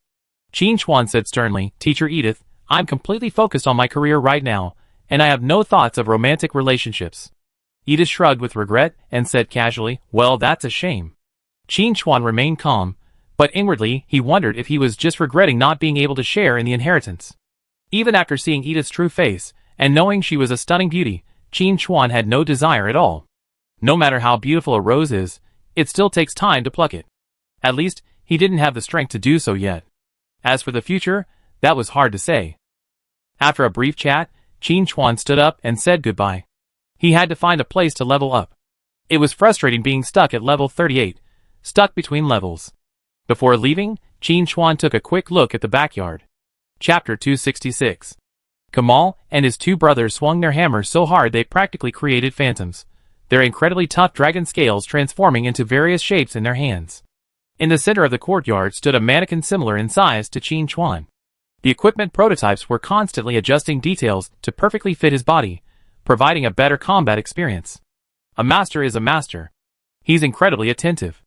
Qin Chuan gave a thumbs up and quietly left the black market without disturbing the 3 brothers. Once on the surface, Qin Chuan summoned a shadow dragon and flew off into the wilderness. He knew the leveling areas for each level, and easily found a suitable one. Dustwallow Marsh. Home to countless dustwallow crocodiles, ranging in level from 40 to 50, it was a renowned leveling spot. Not only were there countless wild monsters, but also a variety of rare herbs, practically strewn with gold. Many players had achieved their modest goals of becoming rich here. This included, naturally, Qin Chuan from his previous life. Setting foot back in Dustwallow Marsh, countless memories flooded back, leaving Qin Chuan overcome with emotion. Before he could finish his reflection, he saw a dark figure descend from the sky, landing squarely in the nearby mire. He could vaguely make out a person. He glanced at the message overhead. Lost Switch Irina, level 20. Not a player, but an Apocalypse NPC. Originally, this wouldn't be a big deal. After all, there are so many Apocalypse NPCs, many of them possessing independent intelligence, that their presence in various locations is not surprising. But what Qin Chuan cared about was the name of this NPC. Lost Switch Irina. The legendary NPC who launched the large-scale update, Scar of Radiance. Don't underestimate her current level of 20. In the not-too-distant future, she rapidly reached level 100, her power unimaginable. Snap. A magic broom descended, striking Irina on the back of the head. Irina, nearly crawling out of the mire, rolled her eyes and fainted. Not far away, a giant dust-swallow crocodile, hearing the commotion, was rapidly approaching. Qin Chuan, naturally, wouldn't sit idly by and watch Irina get eaten by the crocodile. He decisively swung out his shadow knife. The damage dealt, at 1,000,000 levels, meant the giant dust-swallow crocodile owed Qin Chuan dozens of lives. Irina slowly awoke, instinctively raising a magic shield and warily observing her surroundings. She always heard that the monsters in the dust-swallow marsh were high-level, easily defeating 10 of them. She planned to fly over quickly. Unexpectedly, she encountered a flock of two-headed demonic crows, draining her magic power. She didn't even have the strength to control the broom, and plummeted to the ground. Thinking of this, Irina felt a surge of sadness, muttering to herself, "Alas, am I already dead?" Irina believed that if she fell unconscious, she would definitely be eaten by the monster. Her current consciousness was the thoughts of her own deathly world. At this moment, a strange man's voice rang out from beside her. "You're not dead." "Ah!" Irina exclaimed, leaping 2 meters high, grabbing the broom and holding it in front of her, staring at the man in front of her warily. Qin Chuan almost laughed out loud. "You a witch, don't run away on a broom, but use it as a close combat weapon. It's truly remarkable that you survived this long." Qin Chuan pointed to the corpse of the giant dust crocodile nearby and explained, "I was hunting here, and you fell from the sky. If I hadn't killed those crocodiles, you would have been eaten long ago." Irina finally realized what was happening. She hurriedly put away her broom and bowed repeatedly. "I'm sorry, I'm so sorry. Thank you so much for saving my life. I will definitely repay you." "Oh, really?" Qin Chuan immediately followed up. Irina's heart suddenly began to beat. This man before her didn't sound like a good person. If he asked her to do something that went against her conscience, would she accept it or refuse it? Refuse it. After all, he had saved her life, and that was a great favor. Chapter 267. But accept it. She has her own principles. Irina hesitated for a moment, then said cautiously, "I will repay you, but only if you don't do anything that harms the world." Qin Chuan waved his hand. "Don't worry, it's not that exaggerated. I only have one request. You can help me look after the shop." "What?" Irina thought she had misheard and subconsciously repeated, "Look after the shop?" "Yes," Qin Chuan nodded and introduced himself. "I have a shop in Bailey City that sells equipment and potions, but I'm too busy to manage it. I hired a few employees, but their performance wasn't very good. I think you can do the job." The NPC Lei Huao had helped recruit previously was naturally not a big deal. They managed the low-level item business very well. But given the opportunity to lure Irina over, Qin Chuan naturally wouldn't pass up. In addition to her extremely high magical proficiency, Irina also had a secondary profession, Potion Master. The potions she brewed were not only more potent than similar medicines, but also significantly cheaper. With Irina at the helm, the shop would surely prosper. Of course, Qin Chuan didn't care about the profits. What he needed was a connection with Irina, so that when she matured, he could be close enough to take on hidden quests. After hearing Qin Chuan's words, Irina lowered her head, thinking for a moment. She hesitated, saying, "I have no experience managing a shop. I'd be embarrassed if I ruined your business." Qin Chuan immediately said, "It's okay. I can learn all of these." After a pause, Qin Chuan patiently said, "You're a witch, so you should know how to brew potions. I can provide the materials to practice with, so you can explore freely without worrying about material shortages." Irina was tempted. She had gone out this time specifically to collect materials, but she had a plane crash midway and was nearly eaten by a crocodile. If she had an endless supply of materials for research, her potion-making skills would surely improve dramatically, and she would be able to delve deeper into the manuals left by her teacher. But Irina wasn't greedy. She knew the price of potion materials. She had already been saved by the other party, so how could she take his things? Qin Chuan, knowing Irina's concerns, immediately offered his terms. The materials won't be free. All the potions you create during your practice will belong to me. Once you help me refine a bottle of talent potions, we be even. I won't stop you from going anywhere after that. How do you do it? Talent potions can increase your talent level. Unfortunately, each person can only use it once, but that's enough. With the sniper god's potential, even a single level increase is a significant improvement. And in the entire apocalypse world, there's only one person who can refine this kind of potion. That person is Irina. But not the Irina of today. At least she had to wait until she mastered potions. Luckily, Qin Chuan could wait. Irina was a little confused. What was a gifted potion? She had never heard of it. And there was no description of such a potion in the manual left by the teacher. Thinking of this, Irina said truthfully, I don't know how to make a gifted potion. Qin Chuan smiled, you can try. Maybe you can concoct one someday. Irina pondered it, and it made sense.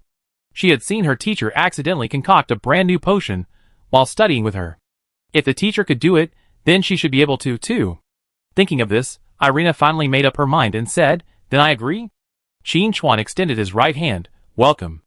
Irina shook Qin Chuan's hand, then added, can I go back and pack up first? Her clothes and research notes were left in the hut, so she had to retrieve them first. Qin Chuan naturally wouldn't object. He waved his hand and summoned a shadow dragon. You can ride my mount. It's faster and safer. He wasn't worried about Irina escaping. He was mainly worried about this guy riding the broom back. If he fell from the sky again, that would be a disaster. Chapter 268. This future legendary NPC must not die mid-flight. Irina was stunned. A dragon. She had never seen a true dragon before. A closer look left Irina even more astonished. This was a shadow dragon, a rare sight among dragons. Who was this man, to have tamed a shadow dragon as a mount? Qin Chuan patted Shadow Dragon's head and urged, you must bring him back safely. He and Shadow Dragon had a dragon god oath, allowing them to sense each other's location, so he wasn't worried Shadow Dragon wouldn't find him. Shadow Dragon nodded rapidly, confidently saying, don't worry, Lord Shadow. I promise to complete the mission. Lord Shadow? Irina was puzzled. What a strange name. But the title of Shadow wasn't something everyone could bear. Thinking of this, Irina mustered up the courage to ask, come to think of it, I don't even know your name. Qin Chuan replied, just call me Shadow. As you guessed, I am the heir to the power of Shadow. Irina carefully examined the man before her, sniffing with her delicate nose. She said, thoughtfully, there is indeed an unusual magical aura, not of the usual elements, deeper and more ancient than the aura of this Shadow Dragon. So, it truly is the power of Shadow. Confirming this, Irina became even more curious about Qin Chuan's origins. She had heard her teacher mention that the power of Shadow had been dormant for countless years, and its next appearance would undoubtedly cause a major reshuffle in the world. It seemed that the moment of change her teacher spoke of was about to arrive. The Shadow Dragon flew away, carrying Irina, to collect her belongings.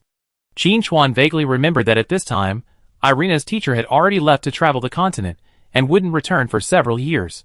But when Irina returned, she would discover that her disciple was incredibly powerful, not only surpassing her own strength, but also reaching the pinnacle of potion science.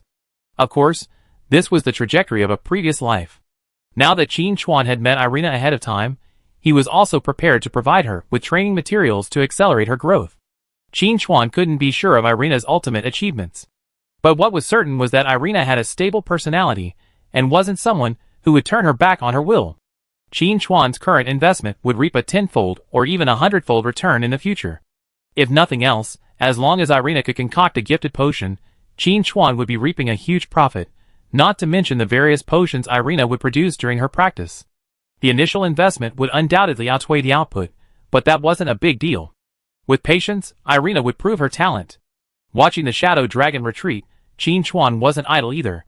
He wandered the Dustwallow Marsh, searching for the gathering point of the Dustwallow crocodiles. His shadow-throwing knife flung out, easily dispatching several of the crocodiles. Then, the poison blood plague erupted, wreaking havoc throughout the swamp. With Qin Chuan's current attack power of over 8,000, even if a monster stood face to face with him, it would still take 4,000 points of damage per second, with various damage bonuses, totaling over 20,000 damage in 5 seconds.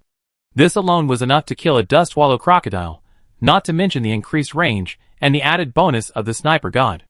Often, the poison blood plague would only tick once or twice before the dust swallow crocodile was silent. This monster killing efficiency was incredibly rapid. Add to that the dust swallow crocodile's gregarious nature, and experience points poured in like a tide. Even at level 38, Qin Chuan could still see the experience bar rapidly advancing. Looking around, countless spheres of loot flickered across his vision. Most of them were ordinary, with a few iron grade. Qin Chuan didn't mind collecting them all. Selling this equipment would help supplement the family income.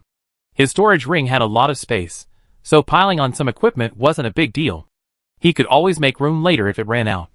Soon, the experience gain notification stopped refreshing, indicating that the dust muck crocodiles within a few hundred meters of this area had been largely cleared. Chapter 269. Qin Chuan immediately switched to another area to continue leveling. With a flying knife, he laid down and harvested experience points. Soon, Qin Chuan reached level 39, not far from level 40. At this rate, he would definitely reach it today. Next, he would wait for Kamal to complete the set creation.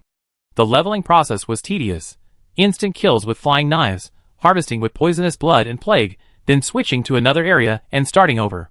This cycle repeated several times, and thanks to the selfless dedication of countless dustmuck crocodiles, Qin Chuan successfully reached level 40.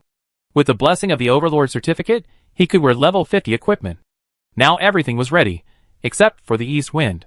He just had to wait for news from Kamal. Opening the level leaderboard, the second-ranked player was only level 19. Huh? How did Richardson drop to third place? Qin Chuan was a little surprised. He possesses SSS level talent, yet he's still leveling so slowly. This guy is truly slacking off. Does he even have any fighting spirit? Qin Chuan misunderstood Richardson on this point. It wasn't that Richardson lacked fighting spirit, it was simply that the blow he received from Night Wanderer had completely shattered his confidence. He possessed SSS level talent, yet he couldn't even see Night Wanderer's taillights. This was outrageous. Frustrated, Richardson chose to log off and drown his sorrows in alcohol. Several guilds had recently offered him recruits, offering him different styles of horses. He needed to test drive them before deciding which guild to join. It was also during this period that Richardson's rank was surpassed by the previous third-place finisher. Qin Chuan glanced at the rank leaderboard and then at the guild leaderboard. Compared to the initial two lone guilds, there were now 5 names on the guild leaderboard. Dragon Dynasty, Peerless, Legendary King. Besides Dragon Dynasty, the other 2 guilds are also established and powerful, with ample personnel and funding. However, for the 3 guild tokens to drop so quickly, these guild leaders should actually thank Night Wanderer. In the previous world event, numerous black iron and bronze rank bosses appeared, and with the help of the guard NPCs, all were defeated by players. No matter how low the guild token drop rate is, it can't withstand so many bosses. And it's foreseeable that as players level up, guild token drops will increase. Going forward, competition will be based on guilds. We need to speed up recruitment, Qin Chuan thought to himself. Just as this thought arose, Qin Chuan saw a message from Yusakura Luo in the guild chat. Guild leader, I have 2 people who want to join. They're the IDs you provided earlier. Qin Chuan immediately replied, add them. Soon, 2 notifications appeared in quick succession. Player Yinmi joined the guild. Player Su Changqing joined the guild. Qin Chuan remembered both players. Yinmi was a hidden assassin class, called Shadow Walker, specializing in moving in shadows. His role was somewhat similar to his Shadow Assassin, a weaker version. Su Changqing was a healer, but unlike a typical priest, he wore plate armor and wielded a cross, a subclass of the paladin. In battle, he charged forward even faster than the main tank, a true battle healer. With the newcomer, the guild became more lively. Ji Xing, welcome newbie. Newbie photos. Xiao Wow, another assassin. Let's just change the name of our guild to the Assassin's Guild. We have 7 of us, 3 of whom are assassins. Jing, brother, you better keep up the good work. Don't become the 3rd-ranked assassin in the guild. Xiao, my dear sister, thank you. Isn't 3rd the worst? Yinmi, I've finally seen the passion of you seniors. I'm so happy to be joining a top-tier guild. Su Changqing, call me for dungeons from now on. I always be there for you. Ying Luo, no day is worse than today. The 6 of us can team up and do dungeons together. Yinmi, don't you need to bring the guild leader? Ji Xing, no, absolutely not.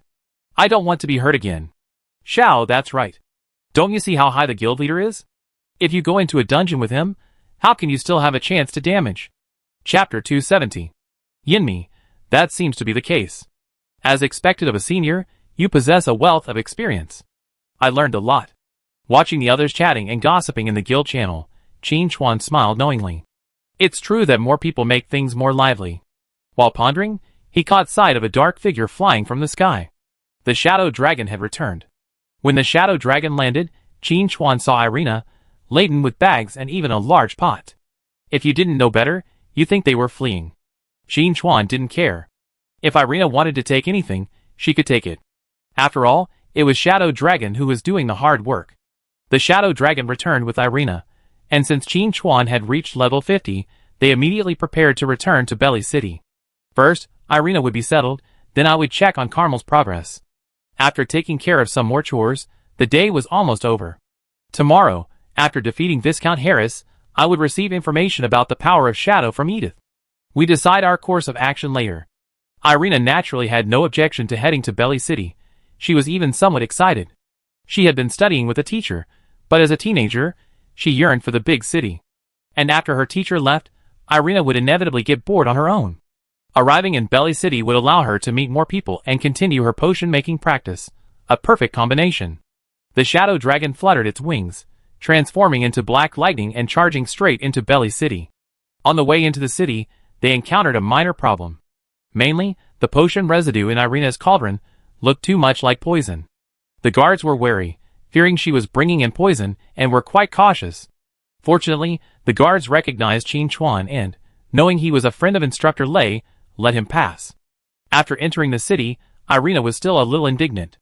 What do you mean by a pot of poison? This is clearly a healing ointment. Irina's face was filled with displeasure. Qin Chuan was shocked. To be honest, you couldn't blame the guards for being suspicious. If Irina hadn't mentioned it, Qin Chuan wouldn't have been able to connect this pot of strange, black mud with a healing ointment. As if sensing Qin Chuan's confusion, Irina explained, I modified the recipe myself and added some other herbs. Irina's voice trailed off, perhaps realizing how unappealing the ointment looked. Qin Chuan consoled him, I believe these ointments are very effective, but selling them right now might be a bit difficult. How about this? I have someone package them for you and sell them in your shop. After a moment's hesitation, Qin Chuan continued, after deducting the cost, we split the profit 50-50. Irina exclaimed in surprise, can they still be sold? Qin Chuan was even more surprised. Are they being given away for free? The two exchanged glances. Qin Chuan rubbed his brows and asked, was there anyone else where you lived before? Irina shook her head, no. Qin Chuan, increasingly surprised, asked, then where do you get the ingredients for your potions? Irina explained, my teacher and I live in a forest full of wild animals. I help them heal their wounds, and they help me collect ingredients. This time, I'm traveling so far because I can't find the ingredients I need in that forest. After hearing this, Qin Chuan finally understood. Witches differ somewhat from mages in that they prioritize natural balance, and can easily befriend all kinds of animals. And not just animals, but beastmen as well. For example, foxmen and werewolves. Irina presumably treated those aliens, and received potion ingredients as payment. After a moment's thought, Qin Chuan said, Irina, don't mention your treatment of aliens in front of outsiders. Irina nodded. She had heard the teacher mention that humans outside were very hostile to aliens. To avoid trouble, they certainly needed to be careful. As they spoke, the two arrived at the shop. The shop was bustling with players, coming and going. Chapter 271. Such a scene shocked Irina. Is it really okay for her to oversee such a large shop? Qin Chuan comforted him. Just learn from the other staff initially. Once you're proficient, you can take over the shop. Irina was forced to do the job, so she could only bite the bullet and say she'd do her best. Upon entering the shop, a player recognized Qin Chuan and immediately came up to greet him, their words filled with admiration. Qin Chuan chatted casually with the others. Then, an idea struck him, and he announced loudly, everyone, we're about to release a new recovery plaster, and it's incredibly effective. Ordinary players can't achieve the instant kills Qin Chuan can achieve while leveling.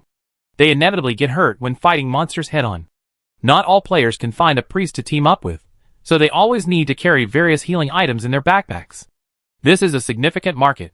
Since Irina knows how to mix potions, she added this product. Hearing Qin Chuan's words, the surrounding players suddenly became excited. Given the Night Wanderer's reputation, This ointment couldn't be any worse. Hearing this, Irina couldn't help but feel nervous. Would the ointment she concocted actually work? After chatting with the players for a while, Qin Chuan took Irina to the back of the shop and helped her clean up a living quarters, then a potion-making room. Once everything was done, Qin Chuan called over the NPC staff and had them pack the potions from the cauldrons and sell them in the shop. Players outside saw the ointment on the shelves and immediately bought too. The reaction was overwhelming. It looked ordinary, but the effects were surprisingly good. Unlike healing potions, this ointment provided continuous healing. But the total amount of healing potions was higher than that of ordinary healing potions, and coupled with its low price, it quickly became a hit through word of mouth among players. More players came in, clamoring for the recovery ointment. I told you could do it, Qin Chuan said to Irina. Irina hadn't expected her ointment to be so popular, and she couldn't help but smile. Soon, the clerk returned to report that the ointment was running low and about to sell out. Irina immediately said, I mix it right away. She tossed a bunch of herbs into the cauldron, then added various other ingredients. After a bit of fiddling, the dark ointment took shape. The onlooker instinctively took 2 steps back. If she hadn't seen it with her own eyes, she would have doubted it could heal wounds. Isn't this really poison? But the clerk was tactful and didn't say anything more. She simply packaged the ointment and restocked the store. Qin Chuan paused in the shop for a moment, confirming everything was alright, then headed decisively for the black market.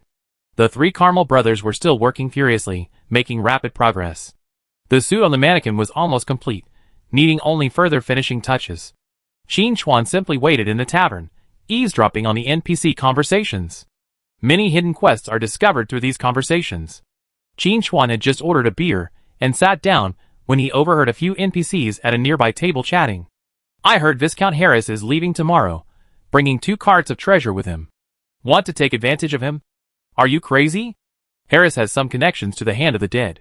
If you're messing with him, aren't you afraid the Hand of the Dead will mess with you? What? There's such a thing? Tell me more. Qin Chuan remained calm, yet he was internally grumbling. Edith had previously mentioned that Harris was colluding with the Sisters of Pleasure, causing the city lord to become obsessed with women and neglect state affairs. Now it seemed things weren't quite that simple. But that didn't concern Qin Chuan much. All he had to do was kill Harris, and then report the intelligence to Edith. He didn't want to get involved in anything else. Listening to the NPC's gossip and sipping a few sips, Qin Chuan felt quite comfortable. An indeterminate amount of time passed before an anxious Kamal emerged from the backyard and sat down next to Qin Chuan. He downed 2 large glasses of beer before saying, "The equipment is ready." Chapter 272. Kamal's efficiency was astonishingly fast. You have to remember, that was an epic set. Even with dragon materials, and the addition of Kamal's 2 brothers, crafting it wouldn't be easy. Qin Chuan immediately gave him a thumbs up. Master, I'm impressed. Kamal smiled modestly, but the smugness in his eyes was undeniable.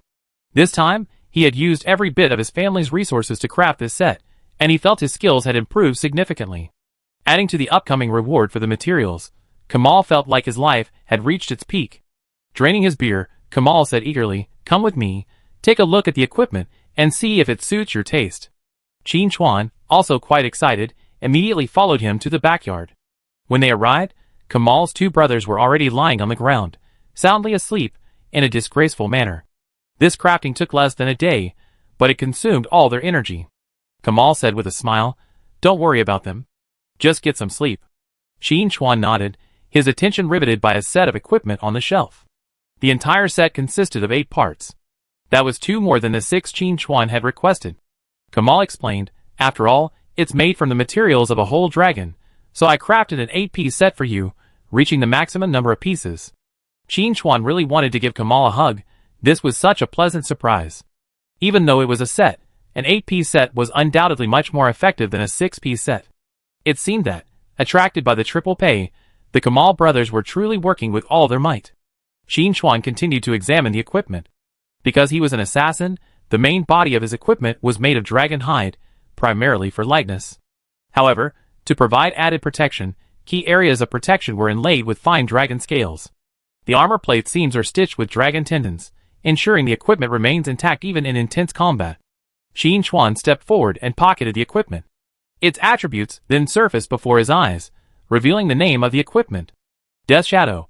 It certainly suited his class perfectly. Death Shadow Helmet, Epic, defense plus 7,500, health plus 15,000, agility plus 750, level requirement, 50. Special effect 1, true sight, immune to blindness, increases the chance of seeing through illusions by 100%. Special effect 2, will protection, immune to mind control, increases mental resistance by 50%. Special effect 3, dragon blood, increases all attributes by 150. Level 50 epic equipment undoubtedly boasts explosive stats. Most importantly, epic equipment has one more attribute than dark gold equipment.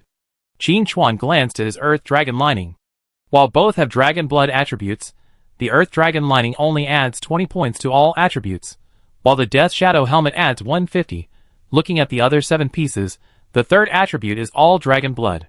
The special effects alone add a total of 1,200 points to all attributes for this set, and that's not even counting the high stats of the equipment itself. In addition to the helmet, the Death Shadow set also includes 7 other pieces: shoulder pads, chest armor, belt, leggings, boots, gloves, and arm guards. The basic attributes are very similar. The main difference lies in the first and second special effects, which cover damage increase, damage reduction, and burst, providing comprehensive bonuses. The 8 pieces of equipment provide 60,000 points of defense, 120,000 points of health, and a staggering 6,000 points of agility. Combining the dragon blood effects with his own agility, Qin Chuan's agility is already approaching the 10,000 mark. With so much agility, Qin Chuan can leave after images even after running a few steps. After changing into the equipment, Qin Chuan's appearance has been completely transformed. The Death Shadow suit is a dark red, radiating an unstoppable aura of murderous intensity. Also, upon donning the suit, the equipment set attributes activate. Before crafting, Qin Chuan required at least 2 set attributes. However, with the dedicated efforts of the 3 Kamal brothers, they managed to achieve a full 4. Chapter 273. Another unexpected surprise. Set February 8th. Attack speed increased by 100%. Set April 8th. Damage increased by 30%. Set June 8th. Each attack grants a stack of Dragon's Fury. When the stack reaches 10, the next attack's damage is doubled. Set August 8th. Automatically immune to critical damage, granting 5 seconds of invincibility with a 24-hour cooldown. The 4 set benefits are each more powerful than the last. If I had to point out a flaw, it would be that the attack speed boost from the 2-piece set wasn't very effective for Qin Chuan. After all, he's a ranged assassin and rarely has any chance of melee combat. But the other 3 benefits are all useful.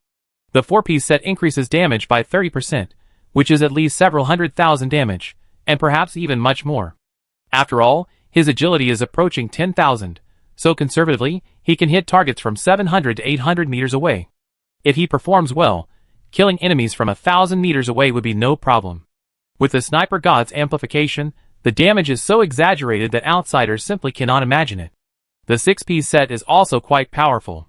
10 attacks can double the damage. With a single invisibility strike and shadow dagger, the damage can easily exceed 10 million. But what Qin Chuan values most is the 8-piece set's immunity to death effect. With this effect activated, even a powerful enemy's sneak attack wouldn't be intimidated. The subsequent 5 seconds of invincibility are enough for Qin Chuan to escape danger or even kill the enemy. Furthermore, such a powerful effect has a mere 24 hours of cooldown. Combined with other resurrection items, Qin Chuan is simply an invincible cockroach. Even if Tianqi merged with reality right now, he wouldn't be afraid. Qin Chuan looked at Kamal and said seriously, "Thank you, Master Kamal." He knew full well that even with dragon materials, crafting such a top-notch set wouldn't be easy. It required not only advanced forging skills, but also immense dedication. Kamal stroked his thick beard and laughed heartily. "Don't be polite. I didn't work for nothing. 30% of the materials were dragon materials." After a pause, Kamal sighed. "Besides, crafting this set of equipment is the fulfillment of a long-cherished wish of mine. Honestly, I have you to thank." As he spoke, Kamal's 2 brothers recovered, stood up, dusted themselves off, and came over to Qin Chuan to observe. Their satisfaction grew with each passing moment. This equipment, worthy of their dedicated efforts, looked simply stunning.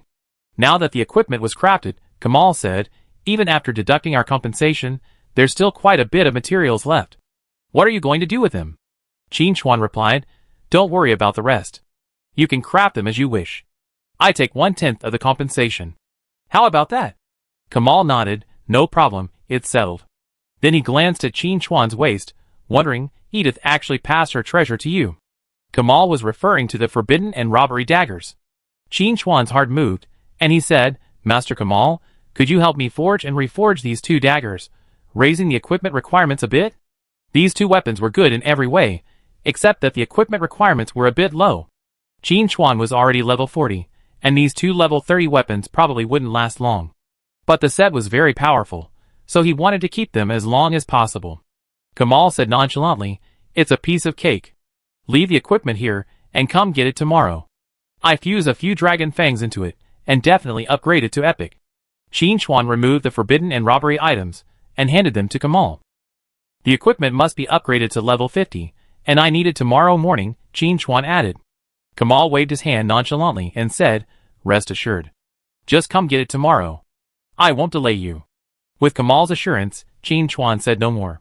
Kamal continued, as for the remaining dragon materials, it will take about 3 days to craft them all into equipment, but I can't guarantee all of them will be epic. Qin Chuan nodded. Master Kamal, please make your arrangements. Chapter 274. After the matter was settled, Qin Chuan took his leave, and asked Edith for information on Viscount Harris. I heard from the NPC in the tavern that Harris was also connected to the Hand of the Dead, so I should pay more attention to him. Edith was prepared and pulled a scroll of parchment from a drawer. According to the information on it, Harris was not a native of Belly City. His exact origins were unclear, but he was generous and well-connected in Belly City. According to Harris himself, he left this time because he had a minor issue to deal with on his family's territory. After reading the information, Qin Chuan fell into deep thought. Edith chuckled and said, What? Are you scared? Qin Chuan shook his head. Not really. I'm just wondering if Harris is from another country. The Apocalypse world is extremely vast, and the area where players are currently active is less than 1/10 of it. In future updates, many unknown areas will be unlocked. Currently, the 12 main cities available to Yin Nation players belong to different kingdoms. Berry City, where Qin Chuan is located, belongs to the Kingdom of St. Bees. It borders multiple countries. Qin Chuan suspects that Harris is from one of them, or perhaps from a more distant kingdom. After hearing Qin Chuan's words, Edith said, I suspected the same thing, so I sent people to investigate. However, the journey is long, and it will probably take some time for the news to arrive. Qin Chuan asked curiously, Then why did you kill Harris? Aren't you afraid of sparking a war between the 2 countries? Edith was even more surprised. Harris died accidentally in the wilderness. What does it have to do with me? Harris's family can't blame Berry City for this. Besides, the wilderness is full of dangers, and anyone could die. The Kingdom of St. Bees can't possibly protect everything. Qin Chuan gave a thumbs up. This blame game was a complete non-stick frying pan. After a few jokes, Edith said seriously, I killed Harris because he was in cahoots with the Hand of the Dead. Harris was involved in the previous goblin incident. Besides, there were a few other scumbag nobles from Belly City. Qin Chuan asked, Do you want me to kill them along the way? Edith said casually, No, I already written a script for them. Qin Chuan couldn't help but mourn for those nobles. Having been targeted by Edith, survival was impossible. He could only pray that Edith would be in a better mood, so he could give them a quick death. After confirming there were no other quests to trigger, Qin Chuan immediately stood up and said goodbye. He returned to Belly City and checked the shops. It was very busy. Irina's ointment had already opened up the market, and many players were coming to buy it. To increase production, Irina even bought a new cauldron, doubling the output to just barely meet player demand. Qin Chuan pondered for a moment and asked Irina, Are there any restrictions on your master's training? If you only mix restorative ointments, it'd be difficult for you to improve your alchemy skills. Qin Chuan had tricked Irina into coming here so she could mix her talent potions, not work illegally here, mixing restorative ointments day and night. This product would certainly bring in a good profit, but if it hindered Irina's growth, Qin Chuan would rather remove the restorative ointment from the shelves. However, Qin Chuan also respected Irina's opinion. If she wanted to continue mixing, he wouldn't object. The best approach would be for Irina to train a few apprentices. This would maintain the ointment production while giving her more time to delve into the deeper knowledge of alchemy. But there was a question that needed to be determined. Whether Irina's master restricted her from teaching outsiders was a problem. If it's forbidden, then just pretend Qin Chuan didn't say anything. Irina understood Qin Chuan's meaning and replied, There aren't any restrictions. On the contrary, my teacher said that as long as it doesn't involve the core inheritance, It's completely fine to pass on as much knowledge as possible. Chapter 275. Qin Chuan stood in awe and said, "Your teacher is truly remarkable. In Apocalypse, there aren't many NPCs willing to share their knowledge." Since there weren't any restrictions, Qin Chuan decisively said, "Then I find you a few apprentices. You can just let them prepare the recovery ointment." Irina hesitated. "I'm not very skilled. Would taking on apprentices be misleading?" Qin Chuan smiled. "I believe you." After some persuasion, Irina decided to give it a try. As for the apprentices, Qin Chuan planned to buy a few slave NPCs from the black market. Irina's recovery ointment was a valuable product, and the formula needed to be prevented from being leaked as soon as possible. Conventional NPCs had too many variables, so he decided to buy slave NPCs. With the slave contract in place, there was no need to worry about NPC defection or leaks. Seeing Qin Chuan return, Edith said curiously, "You're so busy every day." Qin Chuan said helplessly, "I have a lot to do." "Don't worry, I won't forget to kill Harris tomorrow." Then Qin Chuan stated his purpose. Edith waved his hand. "What's the big deal? It's just buying 2 slaves, no big deal." Qin Chuan added, "Be smart. I'm going to take them back to make basic potions." Edith pondered for a moment, then took out the seal, and instructed Qin Chuan to go downstairs to find a goblin named Gazlo, who controlled 80% of the black market slave trade. With the seal, Qin Chuan successfully connected with Gazlo and purchased several slave NPCs at a near-free price. Gazlo had also heard of Qin Chuan's reputation and his dragon-slaying exploits. He had always wanted to meet Qin Chuan, but had never found a good opportunity. Now that he finally had the chance, he naturally wanted to make the deal. Qin Chuan naturally wouldn't refuse Gazlo's offer. He knew that this seemingly ordinary goblin would, in later versions, grow into a formidable trade lord, his business spanning much of the Apocalypse world. Even after Apocalypse merged with reality, Gazlo remained active, maneuvering between the humans of Blue Star and the alien races of Apocalypse, profiting immensely from war. But that was in the future. Right now, Gazlo was just a small-time Karami, barely making a living on the black market. He wouldn't be much of a presence in Belly City, let alone the entire Apocalypse world. Qin Chuan put away the slave contract and said in a low voice, "I have a few dragon scales. I wonder if Sir Gazlo would be interested." Hearing Qin Chuan's words, Gazlo began to tremble with excitement, his voice filled with uncontrollable surprise. "Of course, I'm interested. Absolutely." Those were dragon scales, highly sought-after commodities everywhere. Of course, dragons didn't count. Selling dragon scales to the dragon clan was pure impatience. Gazlo was already imagining how he could use those few dragon scales to open the door to high society and ultimately take his business to new heights. Gazlo swallowed and asked cautiously, "Sir Nightwalker, why did you choose me?"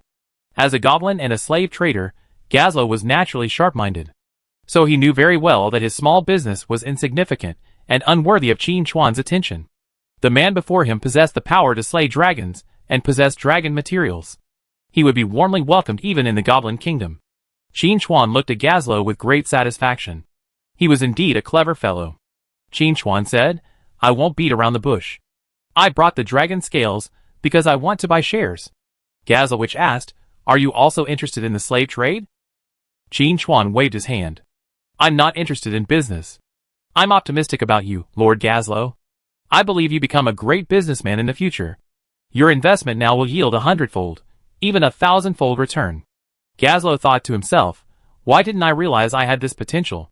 Chapter 276. But being flattered is always a good thing. Gazlo said modestly, "Your Excellency is truly too kind." After a moment's thought, Gazlo said, "I'm open to investment, but I'm not sure how many dragon scales you can offer." Tang. 10 dragon scales fell to the ground with a dull thud. Gazlo's eyes nearly popped out of his head. So many. He had thought 3 or 5 would be the limit, but he hadn't expected so many. Gazlo said with embarrassment, "Sir Nightwalker, to be honest, even if I sold all my belongings, it wouldn't be worth these 10 scales." In this regard, Gazlo was honest and didn't lie like the other goblins. Other goblins would not only exaggerate the scale of their business, but also identify subtle flaws in the dragon scales to lower the price. But not Gazlo. This was the fundamental reason why Gazlo was ultimately able to expand his business throughout the Apocalypse world. Integrity is the core element of trade. It was also for this reason that Qin Chuan wanted to try investing in Gazlo in advance. After a moment's thought, Qin Chuan said, "How about this? I use 10 dragon scales as capital in exchange for 60% equity. How about that? Gazlo hesitated. He essentially earned 40% for free, which was no small sum. After all, it was only 10 dragon scales. If managed well, it could be a small investment with a big payout, quickly expanding the market. But a 60% stake would mean he would lose control and become Qin Chuan's employee. Most importantly, he wouldn't have a say. If there were any disagreements, his words wouldn't count, and conflicts would easily arise. Losing money was a minor matter. If he were targeted by this dragon slayer, he might not see the light of day again. Qin Chuan continued, I won't be involved in the day-to-day operations, nor will I interfere. I just wait for my share of the profits. Gazlo gritted his teeth and said, I accept your terms. With these 10 dragon scales, he could save himself decades of detours. Gazlo couldn't pass up such an opportunity. The two reached a consensus and quickly signed a partnership agreement, each keeping a copy. In Apocalypse, oaths carry great weight. If business picks up in the future and Gazlo wants to break the agreement, Qin Chuan can simply bring up this oath, and Gazlo will be scorned by everyone, with no chance of recovery. Gazlo nervously left, clutching the 10 dragon scales. Qin Chuan wouldn't care about what happened next. Even if Gazlo died along the way, never reaching the level of his previous life, Qin Chuan wouldn't lose anything. 10 dragon scales, so precious? Qin Chuan returned to the shop with a few slaves, leaving them in Irina's care. He then immediately logged off to rest. It was already the next day when he returned online. Qin Chuan first went to the tavern and found Kamal. The three dwarves had clearly not slept all night, their dark circles under their eyes threateningly dark. Qin Chuan quickly said, Master, take care of yourselves. Don't overwork yourself. Kamal remained calm and nonchalant, saying, This is nothing. The longest forging session we three brothers ever did took us 7 days without sleep. Qin Chuan was filled with awe. This shows a genuine love for blacksmithing. Otherwise, he wouldn't have been able to persevere. After a brief chat, Kamal presented 2 daggers and said confidently, Let's see if they fit. With the death shadow set before him, Qin Chuan naturally had no doubts about Kamal's abilities and immediately accepted the daggers. Calamity Forbidden, Epic Rank, Attack plus 8,000, Agility plus 500, Level Requirement, 50. Special Effect 1. Attack silences the target for 5 seconds, with a 20-second cooldown on the same target. Special Effect 2. Attack reduces the target's movement speed by 70%. Special Effect 3. Attack has a 1% chance of instantly killing the target, only available to units below unique gold. Brute Force, Epic Rank, plus 8,000 attack damage, plus 500 agility, required level, 50. Special Effect 1. Attack the target 3 times in a row, dealing 15% of its maximum health in physical damage, with a 20-second cooldown on the same target. Chapter 277. Special Effect 2. Attacks drain, 1000 HP. Special Effect 3. Attacks have a 1% chance to gain a deflection shield, preventing 1 damage hit. Set February 2nd. Attack damage plus 6,000, damage increased by 30%. Qin Chuan was speechless with shock. The panel attributes of these 2 daggers were even stronger than those of ordinary epic weapons, and the newly added 3rd attribute was even more incredible. Although the instant kill effect of the Forbidden Disaster was limited to units below dark gold, it meant that if the chance was triggered, gold-level bosses would also be instantly killed. Of course, with Qin Chuan's damage output, he could still kill gold-level bosses even without triggering it. But it was not difficult to ignore the power of this effect. He didn't just fight bosses, he still had to farm monsters to level up. When farming in groups, this instant kill effect could speed up efficiency. And the other weapon, the robbery, had actually unlocked a defensive effect after being reforged, something Qin Chuan had not expected. He already possessed the Shadow Prism and the Death Shadow's immunity, and now, with the added deflection shield of tyrannical grabbing, his survival abilities were incredibly strong.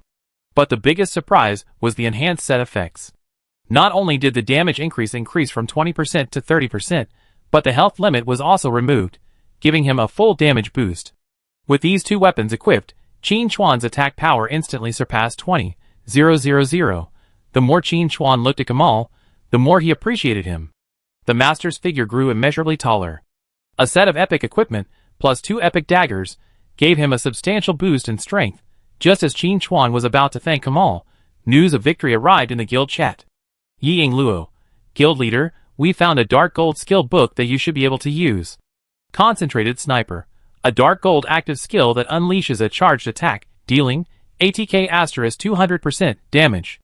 Each additional second of charging increases the damage by 20%, up to a maximum of 3 seconds, with a 20-second cooldown.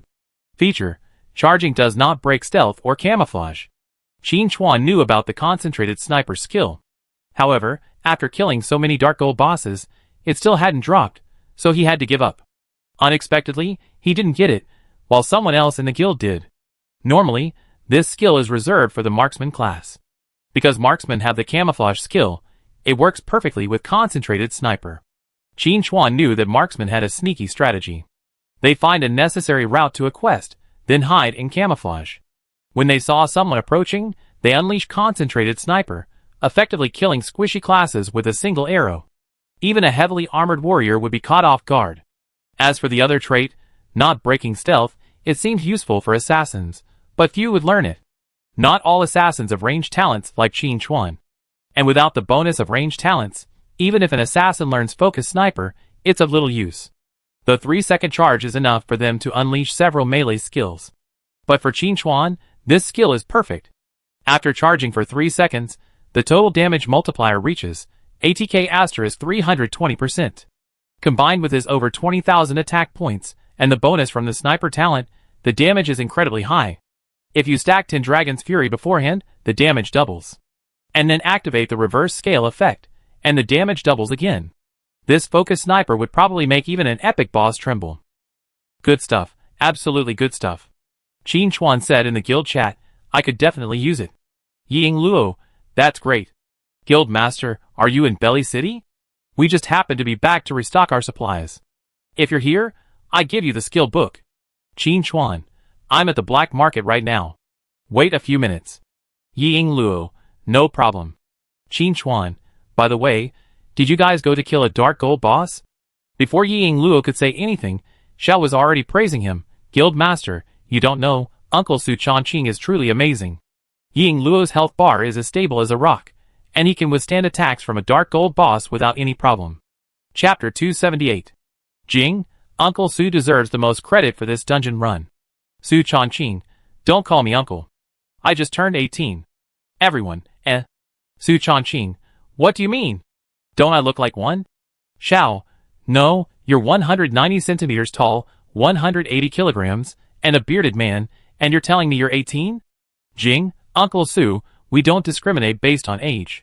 Ying Luo, you spoke in the party chat, and your voice sounded so weathered. You must be at least 35. How could you possibly be 18? Su Chongqing, I really am 18, I just look older. Ji Xing, that's way too old. Yinmi, but then again, although Su Chongqing looks steady, there's a clear silliness in his eyes. It's possible he just turned 18. Su Chongqing, even though you're speaking for me, I still feel like something's wrong. Watching the conversation, Qin Chuan was at a loss whether to laugh or cry. In truth, he knew Su Chongqing wasn't really that old. He wasn't sure if he was 18, but he was definitely under 30. It was just that his appearance was truly deceptive. Anyone meeting him for the first time would never mistake him for being in his teens or 20s. Thankfully, Su Chongqing didn't dwell on it, he was used to it. The others joked a bit, apologized, and unanimously agreed that Su Chongqing had just turned 18. As they were talking, Qin Chuan returned to Bailey City, and met Ying Luo and the others outside the shop. Newcomer Su Chongqing and Yinmi were among them. After greeting them, Qin Chuan said, I put some equipment in the guild warehouse later. You can exchange it for guild contribution points. After joining a guild, players can earn contribution points by meeting certain requirements. These requirements can be set automatically by the system or through tasks assigned by the guild president or vice president.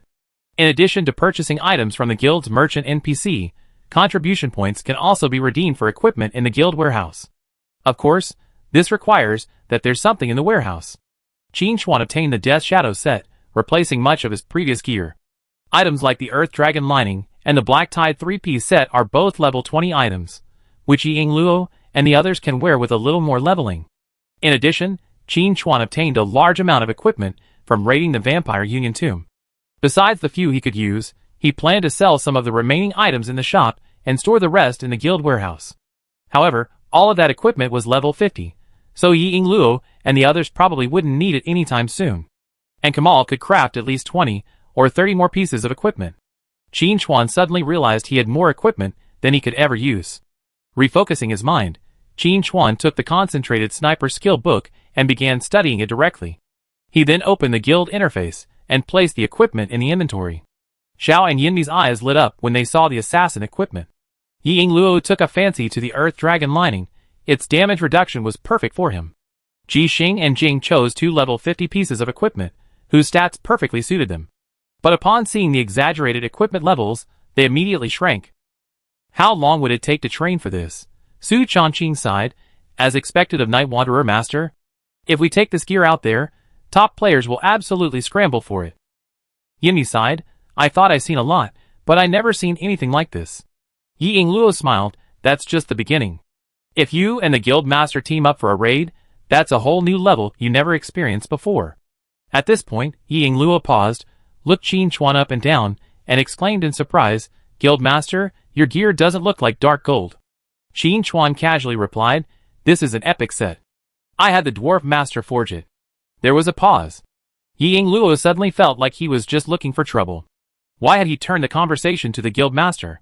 Chapter 279. Look, this is a real blow to me.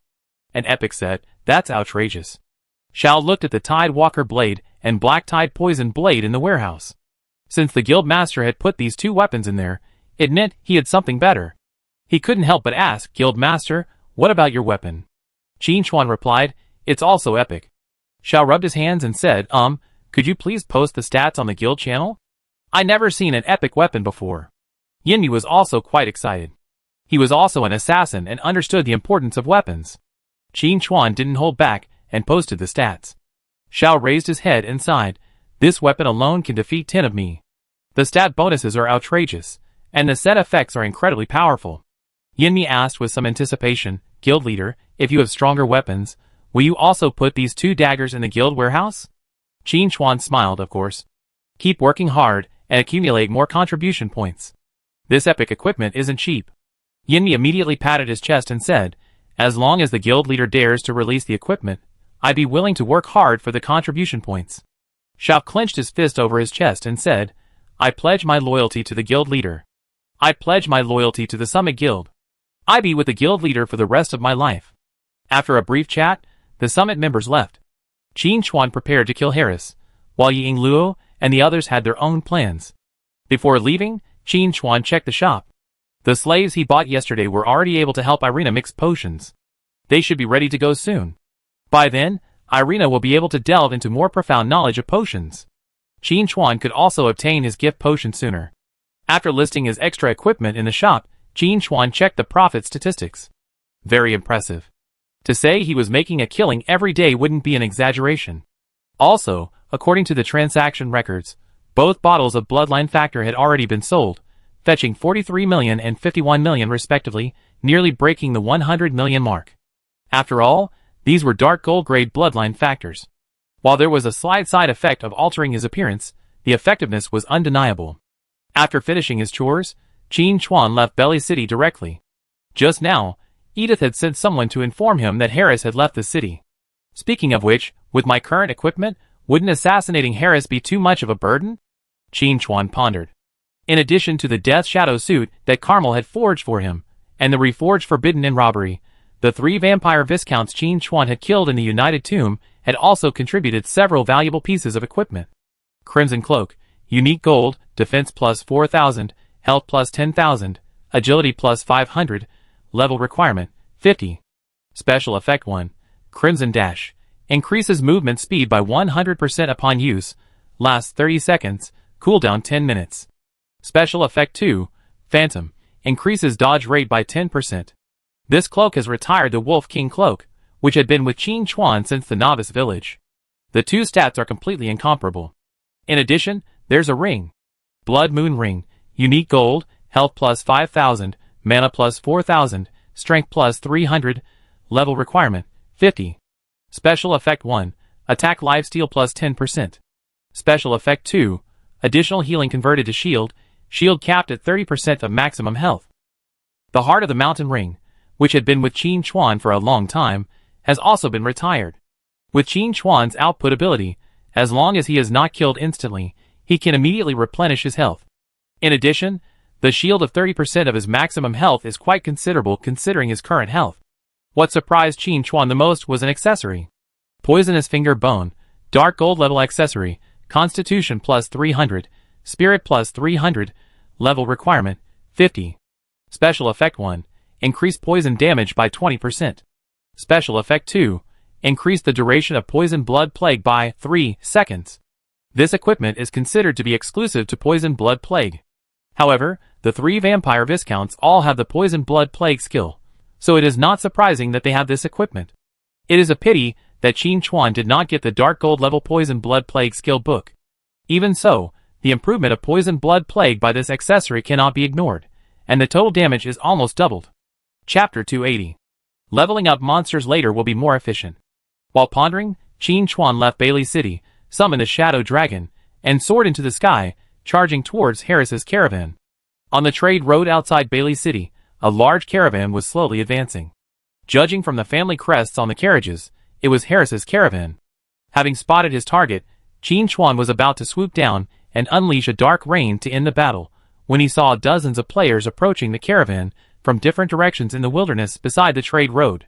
Qin Chuan pondered for a moment, then sheathed his Shadow Dragon and landed in the distance. He approached a player and asked, "Are you doing a quest here?" The player, startled by the question, instinctively cursed, "Who are you?" Looking back, he nearly jumped up from his seat. "Night Wanderer." Big boss, don't misunderstand me, I'm not scolding you." The player's speech was stammering. Qin Chuan waved his hand, indicating he wasn't taking it seriously, and repeated his previous question, "Are you here on a quest?" The other party, relieved to see that Qin Chuan wasn't angry, replied, "Yes, I received a quest to kill Viscount Harris." Qin Chuan remained silent, then activated Shadow Stealth to find another player, who received the same response. He asked several players in quick succession, and they all said they were here to kill Harris. Qin Chuan was shocked. What had Harris done that angered heaven and earth to deserve so many people's murder? Just as he was thinking this, a monster's roar suddenly rang out from the distant wilderness. Looking in the direction of the sound, he saw hundreds of goblins rushing towards him, clubs in hand, their target also being Harris's caravan. Qin Chuan was stunned. Weren't they saying Harris was in cahoots with the Hand of the Dead? Why were even the goblins trying to kill him? I still remember that not long ago, the Hand of the Dead was collaborating with the goblins, preparing to overthrow Belly City. If Harris was truly connected to the Hand of the Dead, these goblins should be protecting him, not trying to kill him. Things were getting increasingly interesting. The players who had come to do the quest began to back off upon seeing this. With so many goblins, they probably didn't stand a chance. Qin Chuan hid in the shadows, observing secretly. A possibility occurred to him. These goblins weren't sent by the Hand of the Dead, but were lured here by Edith through some means. Harris was a Viscount, after all. If he died at the hands of someone connected to Belly City, it might lead to some unpredictable consequences. For example, the two kingdoms could declare war. As a member of the Kingdom of St. Bees, Belly City would inevitably be affected. Edith had a special affection for Belly City, and certainly didn't want to see this happen. But if Harris was beaten to death by goblins, then Harris's kingdom wouldn't find fault, and instead would be grateful to Belly City for killing the goblins and avenging Harris. With this in mind, Qin Chuan immediately decided to hold off. Let's wait until the caravan guards and the goblins engage in a fight. While he was pondering, the battle had already begun in the distance. As a Viscount, Harris was still quite powerful. His guards formed a defensive circle to block the goblin attacks. Before these fully armored guards, the goblins' wooden clubs could do no real damage, and the sharp blades of their swords could always cut through the goblins' defenseless rags. Even though there were hundreds of goblins, at this rate, they wouldn't be able to break through the caravan's defensive circle. At that moment, a player emerged from a corner and unleashed a skill on the caravan's defenses, instantly creating a breach. The surrounding goblins swarmed in. The situation began to devolve into chaos. Qin Chuan continued to observe from the shadows. If Harris was truly colluding with the Hand of the Dead, he would surely have a backup plan. While pondering, Qin Chuan's ears twitched. He heard the sound of horse hooves in the distance. Looking in that direction, he saw a mercenary group rapidly approaching. Chapter 281. In the caravan, a middle-aged man in elegant attire poked his head out and shouted, "Are you mercenaries? Help me kill these monsters, and send me back to Belly City. There's a generous reward." A smile played on Qin Chuan's lips. So that was the plan. Qin Chuan had basically confirmed Harris's plan. The first step was to march out of the city with great fanfare, almost unfurling a banner with the inscription, "Harris is here." Harris was also doing this to draw out the hidden enemy. Those goblins might have been attracted by Edith, or they might not have been. But it didn't matter. Even if Edith didn't make any arrangements, Harris would have the hand of the dead take action, gathering the monsters to attack his caravan. That way, the subsequent plan could proceed smoothly. That was to stumble upon a group of mercenaries, and then, even more stumble, they would help Harris repel the monster attack and retreat to Belly City. Qin Chuan was 99% certain that the mercenaries, who would appear, were disguised as the Hand of the Dead. Their purpose was to infiltrate Belly City. Belly City was, after all, one of the main cities, and its security was very strict. Even if the Hand of the Dead had infiltrated, it wouldn't be large-scale, at least not by a long shot, and they wouldn't be able to overthrow Belly City with force. Under normal circumstances, mercenary groups wishing to enter the main city would be required to stop outside, and only be allowed in after verification. But if the Viscount appeared, or if they were under attack, the guards of Belly City wouldn't dare to stop them. Once these mercenaries entered the city, who knew where they would hide? With the help of the Hand of the Dead spies, breaking up the group into smaller groups would be easy. When the time is right, these members of the Dead Hand will spring into action, unleashing destruction and death upon the city. One could even say that if these goblins were lured here by Edith, it would play right into the Dead Hand's hands. Given Qin Chuan's understanding of the Dead Hand, his guess was likely correct. Interesting, Qin Chuan muttered to himself. Although the Dead Hand's plan was meticulous, since he had arrived, there was no way Harris would be allowed to return to Belly alive. Much less would he be allowed to enter the city with so many mercenaries. As he pondered, the battle in the distance began to become one-sided. Hundreds of goblins were no match for the mercenaries, and their bodies were slain everywhere. Harris even pretended to find the mercenary leader and offer words of gratitude. But the glances between the two men revealed a premeditated plan. Harris lowered his voice and said, "Praise death. The plan is going smoothly." The mercenary leader shook his head. "We haven't even entered the city yet, so we can't celebrate too soon." He had a nagging feeling. But he couldn't figure out what had gone wrong. Everything was clearly going exactly as planned, so why was he still feeling uneasy? The mercenary leader soon understood the source of his unease. One of his men was attacked from nowhere and shattered to pieces. An elite warrior over level 30 was beaten to such a state. An attack of this magnitude was not something an ordinary person could handle. And the next scene chilled the mercenary leader even more. Several balls of dark green venom flew from the body of the slain man, contaminating nearby teammates and causing widespread death. Not only his men, but also the nearby goblins, and even the guards in Harris's convoy were all within range. Every time the dark green venomous blood flew in the air, it meant the deaths of several, even dozens.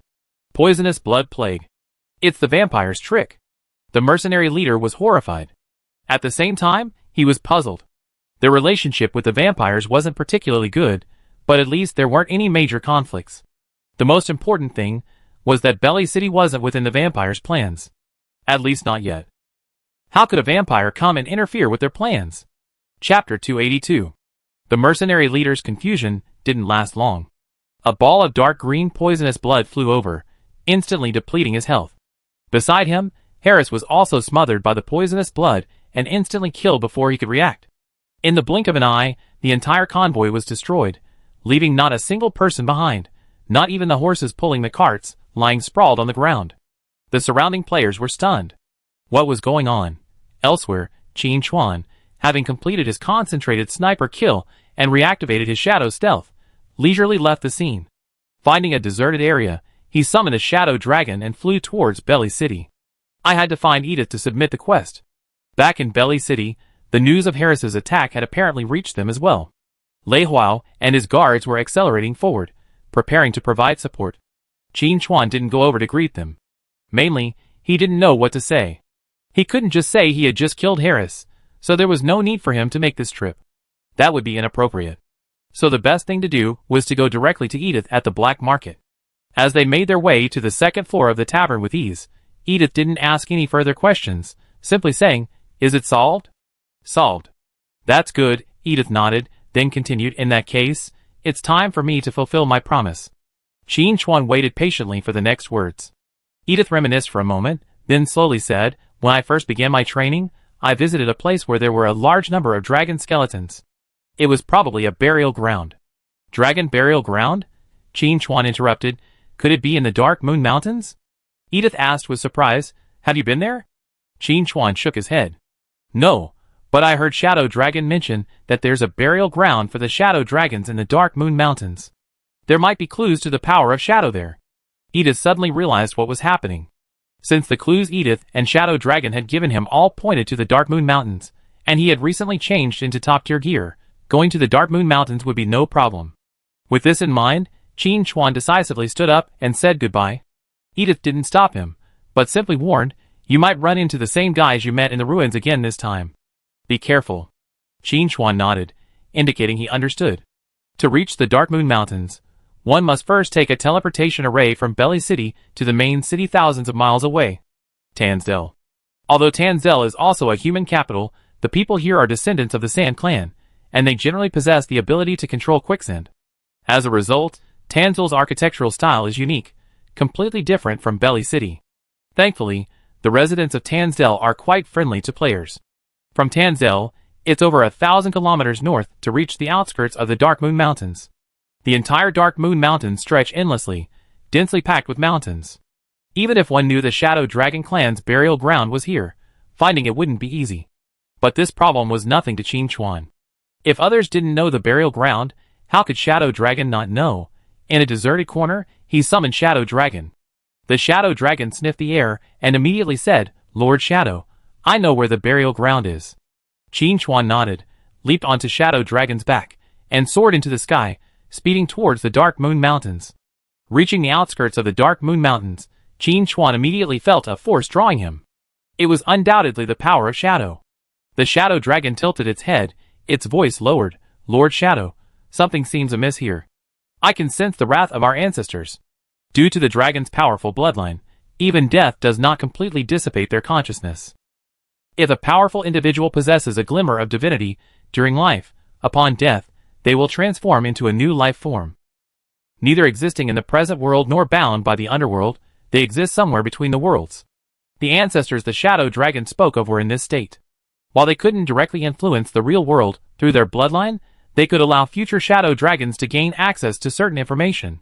Chapter 283. At this moment, Shadow Dragon Scripps received a message from his ancestor. And it was an angry one. If there weren't unusual circumstances, then this wouldn't have happened. Qin Chuan immediately said, could it be that the burial ground has changed? As far as he knew, the Shadow Dragon clan shouldn't have been attacked at this point, so the Shadow Dragon ancestors' anger clearly had little to do with the living Shadow Dragons. Aside from that possibility, the most likely scenario was the burial ground. Shadow Dragon thought so too. After a moment's hesitation, Qin Chuan warned, gain altitude and proceed with caution.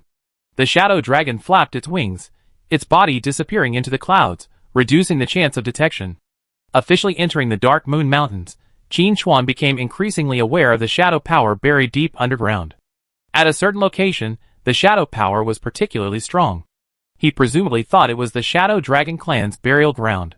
However, there was an unusual aura at that location, permeated with decay. That was the power of the dead. Of course, it was normal for a boneyard to harbor the power of the dead. But the aura of the dead here was exceptionally strong and active, clearly exceeding the level expected of a boneyard. The Shadow Dragon seemed affected, its spirits growing somewhat depressed. But it remained patient, flying cautiously. As it drew closer, Qin Chuan vaguely discerned a white figure circling in the distant clouds. Soon, he saw clearly what it was. A giant skeleton dragon. Under the influence of the undead power, the deceased dragon regained its ability to move. But unlike in life, the giant skeleton dragon hated all living things. Even if it retained some of its former consciousness, it would be distorted by the influence. Shadow Dragon's voice was filled with anger. Who on earth has disturbed the slumber of our ancestors? Giant dragons are extremely proud. They cannot tolerate being controlled after death, nor can they tolerate their own kind being controlled. Qin Chuan tapped his toes, signaling Shadow Dragon to hold his breath. There are many reasons for the birth of skeleton dragons, and it's still unclear whether they are natural or intentional. However, Qin Chuan is more inclined to believe that it was a human factor. The probability of a dragon corpse naturally transforming into a skeleton dragon is incredibly low. In fact, due to the dragon's power, they are often targeted by necromancers. Controlling a skeleton dragon would be an extremely powerful aid to a necromancer. No necromancer could resist the allure of a dragon's corpse. While he was thinking, A distant skeleton dragon sensed Shadow Dragon's presence, let out a hoarse roar, and staggered towards him. The flesh membrane of this skeleton dragon's wings had almost decayed, and it was clearly not going to fly fast with just a few bones. In fact, this thing's ability to fly was entirely due to magic. Science simply couldn't explain it. Although the opposing skeleton dragon was transformed from the corpse of a Shadow Dragon's scripts didn't hesitate, unleashing a breath of dragon's breath. Only by killing it could it rest in peace. The two dragons began to clash in the air. Qin Chuan didn't attack, but instead activated Shadow Stealth to observe the surrounding situation. If the skeleton dragon had been awakened, the caster must be nearby. Soon, Qin Chuan spotted his target. A cloaked figure watched the battle from the ground. A chilling breeze blew, lifting a corner of the cloak. Beneath the cloak, a pale face could be seen. The ornaments hanging from his belt were also made of various pieces of polished bones. This look was a typical necromancer. Qin Chuan didn't rush to attack, but waited. First, he wanted to see if there were any other accomplices.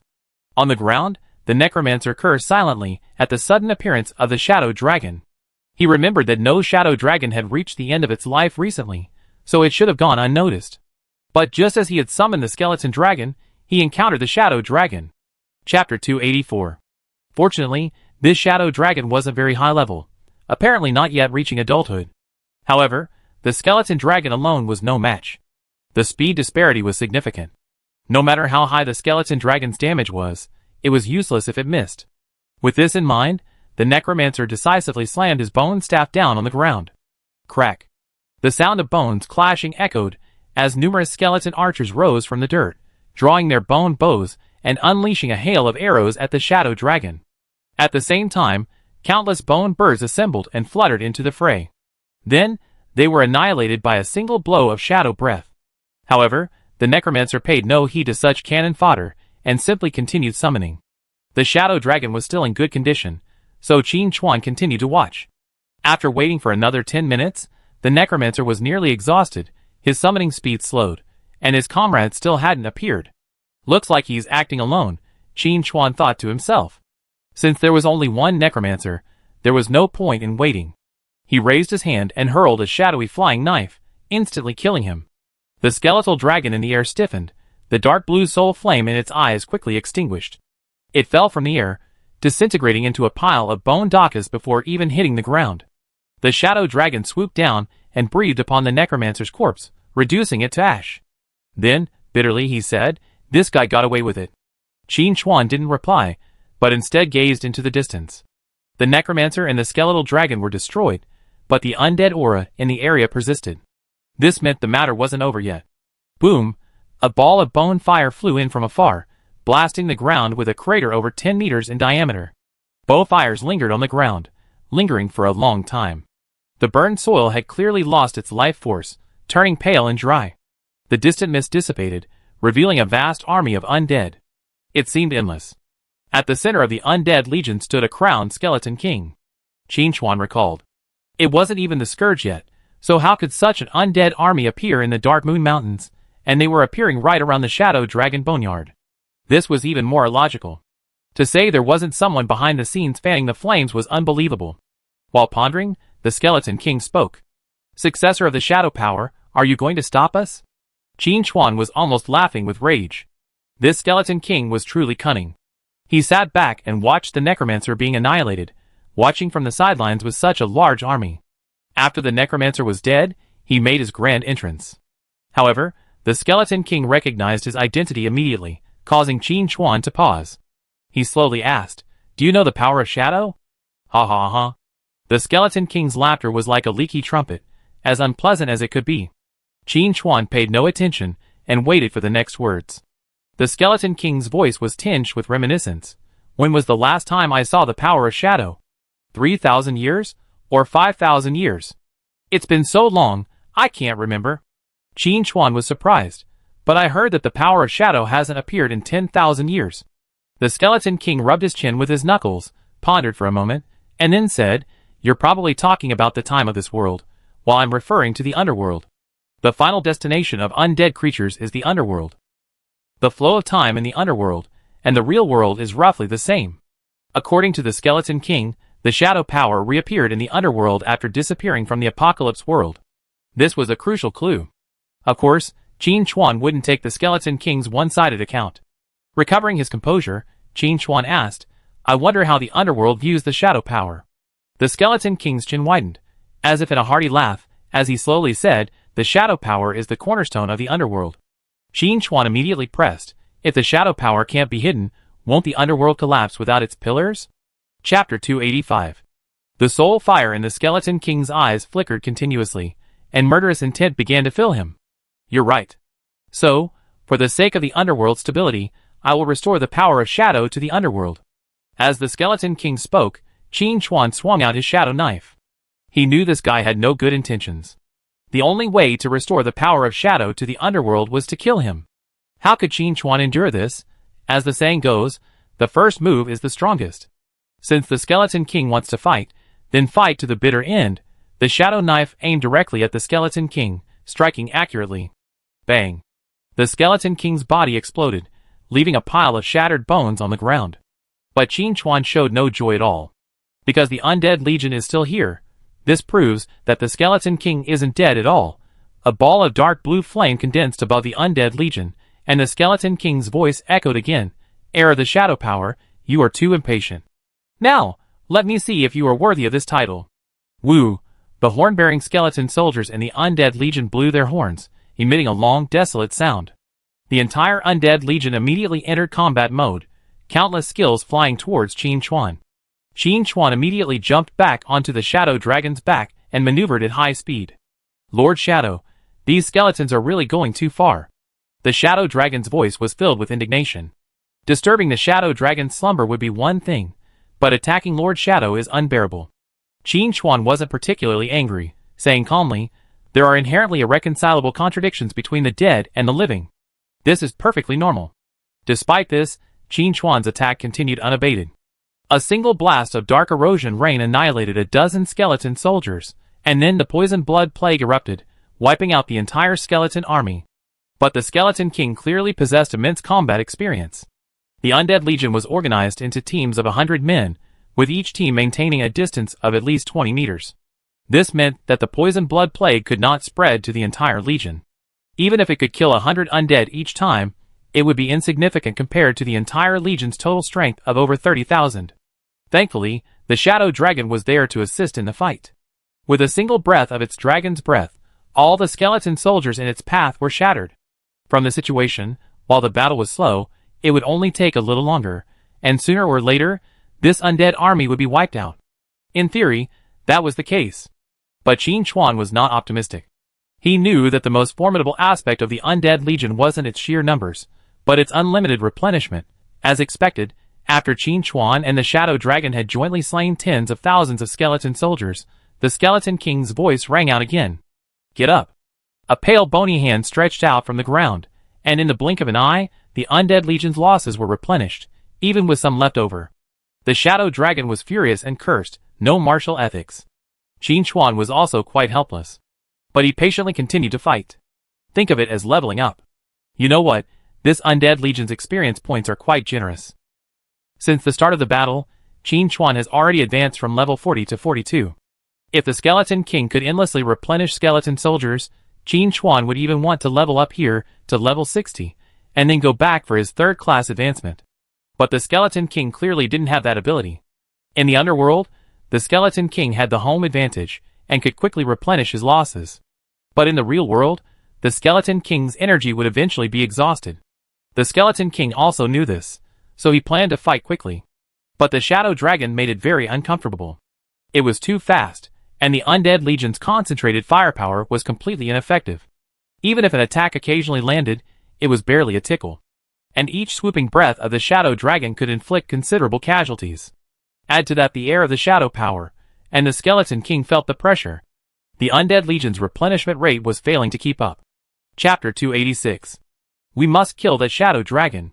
The Skeleton King made a decision. He expended his energy again to summon. This time, he summoned 3 Frostbone Dragons. These were the treasures he had accumulated. Qin Chuan couldn't help but become serious, commanding, keep your distance.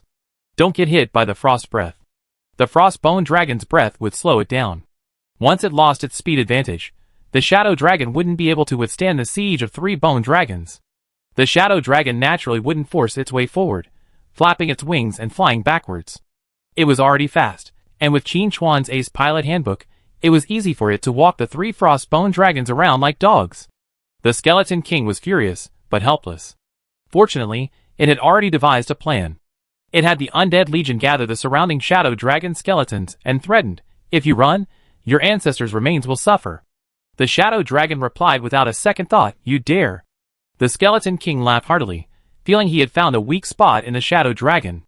Then, a moment later, the Shadow Dragon cried out in grief and indignation, "Ancestors, Scripps failed us by failing to protect your remains. Therefore, I have decided to resign from the Shadow Dragon clan." Then, he shouted at the Undead Legion, "Damn you, skeleton! Some righteous descendants of the Shadow Dragons will seek revenge on you." The Skeleton King slowly formed a question mark.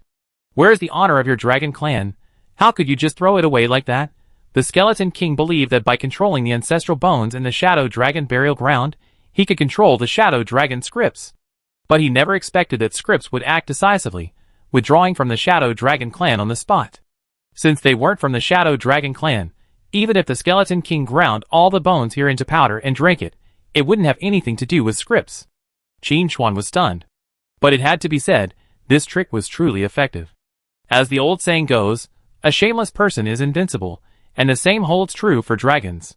Scripps sighed, "I hope the Shadow Dragon clan will soon produce promising descendants, otherwise their ancestors will not be able to rest in peace." Qin Chuan's mouth twitched. But despite all the antics, the battle must continue. Scripps, leveraging his speed advantage, circled the 3 frostbone dragons, while Qin Chuan waited for an opportunity to deal damage. With various damage boosts, a 3-second focus sniper shot depleted a skeleton dragon's health bar. Countless gigantic bones rained down from the sky, smashing the skeleton soldiers on the ground into smithereens. The Skeleton King was shocked. What kind of damage is that? It had never expected that its proud frostbone dragon would be killed instantly in a single blow, without even a chance to be sent back to the underworld. Seeing this, the Skeleton King quickly sent the other 2 bone dragons away. It didn't matter if all the skeleton soldiers died, they could be summoned at will. But bone dragons were different. They were extremely time-consuming and labor-intensive to cultivate. Even in the vast underworld, bone dragons were a minority. Watching the 2 bone dragons disappear, Qin Chuan smacked his lips in regret. Bone dragons were all dark gold level bosses. If they could all be taken down, the rewards would be considerable. Seeing the battle unfold somewhat differently than expected, the Skeleton King began to calculate the pros and cons. From the situation, relying on the Undead Legion would be unable to defeat this inheritor of the Shadow Power, unless it took action itself. But the Skeleton King didn't want to take any chances. It was well aware of the power of the Shadow Power. If we were to stumble, that would be a real bummer. With this in mind, the Skeleton King decisively shouted, "Heir of the Shadow Power, you have earned my approval." Qin Chuan, with a sudden thought, instructed Shadow Dragon to remain on guard while he held off attacking. He replied, "I wonder what your opinion is." The Skeleton King said, "I underestimated your strength. A quick victory is impossible, but I don't want to fight you to the point of mutual destruction. How about a truce?" Qin Chuan was somewhat tempted by this suggestion. Chapter 287. He came to the Dark Moon Mountains to find clues to the power of shadows, not to fight the Undead Legion. The main reason was that the Undead Legion's positioning was very particular, and he couldn't end the battle quickly. If the battle dragged on, it would be endless and not very cost-effective. Qin Chuan replied, "A ceasefire is possible, but I have a few questions." Skeleton King replied, 3 questions at most. If any involve secrets of the underworld, I will refuse to answer." "Okay," Qin Chuan readily accepted, and asked his first question, "Why did you come to the Dark Moon Mountains?" Skeleton King replied as a matter of course, "To dig for bones. To create a bone dragon, dragon remains are obviously the most convenient." Qin Chuan was speechless. That made sense. But this explanation didn't make sense. The dragon boneyard wasn't easy to find. Only the dragons knew it through their bloodline memories. You couldn't say Skeleton King was lucky to have discovered the boneyard on his first visit to the real world. Qin Chuan immediately asked, "Then how did you find this burial ground?" The Skeleton King didn't answer directly, clearly lost in thought. A moment later, the Skeleton King's voice rang out again. "A mysterious individual appeared in my territory and told me the coordinates." "What kind of individual?" Qin Chuan demanded immediately. The Skeleton King replied, "He was wearing a cloak, but he had an unpleasant aura about him. I think he's from the positive power god system. Okay, 3 questions. I'm leaving. Do you want to stop me? Qin Chuan was a man of his word. Since they had agreed to a truce and the Skeleton King had answered the 3 questions, he wouldn't go back on his word. He waved his hand and said, "You may leave if you wish, but you cannot take the bones from the burial ground." The Skeleton King was a little angry. It had come all this way, so what if it wanted to collect some appearance fees? But after a long pause, he finally snorted coldly and led the undead army back into the mist, returning to the underworld through the passage. The undead army left, and the unusual aura shrouding the Dark Moon Mountains began to dissipate. But Qin Chuan's mood wasn't quite so good. The mysterious person the Skeleton King mentioned concerned Qin Chuan. The Skeleton King's aversion indicated a conflict between the power system and the undead power, a contradiction. What exactly that was uncertain. But looking beneath the surface, the other party had gone to such great lengths to bring the Skeleton King to the boneyard, surely not simply to commit suicide. Their true target was probably the shadow power beneath the boneyard. As the Skeleton King excavated the boneyard, he would undoubtedly discover traces of the shadow power. And judging by the Skeleton King's previous behavior, he coveted the shadow power. When that happened, the Skeleton King would definitely not leave easily. If the Skeleton King were to take the shadow power here, Qin Chuan's shadow power would become incomplete. It might not make a noticeable difference in the short term, but it would pose a huge risk later. The enemy is in the dark, and I'm in the light. This is going to be difficult. Qin Chuan sighed. Then he calmed down. After all, there was no point in hesitating. The most urgent task was to find the shadow power here. Come to think of it, last time I discovered the shadow power, I encountered a mysterious figure in the ruins. I wonder if I encounter him this time. Qin Chuan pondered. As he thought this, the hairs on his back stood on end, and he subconsciously performed a shadow leap. Your strength has increased. The mysterious figure he had met once in the ruins appeared in the open air. Qin Chuan looked back and said angrily, "You're scaring me to death, don't you understand?" The other person clearly didn't understand and continued, "Since you found this place, it means you're prepared for the trial." "No, I didn't." "Don't talk nonsense." Qin Chuan decisively denied it 3 times. He still had many questions to ask. Even if the trial was to begin, he should be allowed to ask a few questions first. But the mysterious man pretended not to hear and continued, "The trial is about to begin. Good luck." 3, 2, 1. Chapter 288. The countdown ended, and a magic circle appeared beneath Qin Chuan's feet. Then, his feet felt empty, and he plummeted straight down. From the bottomless tunnel, Qin Chuan's voice called out, F*****KU. The resentment in his words was so intense that even Tianqi blocked it out. Lord Shadow. Shadow Dragon, horrified, swooped down to pull Qin Chuan back. But as soon as he reached the tunnel's entrance, he felt an invisible suction force locking him in, and even with all his strength, he couldn't rise any higher. F*****KU. Shadow Dragon also cursed. Thump. Bang. 2 crashes echoed, one after the other. If Qin Chuan hadn't used flash when he saw the situation was dire, he would have been crushed into a meat pie by Shadow Dragon. "Why are you coming down too?" Qin Chuan asked, looking at the dazed Shadow Dragon. Shadow Dragon shook his head, not bothering to greet the mysterious man. He quickly replied, "Lord Shadow, I saw you fall and wanted to take you with me. I didn't expect the passage to be encircled by a no-fly formation, so I fell with you." Qin Chuan nodded. That was exactly as he had guessed. "You are quite loyal," Qin Chuan said with a smile. Shadow Dragon, with a smug look on his face, proudly said, "Of course. Since I decided to follow Lord Shadow, I will never break my oath." Confirming that both man and dragon were alright, Qin Chuan looked around. This space was much larger than the one he had previously undergone trials. The floor was paved with light gray stone bricks, each one 2 meters square. Such large bricks, with their extremely regular dimensions, must have been quite difficult to manufacture. And there were countless such bricks as far as the eye could see. Farther away, a gray mist enveloped the area, making it impossible to penetrate. The Shadow Dragon shrank back and muttered, "Lord Shadow, I have a bad feeling." As soon as he finished speaking, dozens of figures burst out from the distant mist. These humanoid creatures stood over 2 meters tall, their armor tattered and battered, clearly having experienced great battle. Their faces, however, were shrouded in mist, making it difficult to discern clearly. Qin Chuan guessed that these creatures were not flesh and blood, but rather condensed forms of mist. But that wasn't the point. The key was the conditions of this trial. The last trial involved using shadows to move, and then master shadow leaps. This time, the challenge was likely to be to discover some pattern and gain the corresponding skill after passing the trial. But no matter what, attacking first was always the right move. With this in mind, Qin Chuan decided to let the Shadow Dragon try first. Since the Shadow Dragon had fallen down with them, and wasn't forced back to the special mount space, it proved that it could also participate in the trial. The reason was most likely due to the Shadow Dragon's bloodline. It wields the power of shadows, and belongs to the Shadow system. The Shadow Dragon naturally didn't object, unleashing its dragon breath at the attacking creatures.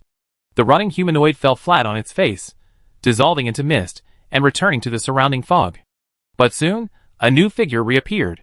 The Shadow Dragon unleashed its dragon breath once more. After more than a dozen rounds of back and forth, the Shadow Dragon panted, "Lord Shadow, my energy regeneration is outstripping my consumption." Qin Chuan nodded. "Rest for a while, I try. Remember to observe carefully to see if there's any pattern." The Shadow Dragon stared wide-eyed at the distant scene, unwilling to miss a single detail. This wave of attacking humanoids had been completely annihilated by the Shadow Flying Knife. After a dozen more attacks and defenses, a second wave of humanoids appeared from another direction. Qin Chuan remained unmoved, unleashing the Shadow Flying Knife and Dark Rain, easily ending the battle. But as predicted, the defeated creatures quickly regrouped and attacked from two directions simultaneously. Shadow Dragon said with some concern, "Lord Shadow, if this trend continues, we probably see enemies from a third or fourth direction. We'd be exhausted sooner or later." Qin Chuan understood this, but so far, he hadn't figured out any pattern, so he could only maintain the situation. Chapter 289. Fortunately, these creatures lacked any tactics, relying solely on charging in clusters. The poison blood plague was able to maximize its effectiveness, easily wiping out enemies in one direction. When enemies appeared in a third direction, Shadow Dragon rejoined the battle. Luckily, Qin Chuan had acquired the concentrated sniper skill before arriving, and using it while it was still on cooldown greatly relieved Shadow Dragon's pressure. Shadow Dragon said with shame, "Lord Shadow, I'm holding you back." Qin Chuan waved his hand, "Don't blame yourself. After all, you've been imprisoned for too long, and your level isn't high enough. You still have a lot of room for improvement." Shadow Dragon was so moved that tears nearly fell. Lord Shadow was truly merciful. If any other powerful warrior had come, their subordinates wouldn't have been able to keep up with the pace of battle, and would have been abandoned or killed. They wouldn't have the patience of Lord Shadow. How did it know? Because Lord Scripps had done just that. It was because he killed too many of his subordinates, sparking public outrage, that he was ultimately imprisoned. Thinking back, I shed a stream of bitter tears. As he sighed, Shadow Dragon exhaled a breath of dragon's breath. Qin Chuan had been observing the situation, and this time, he finally discovered something. As these humanoid creatures were destroyed, an extremely fine shadow moved across the ground, merging into the shadows of the nearby humanoids. After a moment's hesitation, Qin Chuan instructed, "I attack those in two directions first. Wait for my orders." "Yes, sir." Shadow Dragon immediately agreed. Soon, new enemies appeared. Qin Chuan raised his hand, and unleashed Shadow Flying Knife and Dark Rain, easily eliminating the enemies in both directions. With his previous discovery, he focused his attention on the ground, and saw that the shadow reappeared, instantly flying into the shadows of the humanoids in a third direction. Qin Chuan raised his hand and pointed, "Starting from that enemy, move your dragon breath horizontally." The Shadow Dragon immediately understood Qin Chuan's instructions, and adjusted its direction to release its dragon breath. The enemy it hit was instantly destroyed, and the shadow began to move. When all the humanoid creatures vanished into the mist, the shadow followed suit. The Shadow Dragon asked, "Master Shadow, have you discovered anything?" Qin Chuan casually said, "It's a somewhat immature idea that needs to be tested. Next, you wait for my orders." The Shadow Dragon obeyed. But a certain curiosity remained. What had Master Shadow discovered? How could it not see anything? Humans, isn't it? Isn't the gap between humans and dragons really that great? The Shadow Dragon fell into deep thought. I still remember back then, when it was also known as the genius of the Shadow Dragon clan, full of vigor and ambition. Oh no, it had already announced its withdrawal from the Shadow Dragon clan. While the Shadow Dragon was daydreaming, a new enemy had appeared. Qin Chuan continued to use his two skills to clear both directions. The Shadow Dragon perked up immediately. It was its turn next. Attack! Qin Chuan flicked his finger, and the Shadow Dragon immediately followed up with a dragon's breath. The shadow tried to repeat its previous move, But Qin Chuan was prepared. Swish. Qin Chuan's figure vanished, reappearing dozens of meters away. He held his dagger and aimed at the ground, unleashing Shadow's strike. Bang. The shadow on the ground exploded, transforming into dark streams of light that merged with Qin Chuan's body. Gain a fragment of shadow power. Attacks deal 1% shadow damage. The notification sounded, confirming Qin Chuan's suspicions. This trial was all about finding a special shadow, shattering it, and absorbing it. Qin Chuan licked his lips, his eyes gleaming with excitement. One shadow provides a 1% damage bonus. I wonder how many shadows this trial will yield. My expectations aren't high, 30 or 50 will be enough. Qin Chuan thought to himself. Qin Chuan found this trial easier than the last. But on second thought, that wasn't the case. That shadow was too fast. If his stats weren't high enough, even with Shadow Leap, there was no chance of hitting it. To attack, he had to lock onto it first. With that shadow's speed, if his stats weren't high enough, he wouldn't be able to see it at all. Chapter 290. Luckily, I'm a step ahead. Qin Chuan thought to himself. Waiting for Kamal to craft his suit before heading to Dar Moon Mountains was indeed the right decision. While he was pondering, another wave of enemies appeared. As usual, 2 first, then 1, easily defeated the shadows. Gained a shadow power fragment, and your attacks deal 1% additional shadow damage. Another 1% increase in damage output, not bad. After 2 battles, Shadow Dragon also noticed something and exclaimed in surprise, Lord Shadow, how did you find such a small shadow? It had also been looking for a long time just now, but still found nothing. It wasn't until Qin Chuan absorbed the shadow power fragment for the second time that it discovered the shadow. Qin Chuan casually said, it was my intuition. Unlike Shadow Dragon, he was a legitimate inheritor of the shadow power. After all, Shadow Dragon only wielded the power of shadow, so there was a difference. It was normal for him not to detect the shadow power fragment. Shadow Dragon didn't dwell on it. It was self-aware, knowing that the power of shadow was not something it could covet, and calmly awaited Qin Chuan's attack command. However, the Shadow Dragon soon realized that it wouldn't need to attack at all. After absorbing shadow power fragments twice, Qin Chuan had mastered the patterns of their movement. The shadow flying knife launched, destroying the first wave of enemies. Before the shadows could reach their proper positions, Qin Chuan had already shadow jumped out, shattering them with a single shadow attack. Gain shadow power fragments, and attacks deal 1% shadow damage. As the shadows were destroyed and absorbed, the enemies in the other 2 directions also dissipated. This made the battle much easier. The Shadow Dragon fell into a daze, bored. Obtained a shadow power fragment, granting 1% additional shadow damage to your attacks. Added shadow damage reaches 10%. Obtained a shadow power fragment, granting 1% additional shadow damage to your attacks. Added shadow damage reaches 20%. After finding his rhythm in the battle, the rest of the battle became simple. It was simply a matter of reaping the fruits of victory.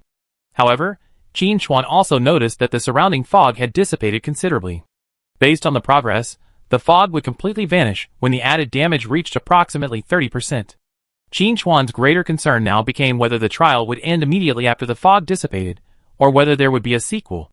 If possible, Qin Chuan would like to speak with that mysterious individual and inquire about the true state of the shadow power. After all, it was a force capable of supporting an entire pantheon. How could it have fallen into such disrepair? Gain shadow power fragments. Attacks inflict 1% shadow damage. Added shadow damage reaches 30%.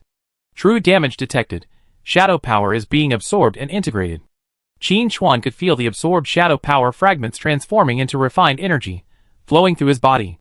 A new prompt, however, intrigued Qin Chuan. Shadow power could actually integrate with true damage.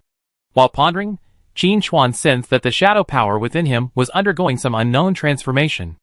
Initial integration complete, shadow power transformed into true shadow. Gain true shadow, dealing 100% bonus damage to light creatures, and increasing light damage received by 100%. Well, it seems, whether in past lives or this, I'm destined to fight the God of Light. God of Light. Qin Chuan's eyes ignited with fighting intent. In his previous life, during the God's descent, otherworldly gods wreaked havoc on Blue Planet. However, they didn't descend simultaneously, but in phases. Before Qin Chuan and the Arrow God perished together, the last to descend was the God of Light. This descended the shortest, but caused the greatest casualties. Now that Qin Chuan had been reborn, he would sooner or later face the God of Light. Gaining true shadow was a double-edged sword. Used well, he could find an opportunity to defeat the God of Light. But if mismanaged, he would be defeated in return. During the God's descent phase, every step required extreme caution. Huh? Qin Chuan breathed a sigh of relief. No matter what, this trial had its benefits. A 30% damage increase was no small feat. Chapter 291. Also, the absence of a teleportation array beneath his feet indicated that the trial wasn't completely over, suggesting further advancement was possible. With this in mind, Qin Chuan decisively looked around and noticed the outline of a building in the distance after the fog had cleared. The estimated straight-line distance was about 500 or 600 meters. There was no need to ride Shadow Dragon for such a short distance. A casual walk would suffice. After pondering for a moment, Qin Chuan didn't put Shadow Dragon away, but instead took it along. The Shadow Dragon looked at the distant building and asked curiously, "Lord Shadow, I never seen that style of architecture before. Where exactly is this place? Is it still in Apocalypse?" Qin Chuan pondered. That was a good question. He hadn't really considered this matter before. After a moment's reflection, Qin Chuan said, "It should be a separate space, existing within the main world of Apocalypse." The Shadow Dragon pondered and concluded that this was the most likely possibility. The man and the dragon walked and chatted, and soon arrived in front of the building. Through the damaged exterior, the interior's decorative style mirrored that of the previous temple ruins. It seemed likely this was another temple. The Shadow Dragon was too large to enter the ruins, so he could only wait outside. Qin Chuan wandered around twice, and returned to the open space outside. There was nothing inside. No sign of the mysterious man either. However, there were many buildings here, and many more to explore. Leaving the Shadow Dragon on guard outside, Qin Chuan entered the building again and began to explore. Broken statues were everywhere. The shapes varied. Some were humanoid, some were beastly, and there were even a few whose species were unclear. But all the statues had one thing in common: they were headless, and their faces were unclear. Considering the temple ruins showed no signs of complete destruction, it suggested the statues weren't destroyed by outsiders, but rather by their own people. The purpose, presumably, was to conceal the secret. Without a brain, it was impossible to trace the statue's true appearance. Qin Chuan had a new hypothesis. The shadow power's disappearance wasn't merely due to external attacks, but rather to its own volition. Did it encounter an overwhelmingly powerful foe, so it cut off its tail to survive, lying dormant and waiting for an opportunity? Qin Chuan pondered. This possibility wasn't impossible, on the contrary, it was quite possible. But what kind of enemy could this enemy, unable to defeat even the shadow power? The God of Light? Probably not. He was powerful, but the light power and the shadow power were clearly on the same level. An all-out crushing victory wouldn't be possible. Qin Chuan realized that the mystery before him wasn't only unsolved, but had deepened and deepened. After an inventory, Qin Chuan discovered 32 statues of various shapes. Although the statues lacked heads, their bodies were significantly different. Occasionally, a few resembled each other, yet the differences could be discerned in the details. This meant that the Shadow Pantheon consisted of at least 32 gods. That was quite a large group. And if Qin Chuan was right, the gods represented by these 32 statues belonged to the same branch of the Pantheon, not all the subordinates of the Shadow Power. The God of Light had hundreds of subordinates, so the Shadow Power couldn't be any less capable. As he pondered, the 32 statues vibrated slightly, and tiny cracks began at the base, gradually spreading throughout the statues. Bang! The statues completely exploded, revealing the jet-black gem fragments within. All the fragments converged intact. Talent Upgrade Stone, a legendary item that increases talent levels. Wow, Qin Chuan exclaimed. This trial was a real haul. Not only did I increase my output by 30%, but I also received a Talent Upgrade Stone. Without hesitation, Qin Chuan grasped the gem and used it immediately. Ding! Your talent level has increased. From LV2 to LV3. Sniper LV3, SSS level. Effect 1. Ranged attacks are guaranteed to hit, and the damage type is changed to true damage. Chapter 292. Effect 2. Damage increases by 30% for every meter increase in distance to the target.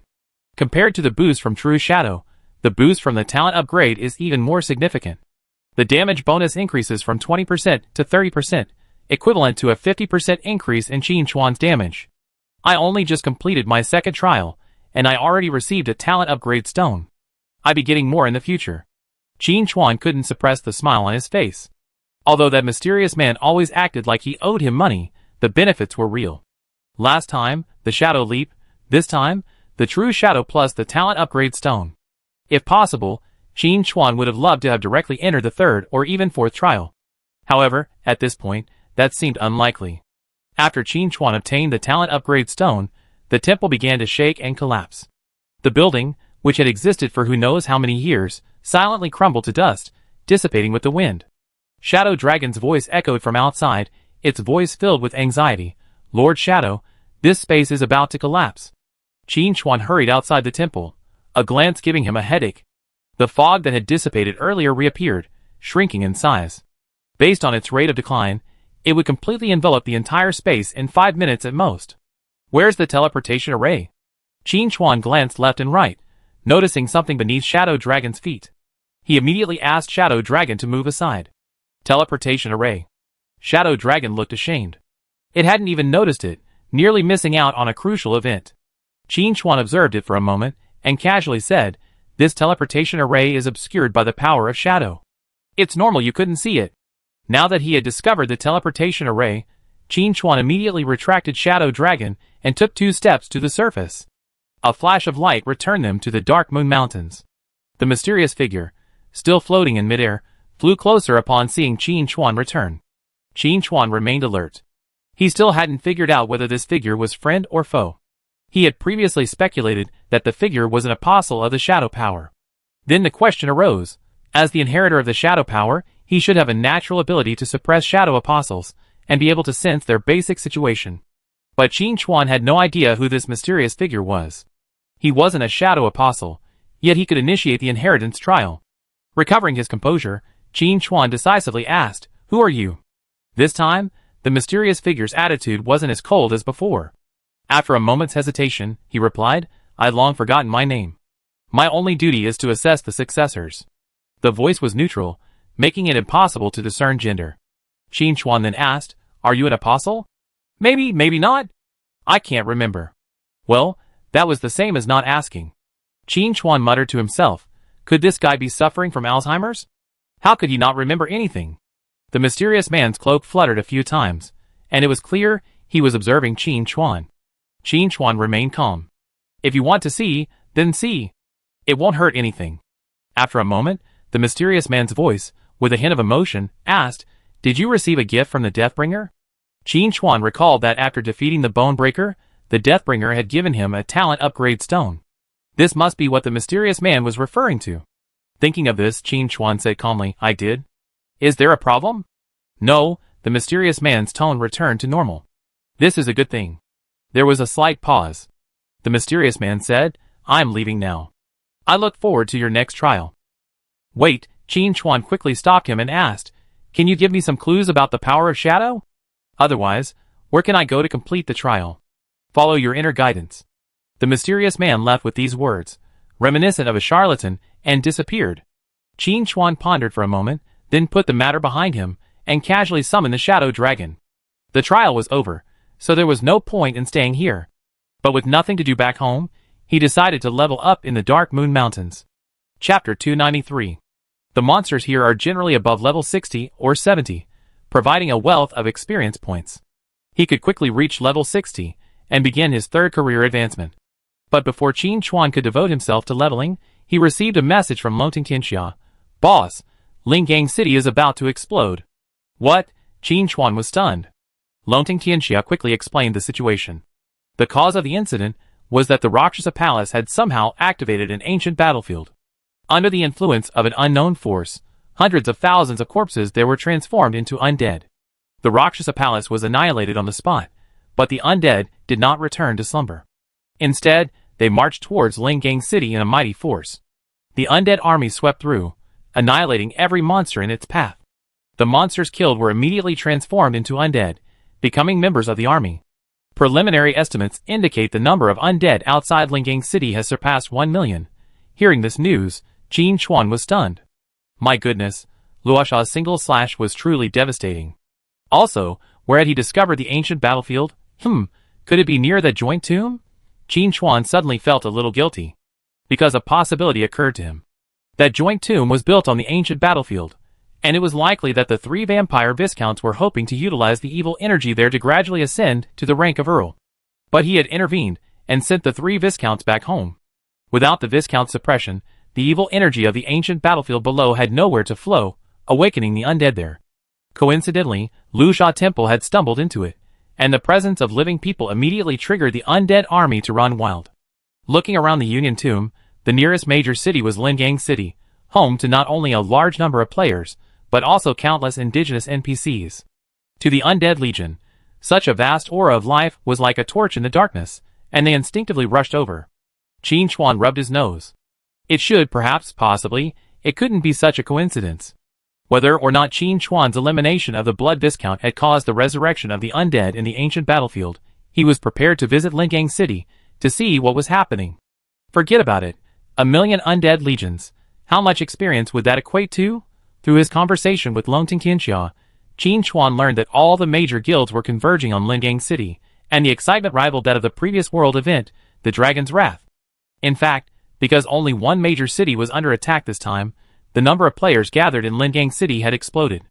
It was said that the teleportation array was completely overloaded and was undergoing emergency repairs, so the transmission speed was significantly reduced. "Boss, are you going to Lingang City?" Longting Qianxia said. "If you do, you better hurry. There are so many players in the city, there's barely enough space to stand." Just from the chat, Qin Chuan could sense the crowds in Lingang City. Qin Chuan replied, "I find a way to get there." Then he checked the guild chat. Ying Luo and the others were also discussing this matter. They had already arrived in Lingang City, and were wondering why the guild leader hadn't arrived yet. Qin Chuan calculated the time. When the Undead Legion besieged the city, he was in the middle of a trial, and couldn't receive any information from the outside world. In the guild chat, Ji Xing excitedly declared, "Everyone, great news! I finally built my Destroyer X1. This time, I'm going to dominate the undead siege." Ying Luo, "Sister Ji, you were just wandering around Lingang City. So you were looking for materials?" "Shao, I declare I'm going to lay low for now, and wait for Sister Ji to lead me." "Jing, Sister Ji, we find a quieter place later, so we can all share the experience points." Su Changqing, can this destroyer carry people? To be honest, I wanted to be a Gundam pilot since I was a kid. Sister Ji, do you think I still have a chance? Yinmi, Destroyer X1? What the hell is that? Ji Xing, it's a large, dark gold-rated robot, about 25 meters tall, and heavily armed. Chapter 294. Yinmi, wow, this is like carrying a dark gold level boss with you. Leveling up and defeating bosses would be a piece of cake. Ji Xing, the destroyer is powerful, but it also consumes a lot of energy. Running it for 1 minute costs almost 200,000 Yingua coins. Yinmi, 200,000 a minute.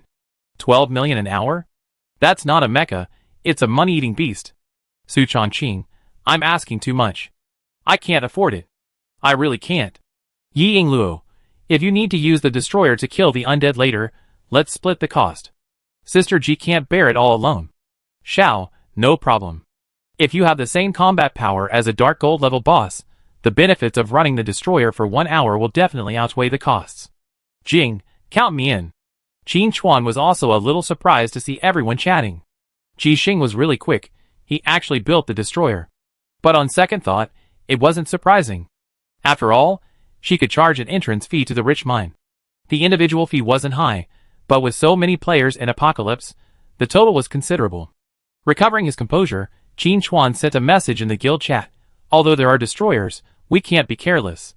The Undead Legion is still formidable. Ying Luo, guild leader, you finally showed up. Ji Xing, I saw you were online, but I couldn't reach you. I thought something had happened. Qin Chuan, I completed a quest, and now it's done. Su Changqing, guild leader, are you coming to Lingang City? It's bustling here. Qin Chuan, I'm on my way. I'm in Tansdale right now. Shao, I go. It's so far. Jing, guild leader, can you make it in time? The teleportation array is jammed.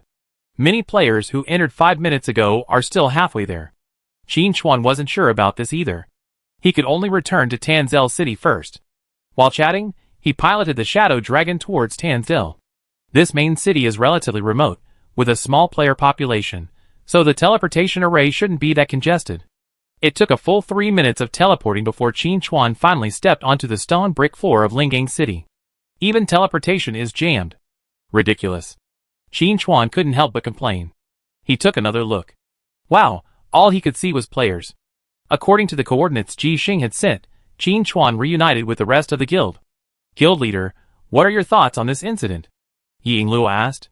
Qin Chuan had a plan: team up and level up. With the destroyer, your efficiency will definitely be very high. Conservatively, you can level up 2 or 3 levels. Ying Luo and the others were all close to level 20. After defeating this undead legion, reaching level 20 shouldn't be a problem. Compared to Qin Chuan, their speed wasn't much, but compared to all the players, they were already undeniably in the top tier. Ying Luo nodded, indicating that it was no problem. Ji Xing asked curiously, President, aren't you joining the team? We can start a team. You work so hard, it's time to enjoy yourself. Xiao said, Sister Ji, have you forgotten the guild leader's strength? Starting a team isn't just about letting the guild leader sit back and enjoy himself. It's all about us sitting back and enjoying ourselves, which is detrimental to our success. Ji Xing pondered this and realized that this was indeed the case. She was so focused on the devastating destruction she could achieve with the destroyer that she almost forgot that the guild leader already held the foremost position. But Ji Xing truly wanted to repay Qin Chuan. After all, the ability to create the destroyer stemmed from that dark gold level blueprint. Add to that the blueprint materials she later obtained from the flooded mine, and she owed the president a great deal. Qin Chuan, however, was quite open-minded. Ji Xing and the others would eventually mature, and his timely assistance would accelerate their progress and allow them to rise higher. What Qin Chuan saw wasn't the minor gains and losses of the game, but rather the gods' descent stage. Fighting the gods alone was ultimately beyond his capabilities. Who would want to fight alone if they could just have a righteous group fight? But this matter required further consideration. Recovering his concentration, Qin Chuan's ear shifted, and he heard the heavy and orderly footsteps outside the city. At the same time, the players on the city walls began to clamor. Chapter 295. The undead army has begun its attack. The players in the city rushed out, their faces filled with excitement. Yesterday's world event, Dragon's Wrath, had yielded them a bountiful harvest, and this time they were determined to reap their rewards. But as soon as they engaged, the players noticed something was amiss. The undead's combat skills were truly exceptional. They disarmed them with a few strikes and dispatched them with a single blow. The resurrection point was immediately filled with players. Everyone looked at each other in bewilderment. What had happened?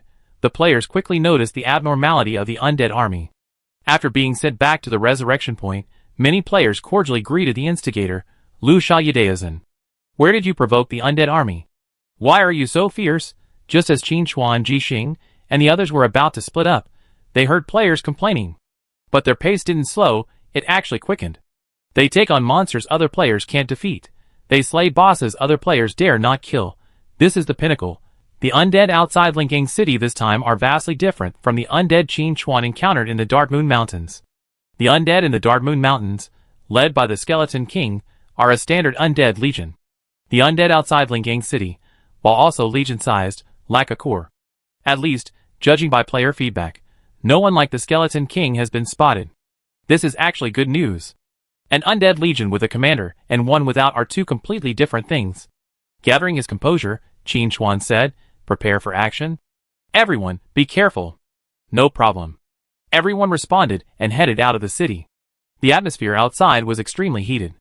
Although the undead legion possessed superior combat skills and a fearless spirit, they were no match for the sheer number of players.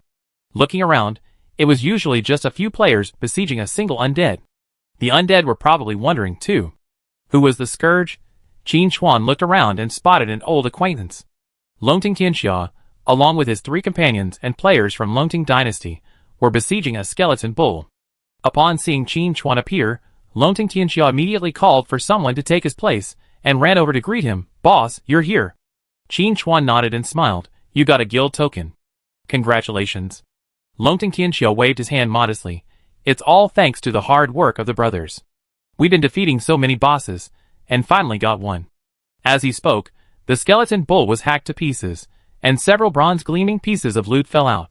They were collected by Xiaoxue, the holy fire priest, and then distributed according to their combat contributions.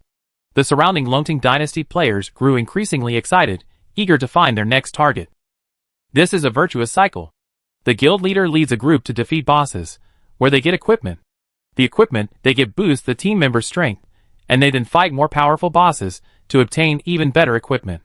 This cycle repeats itself, and overall strength increases rapidly. Furthermore, defeating more bosses often results in top-tier equipment and items, which significantly boosts confrontation. Qin Chuan naturally understood this principle. It hadn't been long since he trained Yi Sakura and the others, and he already mastered the supreme skill of concentrated sniping. With time, he was sure to reap even greater rewards. After a brief chat with Long Tongue Tianxia, the two parted ways.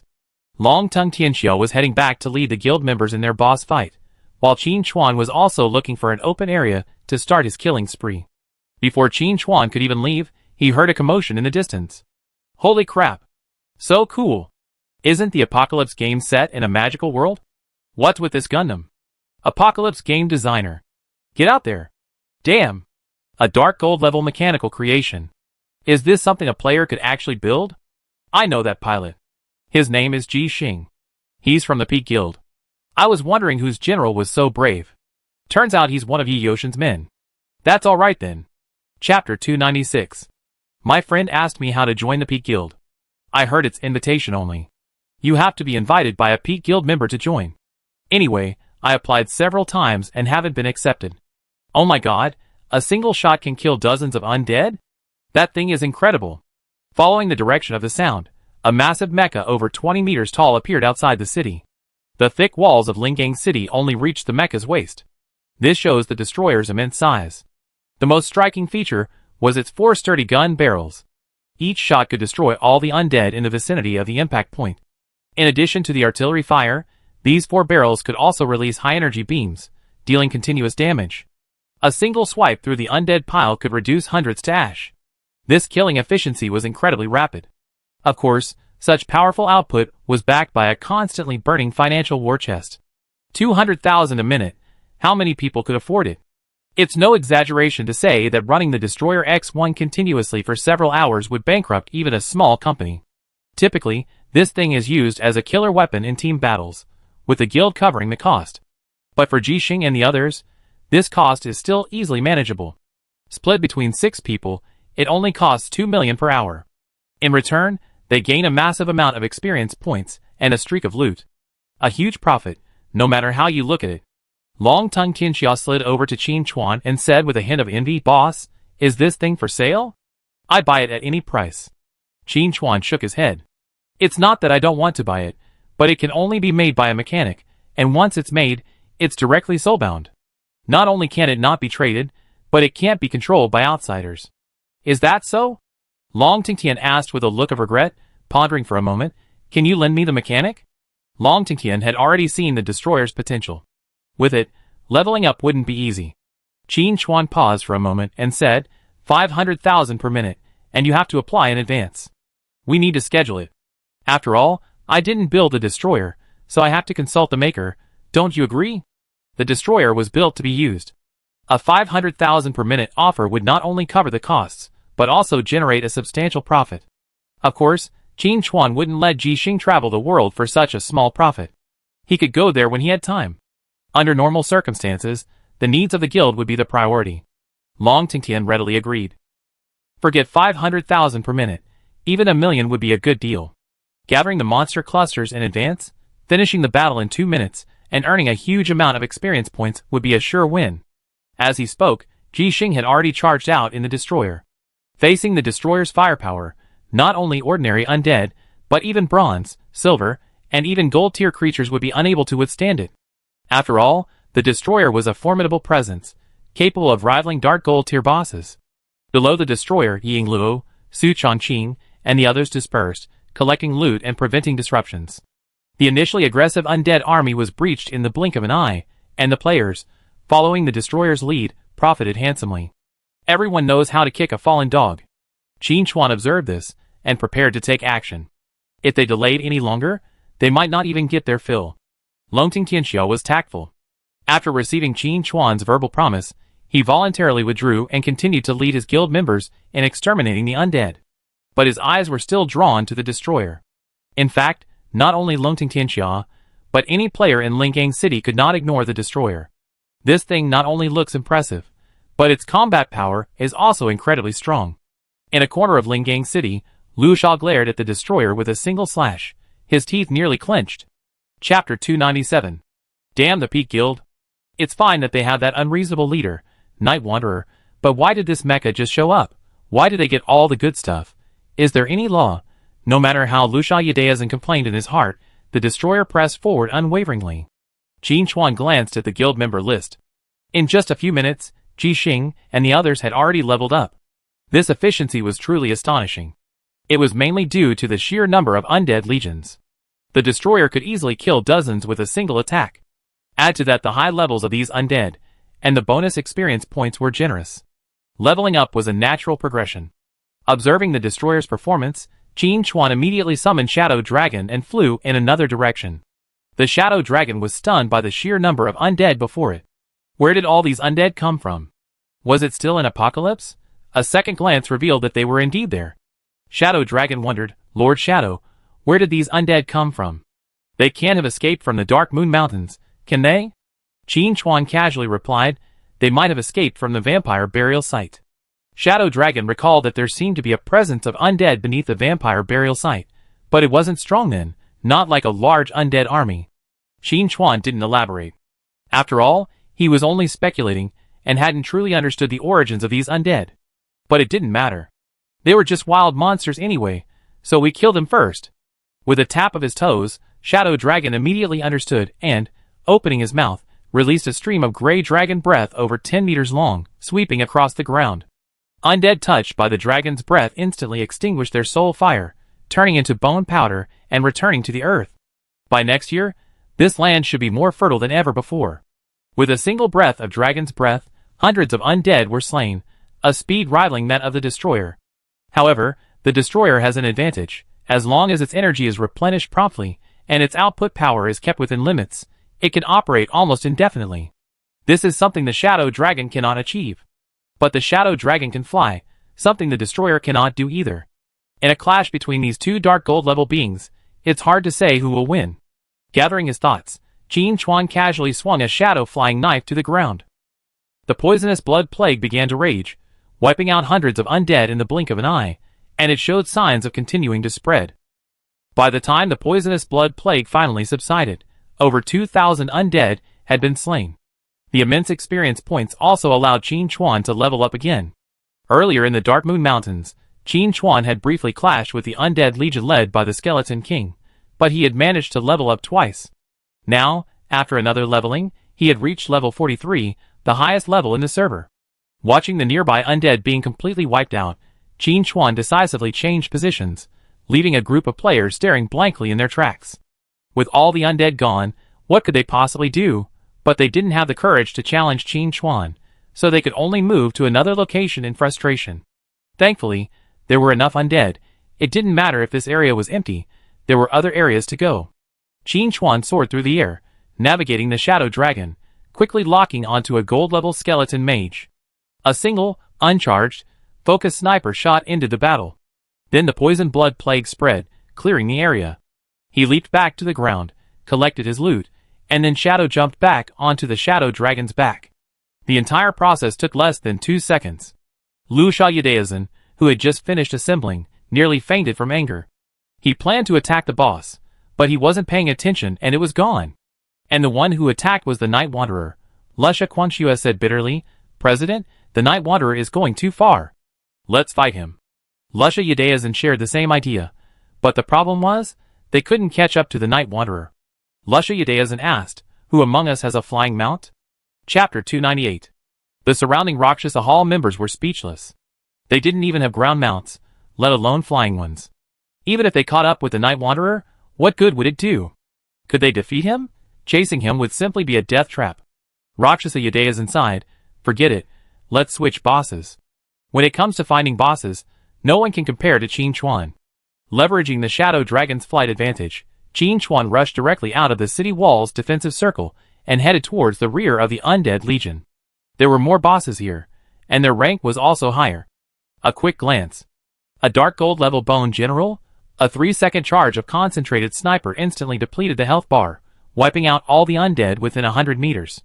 In fact, With Qin Chuan's current damage output, he could instantly defeat a Dark Gold level boss even without charging. Epic level equipment, coupled with a newly upgraded Sniper God talent to level 3. The Dark Gold level boss was completely overwhelmed by Qin Chuan's damage. Even the epic fire dragon Heloise from before wouldn't last more than 3 minutes if he fought her again. A flood of experience points poured in, and Qin Chuan leveled up again. Ji Xing complained in the guild, "I think the destroyer still has a lot of room for improvement. I'm going to research a plug-in nuclear bomb. Otherwise, just 4 barrels won't be enough to keep up with the guild master's monster killing speed." "Shao, can you even build a nuclear bomb? This game is too free." Ji Xing, "I research it later." Jing, "Sister Ji, stop chatting. You just crushed a few players." Su Chongqing, "That female driver is terrifying." Qin Chuan couldn't help but mourn for those unfortunate players. Being trampled to death by the destroyer was a truly unique way to die.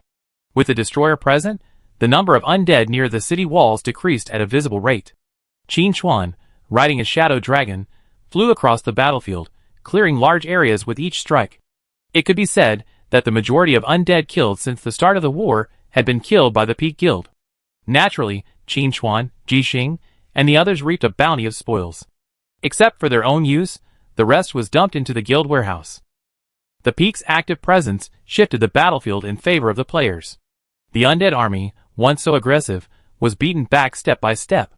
Instantly, the number of players applying to join the Peak increased several times over. Qin Chuan searched for keywords in the list, and actually found several IDs he had been longing for. Player Dijiaolingyu has joined the guild. Player I'm Not the Water God has joined the guild. Player Ali is very cool has joined the guild. The successive joining of 3 players has intrigued Ji Xing and the others. Who exactly is this person who was pulled from the application list by the guild president? You know, they can see the applications, and the total number has exceeded 1 million. With so many players, the guild president only approved 3 applications. He must be quite capable. But right now, at this crucial moment in the battle, I can only spare a few words of welcome. If you want to learn more, you have to wait until the undead siege is over. Ji Xing and the others don't know the origins of these 3 players, but Qin Chuan knows them all. Dijiaolingyu is a very rare mage tank class. As for I'm Not the Water God, he's also a mage, and a water mage at that. She's someone Qin Chuan had wanted to bring into the guild. She's also the one he chosen for the skill book Roaring Water Dragon Bullet. Of course, to obtain the skill book, I'm Not the Water God, so I need to accumulate enough guild contribution points. The final secret technique is quite impressive. This character's class is unique, with few skills, but all of them are ultimates, offering extremely powerful bursts. However, after defeating them, they'd be stuck in a skill gap. The addition of these 3 further enhances Peak's foundation. This is the crucial moment of the undead siege. Everyone briefly welcomed the new members, and then Qin Chuan gave Ji Xing group access, allowing her to level up with Dijiaolingyu. Chapter 299. These 3 were also in Lingang City, which made things easier. Ji Xing and the others had no objections. They were all from the same guild, so they should help each other. Most importantly, anyone invited into the guild by the president must have exceptional qualities. Building a good relationship first would ensure opportunities for future collaboration. Just like how the president had led them to the rich mining area, they had now created the destroyer to guide the new members. After all, there were enough undead, and the destroyer was fast enough to kill enemies, so sharing the experience with 3 more people wasn't a big deal. Dijiaolingyu hadn't expected to receive such treatment as a senior member just after joining the guild. She was deeply touched and, with a wave of her hand, she used her pocket money to pay for the destroyer's energy consumption for an hour. Dijiaolingyu, it's just a small token of my appreciation. Don't refuse. Ji Xing, wow, you're actually a rich woman. Please be kind. Shao, lie down. I declare I'm lying down for this round. I'm not the water god. I feel so much pressure. I haven't made any contribution, just relying on the boss's influence. Secret skill is cool. Sister G, I use the suction black hole skill later. It's extremely effective at gathering monsters. If we work together, we shouldn't have any trouble taking down thousands of undead. Ji Xing, okay, you mark the location later, and I charge up. I'm not the water god. Well, I guess I need to change my name to water god. You guys are so awesome. This makes me look so weak. Soon, a black hole several meters in diameter appeared on the battlefield. Its immense suction force spread, uncontrollably pulling in undead within 100 meters. Ji Xing was already fully prepared in his destroyer, firing all 4 barrels at full blast, instantly creating a small mushroom cloud. The undead near the explosion point were instantly wiped out. The suction black hole hadn't vanished, continuing to gather undead. The destroyer entered bombardment mode, dropping several shells, and achieving another bountiful harvest. By the time the black hole vanished, nearly 5,000 undead had been slain, and the ground was littered with orbs of loot. The nearby players were stunned. What the hell was this? We're not even going to let them live. Jixing also praised the guild chat. This monster killing efficiency is incredible. Ultra was very happy. Okay, I'm shutting down. This skill has a 30-minute cooldown. Su Chongqing, oh my god, that's a long cooldown. Yinmi, that's not surprising. I just saw a gold-level boss trapped and unable to move. With such a powerful crowd control effect, especially with group control, the cooldown must be long. Otherwise, how could other players continue? Jixing, we almost cleared this place. Let's move on. Everyone excitedly shifted positions. Seeing everyone getting along harmoniously, Qin Chuan withdrew his gaze, and began a new round of battle. Thanks to the massive experience points, Qin Chuan had already reached level 45. His attributes had also become incredibly impressive. Strength 995 plus 1650, Constitution 1035 plus 1650, Agility 1992 plus 8750, Spirit 971 plus 1550. No one would believe these 4 attributes if they were told to him. Keep working hard, and try to reach level 50 in one go, Qin Chuan thought to himself. Looking at the entire crowd, he was the one leveling up the fastest. He was clearly the highest level, yet he was leveling up the fastest, which puzzled many players. It was supposed that the experience required for each level increased. I didn't see that happening at all. I thought the battle would continue, but unexpectedly, a new twist occurred. A pitch-black mist rose from the ground, and many players stumbled into it, their health rapidly decreasing, sending them to their respawn points in the blink of an eye. This sudden change left many players perplexed and uncertain. What was going on? Was another major boss approaching? Qin Chuan warned in the guild chat, Jixing, be careful. Don't get caught in this black mist. He wasn't sure if the destroyer could withstand the fog. In fact, Jixing had already planned this, even without Qin Chuan's warning. A bright flame erupted from the destroyer's back, and it quickly retreated to safety. Jixing asked, Guild leader, what's going on? Shao, is an epic or even legendary boss about to appear? Chapter 300. Ying Luo, that's a possibility. Di Jiaolingyu, huh, why are these undead starting to sink into the ground? Everyone looked closely, and saw a black mist spreading beneath the entire undead army. At the same time, the undead at the scene also put away their fighting stance, regained their composure, and gradually sank into the ground. Is this a retreat? Qin Chuan was somewhat puzzled. After all, in his impression, the undead army had no concept of fear. Let alone a 20% loss. Even if only 20% remained, they would continue to fight. Could it be that? Qin Chuan suddenly remembered something.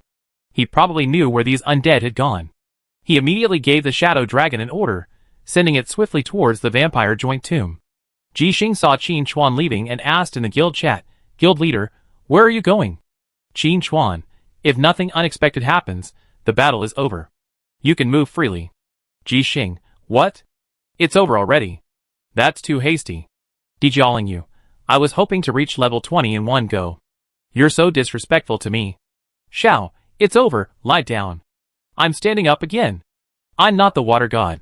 Guild leader, give me more guild quests. I need to save up contribution points for skill books. This water dragon roaring bullet is perfect for me. Qin Chuan pondered for a moment. If he remembered correctly, the water god would be useful later. He immediately set a coordinate in the guild chat. If you don't have anything else to do, come to these coordinates. Jixing looked over, and saw that it was hundreds of kilometers from Lingang City. Di Jiaolingyu waved her hand, her aura of a wealthy woman evident. Sister Ji, let's drive the destroyer over there. We won't be delayed by monsters along the way, and we can level up while we're there. As for the fuel, I cover it. Ying Luo, let's split the bill. We're all family, no need to be so polite. Su Chongqing, Brother Yi is right. Although I just turned 18, I'm still able to earn money, so I can still share the burden. Alia is very happy. Mr. Duo? 18 years old? I'm not the water god. I doubt it. Di Jiaolingyu, wait, let's not talk about the uncle's age for now. What did you say, Brother Yi? Ying Luo is a man. With such a charming face you. Tell me you're a man. I need some peace and quiet. This world is crazy. Ying Luo, I begun to understand Su Chongqing's feelings. Su Chongqing, brother Yi, we're both wanderers. Aoe is very happy. I thought an 18-year-old middle-aged man was at his limit, but I didn't expect there were masters. Hey, water god, why aren't you talking? I'm not the water god, I'm heartbroken. Let me be quiet too. Qin Chuan smiled knowingly at what I'm not the water god said. From then on, Apocalypse had another heartbroken person. But it wasn't his fault. It was Ying Luo's appearance that was so deceptive. Recovering his mind, Qin Chuan sped forward, recalling more information. He remembered why the location of the Union Tomb felt so familiar. In his previous life, he had actually been there. But not to the Union Tomb, but to the raid there. That's right, the first raid in Apocalypse opened at the Union Tomb. Or perhaps it was because of the opening of the ancient battlefield beneath the tomb. A million-strong army of undead roamed the area, devastating the region. So, a group of kobold tomb robbers appeared. Of course, those tomb robbers weren't originally kobolds, but humans. It was only through the influence of the ancient battlefield's aura that they mutated into these kobold monsters.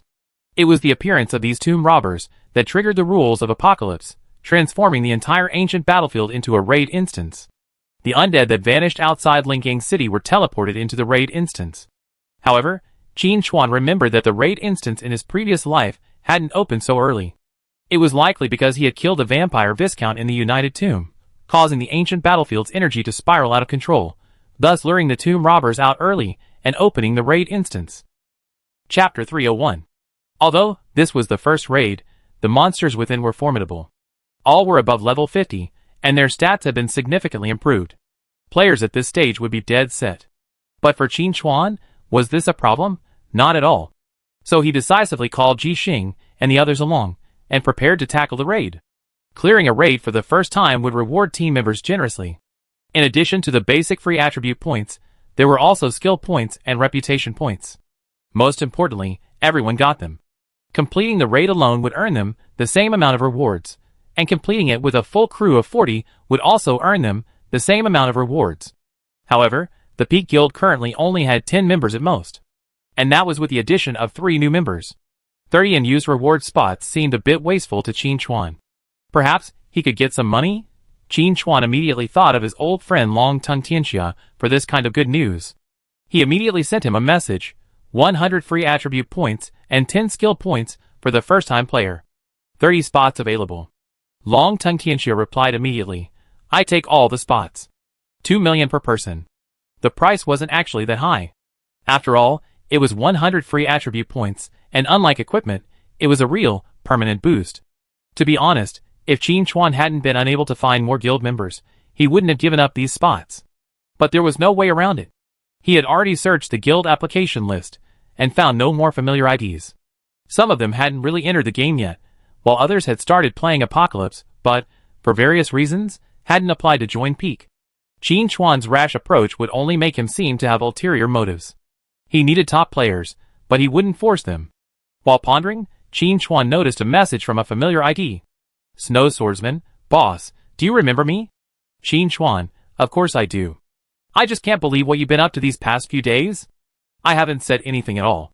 I thought you quit. Snow Swordsman, don't mention it. It makes my back ache just thinking about it. I still find the game fun. Women only slowed down my swordsmanship. Suddenly receiving over 200 million yuan, Snow Swordsman had clearly let himself go. Thankfully, he came to his senses and logged back into the game. Qin Chuan didn't ask Snow Swordsman about his experiences, but simply sent him a membership invitation. Player Snow Swordsman joined the guild. Ji Xing, brother Xuezhong is here. I'm not the water god. Isn't this the brother who sold the guild token to Lusha Yidayazin? Xiao, guild leader, when you murdered Lusha Yidayazin, wasn't that a conspiracy with the swordsman Xuezhong? Swordsman Xuezhong, I can guarantee that. Boss Yushin never contacted me. To be honest, I didn't even know he had a guild token until he established the guild. Boss, you did a great job hiding it from me. Qin Chuan, it was just a coincidence. Let's not talk about the past. Su Chongqing, I vaguely remember that this seemed to have happened in the last few days. It'd be tomorrow. Now that the swordsman in the snow had returned online, Qin Chuan immediately sent a message to Longting Tianxia. There's a small incident. Only 29 spots remain. Longting Tianxia didn't ask any further questions, simply replying, "No problem, I arrange it." Qin Chuan set a coordinate, "Meet here." "It's a bit far, and there might be high-level monsters along the way, so be careful." Longting Tianxia, "Don't worry, boss. I won't keep you waiting." Since the undead in Lingang City had already retreated, Longting Tianxia immediately summoned the guild members and headed for the coordinates. Qin Chuan then sent a message to the guild. "Ji Xing, wait for Shui Zhong, bring him along, and then come to my place." Ji Xing, "Okay, guild master. By the way, what are we going to do?" Qin Chuan, "To get a first kill in a raid. The rewards are pretty good." Ji Xing, "I'm sorry for asking." Chapter 302. Emperor Jiaolingyu. As expected of the strongest in the server, the guild master's moves are truly extraordinary. "I'm not the water god. Fine, I just changed my name to Parallel Import. Shao, I declare this game a losing battle." Su Changqing, "Raid? Where did you get this inside scoop, guild master?" AoE is very happy. "Don't ask, the only thing you find is that the boss has inside information." Snow Swordsman, "Why is there so much equipment in the guild warehouse?" "A bunch of dark gold items. I haven't been online for a few days." "Oh, I feel like I'm a version behind." Snow Swordsman, "Damn, boss, how come you're already level 45? Ying Luo, "Thank goodness you only been offline for a few days. If you've been a few days late, I'm afraid the president would have been level 100. Shao, "President, we're all family. Tell me the truth, are you cheating? This is outrageous." Qin Chuan, "I'm not cheating." After Snow Swordsman reunited with Ji Xing and the others, Qin Chuan decisively led the group and gathered everyone. Soon, he was almost at the Union Tomb. The massive bone fortress that had appeared out of nowhere could be seen from a distance. Pale Throne. That was the name of the raid. In the surrounding open space, there were still a large number of undead wandering around. They weren't large enough to form an army of undead, they were just appetizers for the raid. Since he had nothing else to do, Qin Chuan simply lowered his altitude and killed all the undead in sight. As for the tomb robbers, there was no trace of them now, but judging by the bloodstains on the ground, their fate was not good. Qin Chuan did know something. The tomb robbers had been absorbed by the Pale Throne and transformed into a boss. A boss and 4 minions form the first stage of the Pale Throne. Qin Chuan was bored outside the dungeon, killing undead for fun, occasionally checking the map to see where Ji Xing and the others were. With the destroyer, no monster could stop them. Of course, using the destroyer to advance wasn't something most people could afford. But the peak players didn't mind the expense. Each of them possessed a hidden class, and they teamed up to clear the dungeon, finding a wealth of top-tier equipment. As players leveled up, the price of low-level equipment plummeted. But the price of top-tier equipment, far from decreasing, actually showed a subtle upward trend. The reason was simple. Starting at silver level, the boss's stats began to increase significantly. And defeating high-tier bosses was impossible without a full set of top-tier equipment. Everyone wanted top-tier equipment, so naturally, the price went up. Thanks to this, the members of the Peak Guild all made a killing, and sharing the profits was no big deal. With 10 of them now, they only make 20,000 yuan a minute, and selling just 2 pieces of equipment would last them a long time. While waiting, Qin Chuan chatted with everyone in the guild chat room. Qin Chuan, "Besides us, people from the Dragon Dynasty will also be coming this time." Ji Xing, "Guild leader, how much did you charge for the entrance fee?" Ying Luo, "This is a raid, at least 1.8 million per person." Shao, "I'd like to know more about how first kills are calculated when people from 2 guilds are mixed together." Qin Chuan, "The first kill announcement can be modified. We can then claim the first kill under the peak name and build up our reputation." Jing, "Guild leader, isn't our guild's reputation big enough?" Su Changqing, "It's quite big, but definitely not as big as the guild itself." The guild master's request. Honestly, Peak's current reputation relies heavily on the guild master. When people mention Peak, they often just say it's the guild founded by Night Wanderer, and they don't think of us supporting characters. Yinmi, "Having such an awesome guild master is a bit stressful. There's no chance to shine. I'm not the water god. Let go of that boss, let me take over." Jiaolingyu, "Guild master, aside from you, our levels are a bit worrying. Can we even farm our team instincts?" Shao, "Don't ask. Wait for the guild master to lead." Chapter 303. Ji Xing, "I created the destroyer. I can't let the president take all the credit. President, the ace pilot has requested to go into battle." Ying Luo, "Sister Ji, stop chatting. Watch the road. We're about to hit a tree. Xin Chuan, How dare Jixing call herself an ace pilot with her driving skills? She's more like a dead pilot. While Xin Chuan was pondering, he received a message from Longting Tianxia. Boss, I confirm the candidate. They should arrive in half an hour at most. Xin Chuan, no rush. My team hasn't arrived yet. A moment later, Longting Tianxia sent another message. Boss, we may have encountered a wild boss. There are signs of a collision in the woods here. I'm afraid it's a large boss.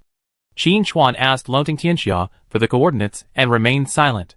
The traces Longting Tianxia had discovered were Jixing's work. Longting Tianxia sent a message. Don't worry, boss. I won't waste time looking for the boss. I come back later. Xin Chuan thought to himself, even if you find it next year, you won't find anything there. But he didn't know how to begin. You couldn't just say there's a female driver in his guild who's running amok in front of you. And the boss you're talking about is actually the mecha she built. To more reliably clear the raid, Xin Chuan prepared to level up again. The battles of the past few days had accumulated a large number of evolution points. The world event Dragon's Fury, the Undead Legion in Dark Moon Mountains, and this Undead Siege had accumulated a considerable amount of evolution points. He could go all out with a major upgrade. Shadow Stealth had already reached the Dark Gold level for a long time. It was time to push for the Epic level. Ding! Shadow Stealth has evolved. Quality improved, Dark Gold upgraded to Epic. Shadow Stealth LV10, Epic, Enter Stealth State, Break Invisibility with an additional attack, Attack Power asterisk 220% plus 32,000, Damage, Consumes 100 mana, Cooldown time 8 seconds. Features, Increase movement speed by 30% in Stealth State. Epic features, has 3 charges. The new Epic features greatly increase the flexibility of Shadow Stealth. 3 charges are enough to make Xin Chuan's instantaneous burst reach an unprecedented level. And having the ultimate charge also means that Xin Chuan will not waste the cooldown of Shadow Stealth while Stealth is looking for opportunities. Anyway, recharge when the cooldown is reached, up to the 3-time limit. In terms of damage, it is also greatly improved, with a fixed damage value of more than 30,000. Even if ordinary players pile up buffs and activate various large skills to increase damage, it is still a question whether they can deal this damage. After upgrading Shadow Stealth to Epic, Xin Chuan did not stop, his eyes fixed on Shadow Knife. This skill is now gold, which cannot keep up with his battle rhythm. He just has enough evolution points, so he can just upgrade it to Epic first. Ding! Shadow Knife has evolved. Quality improved, gold upgraded to Dark Gold. Ding! Shadow Knife has evolved. Quality improved, Dark Gold upgraded to Epic. Shadow Knife LV3, Epic, uses shadow energy to create energy knives, causing attack power asterisk 292% damage, consumes 100 mana, and has a cooldown of 5 seconds. Features, after hitting the target, it will ricochet and attack up to 5 targets within a range of 15 meters. Epic features, Shadow Knife will definitely crit, causing 150% damage. After releasing it countless times, Shadow Knife will naturally upgrade from LV1 to LV3, and its damage will increase. However, the damage of Shadow Knife is pure percentage, without fixed damage. This type of skill increases its damage percentage upon leveling up, but the increase isn't significant, only 1 point. The cost effectiveness is too low in the early stages, given the limited attack power on the board, which can't compare to the fixed damage increase from Shadow Stealth. Thus, after Xin Chuan gained the skill points, he didn't raise the level of Shadow Dagger much. Compared to increasing skill levels, the improvement from epic traits is truly significant. Shadow Dagger is Xin Chuan's main skill, accounting for a significant portion of his damage. Improving this skill also increases his output significantly. Chapter 304. After upgrading 2 epic skills in a row, Xin Chuan has only used up a small part of his evolution points, and can still upgrade. Dark Eclipse Rain, it's your turn. Xin Chuan's eyes turned. Ding! Dark Eclipse Rain has evolved. Quality upgraded, gold upgraded to Dark Gold. Ding! Dark Eclipse Rain has evolved. Quality upgraded, Dark Gold upgraded to Epic. Dark Eclipse Rain LV3, Epic, active skill, summons dark eclipses in the target area, condenses a rain of arrows to attack the enemy, up to 25 times of damage, each time causing attack power asterisk 70% plus 1200 damage, consumption 200 mana, cooldown time 20 seconds. Features: releasing skills will not break stealth. Epic feature: Dark Eclipse Rain will weaken the target's defense, increasing the damage it receives by 1%, stacking up to 10 times. Huge improvement. Compared to Shadow Stealth and Shadow Knife, Dark Eclipse Rain's improvement is really huge. Damage and cooldown are improved in all directions. There's even an extremely rare all-around damage increase. Necrotic Rain now has a full 25 attacks, which can be fully utilized when fighting bosses, instantly inflicting 10 layers of vulnerability on the boss, increasing incoming damage by 10%. Crucially, this damage increase isn't limited to Qin Chuan alone. That means anyone else fighting the boss can also benefit from this 10% damage increase. A 10% damage increase for one person isn't a big deal. But what about 10, 100, or even 1,000 players? The damage increase is quite significant. Even if Qin Chuan is used to being a lone ranger, aiming to solo bosses, a 10% damage increase is nothing to be sniffed at. Dark Rain won't break stealth anyway. Before engaging, cast Dark Rain to stack vulnerability, then use Focus Sniper or Shadow Dagger to start. Dark Gold bosses are guaranteed to be instantly destroyed, needless to say. Even Dark Rain might not be able to withstand it. After all, an epic Dark Rain deals a full 25 hits of damage. With Qin Chuan's 20,000 HP, even without any damage buffs, a single hit already deals over 15,000 damage. With a few casual damage buffs and a longer range, Dark Rain's total damage output could be outrageous, easily exceeding 1,000,000. Dark Gold bosses don't have much health. Instantly destroying them is no empty talk. Even epic bosses would struggle to withstand this level of damage. Not bad, Qin Chuan praised. Continue evolving skills. This time, Shadow Prism. Although Qin Chuan now possesses a wealth of self-protection methods, especially the death immunity bonus of the Death Shadow set, which is truly incredible, this doesn't mean that the Shadow Prism is useless. Skill points are poured directly into it. Ding, Shadow Prism has evolved. Quality improved, Gold upgraded to Dark Gold. Ding, Shadow Prism has evolved. Quality improved, Dark Gold upgraded to Epic. Shadow Prism, Epic, passive skill, shadow power flows on the surface of the body, automatically creates a prism when encountering an attack, deflects all types of damage once, cooldown time 20 seconds. Features, Recharge, Shadow Prism will automatically fill the number of uses, maximum number of layers, 5. Epic feature, Shadow Prism will reflect attacks. If this feature is used well, it can give the enemy an unexpected surprise. Imagine that the enemy has been holding back a big move for a long time, but not only does it not cause any damage, it also causes damage to you in return. That's so sour, just thinking about it makes people laugh. There are still evolution points, continue. Ding, Shadow Leap has evolved. Quality improved, Gold upgraded to Dark Gold. Ding, Shadow Leap has evolved. Quality improved, Dark Gold upgraded to Epic. Shadow Jump, Epic, active skill, removes restrictions and jumps into the target's shadow, maximum distance, 200 meters, consumes 50 mana, cooldown time 20 seconds. Features, Traceless, enters stealth mode after moving. Epic feature, Double Jump, Shadow Jump can be performed once more within 3 seconds. Dodge 200 meters in one breath, and even jump another 200 meters. The total distance of the two jumps is 400 meters, enough to escape most dangers. Chapter 305. Seeing he still had evolution points, Qin Chuan set his sights on Miraculous Hands. He had already evolved this skill to Dark Gold, granting 2 additional loot. If it evolved to Epic and gained Epic traits, would it be possible to obtain 3? That would be a huge improvement. Ding! Miraculous Hands has evolved. Quality upgraded from Dark Gold to Epic. Mistful Hands, Epic level, active skill. When used on a boss corpse, it has a 100% chance to grant 1 additional loot and a 30% chance to grant a second loot. Trait, increases the chance of obtaining a second loot to 100%. Epic trait, grants a 3rd additional loot. Bingo, you guessed it, defeat 1 boss and consistently gain 3 additional loot. The rewards here are enormous. You should know that the bosses in this Pale Throne raid start at Dark Gold, and the final boss is even epic. There's nothing much to say about Dark Gold gear. Qin Chuan has seen plenty of it. But epic gear is different. Even if he possesses an epic suit and 2 epic weapons, he's not so arrogant as to disregard epic gear. Furthermore, beyond the gear, every epic item is of top quality. Just 2 usable pieces could boost Qin Chuan's strength even further. With all the boss drops, plus the 3 extra pieces of loot, if he can't find a single usable item, then Qin Chuan has nothing to say. While pondering, Qin Chuan spotted a tall silhouette in the distance from the corner of his eye. That's the destroyer. From a distance, Ji Xing excitedly waved hello from behind the destroyer. The guild chat room erupted in wailing. Ying Luo, Sister Ji, don't move. We're going to be thrown off. Shao, I swear, I never want to ride in a destroyer again. Su Chongqing, that female driver is so terrifying. I'm not the water god. I feel like my brain is turning to mush. To expedite their journey, Ying Luo and the others climbed aboard the destroyer. It was a whopping 25 meters tall, with ample space. It could easily accommodate a dozen, not just a few people. It was incredibly fast. But Ji Xing's driving skills were terrible.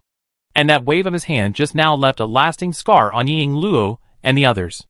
Thankfully, Ji Xing stopped in time, preventing anyone from being thrown out. Swish. The destroyer slowed to a stop, its hydraulics clattering dully. Ying Luo and his group staggered off the destroyer, their faces pale and unsteady. Ji Xing, on the other hand, showed no signs of abnormality. He enthusiastically ran over to greet them. President, how did you find this dungeon? Qin Chuan casually said, I've been here before, but the dungeon wasn't there then. The undead teleported away, and I suspected something had happened, so I came to check it out. Ji Xing suddenly realized, and with admiration, he said, President, you truly mastered Apocalypse. You can even think of this. Qin Chuan smiled, but said nothing. Just kidding. He fought Apocalypse for 10 years in his previous life. How could he not understand? But if he insisted on truly understanding everything, he wasn't there yet. Recovering his composure, Qin Chuan said, wait a moment. Once the Dragon Dynasty people arrive, we can enter the dungeon. Naturally, Ji Xing and the others wouldn't object. Dragon World didn't keep Qin Chuan waiting for long. Within 5 minutes of Ji Xing and his group's arrival, a mighty group of 100 or so players appeared in the distance. Leading the group was Dragon World. Qin Chuan had allocated 29 players to Dragon World. The large number of people who arrived was mainly to escort Dragon World and his group. Also, Dragon World had an idea. It planned to let others try their hand at the dungeon. Qin Chuan didn't mind. The Pale Throne had already been opened, and other players would soon know the news. Countless players would then eagerly form groups to tackle the dungeon. Chapter 306. And then, they were bruised and bloodied. A level 50 raid was simply not something players could conquer at this stage. With the arrival of the Dragon Dynasty, the raid assault was about to begin in earnest. Qin Chuan immediately initiated the raid, first bringing in the peak players, then inviting Dragon Dynasty to bring in all the designated players. For a moment, the raid chat room was abuzz with activity. It's Night Wanderer. I'm teaming up with Night Wanderer. Mom, I made it. There are only 11 people in the entire peak, including the guild leader, Night Wanderer? That's too much. What kind of equipment is Night Wanderer wearing? It looks impressive. Is it epic, higher than Dark Gold? Very likely. After all, he was the first to kill an epic boss. With Night Wanderer leading the team this time, we're pretty much a winner. Thankfully, Boss Longting and Night Wanderer have some connections, otherwise we wouldn't have had this opportunity. Messages flashed through the team chat, but Qin Chuan paid no attention. Since they were able to join the team, it meant they were all close confidants of Longting Tianxia. In fact, many of these people were known to Qin Chuan from his previous life. Longting Tianxia shouted in the team chat, Stop talking nonsense. Don't make the boss angry. The members of Longting Dynasty immediately fell silent. Qin Chuan smiled and said, Don't be so formal. There's no tactical plan anyway, so just chat casually. Ji Xing also said, Indeed, with our president here, we're simply taking advantage of this opportunity to broaden our horizons. The crowd chatted and laughed as they headed towards the dungeon entrance. The Pale Throne resembled a bone fortress, with a staircase of over 200 steps leading up. The top of the stairs was a dark green, translucent screen, with skulls occasionally appearing, creating an eerie and terrifying atmosphere. Furthermore, the temperature gradually dropped as one ascended. If one delayed too long, one's shoes would freeze to the ground. With Qin Chuan's attributes, this minor issue was naturally completely negligible. But the others were not so relaxed. Long Tingtian sighed, even climbing the stairs is so strenuous. This dungeon must be incredibly difficult. Qin Chuan smiled, It's not that difficult. You're probably too weak. Long Tengxianshan immediately became unconvinced and straightened his back, saying, Boss, let alone 200 stairs, even another 200 wouldn't be a problem. Ji Xing, trudging along beside him, curiously asked, President, why did you ask me to put away the destroyer? Before Qin Chuan could reply, Ying Luo chimed in, Sister Ji, these stairs are covered in frost and must be very slippery. With your piloting skills, you're likely to crash and die. After a pause, Ying Luo added, the destroyer might be fine, but we'd likely be crushed. Dijialing Yu agreed, Sister Ji, I think walking is pretty good. The other members of the Peak Guild also nodded in agreement. Even the newly joined swordsman in the snow, after experiencing the rush just now, had a direct understanding of Ji Xing's lethality. Climbing the stairs was just a bit of effort. But riding Ji Xing's destroyer was a life-threatening experience. He knew the difference between the two. Ji Xing said, somewhat unconvinced, I think I'm driving pretty steadily. Ying Luo and the others remained silent. You're in the cabin, protected by the cushioning mechanism, so you must feel stable. Long Tongue Tian Xiao listened for a long time, then said uncertainly, Boss, could it be that the traces of the boss I found when I arrived were made by the destroyer? Qin Chuan turned his head and returned his determined gaze. Long Tongue Tian Xiao sighed to the heavens, how terrifying. As he spoke, 200 steps were crossed, and everyone reached the platform at the top. Qin Chuan changed the equipment distribution mode to leader only and said, prepare to enter. Once inside, don't run around, follow my instructions. No problem, everyone responded. Naturally, the top members wouldn't undermine their leader in front of outsiders. Chapter 307. Before arriving, the members of the Dragon Dynasty had been warned by Dragon World that they must not do anything out of line, or they would be kicked out of the guild. You have entered the Pale Throne Raid. As they entered the raid, all team members received a notification. Looking out, it felt more like a wilderness than a raid. The barren ground stretched as far as the eye could see. Dragon World was shocked, exclaiming in amazement, this raid is incredibly large. Qin Chuan casually remarked, 40 people coming in to fight the boss won't have enough space to maneuver. The boss can't just wipe out the entire area with a single skill. Dragon World pondered, and realized that this was indeed the case. Some of the smaller 6-player raids he had previously run were quite vast. For a 40-player raid, this size wouldn't be a big deal. As the two chatted, the ground in the distance began to stir, and pale, bony hands emerged. Soon, over 500 skeletons emerged from the ground and slowly approached the dungeon entrance. At the same time, a system notification appeared in the team chat. Please hold your ground. Longting Tianxia analyzed, Boss, do we have to survive the attacks of the monsters before we can explore further? Qin Chuan said, that should be the case. He knew the Pale Throne Dungeon's instructions, but it was obviously inappropriate to share them directly. Discovering the dungeon entrance was a coincidence. Knowing the dungeon strategy in advance was a bit excessive. A quick glance revealed that the approaching skeletons were all level 50, with 500,000 HP and attack and defense stats exceeding 20,000. Pulling any of them would be boss level. But in the Pale Throne, they were cannon fodder among cannon fodder. The skeletons moved slowly, and although they were numerous, a regular team could easily handle them as long as they arranged a team to absorb the damage and focus their attacks. This presupposed that the average level of the team members was around level 50.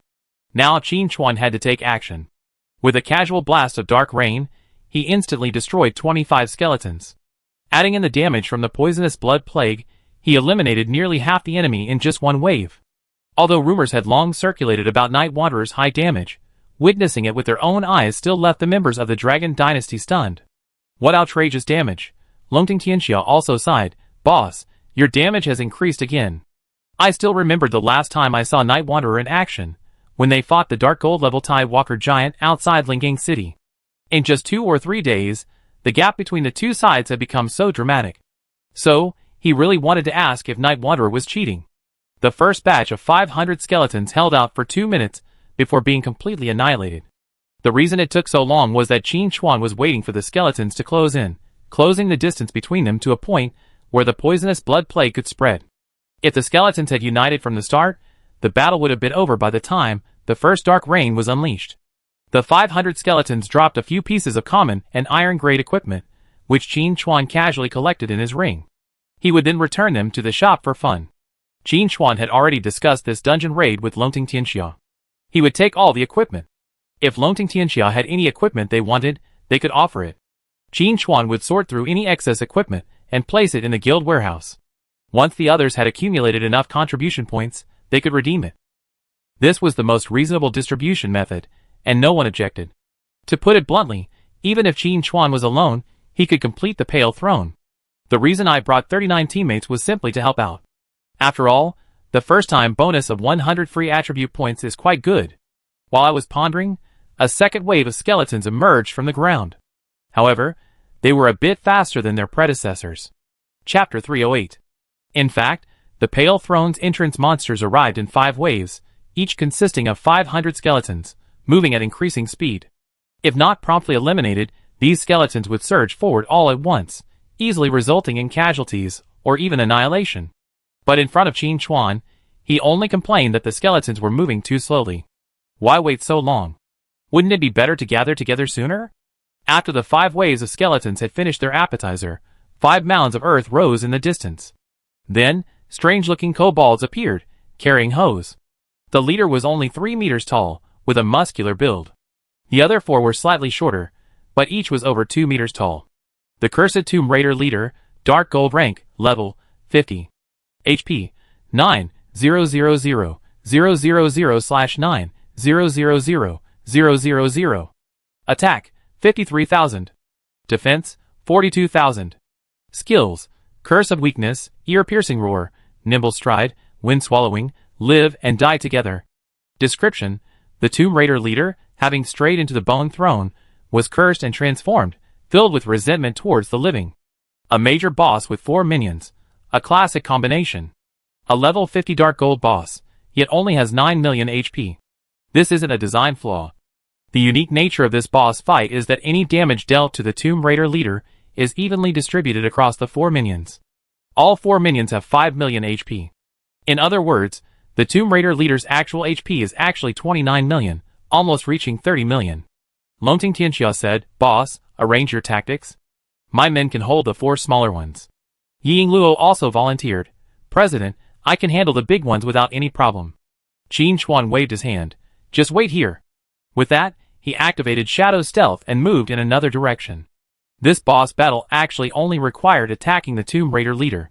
Dealing 29 million damage would be enough to finish him off. Simple, isn't it? Seeing Qin Chuan begin to move, the remaining 39 people looked at each other in bewilderment. Although the boss's stats were a bit outrageous, they could still make a contribution. And yet, with a single word from Night Wanderer, they were simply told to watch the battle. Ji Xing looked helpless. With the president here, there's absolutely no room for improvement. Jing comforted, "Don't worry, Sister Ji. Next time, let's team up with 40 people and come over to run the dungeon. This time, we just get used to the dungeon process. I'm not a water god. Next time, take me with you." "I'm really not a water god." Longting Tianxiao was also quite interested and asked, "Sister Ji Xing, let's work together. If you're short on manpower, I find some experts from the guild to help out." Ji Xing thought for a moment and said, "Okay, we discuss it later." Ji Xing had realized that their guild's expansion was ridiculously slow. It would take forever to get 40 members. By then, there wouldn't be enough people even if they were at the right level. Cooperating with Longting Dynasty wasn't a bad idea. Since the president was willing to invite Longting Tianxia over, it meant he was worth making friends with. While the two were talking, Qin Chuan, in the distance, had already made his move. A 3-second charge of concentrated sniping began. Subtract 1780,514. Weak point attack. Subtract 1780,514. Minus 1780,514. At a distance of 100 meters, the level 3 sniper's damage increased 30-fold. 5 damage numbers simultaneously floated above the heads of the Tomb Raider leader and his 4 minions. A total of 8.9 million damage was dealt, causing their health bars to plummet.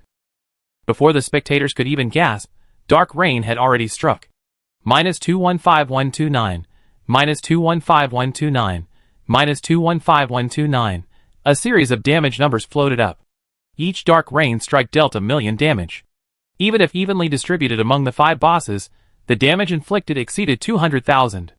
During this period, 2 more levels of Dragon's Fury were triggered, coupled with the effects of Brutal Plunder. The battle ended before Dark Rain could even deal its full 25th damage. They didn't even last long enough for Qin Chuan to use his Shadow Knife. Crackling. 5 dark gold level spheres of light exploded. The Tomb Raider leader's body fell heavily, sending up a cloud of dust. The 4 minions quickly turned to ash. Is it over? A questioning thought crossed everyone's mind. It hadn't even been 5 seconds since the battle began, and the boss was already dead. It was simply outrageous. Long-Tongue Tianxia rummaged through his pocket, trying to find a cigarette. Suddenly remembering this was a game, he gave up. After a moment's thought, Long-Tongue Tianxia said, "Boss, I'm going to log off for a cigarette.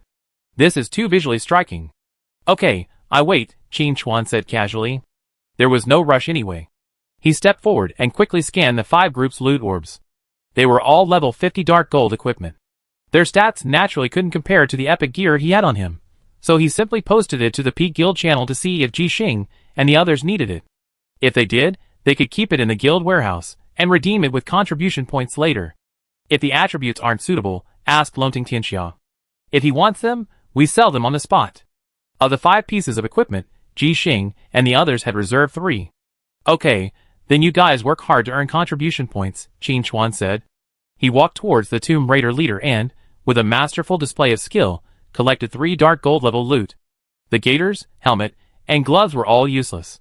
After a moment's wait, Longting Tianxia came online and sent Qin Chuan 2 pieces of equipment with their attributes. Before he could even ask if he wanted them, Longting Tianxia waved his hand and said, "Boss, send me the card number and I transfer the money directly." Qin Chuan smiled and said, "Boss, you're very straightforward." After some bargaining, the 2 pieces of equipment were finally sold for a total of 32 million. It was expensive. And since the wear level was 50, they wouldn't be used for the time being. But Longting Tianxia bought them without hesitation. Since it was a waste to leave the funds idle, it would be better to convert them into equipment and store them. Judging by the current market conditions, this deal is a sure win.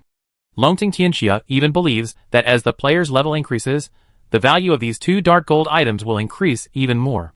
This deal is a sure win no matter how you look at it. Chapter 309. The first boss, the Cursed Tomb Raider, was killed in 3 seconds. This speed was so swift that not only the Dragon Dynasty players were baffled, but even the Peak players were shocked. Ji Xing calculated furiously and concluded, even if I had the Destroyer, it would be impossible to solo this boss.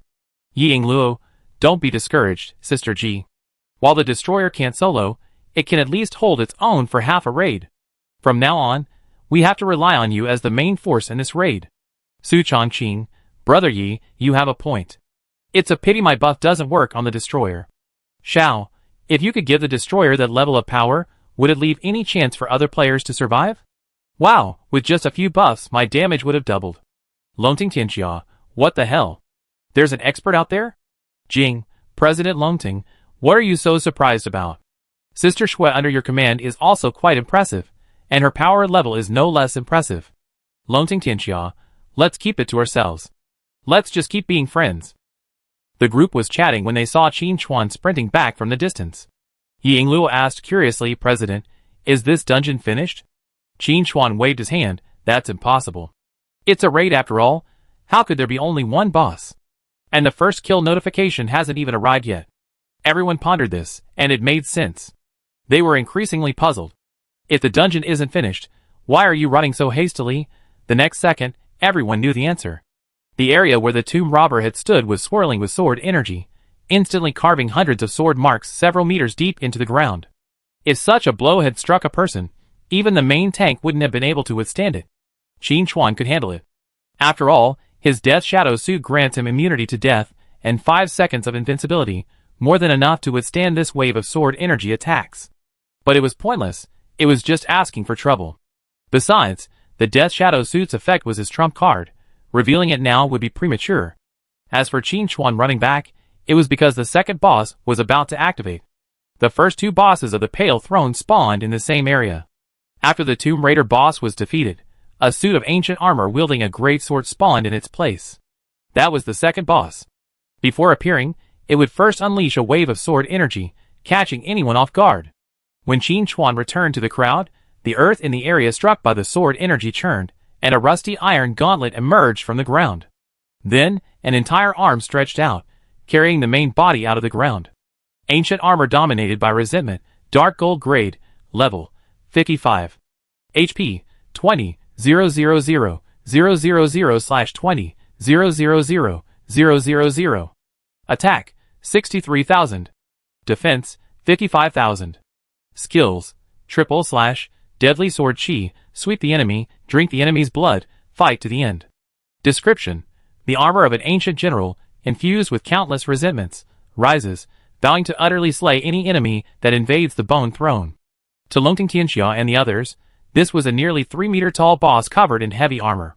A single eye, engraved on a purple-black great sword, swam back and forth. Qin Chuan, however, knew that the main body of this boss wasn't the armor, but the great sword. Demon Sword Apophis, this is the true face of the second boss.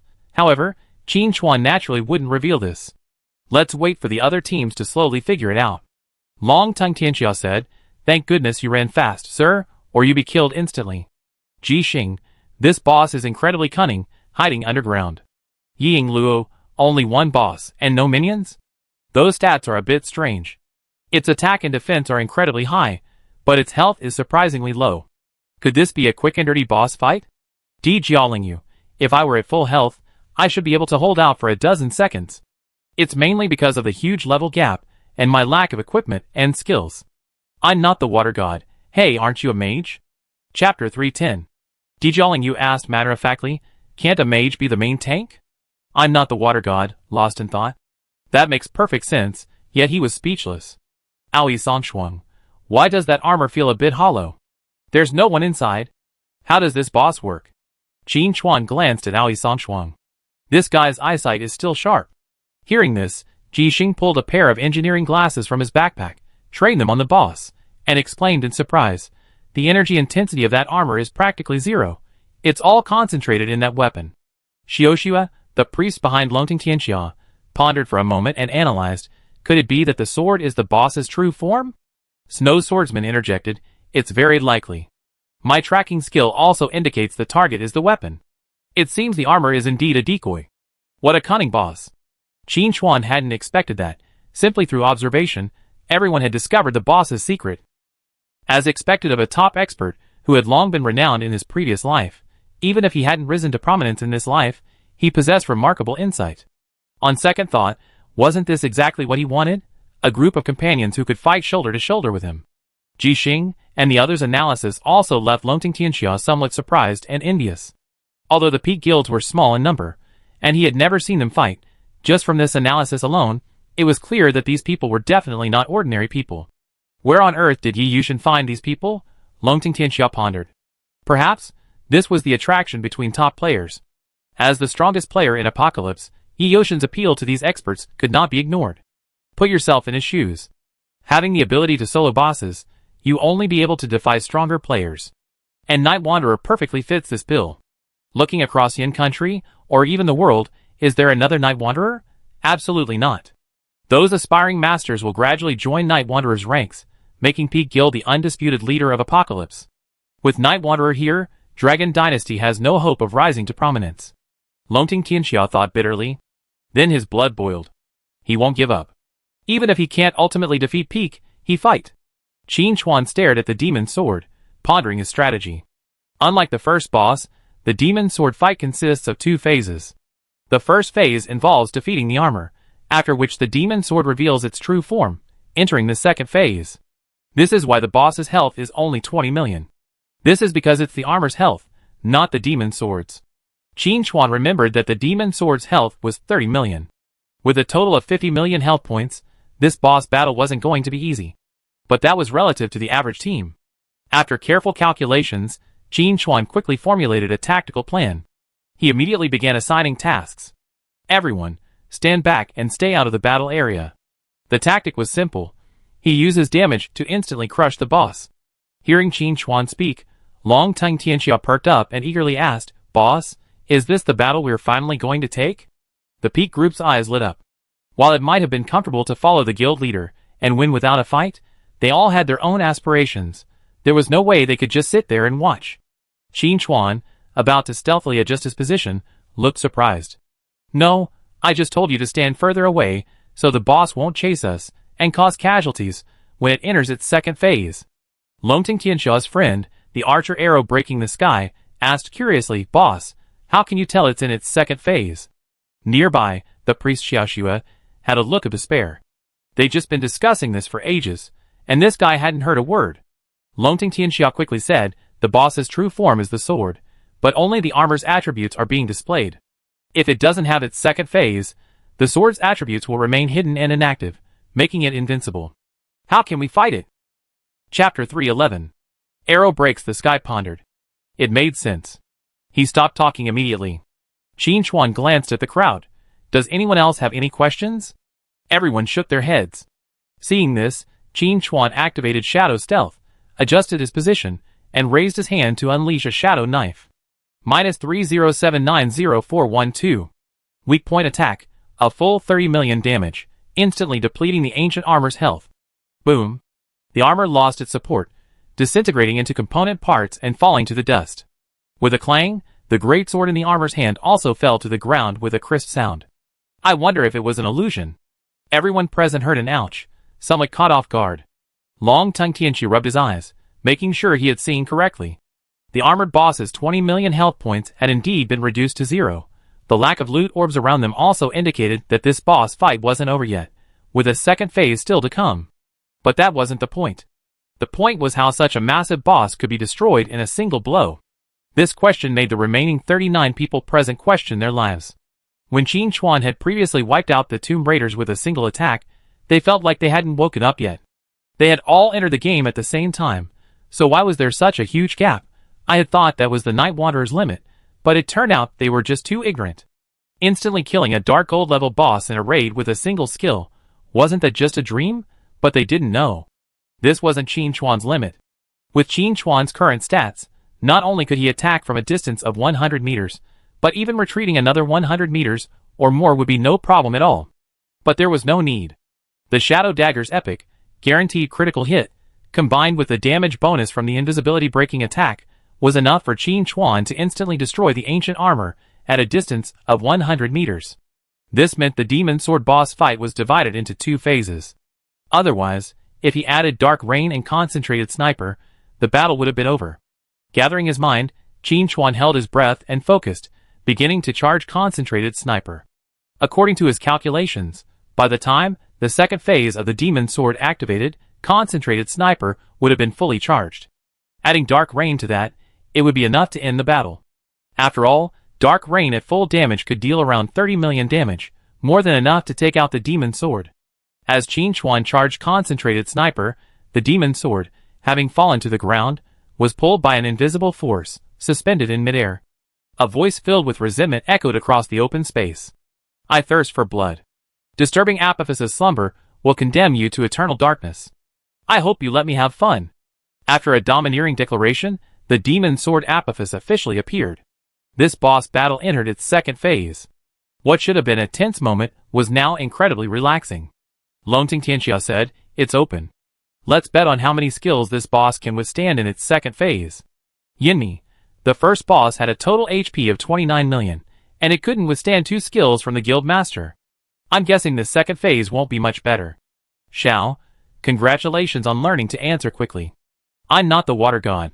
Given that the Guild Master hasn't even activated Stealth, I think 2 skills are the maximum, no more. Ying Luo, Guild Master Longting, you're going to lose everything in this game. Jian Patsanqiong also looked at Longting Tianxia with a slightly worried look. It seems my old buddy is a bit clueless.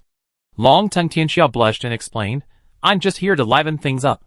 As they spoke, Qin Chuan finished charging his Concentrated Sniper attack, just in time for the eyes on the Demon Sword Apophis to open.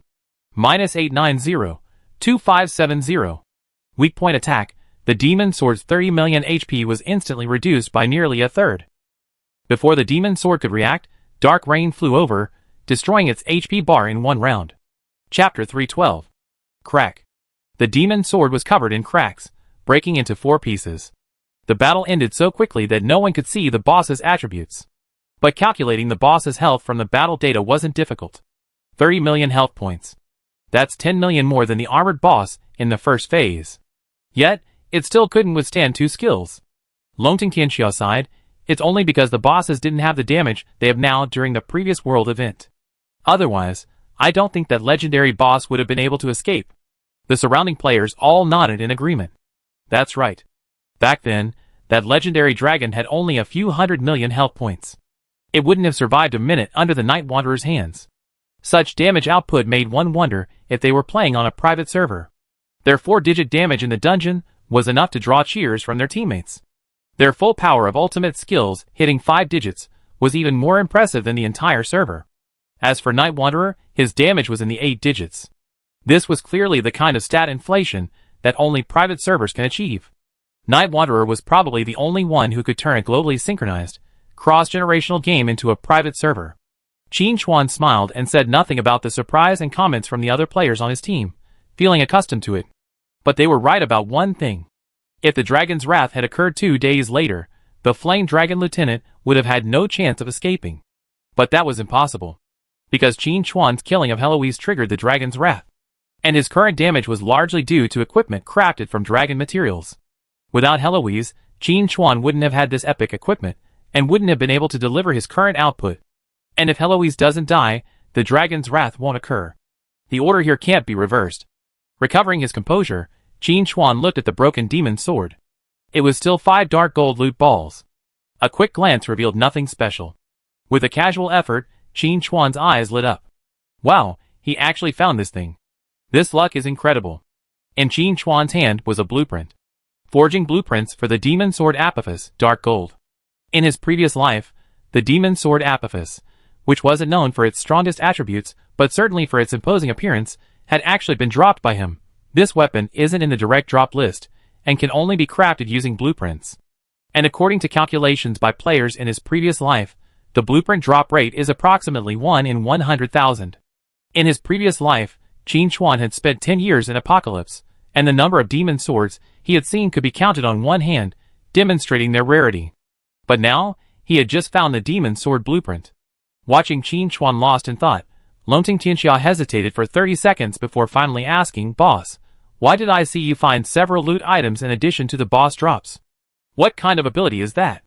There was one thing Longting Tianxia didn't say. Getting extra loot, and you're saying it's not a cheat? Qin Chuan recovered from his shock and casually said, "No, it's an assassin skill."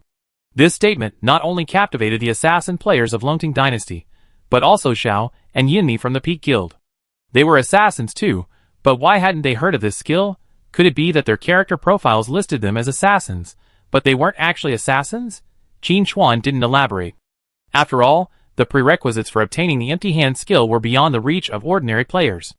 Longting Tianxia didn't press the issue, but instead asked curiously, "I saw you look shocked just now. With your strength, what else could possibly surprise you so much?"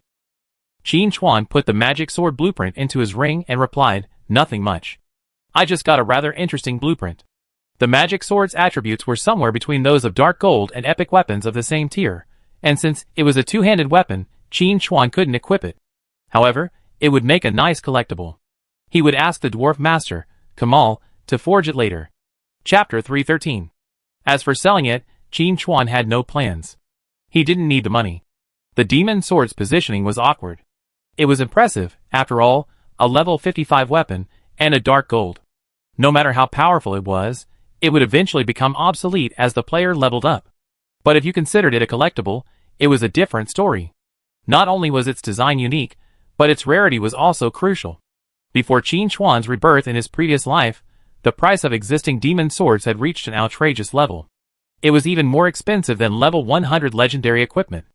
As an aspiring player, Qin Chuan felt the need to collect a demon sword. After putting the demon sword away, he looked at the other 2 loot items he had found. One dark gold wristband, with decent stats, was sold to Longting Tianxia for 17 million. The other was surprisingly a skill book. Ultimate Swordsmanship, unique gold, a passive skill that increases damage by 10% when equipped with a sword.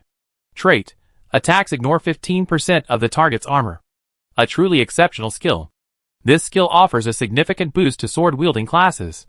Whether you're a two-handed sword warrior, a dual sword fury warrior, or a sword-dancing assassin, this skill instantly boosts your damage output several notches. Even main tanks can use it to increase damage and more consistently hold boss aggro. The 15% armor penetration effect is particularly effective against high defense bosses. This skill even has a surprisingly subtle use. It allows mages to learn it. In addition to staffs, mages can also equip magic swords, which also benefit from the ultimate swordsmanship damage bonus. However, the trait is wasted, and since mages already have their own spell damage boosting abilities, few people play this way. But in special circumstances, it's still worth considering. Qin Chuan had found this skill book with his cunning hand. The rest of the team couldn't see the stats, only the icon. If Longting Tianxia saw it, they'd be glued to it. After much deliberation, Qin Chuan placed the skill book in the guild warehouse. Among the current members of the Peak Guild, Yingluo is the only swordsman.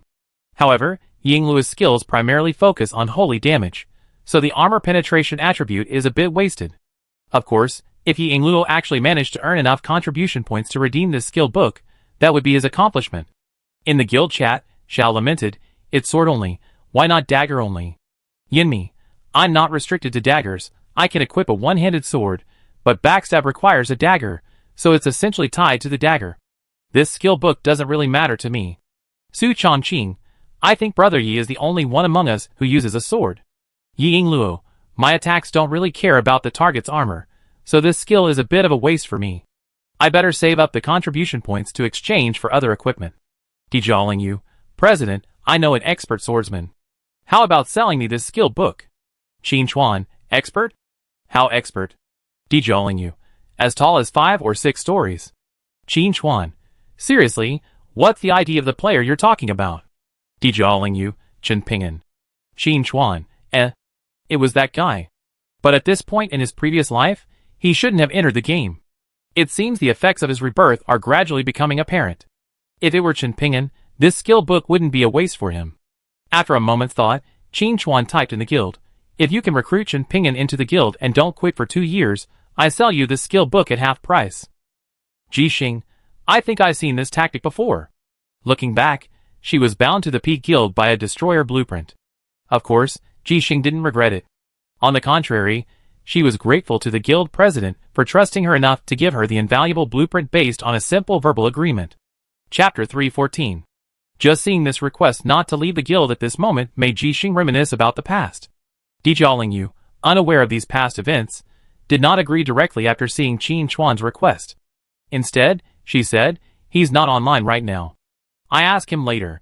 If he doesn't want to, then as a friend, I can't force him." Qin Chuan readily agreed. If Chen Ping'an didn't want to join the guild, then the matter would be dropped. After all, a forced melon is not sweet. After the discussion, Qin Chuan said, "Let's go and continue the raid. The Pale Throne has 6 bosses in total. 2 have been defeated, and 4 more remain to be conquered. The final epic boss, in particular, has Qin Chuan eagerly anticipating." The rest of the team had no objections. Longting Qianxia, with lingering fear, asked, "The next boss won't spawn in the same place, right?" He had just estimated that given the second boss's attributes, if the team stayed where they were to distribute equipment, they would most likely be wiped out. If the third boss pulled the same trick again, the designer of this awful dungeon deserved to be dragged out and shot for 5 minutes. Qin Chuan casually said, "No, if the third boss really spawned in the same place, it would have appeared long ago. It wouldn't have been so quiet for so long." Long Tongue Tianxia pondered, and it made sense. Qin Chuan pointed to the distant staircase. "There's only one staircase in this open area. I guess I have to go that way if I want to continue the raid." In reality, he knew the route, but he couldn't state it directly, he had to analyze it rationally. But working backwards from the answer to the puzzle wasn't a big deal. Long Tongue Tianxia didn't understand why, but simply gave a thumbs up with admiration. "Master, you have a good eye." The group crossed the desolate area and arrived at the steps. Looking up, they saw countless skeletons patrolling the steps. At the sight of Qin Chuan and the others, their eyes flashed with dark blue flames, and they rushed over with their weapons in hand. Long Tongue Tianxia clenched his bone-breaker hammer, then loosened it. With Night Wanderer around, there was no chance for him to make a move. Just as he was thinking this, Long Tongue Tianxia saw Night Wanderer unleash a skill, and dark green poisonous blood flew everywhere, and countless skeletons fell like dominoes. Boom! The golden light of the upgrade flashed continuously in front of the steps, so bright that it was hard to open one's eyes. 2 dark gold level bosses plus this wave of skeletons meant a lot of experience points even for 40 people. Plus, many people were already on the verge of leveling up before entering the dungeon, or their experience bars were more than half full, so it was natural for them to level up now. Even Qin Chuan, already level 45, gained a level, reaching level 46, further boosting his stats. Stats: Strength 1026 plus 1650, Constitution 1071 plus 1650, Agility 2034 plus 8750, Spirit 1002 plus 1550. All 4 basic attributes reached 4 digits. Longting Tianxia immediately transferred another 10 million to Qin Chuan's virtual account. Qin Chuan didn't refuse, considering it as a reward for his hard work in leveling up.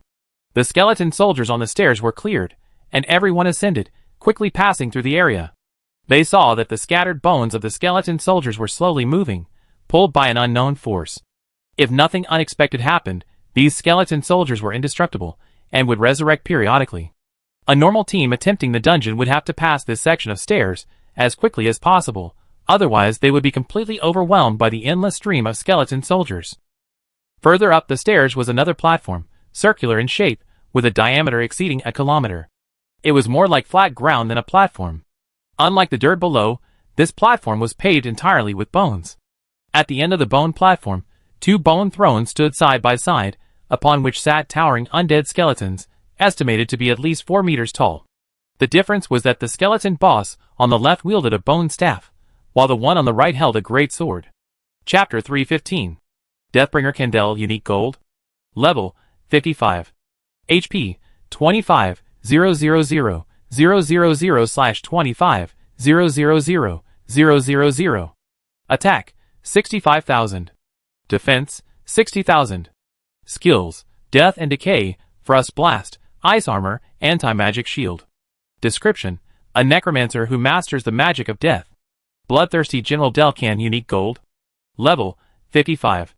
HP 25,000/25,000,000. Attack 65,000. Defense 60,000. Skills: Mortal Strike, Soul-Stirring Roar, Bone Shield, Physical Resistance. Description: a necromancer who masters the art of bloodthirsty swordsmanship. The 2 bosses have very similar attributes and names. One is a mage, the other a warrior, a typical twin boss configuration. Longting Tianxia grumbled, "Why aren't they called Bin Borba and Babelbin?" Qin Chuan admonished, "Be careful with your words. Adaptation isn't fabrication, and parody isn't nonsense. Be careful of lawyers." Longting Tianxia was startled and said repeatedly, "Boss, you're right. I was reckless." Then he looked at the other members of Longting Dynasty. "You didn't hear anything, got it?" The Longting Dynasty members had the look of someone on the subway talking on their cell phone. "President, why are you being so frivolous? Night Wanderer was clearly trying to bluff you. How could you not see that? It's not surprising that Longting Tianxia was making such a fuss. Their positions were different." Ordinary players jokingly called the 2 bosses insignificant. But as the president of Longting Dynasty, Longting Tianxia was also a public figure. If his words were leaked by someone with ulterior motives, it could easily lead to unnecessary trouble. Of course, once the apocalypse merged with reality, no one would care about such trivial matters. With monsters roaming the streets, who cares about copyright? In fact, these 2 bosses were nicknamed the Boba Brothers by players in their previous lives. No one called them by their original names, instead using Bin Borba and Babelbin. Recovering his composure, Qin Chuan said, "Although I can kill the boss in 1 second, I still explain the general tactical arrangements." This time, even the peak group had the expression of an old man on a subway phone. "President, do you want to listen to what you're saying? What do you mean by I can kill the boss in 1 second? But then he thought, the previous 2 bosses had already been killed in 1 second, so the third one probably wouldn't be a surprise either. With this thought, everyone calmed down. Long-Tongue Tianxia was surprised. "Boss, these 2 bosses don't share health points in their skill lists. They likely need to be killed simultaneously for it to count, otherwise the other will resurrect. And one of them is immune to magic, the other to physical. The magic immune one is easy, but the physical immune one is a bit more problematic, since you're an assassin, sir." From a conventional perspective, Long-Tongue Tianxia's analysis was flawless, even quite accurate. A typical team attacking this boss would split the damage classes into 2 groups: physical classes against magic-based bosses, and mages against physical classes, managing their damage rhythm to achieve simultaneous kills. But Qin Chuan possessed true damage, so regardless of physical or magic immunity, it made no difference to him. Either one would be instantly defeated. In response to Long-Tongue Tianxia's analysis, Qin Chuan calmly replied, "Not a big deal." Long-Tongue Tianxia stopped talking after seeing this. Qin Chuan continued, "The conventional tactic is to focus on damage and avoid skills." Everyone was stunned. This tactic was truly conventional. "You guys step back. I'm going to move," Qin Chuan continued. He casually activated Shadow Stealth and moved forward. A single Shadow Knife and a Dark Rain would be enough to end the battle. He just needed to close the distance first. The platform they landed on placed them at opposite ends of the twin bosses, over 1,000 meters apart. Qin Chuan figured he could project his skills that far, but it would be a bit too conspicuous. He decided to close the distance to 100 meters. With the speed bonus from Shadow Stealth, Qin Chuan easily reached his target. He started with Dark Rain. This skill dealt over 30 million damage at full capacity, more than enough to take down a boss. Chapter 316. At the same time, he swung a shadowy flying knife at another boss. 30 million damage dealt, instantly depleting its health bar. Thump. Thump. The two bosses were instantly destroyed just as they entered combat mode, their bodies shattered into shattered bones. Their staffs and great swords slammed against the throne with a sharp clang. Long Tongue Tianxia sighed. Has it started? It's already over. Jixing also sighed. We try to clear this dungeon on our own from now on. Even if we put in the hard work to complete it, there's no sense of accomplishment. Ying Luo. Xiao, are we going to win this easily? Xiao, don't talk to me. My Taoist heart is damaged. After all, anyone who sees a mighty boss being killed instantly, while having to jump up and down to defeat the boss themselves, will feel a strong sense of disparity. But everyone soon stopped dwelling on this, their attention drawn to the falling loot orbs. Among the crowd of dark gold orbs, one stood out. A drop from a higher level, epic loot. Looking at the current state of Apocalypse, it's hard to find anyone besides Qin Chuan who possesses epic equipment. Even if there are any, they're mostly obtained through drops from dark gold bosses. Even Qin Chuan was quite excited to see the epic loot. I hope it's not weapons or armor, Qin Chuan thought to himself. He had a full set of Death Shadow and 2 reforged epic weapons. If another piece of the weapon dropped was a duplicate, that would be a disaster. Gathering his composure, Qin Chuan stepped forward and pocketed all the loot. He then used the empty hand skill on 2 bosses in turn, happily acquiring 6 additional pieces of dark gold loot. Fighting the twin bosses is a hassle, but looting their corpses is a delight. They're treated as 2 separate bosses, allowing Mayashukan to use it twice. The 6 additional loot items are still primarily gear, which conflicts with the items on hand, so I put them aside for now. Qin Chuan's attention turned to the epic loot. Class Quest Scroll. Epic used this to trigger an epic quest for this class. Holy crap, even Qin Chuan couldn't help but exclaim in surprise. An epic quest scroll means the rewards are guaranteed to be epic. If it's a large-scale quest with multiple difficulty levels, the rewards for the highest difficulty are likely to be legendary. Even in the late apocalypse, legendary equipment items are incredibly valuable. Obtaining one of these would instantly elevate an ordinary player to a top-tier expert. Most importantly, this scroll allows players to bypass the class instructor and directly claim quests for their class. Qin Chuan wields the power of shadow, so even Edith couldn't offer him much advice. In fact, after visiting the Dark Moon Mountains, Qin Chuan had already dug up nearly all of Edith's information about the shadow power. Going forward, he would have to rely on his own exploration for further information. The problem was that Qin Chuan didn't know much about the shadow power. This was the biggest headache. Now, with the help of this epic quest scroll, Qin Chuan could further explore the mysteries of the shadow power, and perhaps even engage with that mysterious figure again. This was undoubtedly a huge benefit. Qin Chuan raised the scroll in his hand, and said to the others, "This is a quest scroll. It's useful to me, so I won't be polite with you." Longting Tianxia replied generously, "Boss, you're too polite. We're just following the gangs anyway. Just take whatever you want. No need to tell us." The others in Longting Dynasty also agreed with their guild leader's opinion. They were here to spend money to get a first clear reward. As for the boss drops, if Night Wanderer was willing to sell them, and their leader was willing to buy them, then they would take them. If the Night Wanderer wanted to stay, could they still object? Chapter 317. One must have a conscience. Being able to participate in the raid and receive the first clear reward is already a benefit unavailable to outsiders. To complain further would be tactless. As for the top members, they would say nothing. Jixing said, "President, you're under a lot of pressure. You take it first." Ying Luo echoed, "Yes, President. Just take it. Besides, this is an epic quest scroll. Even if we take it, we probably won't be able to complete the quest. It would be a complete waste." At this, everyone nodded in agreement again. That's right, with their level of skill, doing an epic quest is completely useless. Qin Chuan put the scroll away, preparing to complete the raid and then embark on the quest. Glancing at the other loot, it was mainly equipment, with 2 dark gold materials, which would be useful for crafting equipment. One of the pieces of equipment was actually useful to Qin Chuan. Bloodthirster necklace, dark gold, health plus 10,000, strength plus 300, agility plus 200, level requirement, 55. Special effect 1, lifesteal plus 10%. Special effect 2, magic resistance plus 10%. Qin Chuan had been missing a necklace slot, and this time he filled it. The stats aren't particularly impressive, but the special effects are quite good, especially the increased magic resistance, which is quite practical. All in all, this necklace surpasses the average dark gold equipment, placing it somewhere above average. Seeing Qin Chuan immediately switch to level 55 equipment, Long Tongue Tianxiao was stunned and muttered, "I thought I was invincible after leveling up 5 levels earlier, but I didn't expect there were even experts out there. Boss, what are the stats of your item?" Although the Overlord certificate was a dark gold item, it would eventually be revealed by other players, so it wasn't a secret worth keeping secret. Qin Chuan casually sent the attributes to Long Tongue Tianxiao. Long Tongue Tianxiao's mouth was watering. Top quality, this was absolutely top quality. Equipping equipment 10 levels earlier made a significant difference. Especially starting from silver, each level up significantly improved the equipment's attributes. Long Tongue Tianxiao did some calculations. He was currently level 18.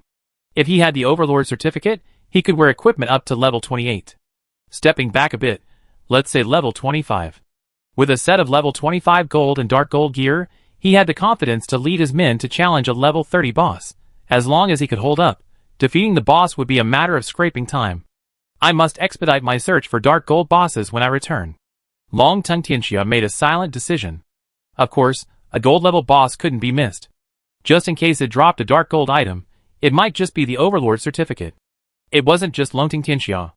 After learning about the Overlord certificate's properties, everyone at the top level also decided to take on the dark gold level boss. This item was truly powerful. Especially since their guild warehouse still had a bunch of high-level equipment, they could wear it 10 levels earlier, thus repaying the guild leader's kindness. Just one focused sniper skill wasn't enough. The equipment was quickly processed, and Long Tongue Tianxiao splashed out a huge sum to purchase 3 more pieces of equipment. Considering he couldn't put all the pressure on one person, Qin Chuan contacted several guild leaders he had good relationships with, and sold them some equipment. Once he finished the dungeon and returned to the city to trade, he earned over 60 million yuan. To be honest, at this stage, Qin Chuan no longer cared much about money. He still had several 100 million yuan in his virtual account that he hadn't withdrawn. Compared to funds, Qin Chuan needed unique items more than anything else. Or perhaps a high-grade quest scroll.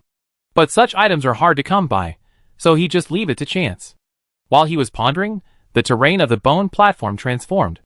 After the twin bosses were slain, 2 bone thrones collapsed, transforming into bone steps, guiding the team forward. It was still the familiar sea of skeletons, and again, a single skill cleared the area.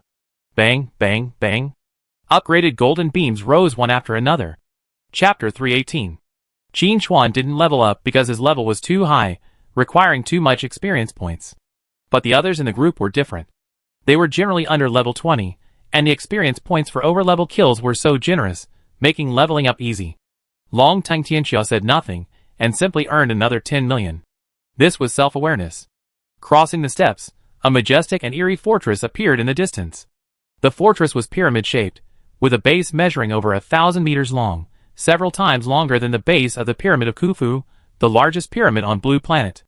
This made the fortress seem like a mountain blocking the path of the group, a formidable sight. Long Tongue Tianxiao sighed, only in games can such a magnificent pyramid be built. If it were built in the real world, how difficult would it be to build? Even with modern engineering machinery, it wouldn't be easy. Qin Chuan thought to himself, when this thing actually appears in the real world, you know what a surprise it is. Before Long Tongue Tianxiao could even sigh, a deep horn blasted from the distant fortress. Immediately, the black iron gate at the base of the fort swung open, and countless skeletons rushed in, numbering at least 20,000. And that wasn't all. Atop the fort's high walls, skeletons wielding bone bows appeared, and every few hundred meters, cannon barrels forged from a mixture of bones and unknown metals appeared. Boom, the shells fell, creating a crater over 10 meters in diameter. If this had landed in the center of the team, it would have been an instant annihilation. Qin Chuan shouted, "Everyone retreat." Clatter. The remaining 39 members of the team prudently retreated to a safe distance. The boss is about to start showing off. Qin Chuan flung a shadow knife at the attacking skeletons, then activated shadow stealth and crept towards the fortress walls. He had to take out those undead cannons, otherwise, while he could enter the fortress, everyone else would be killed along the way.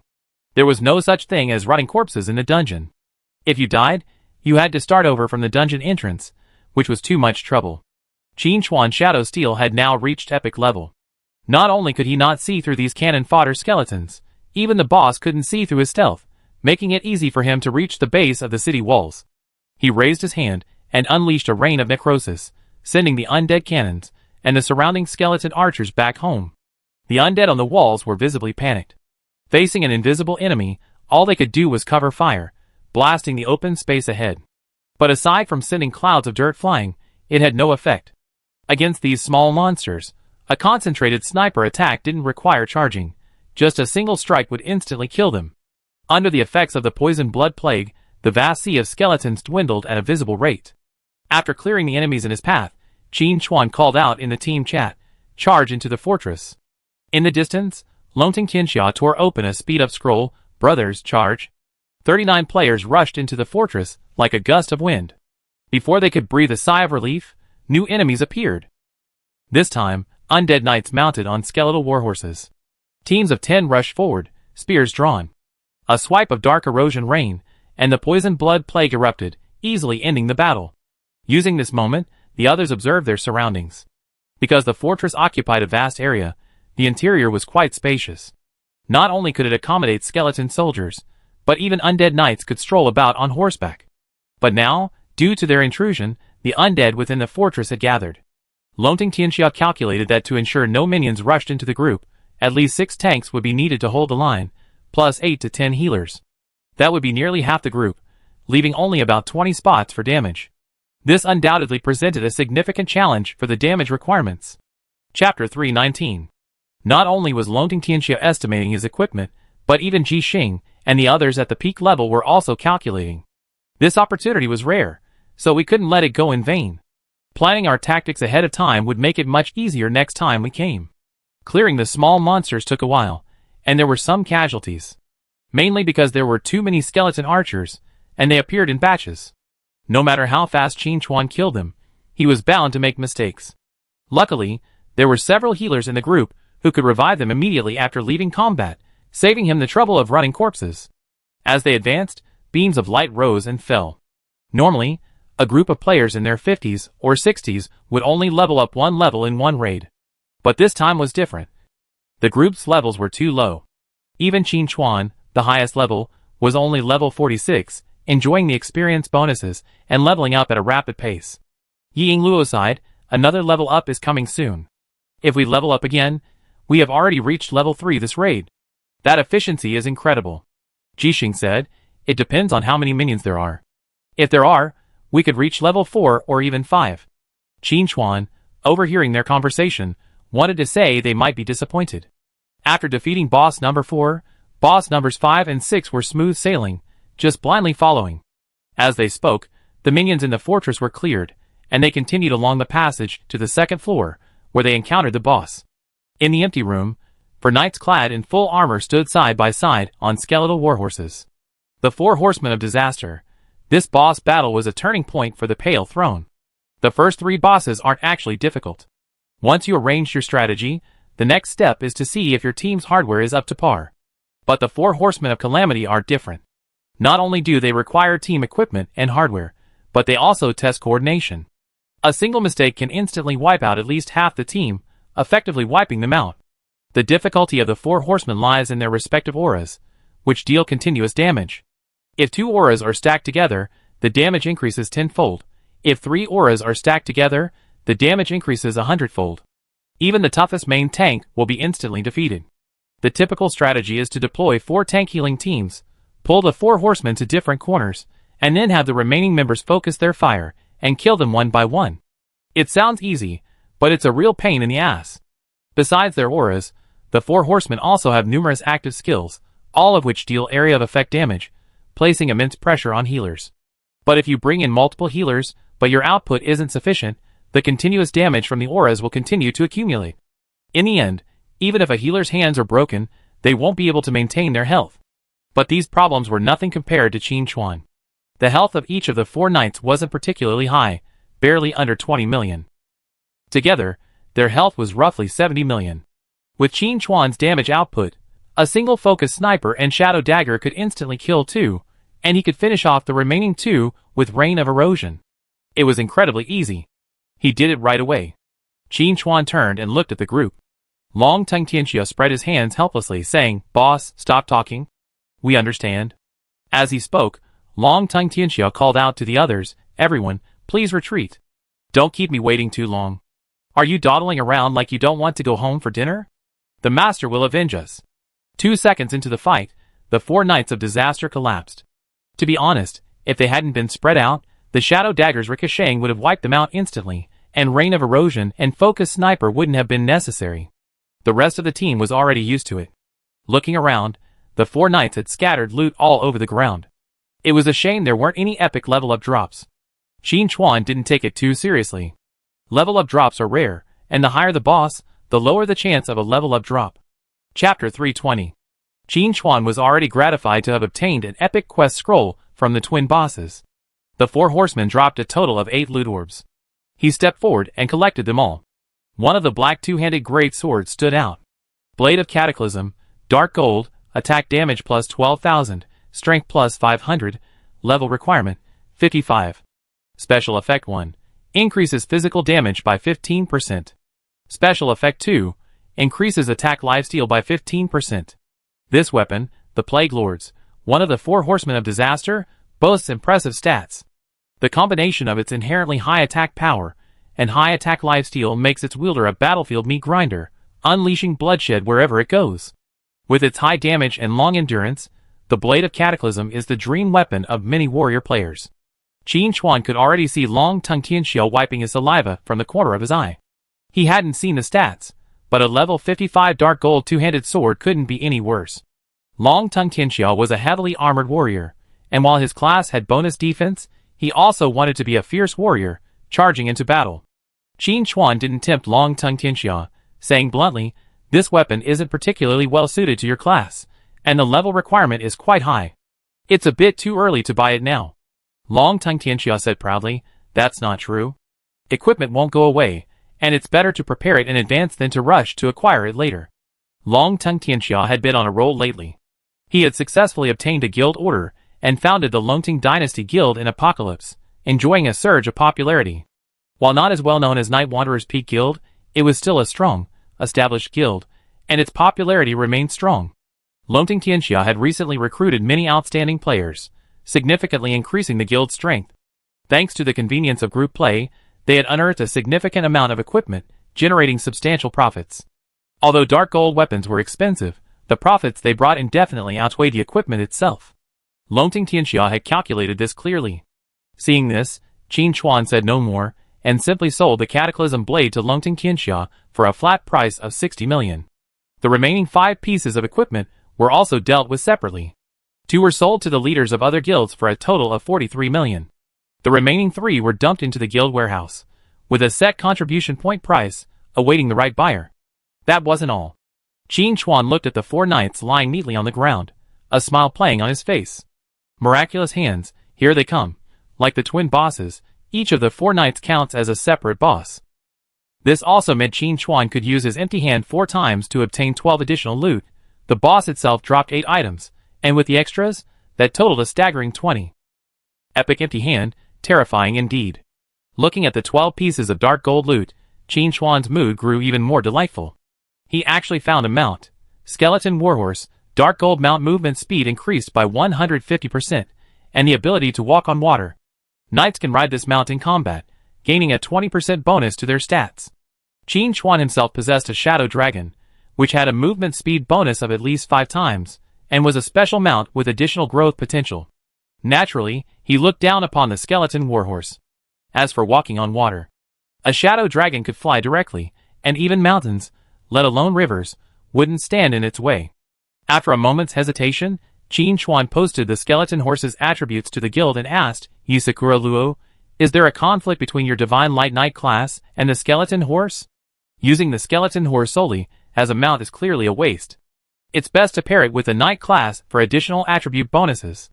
Other players don't have Qin Chuan's outrageous attributes, but as they level up, their attributes won't be too bad. A 20% increase is already a significant amount. However, Apocalypse emphasizes balance and attribute restraint.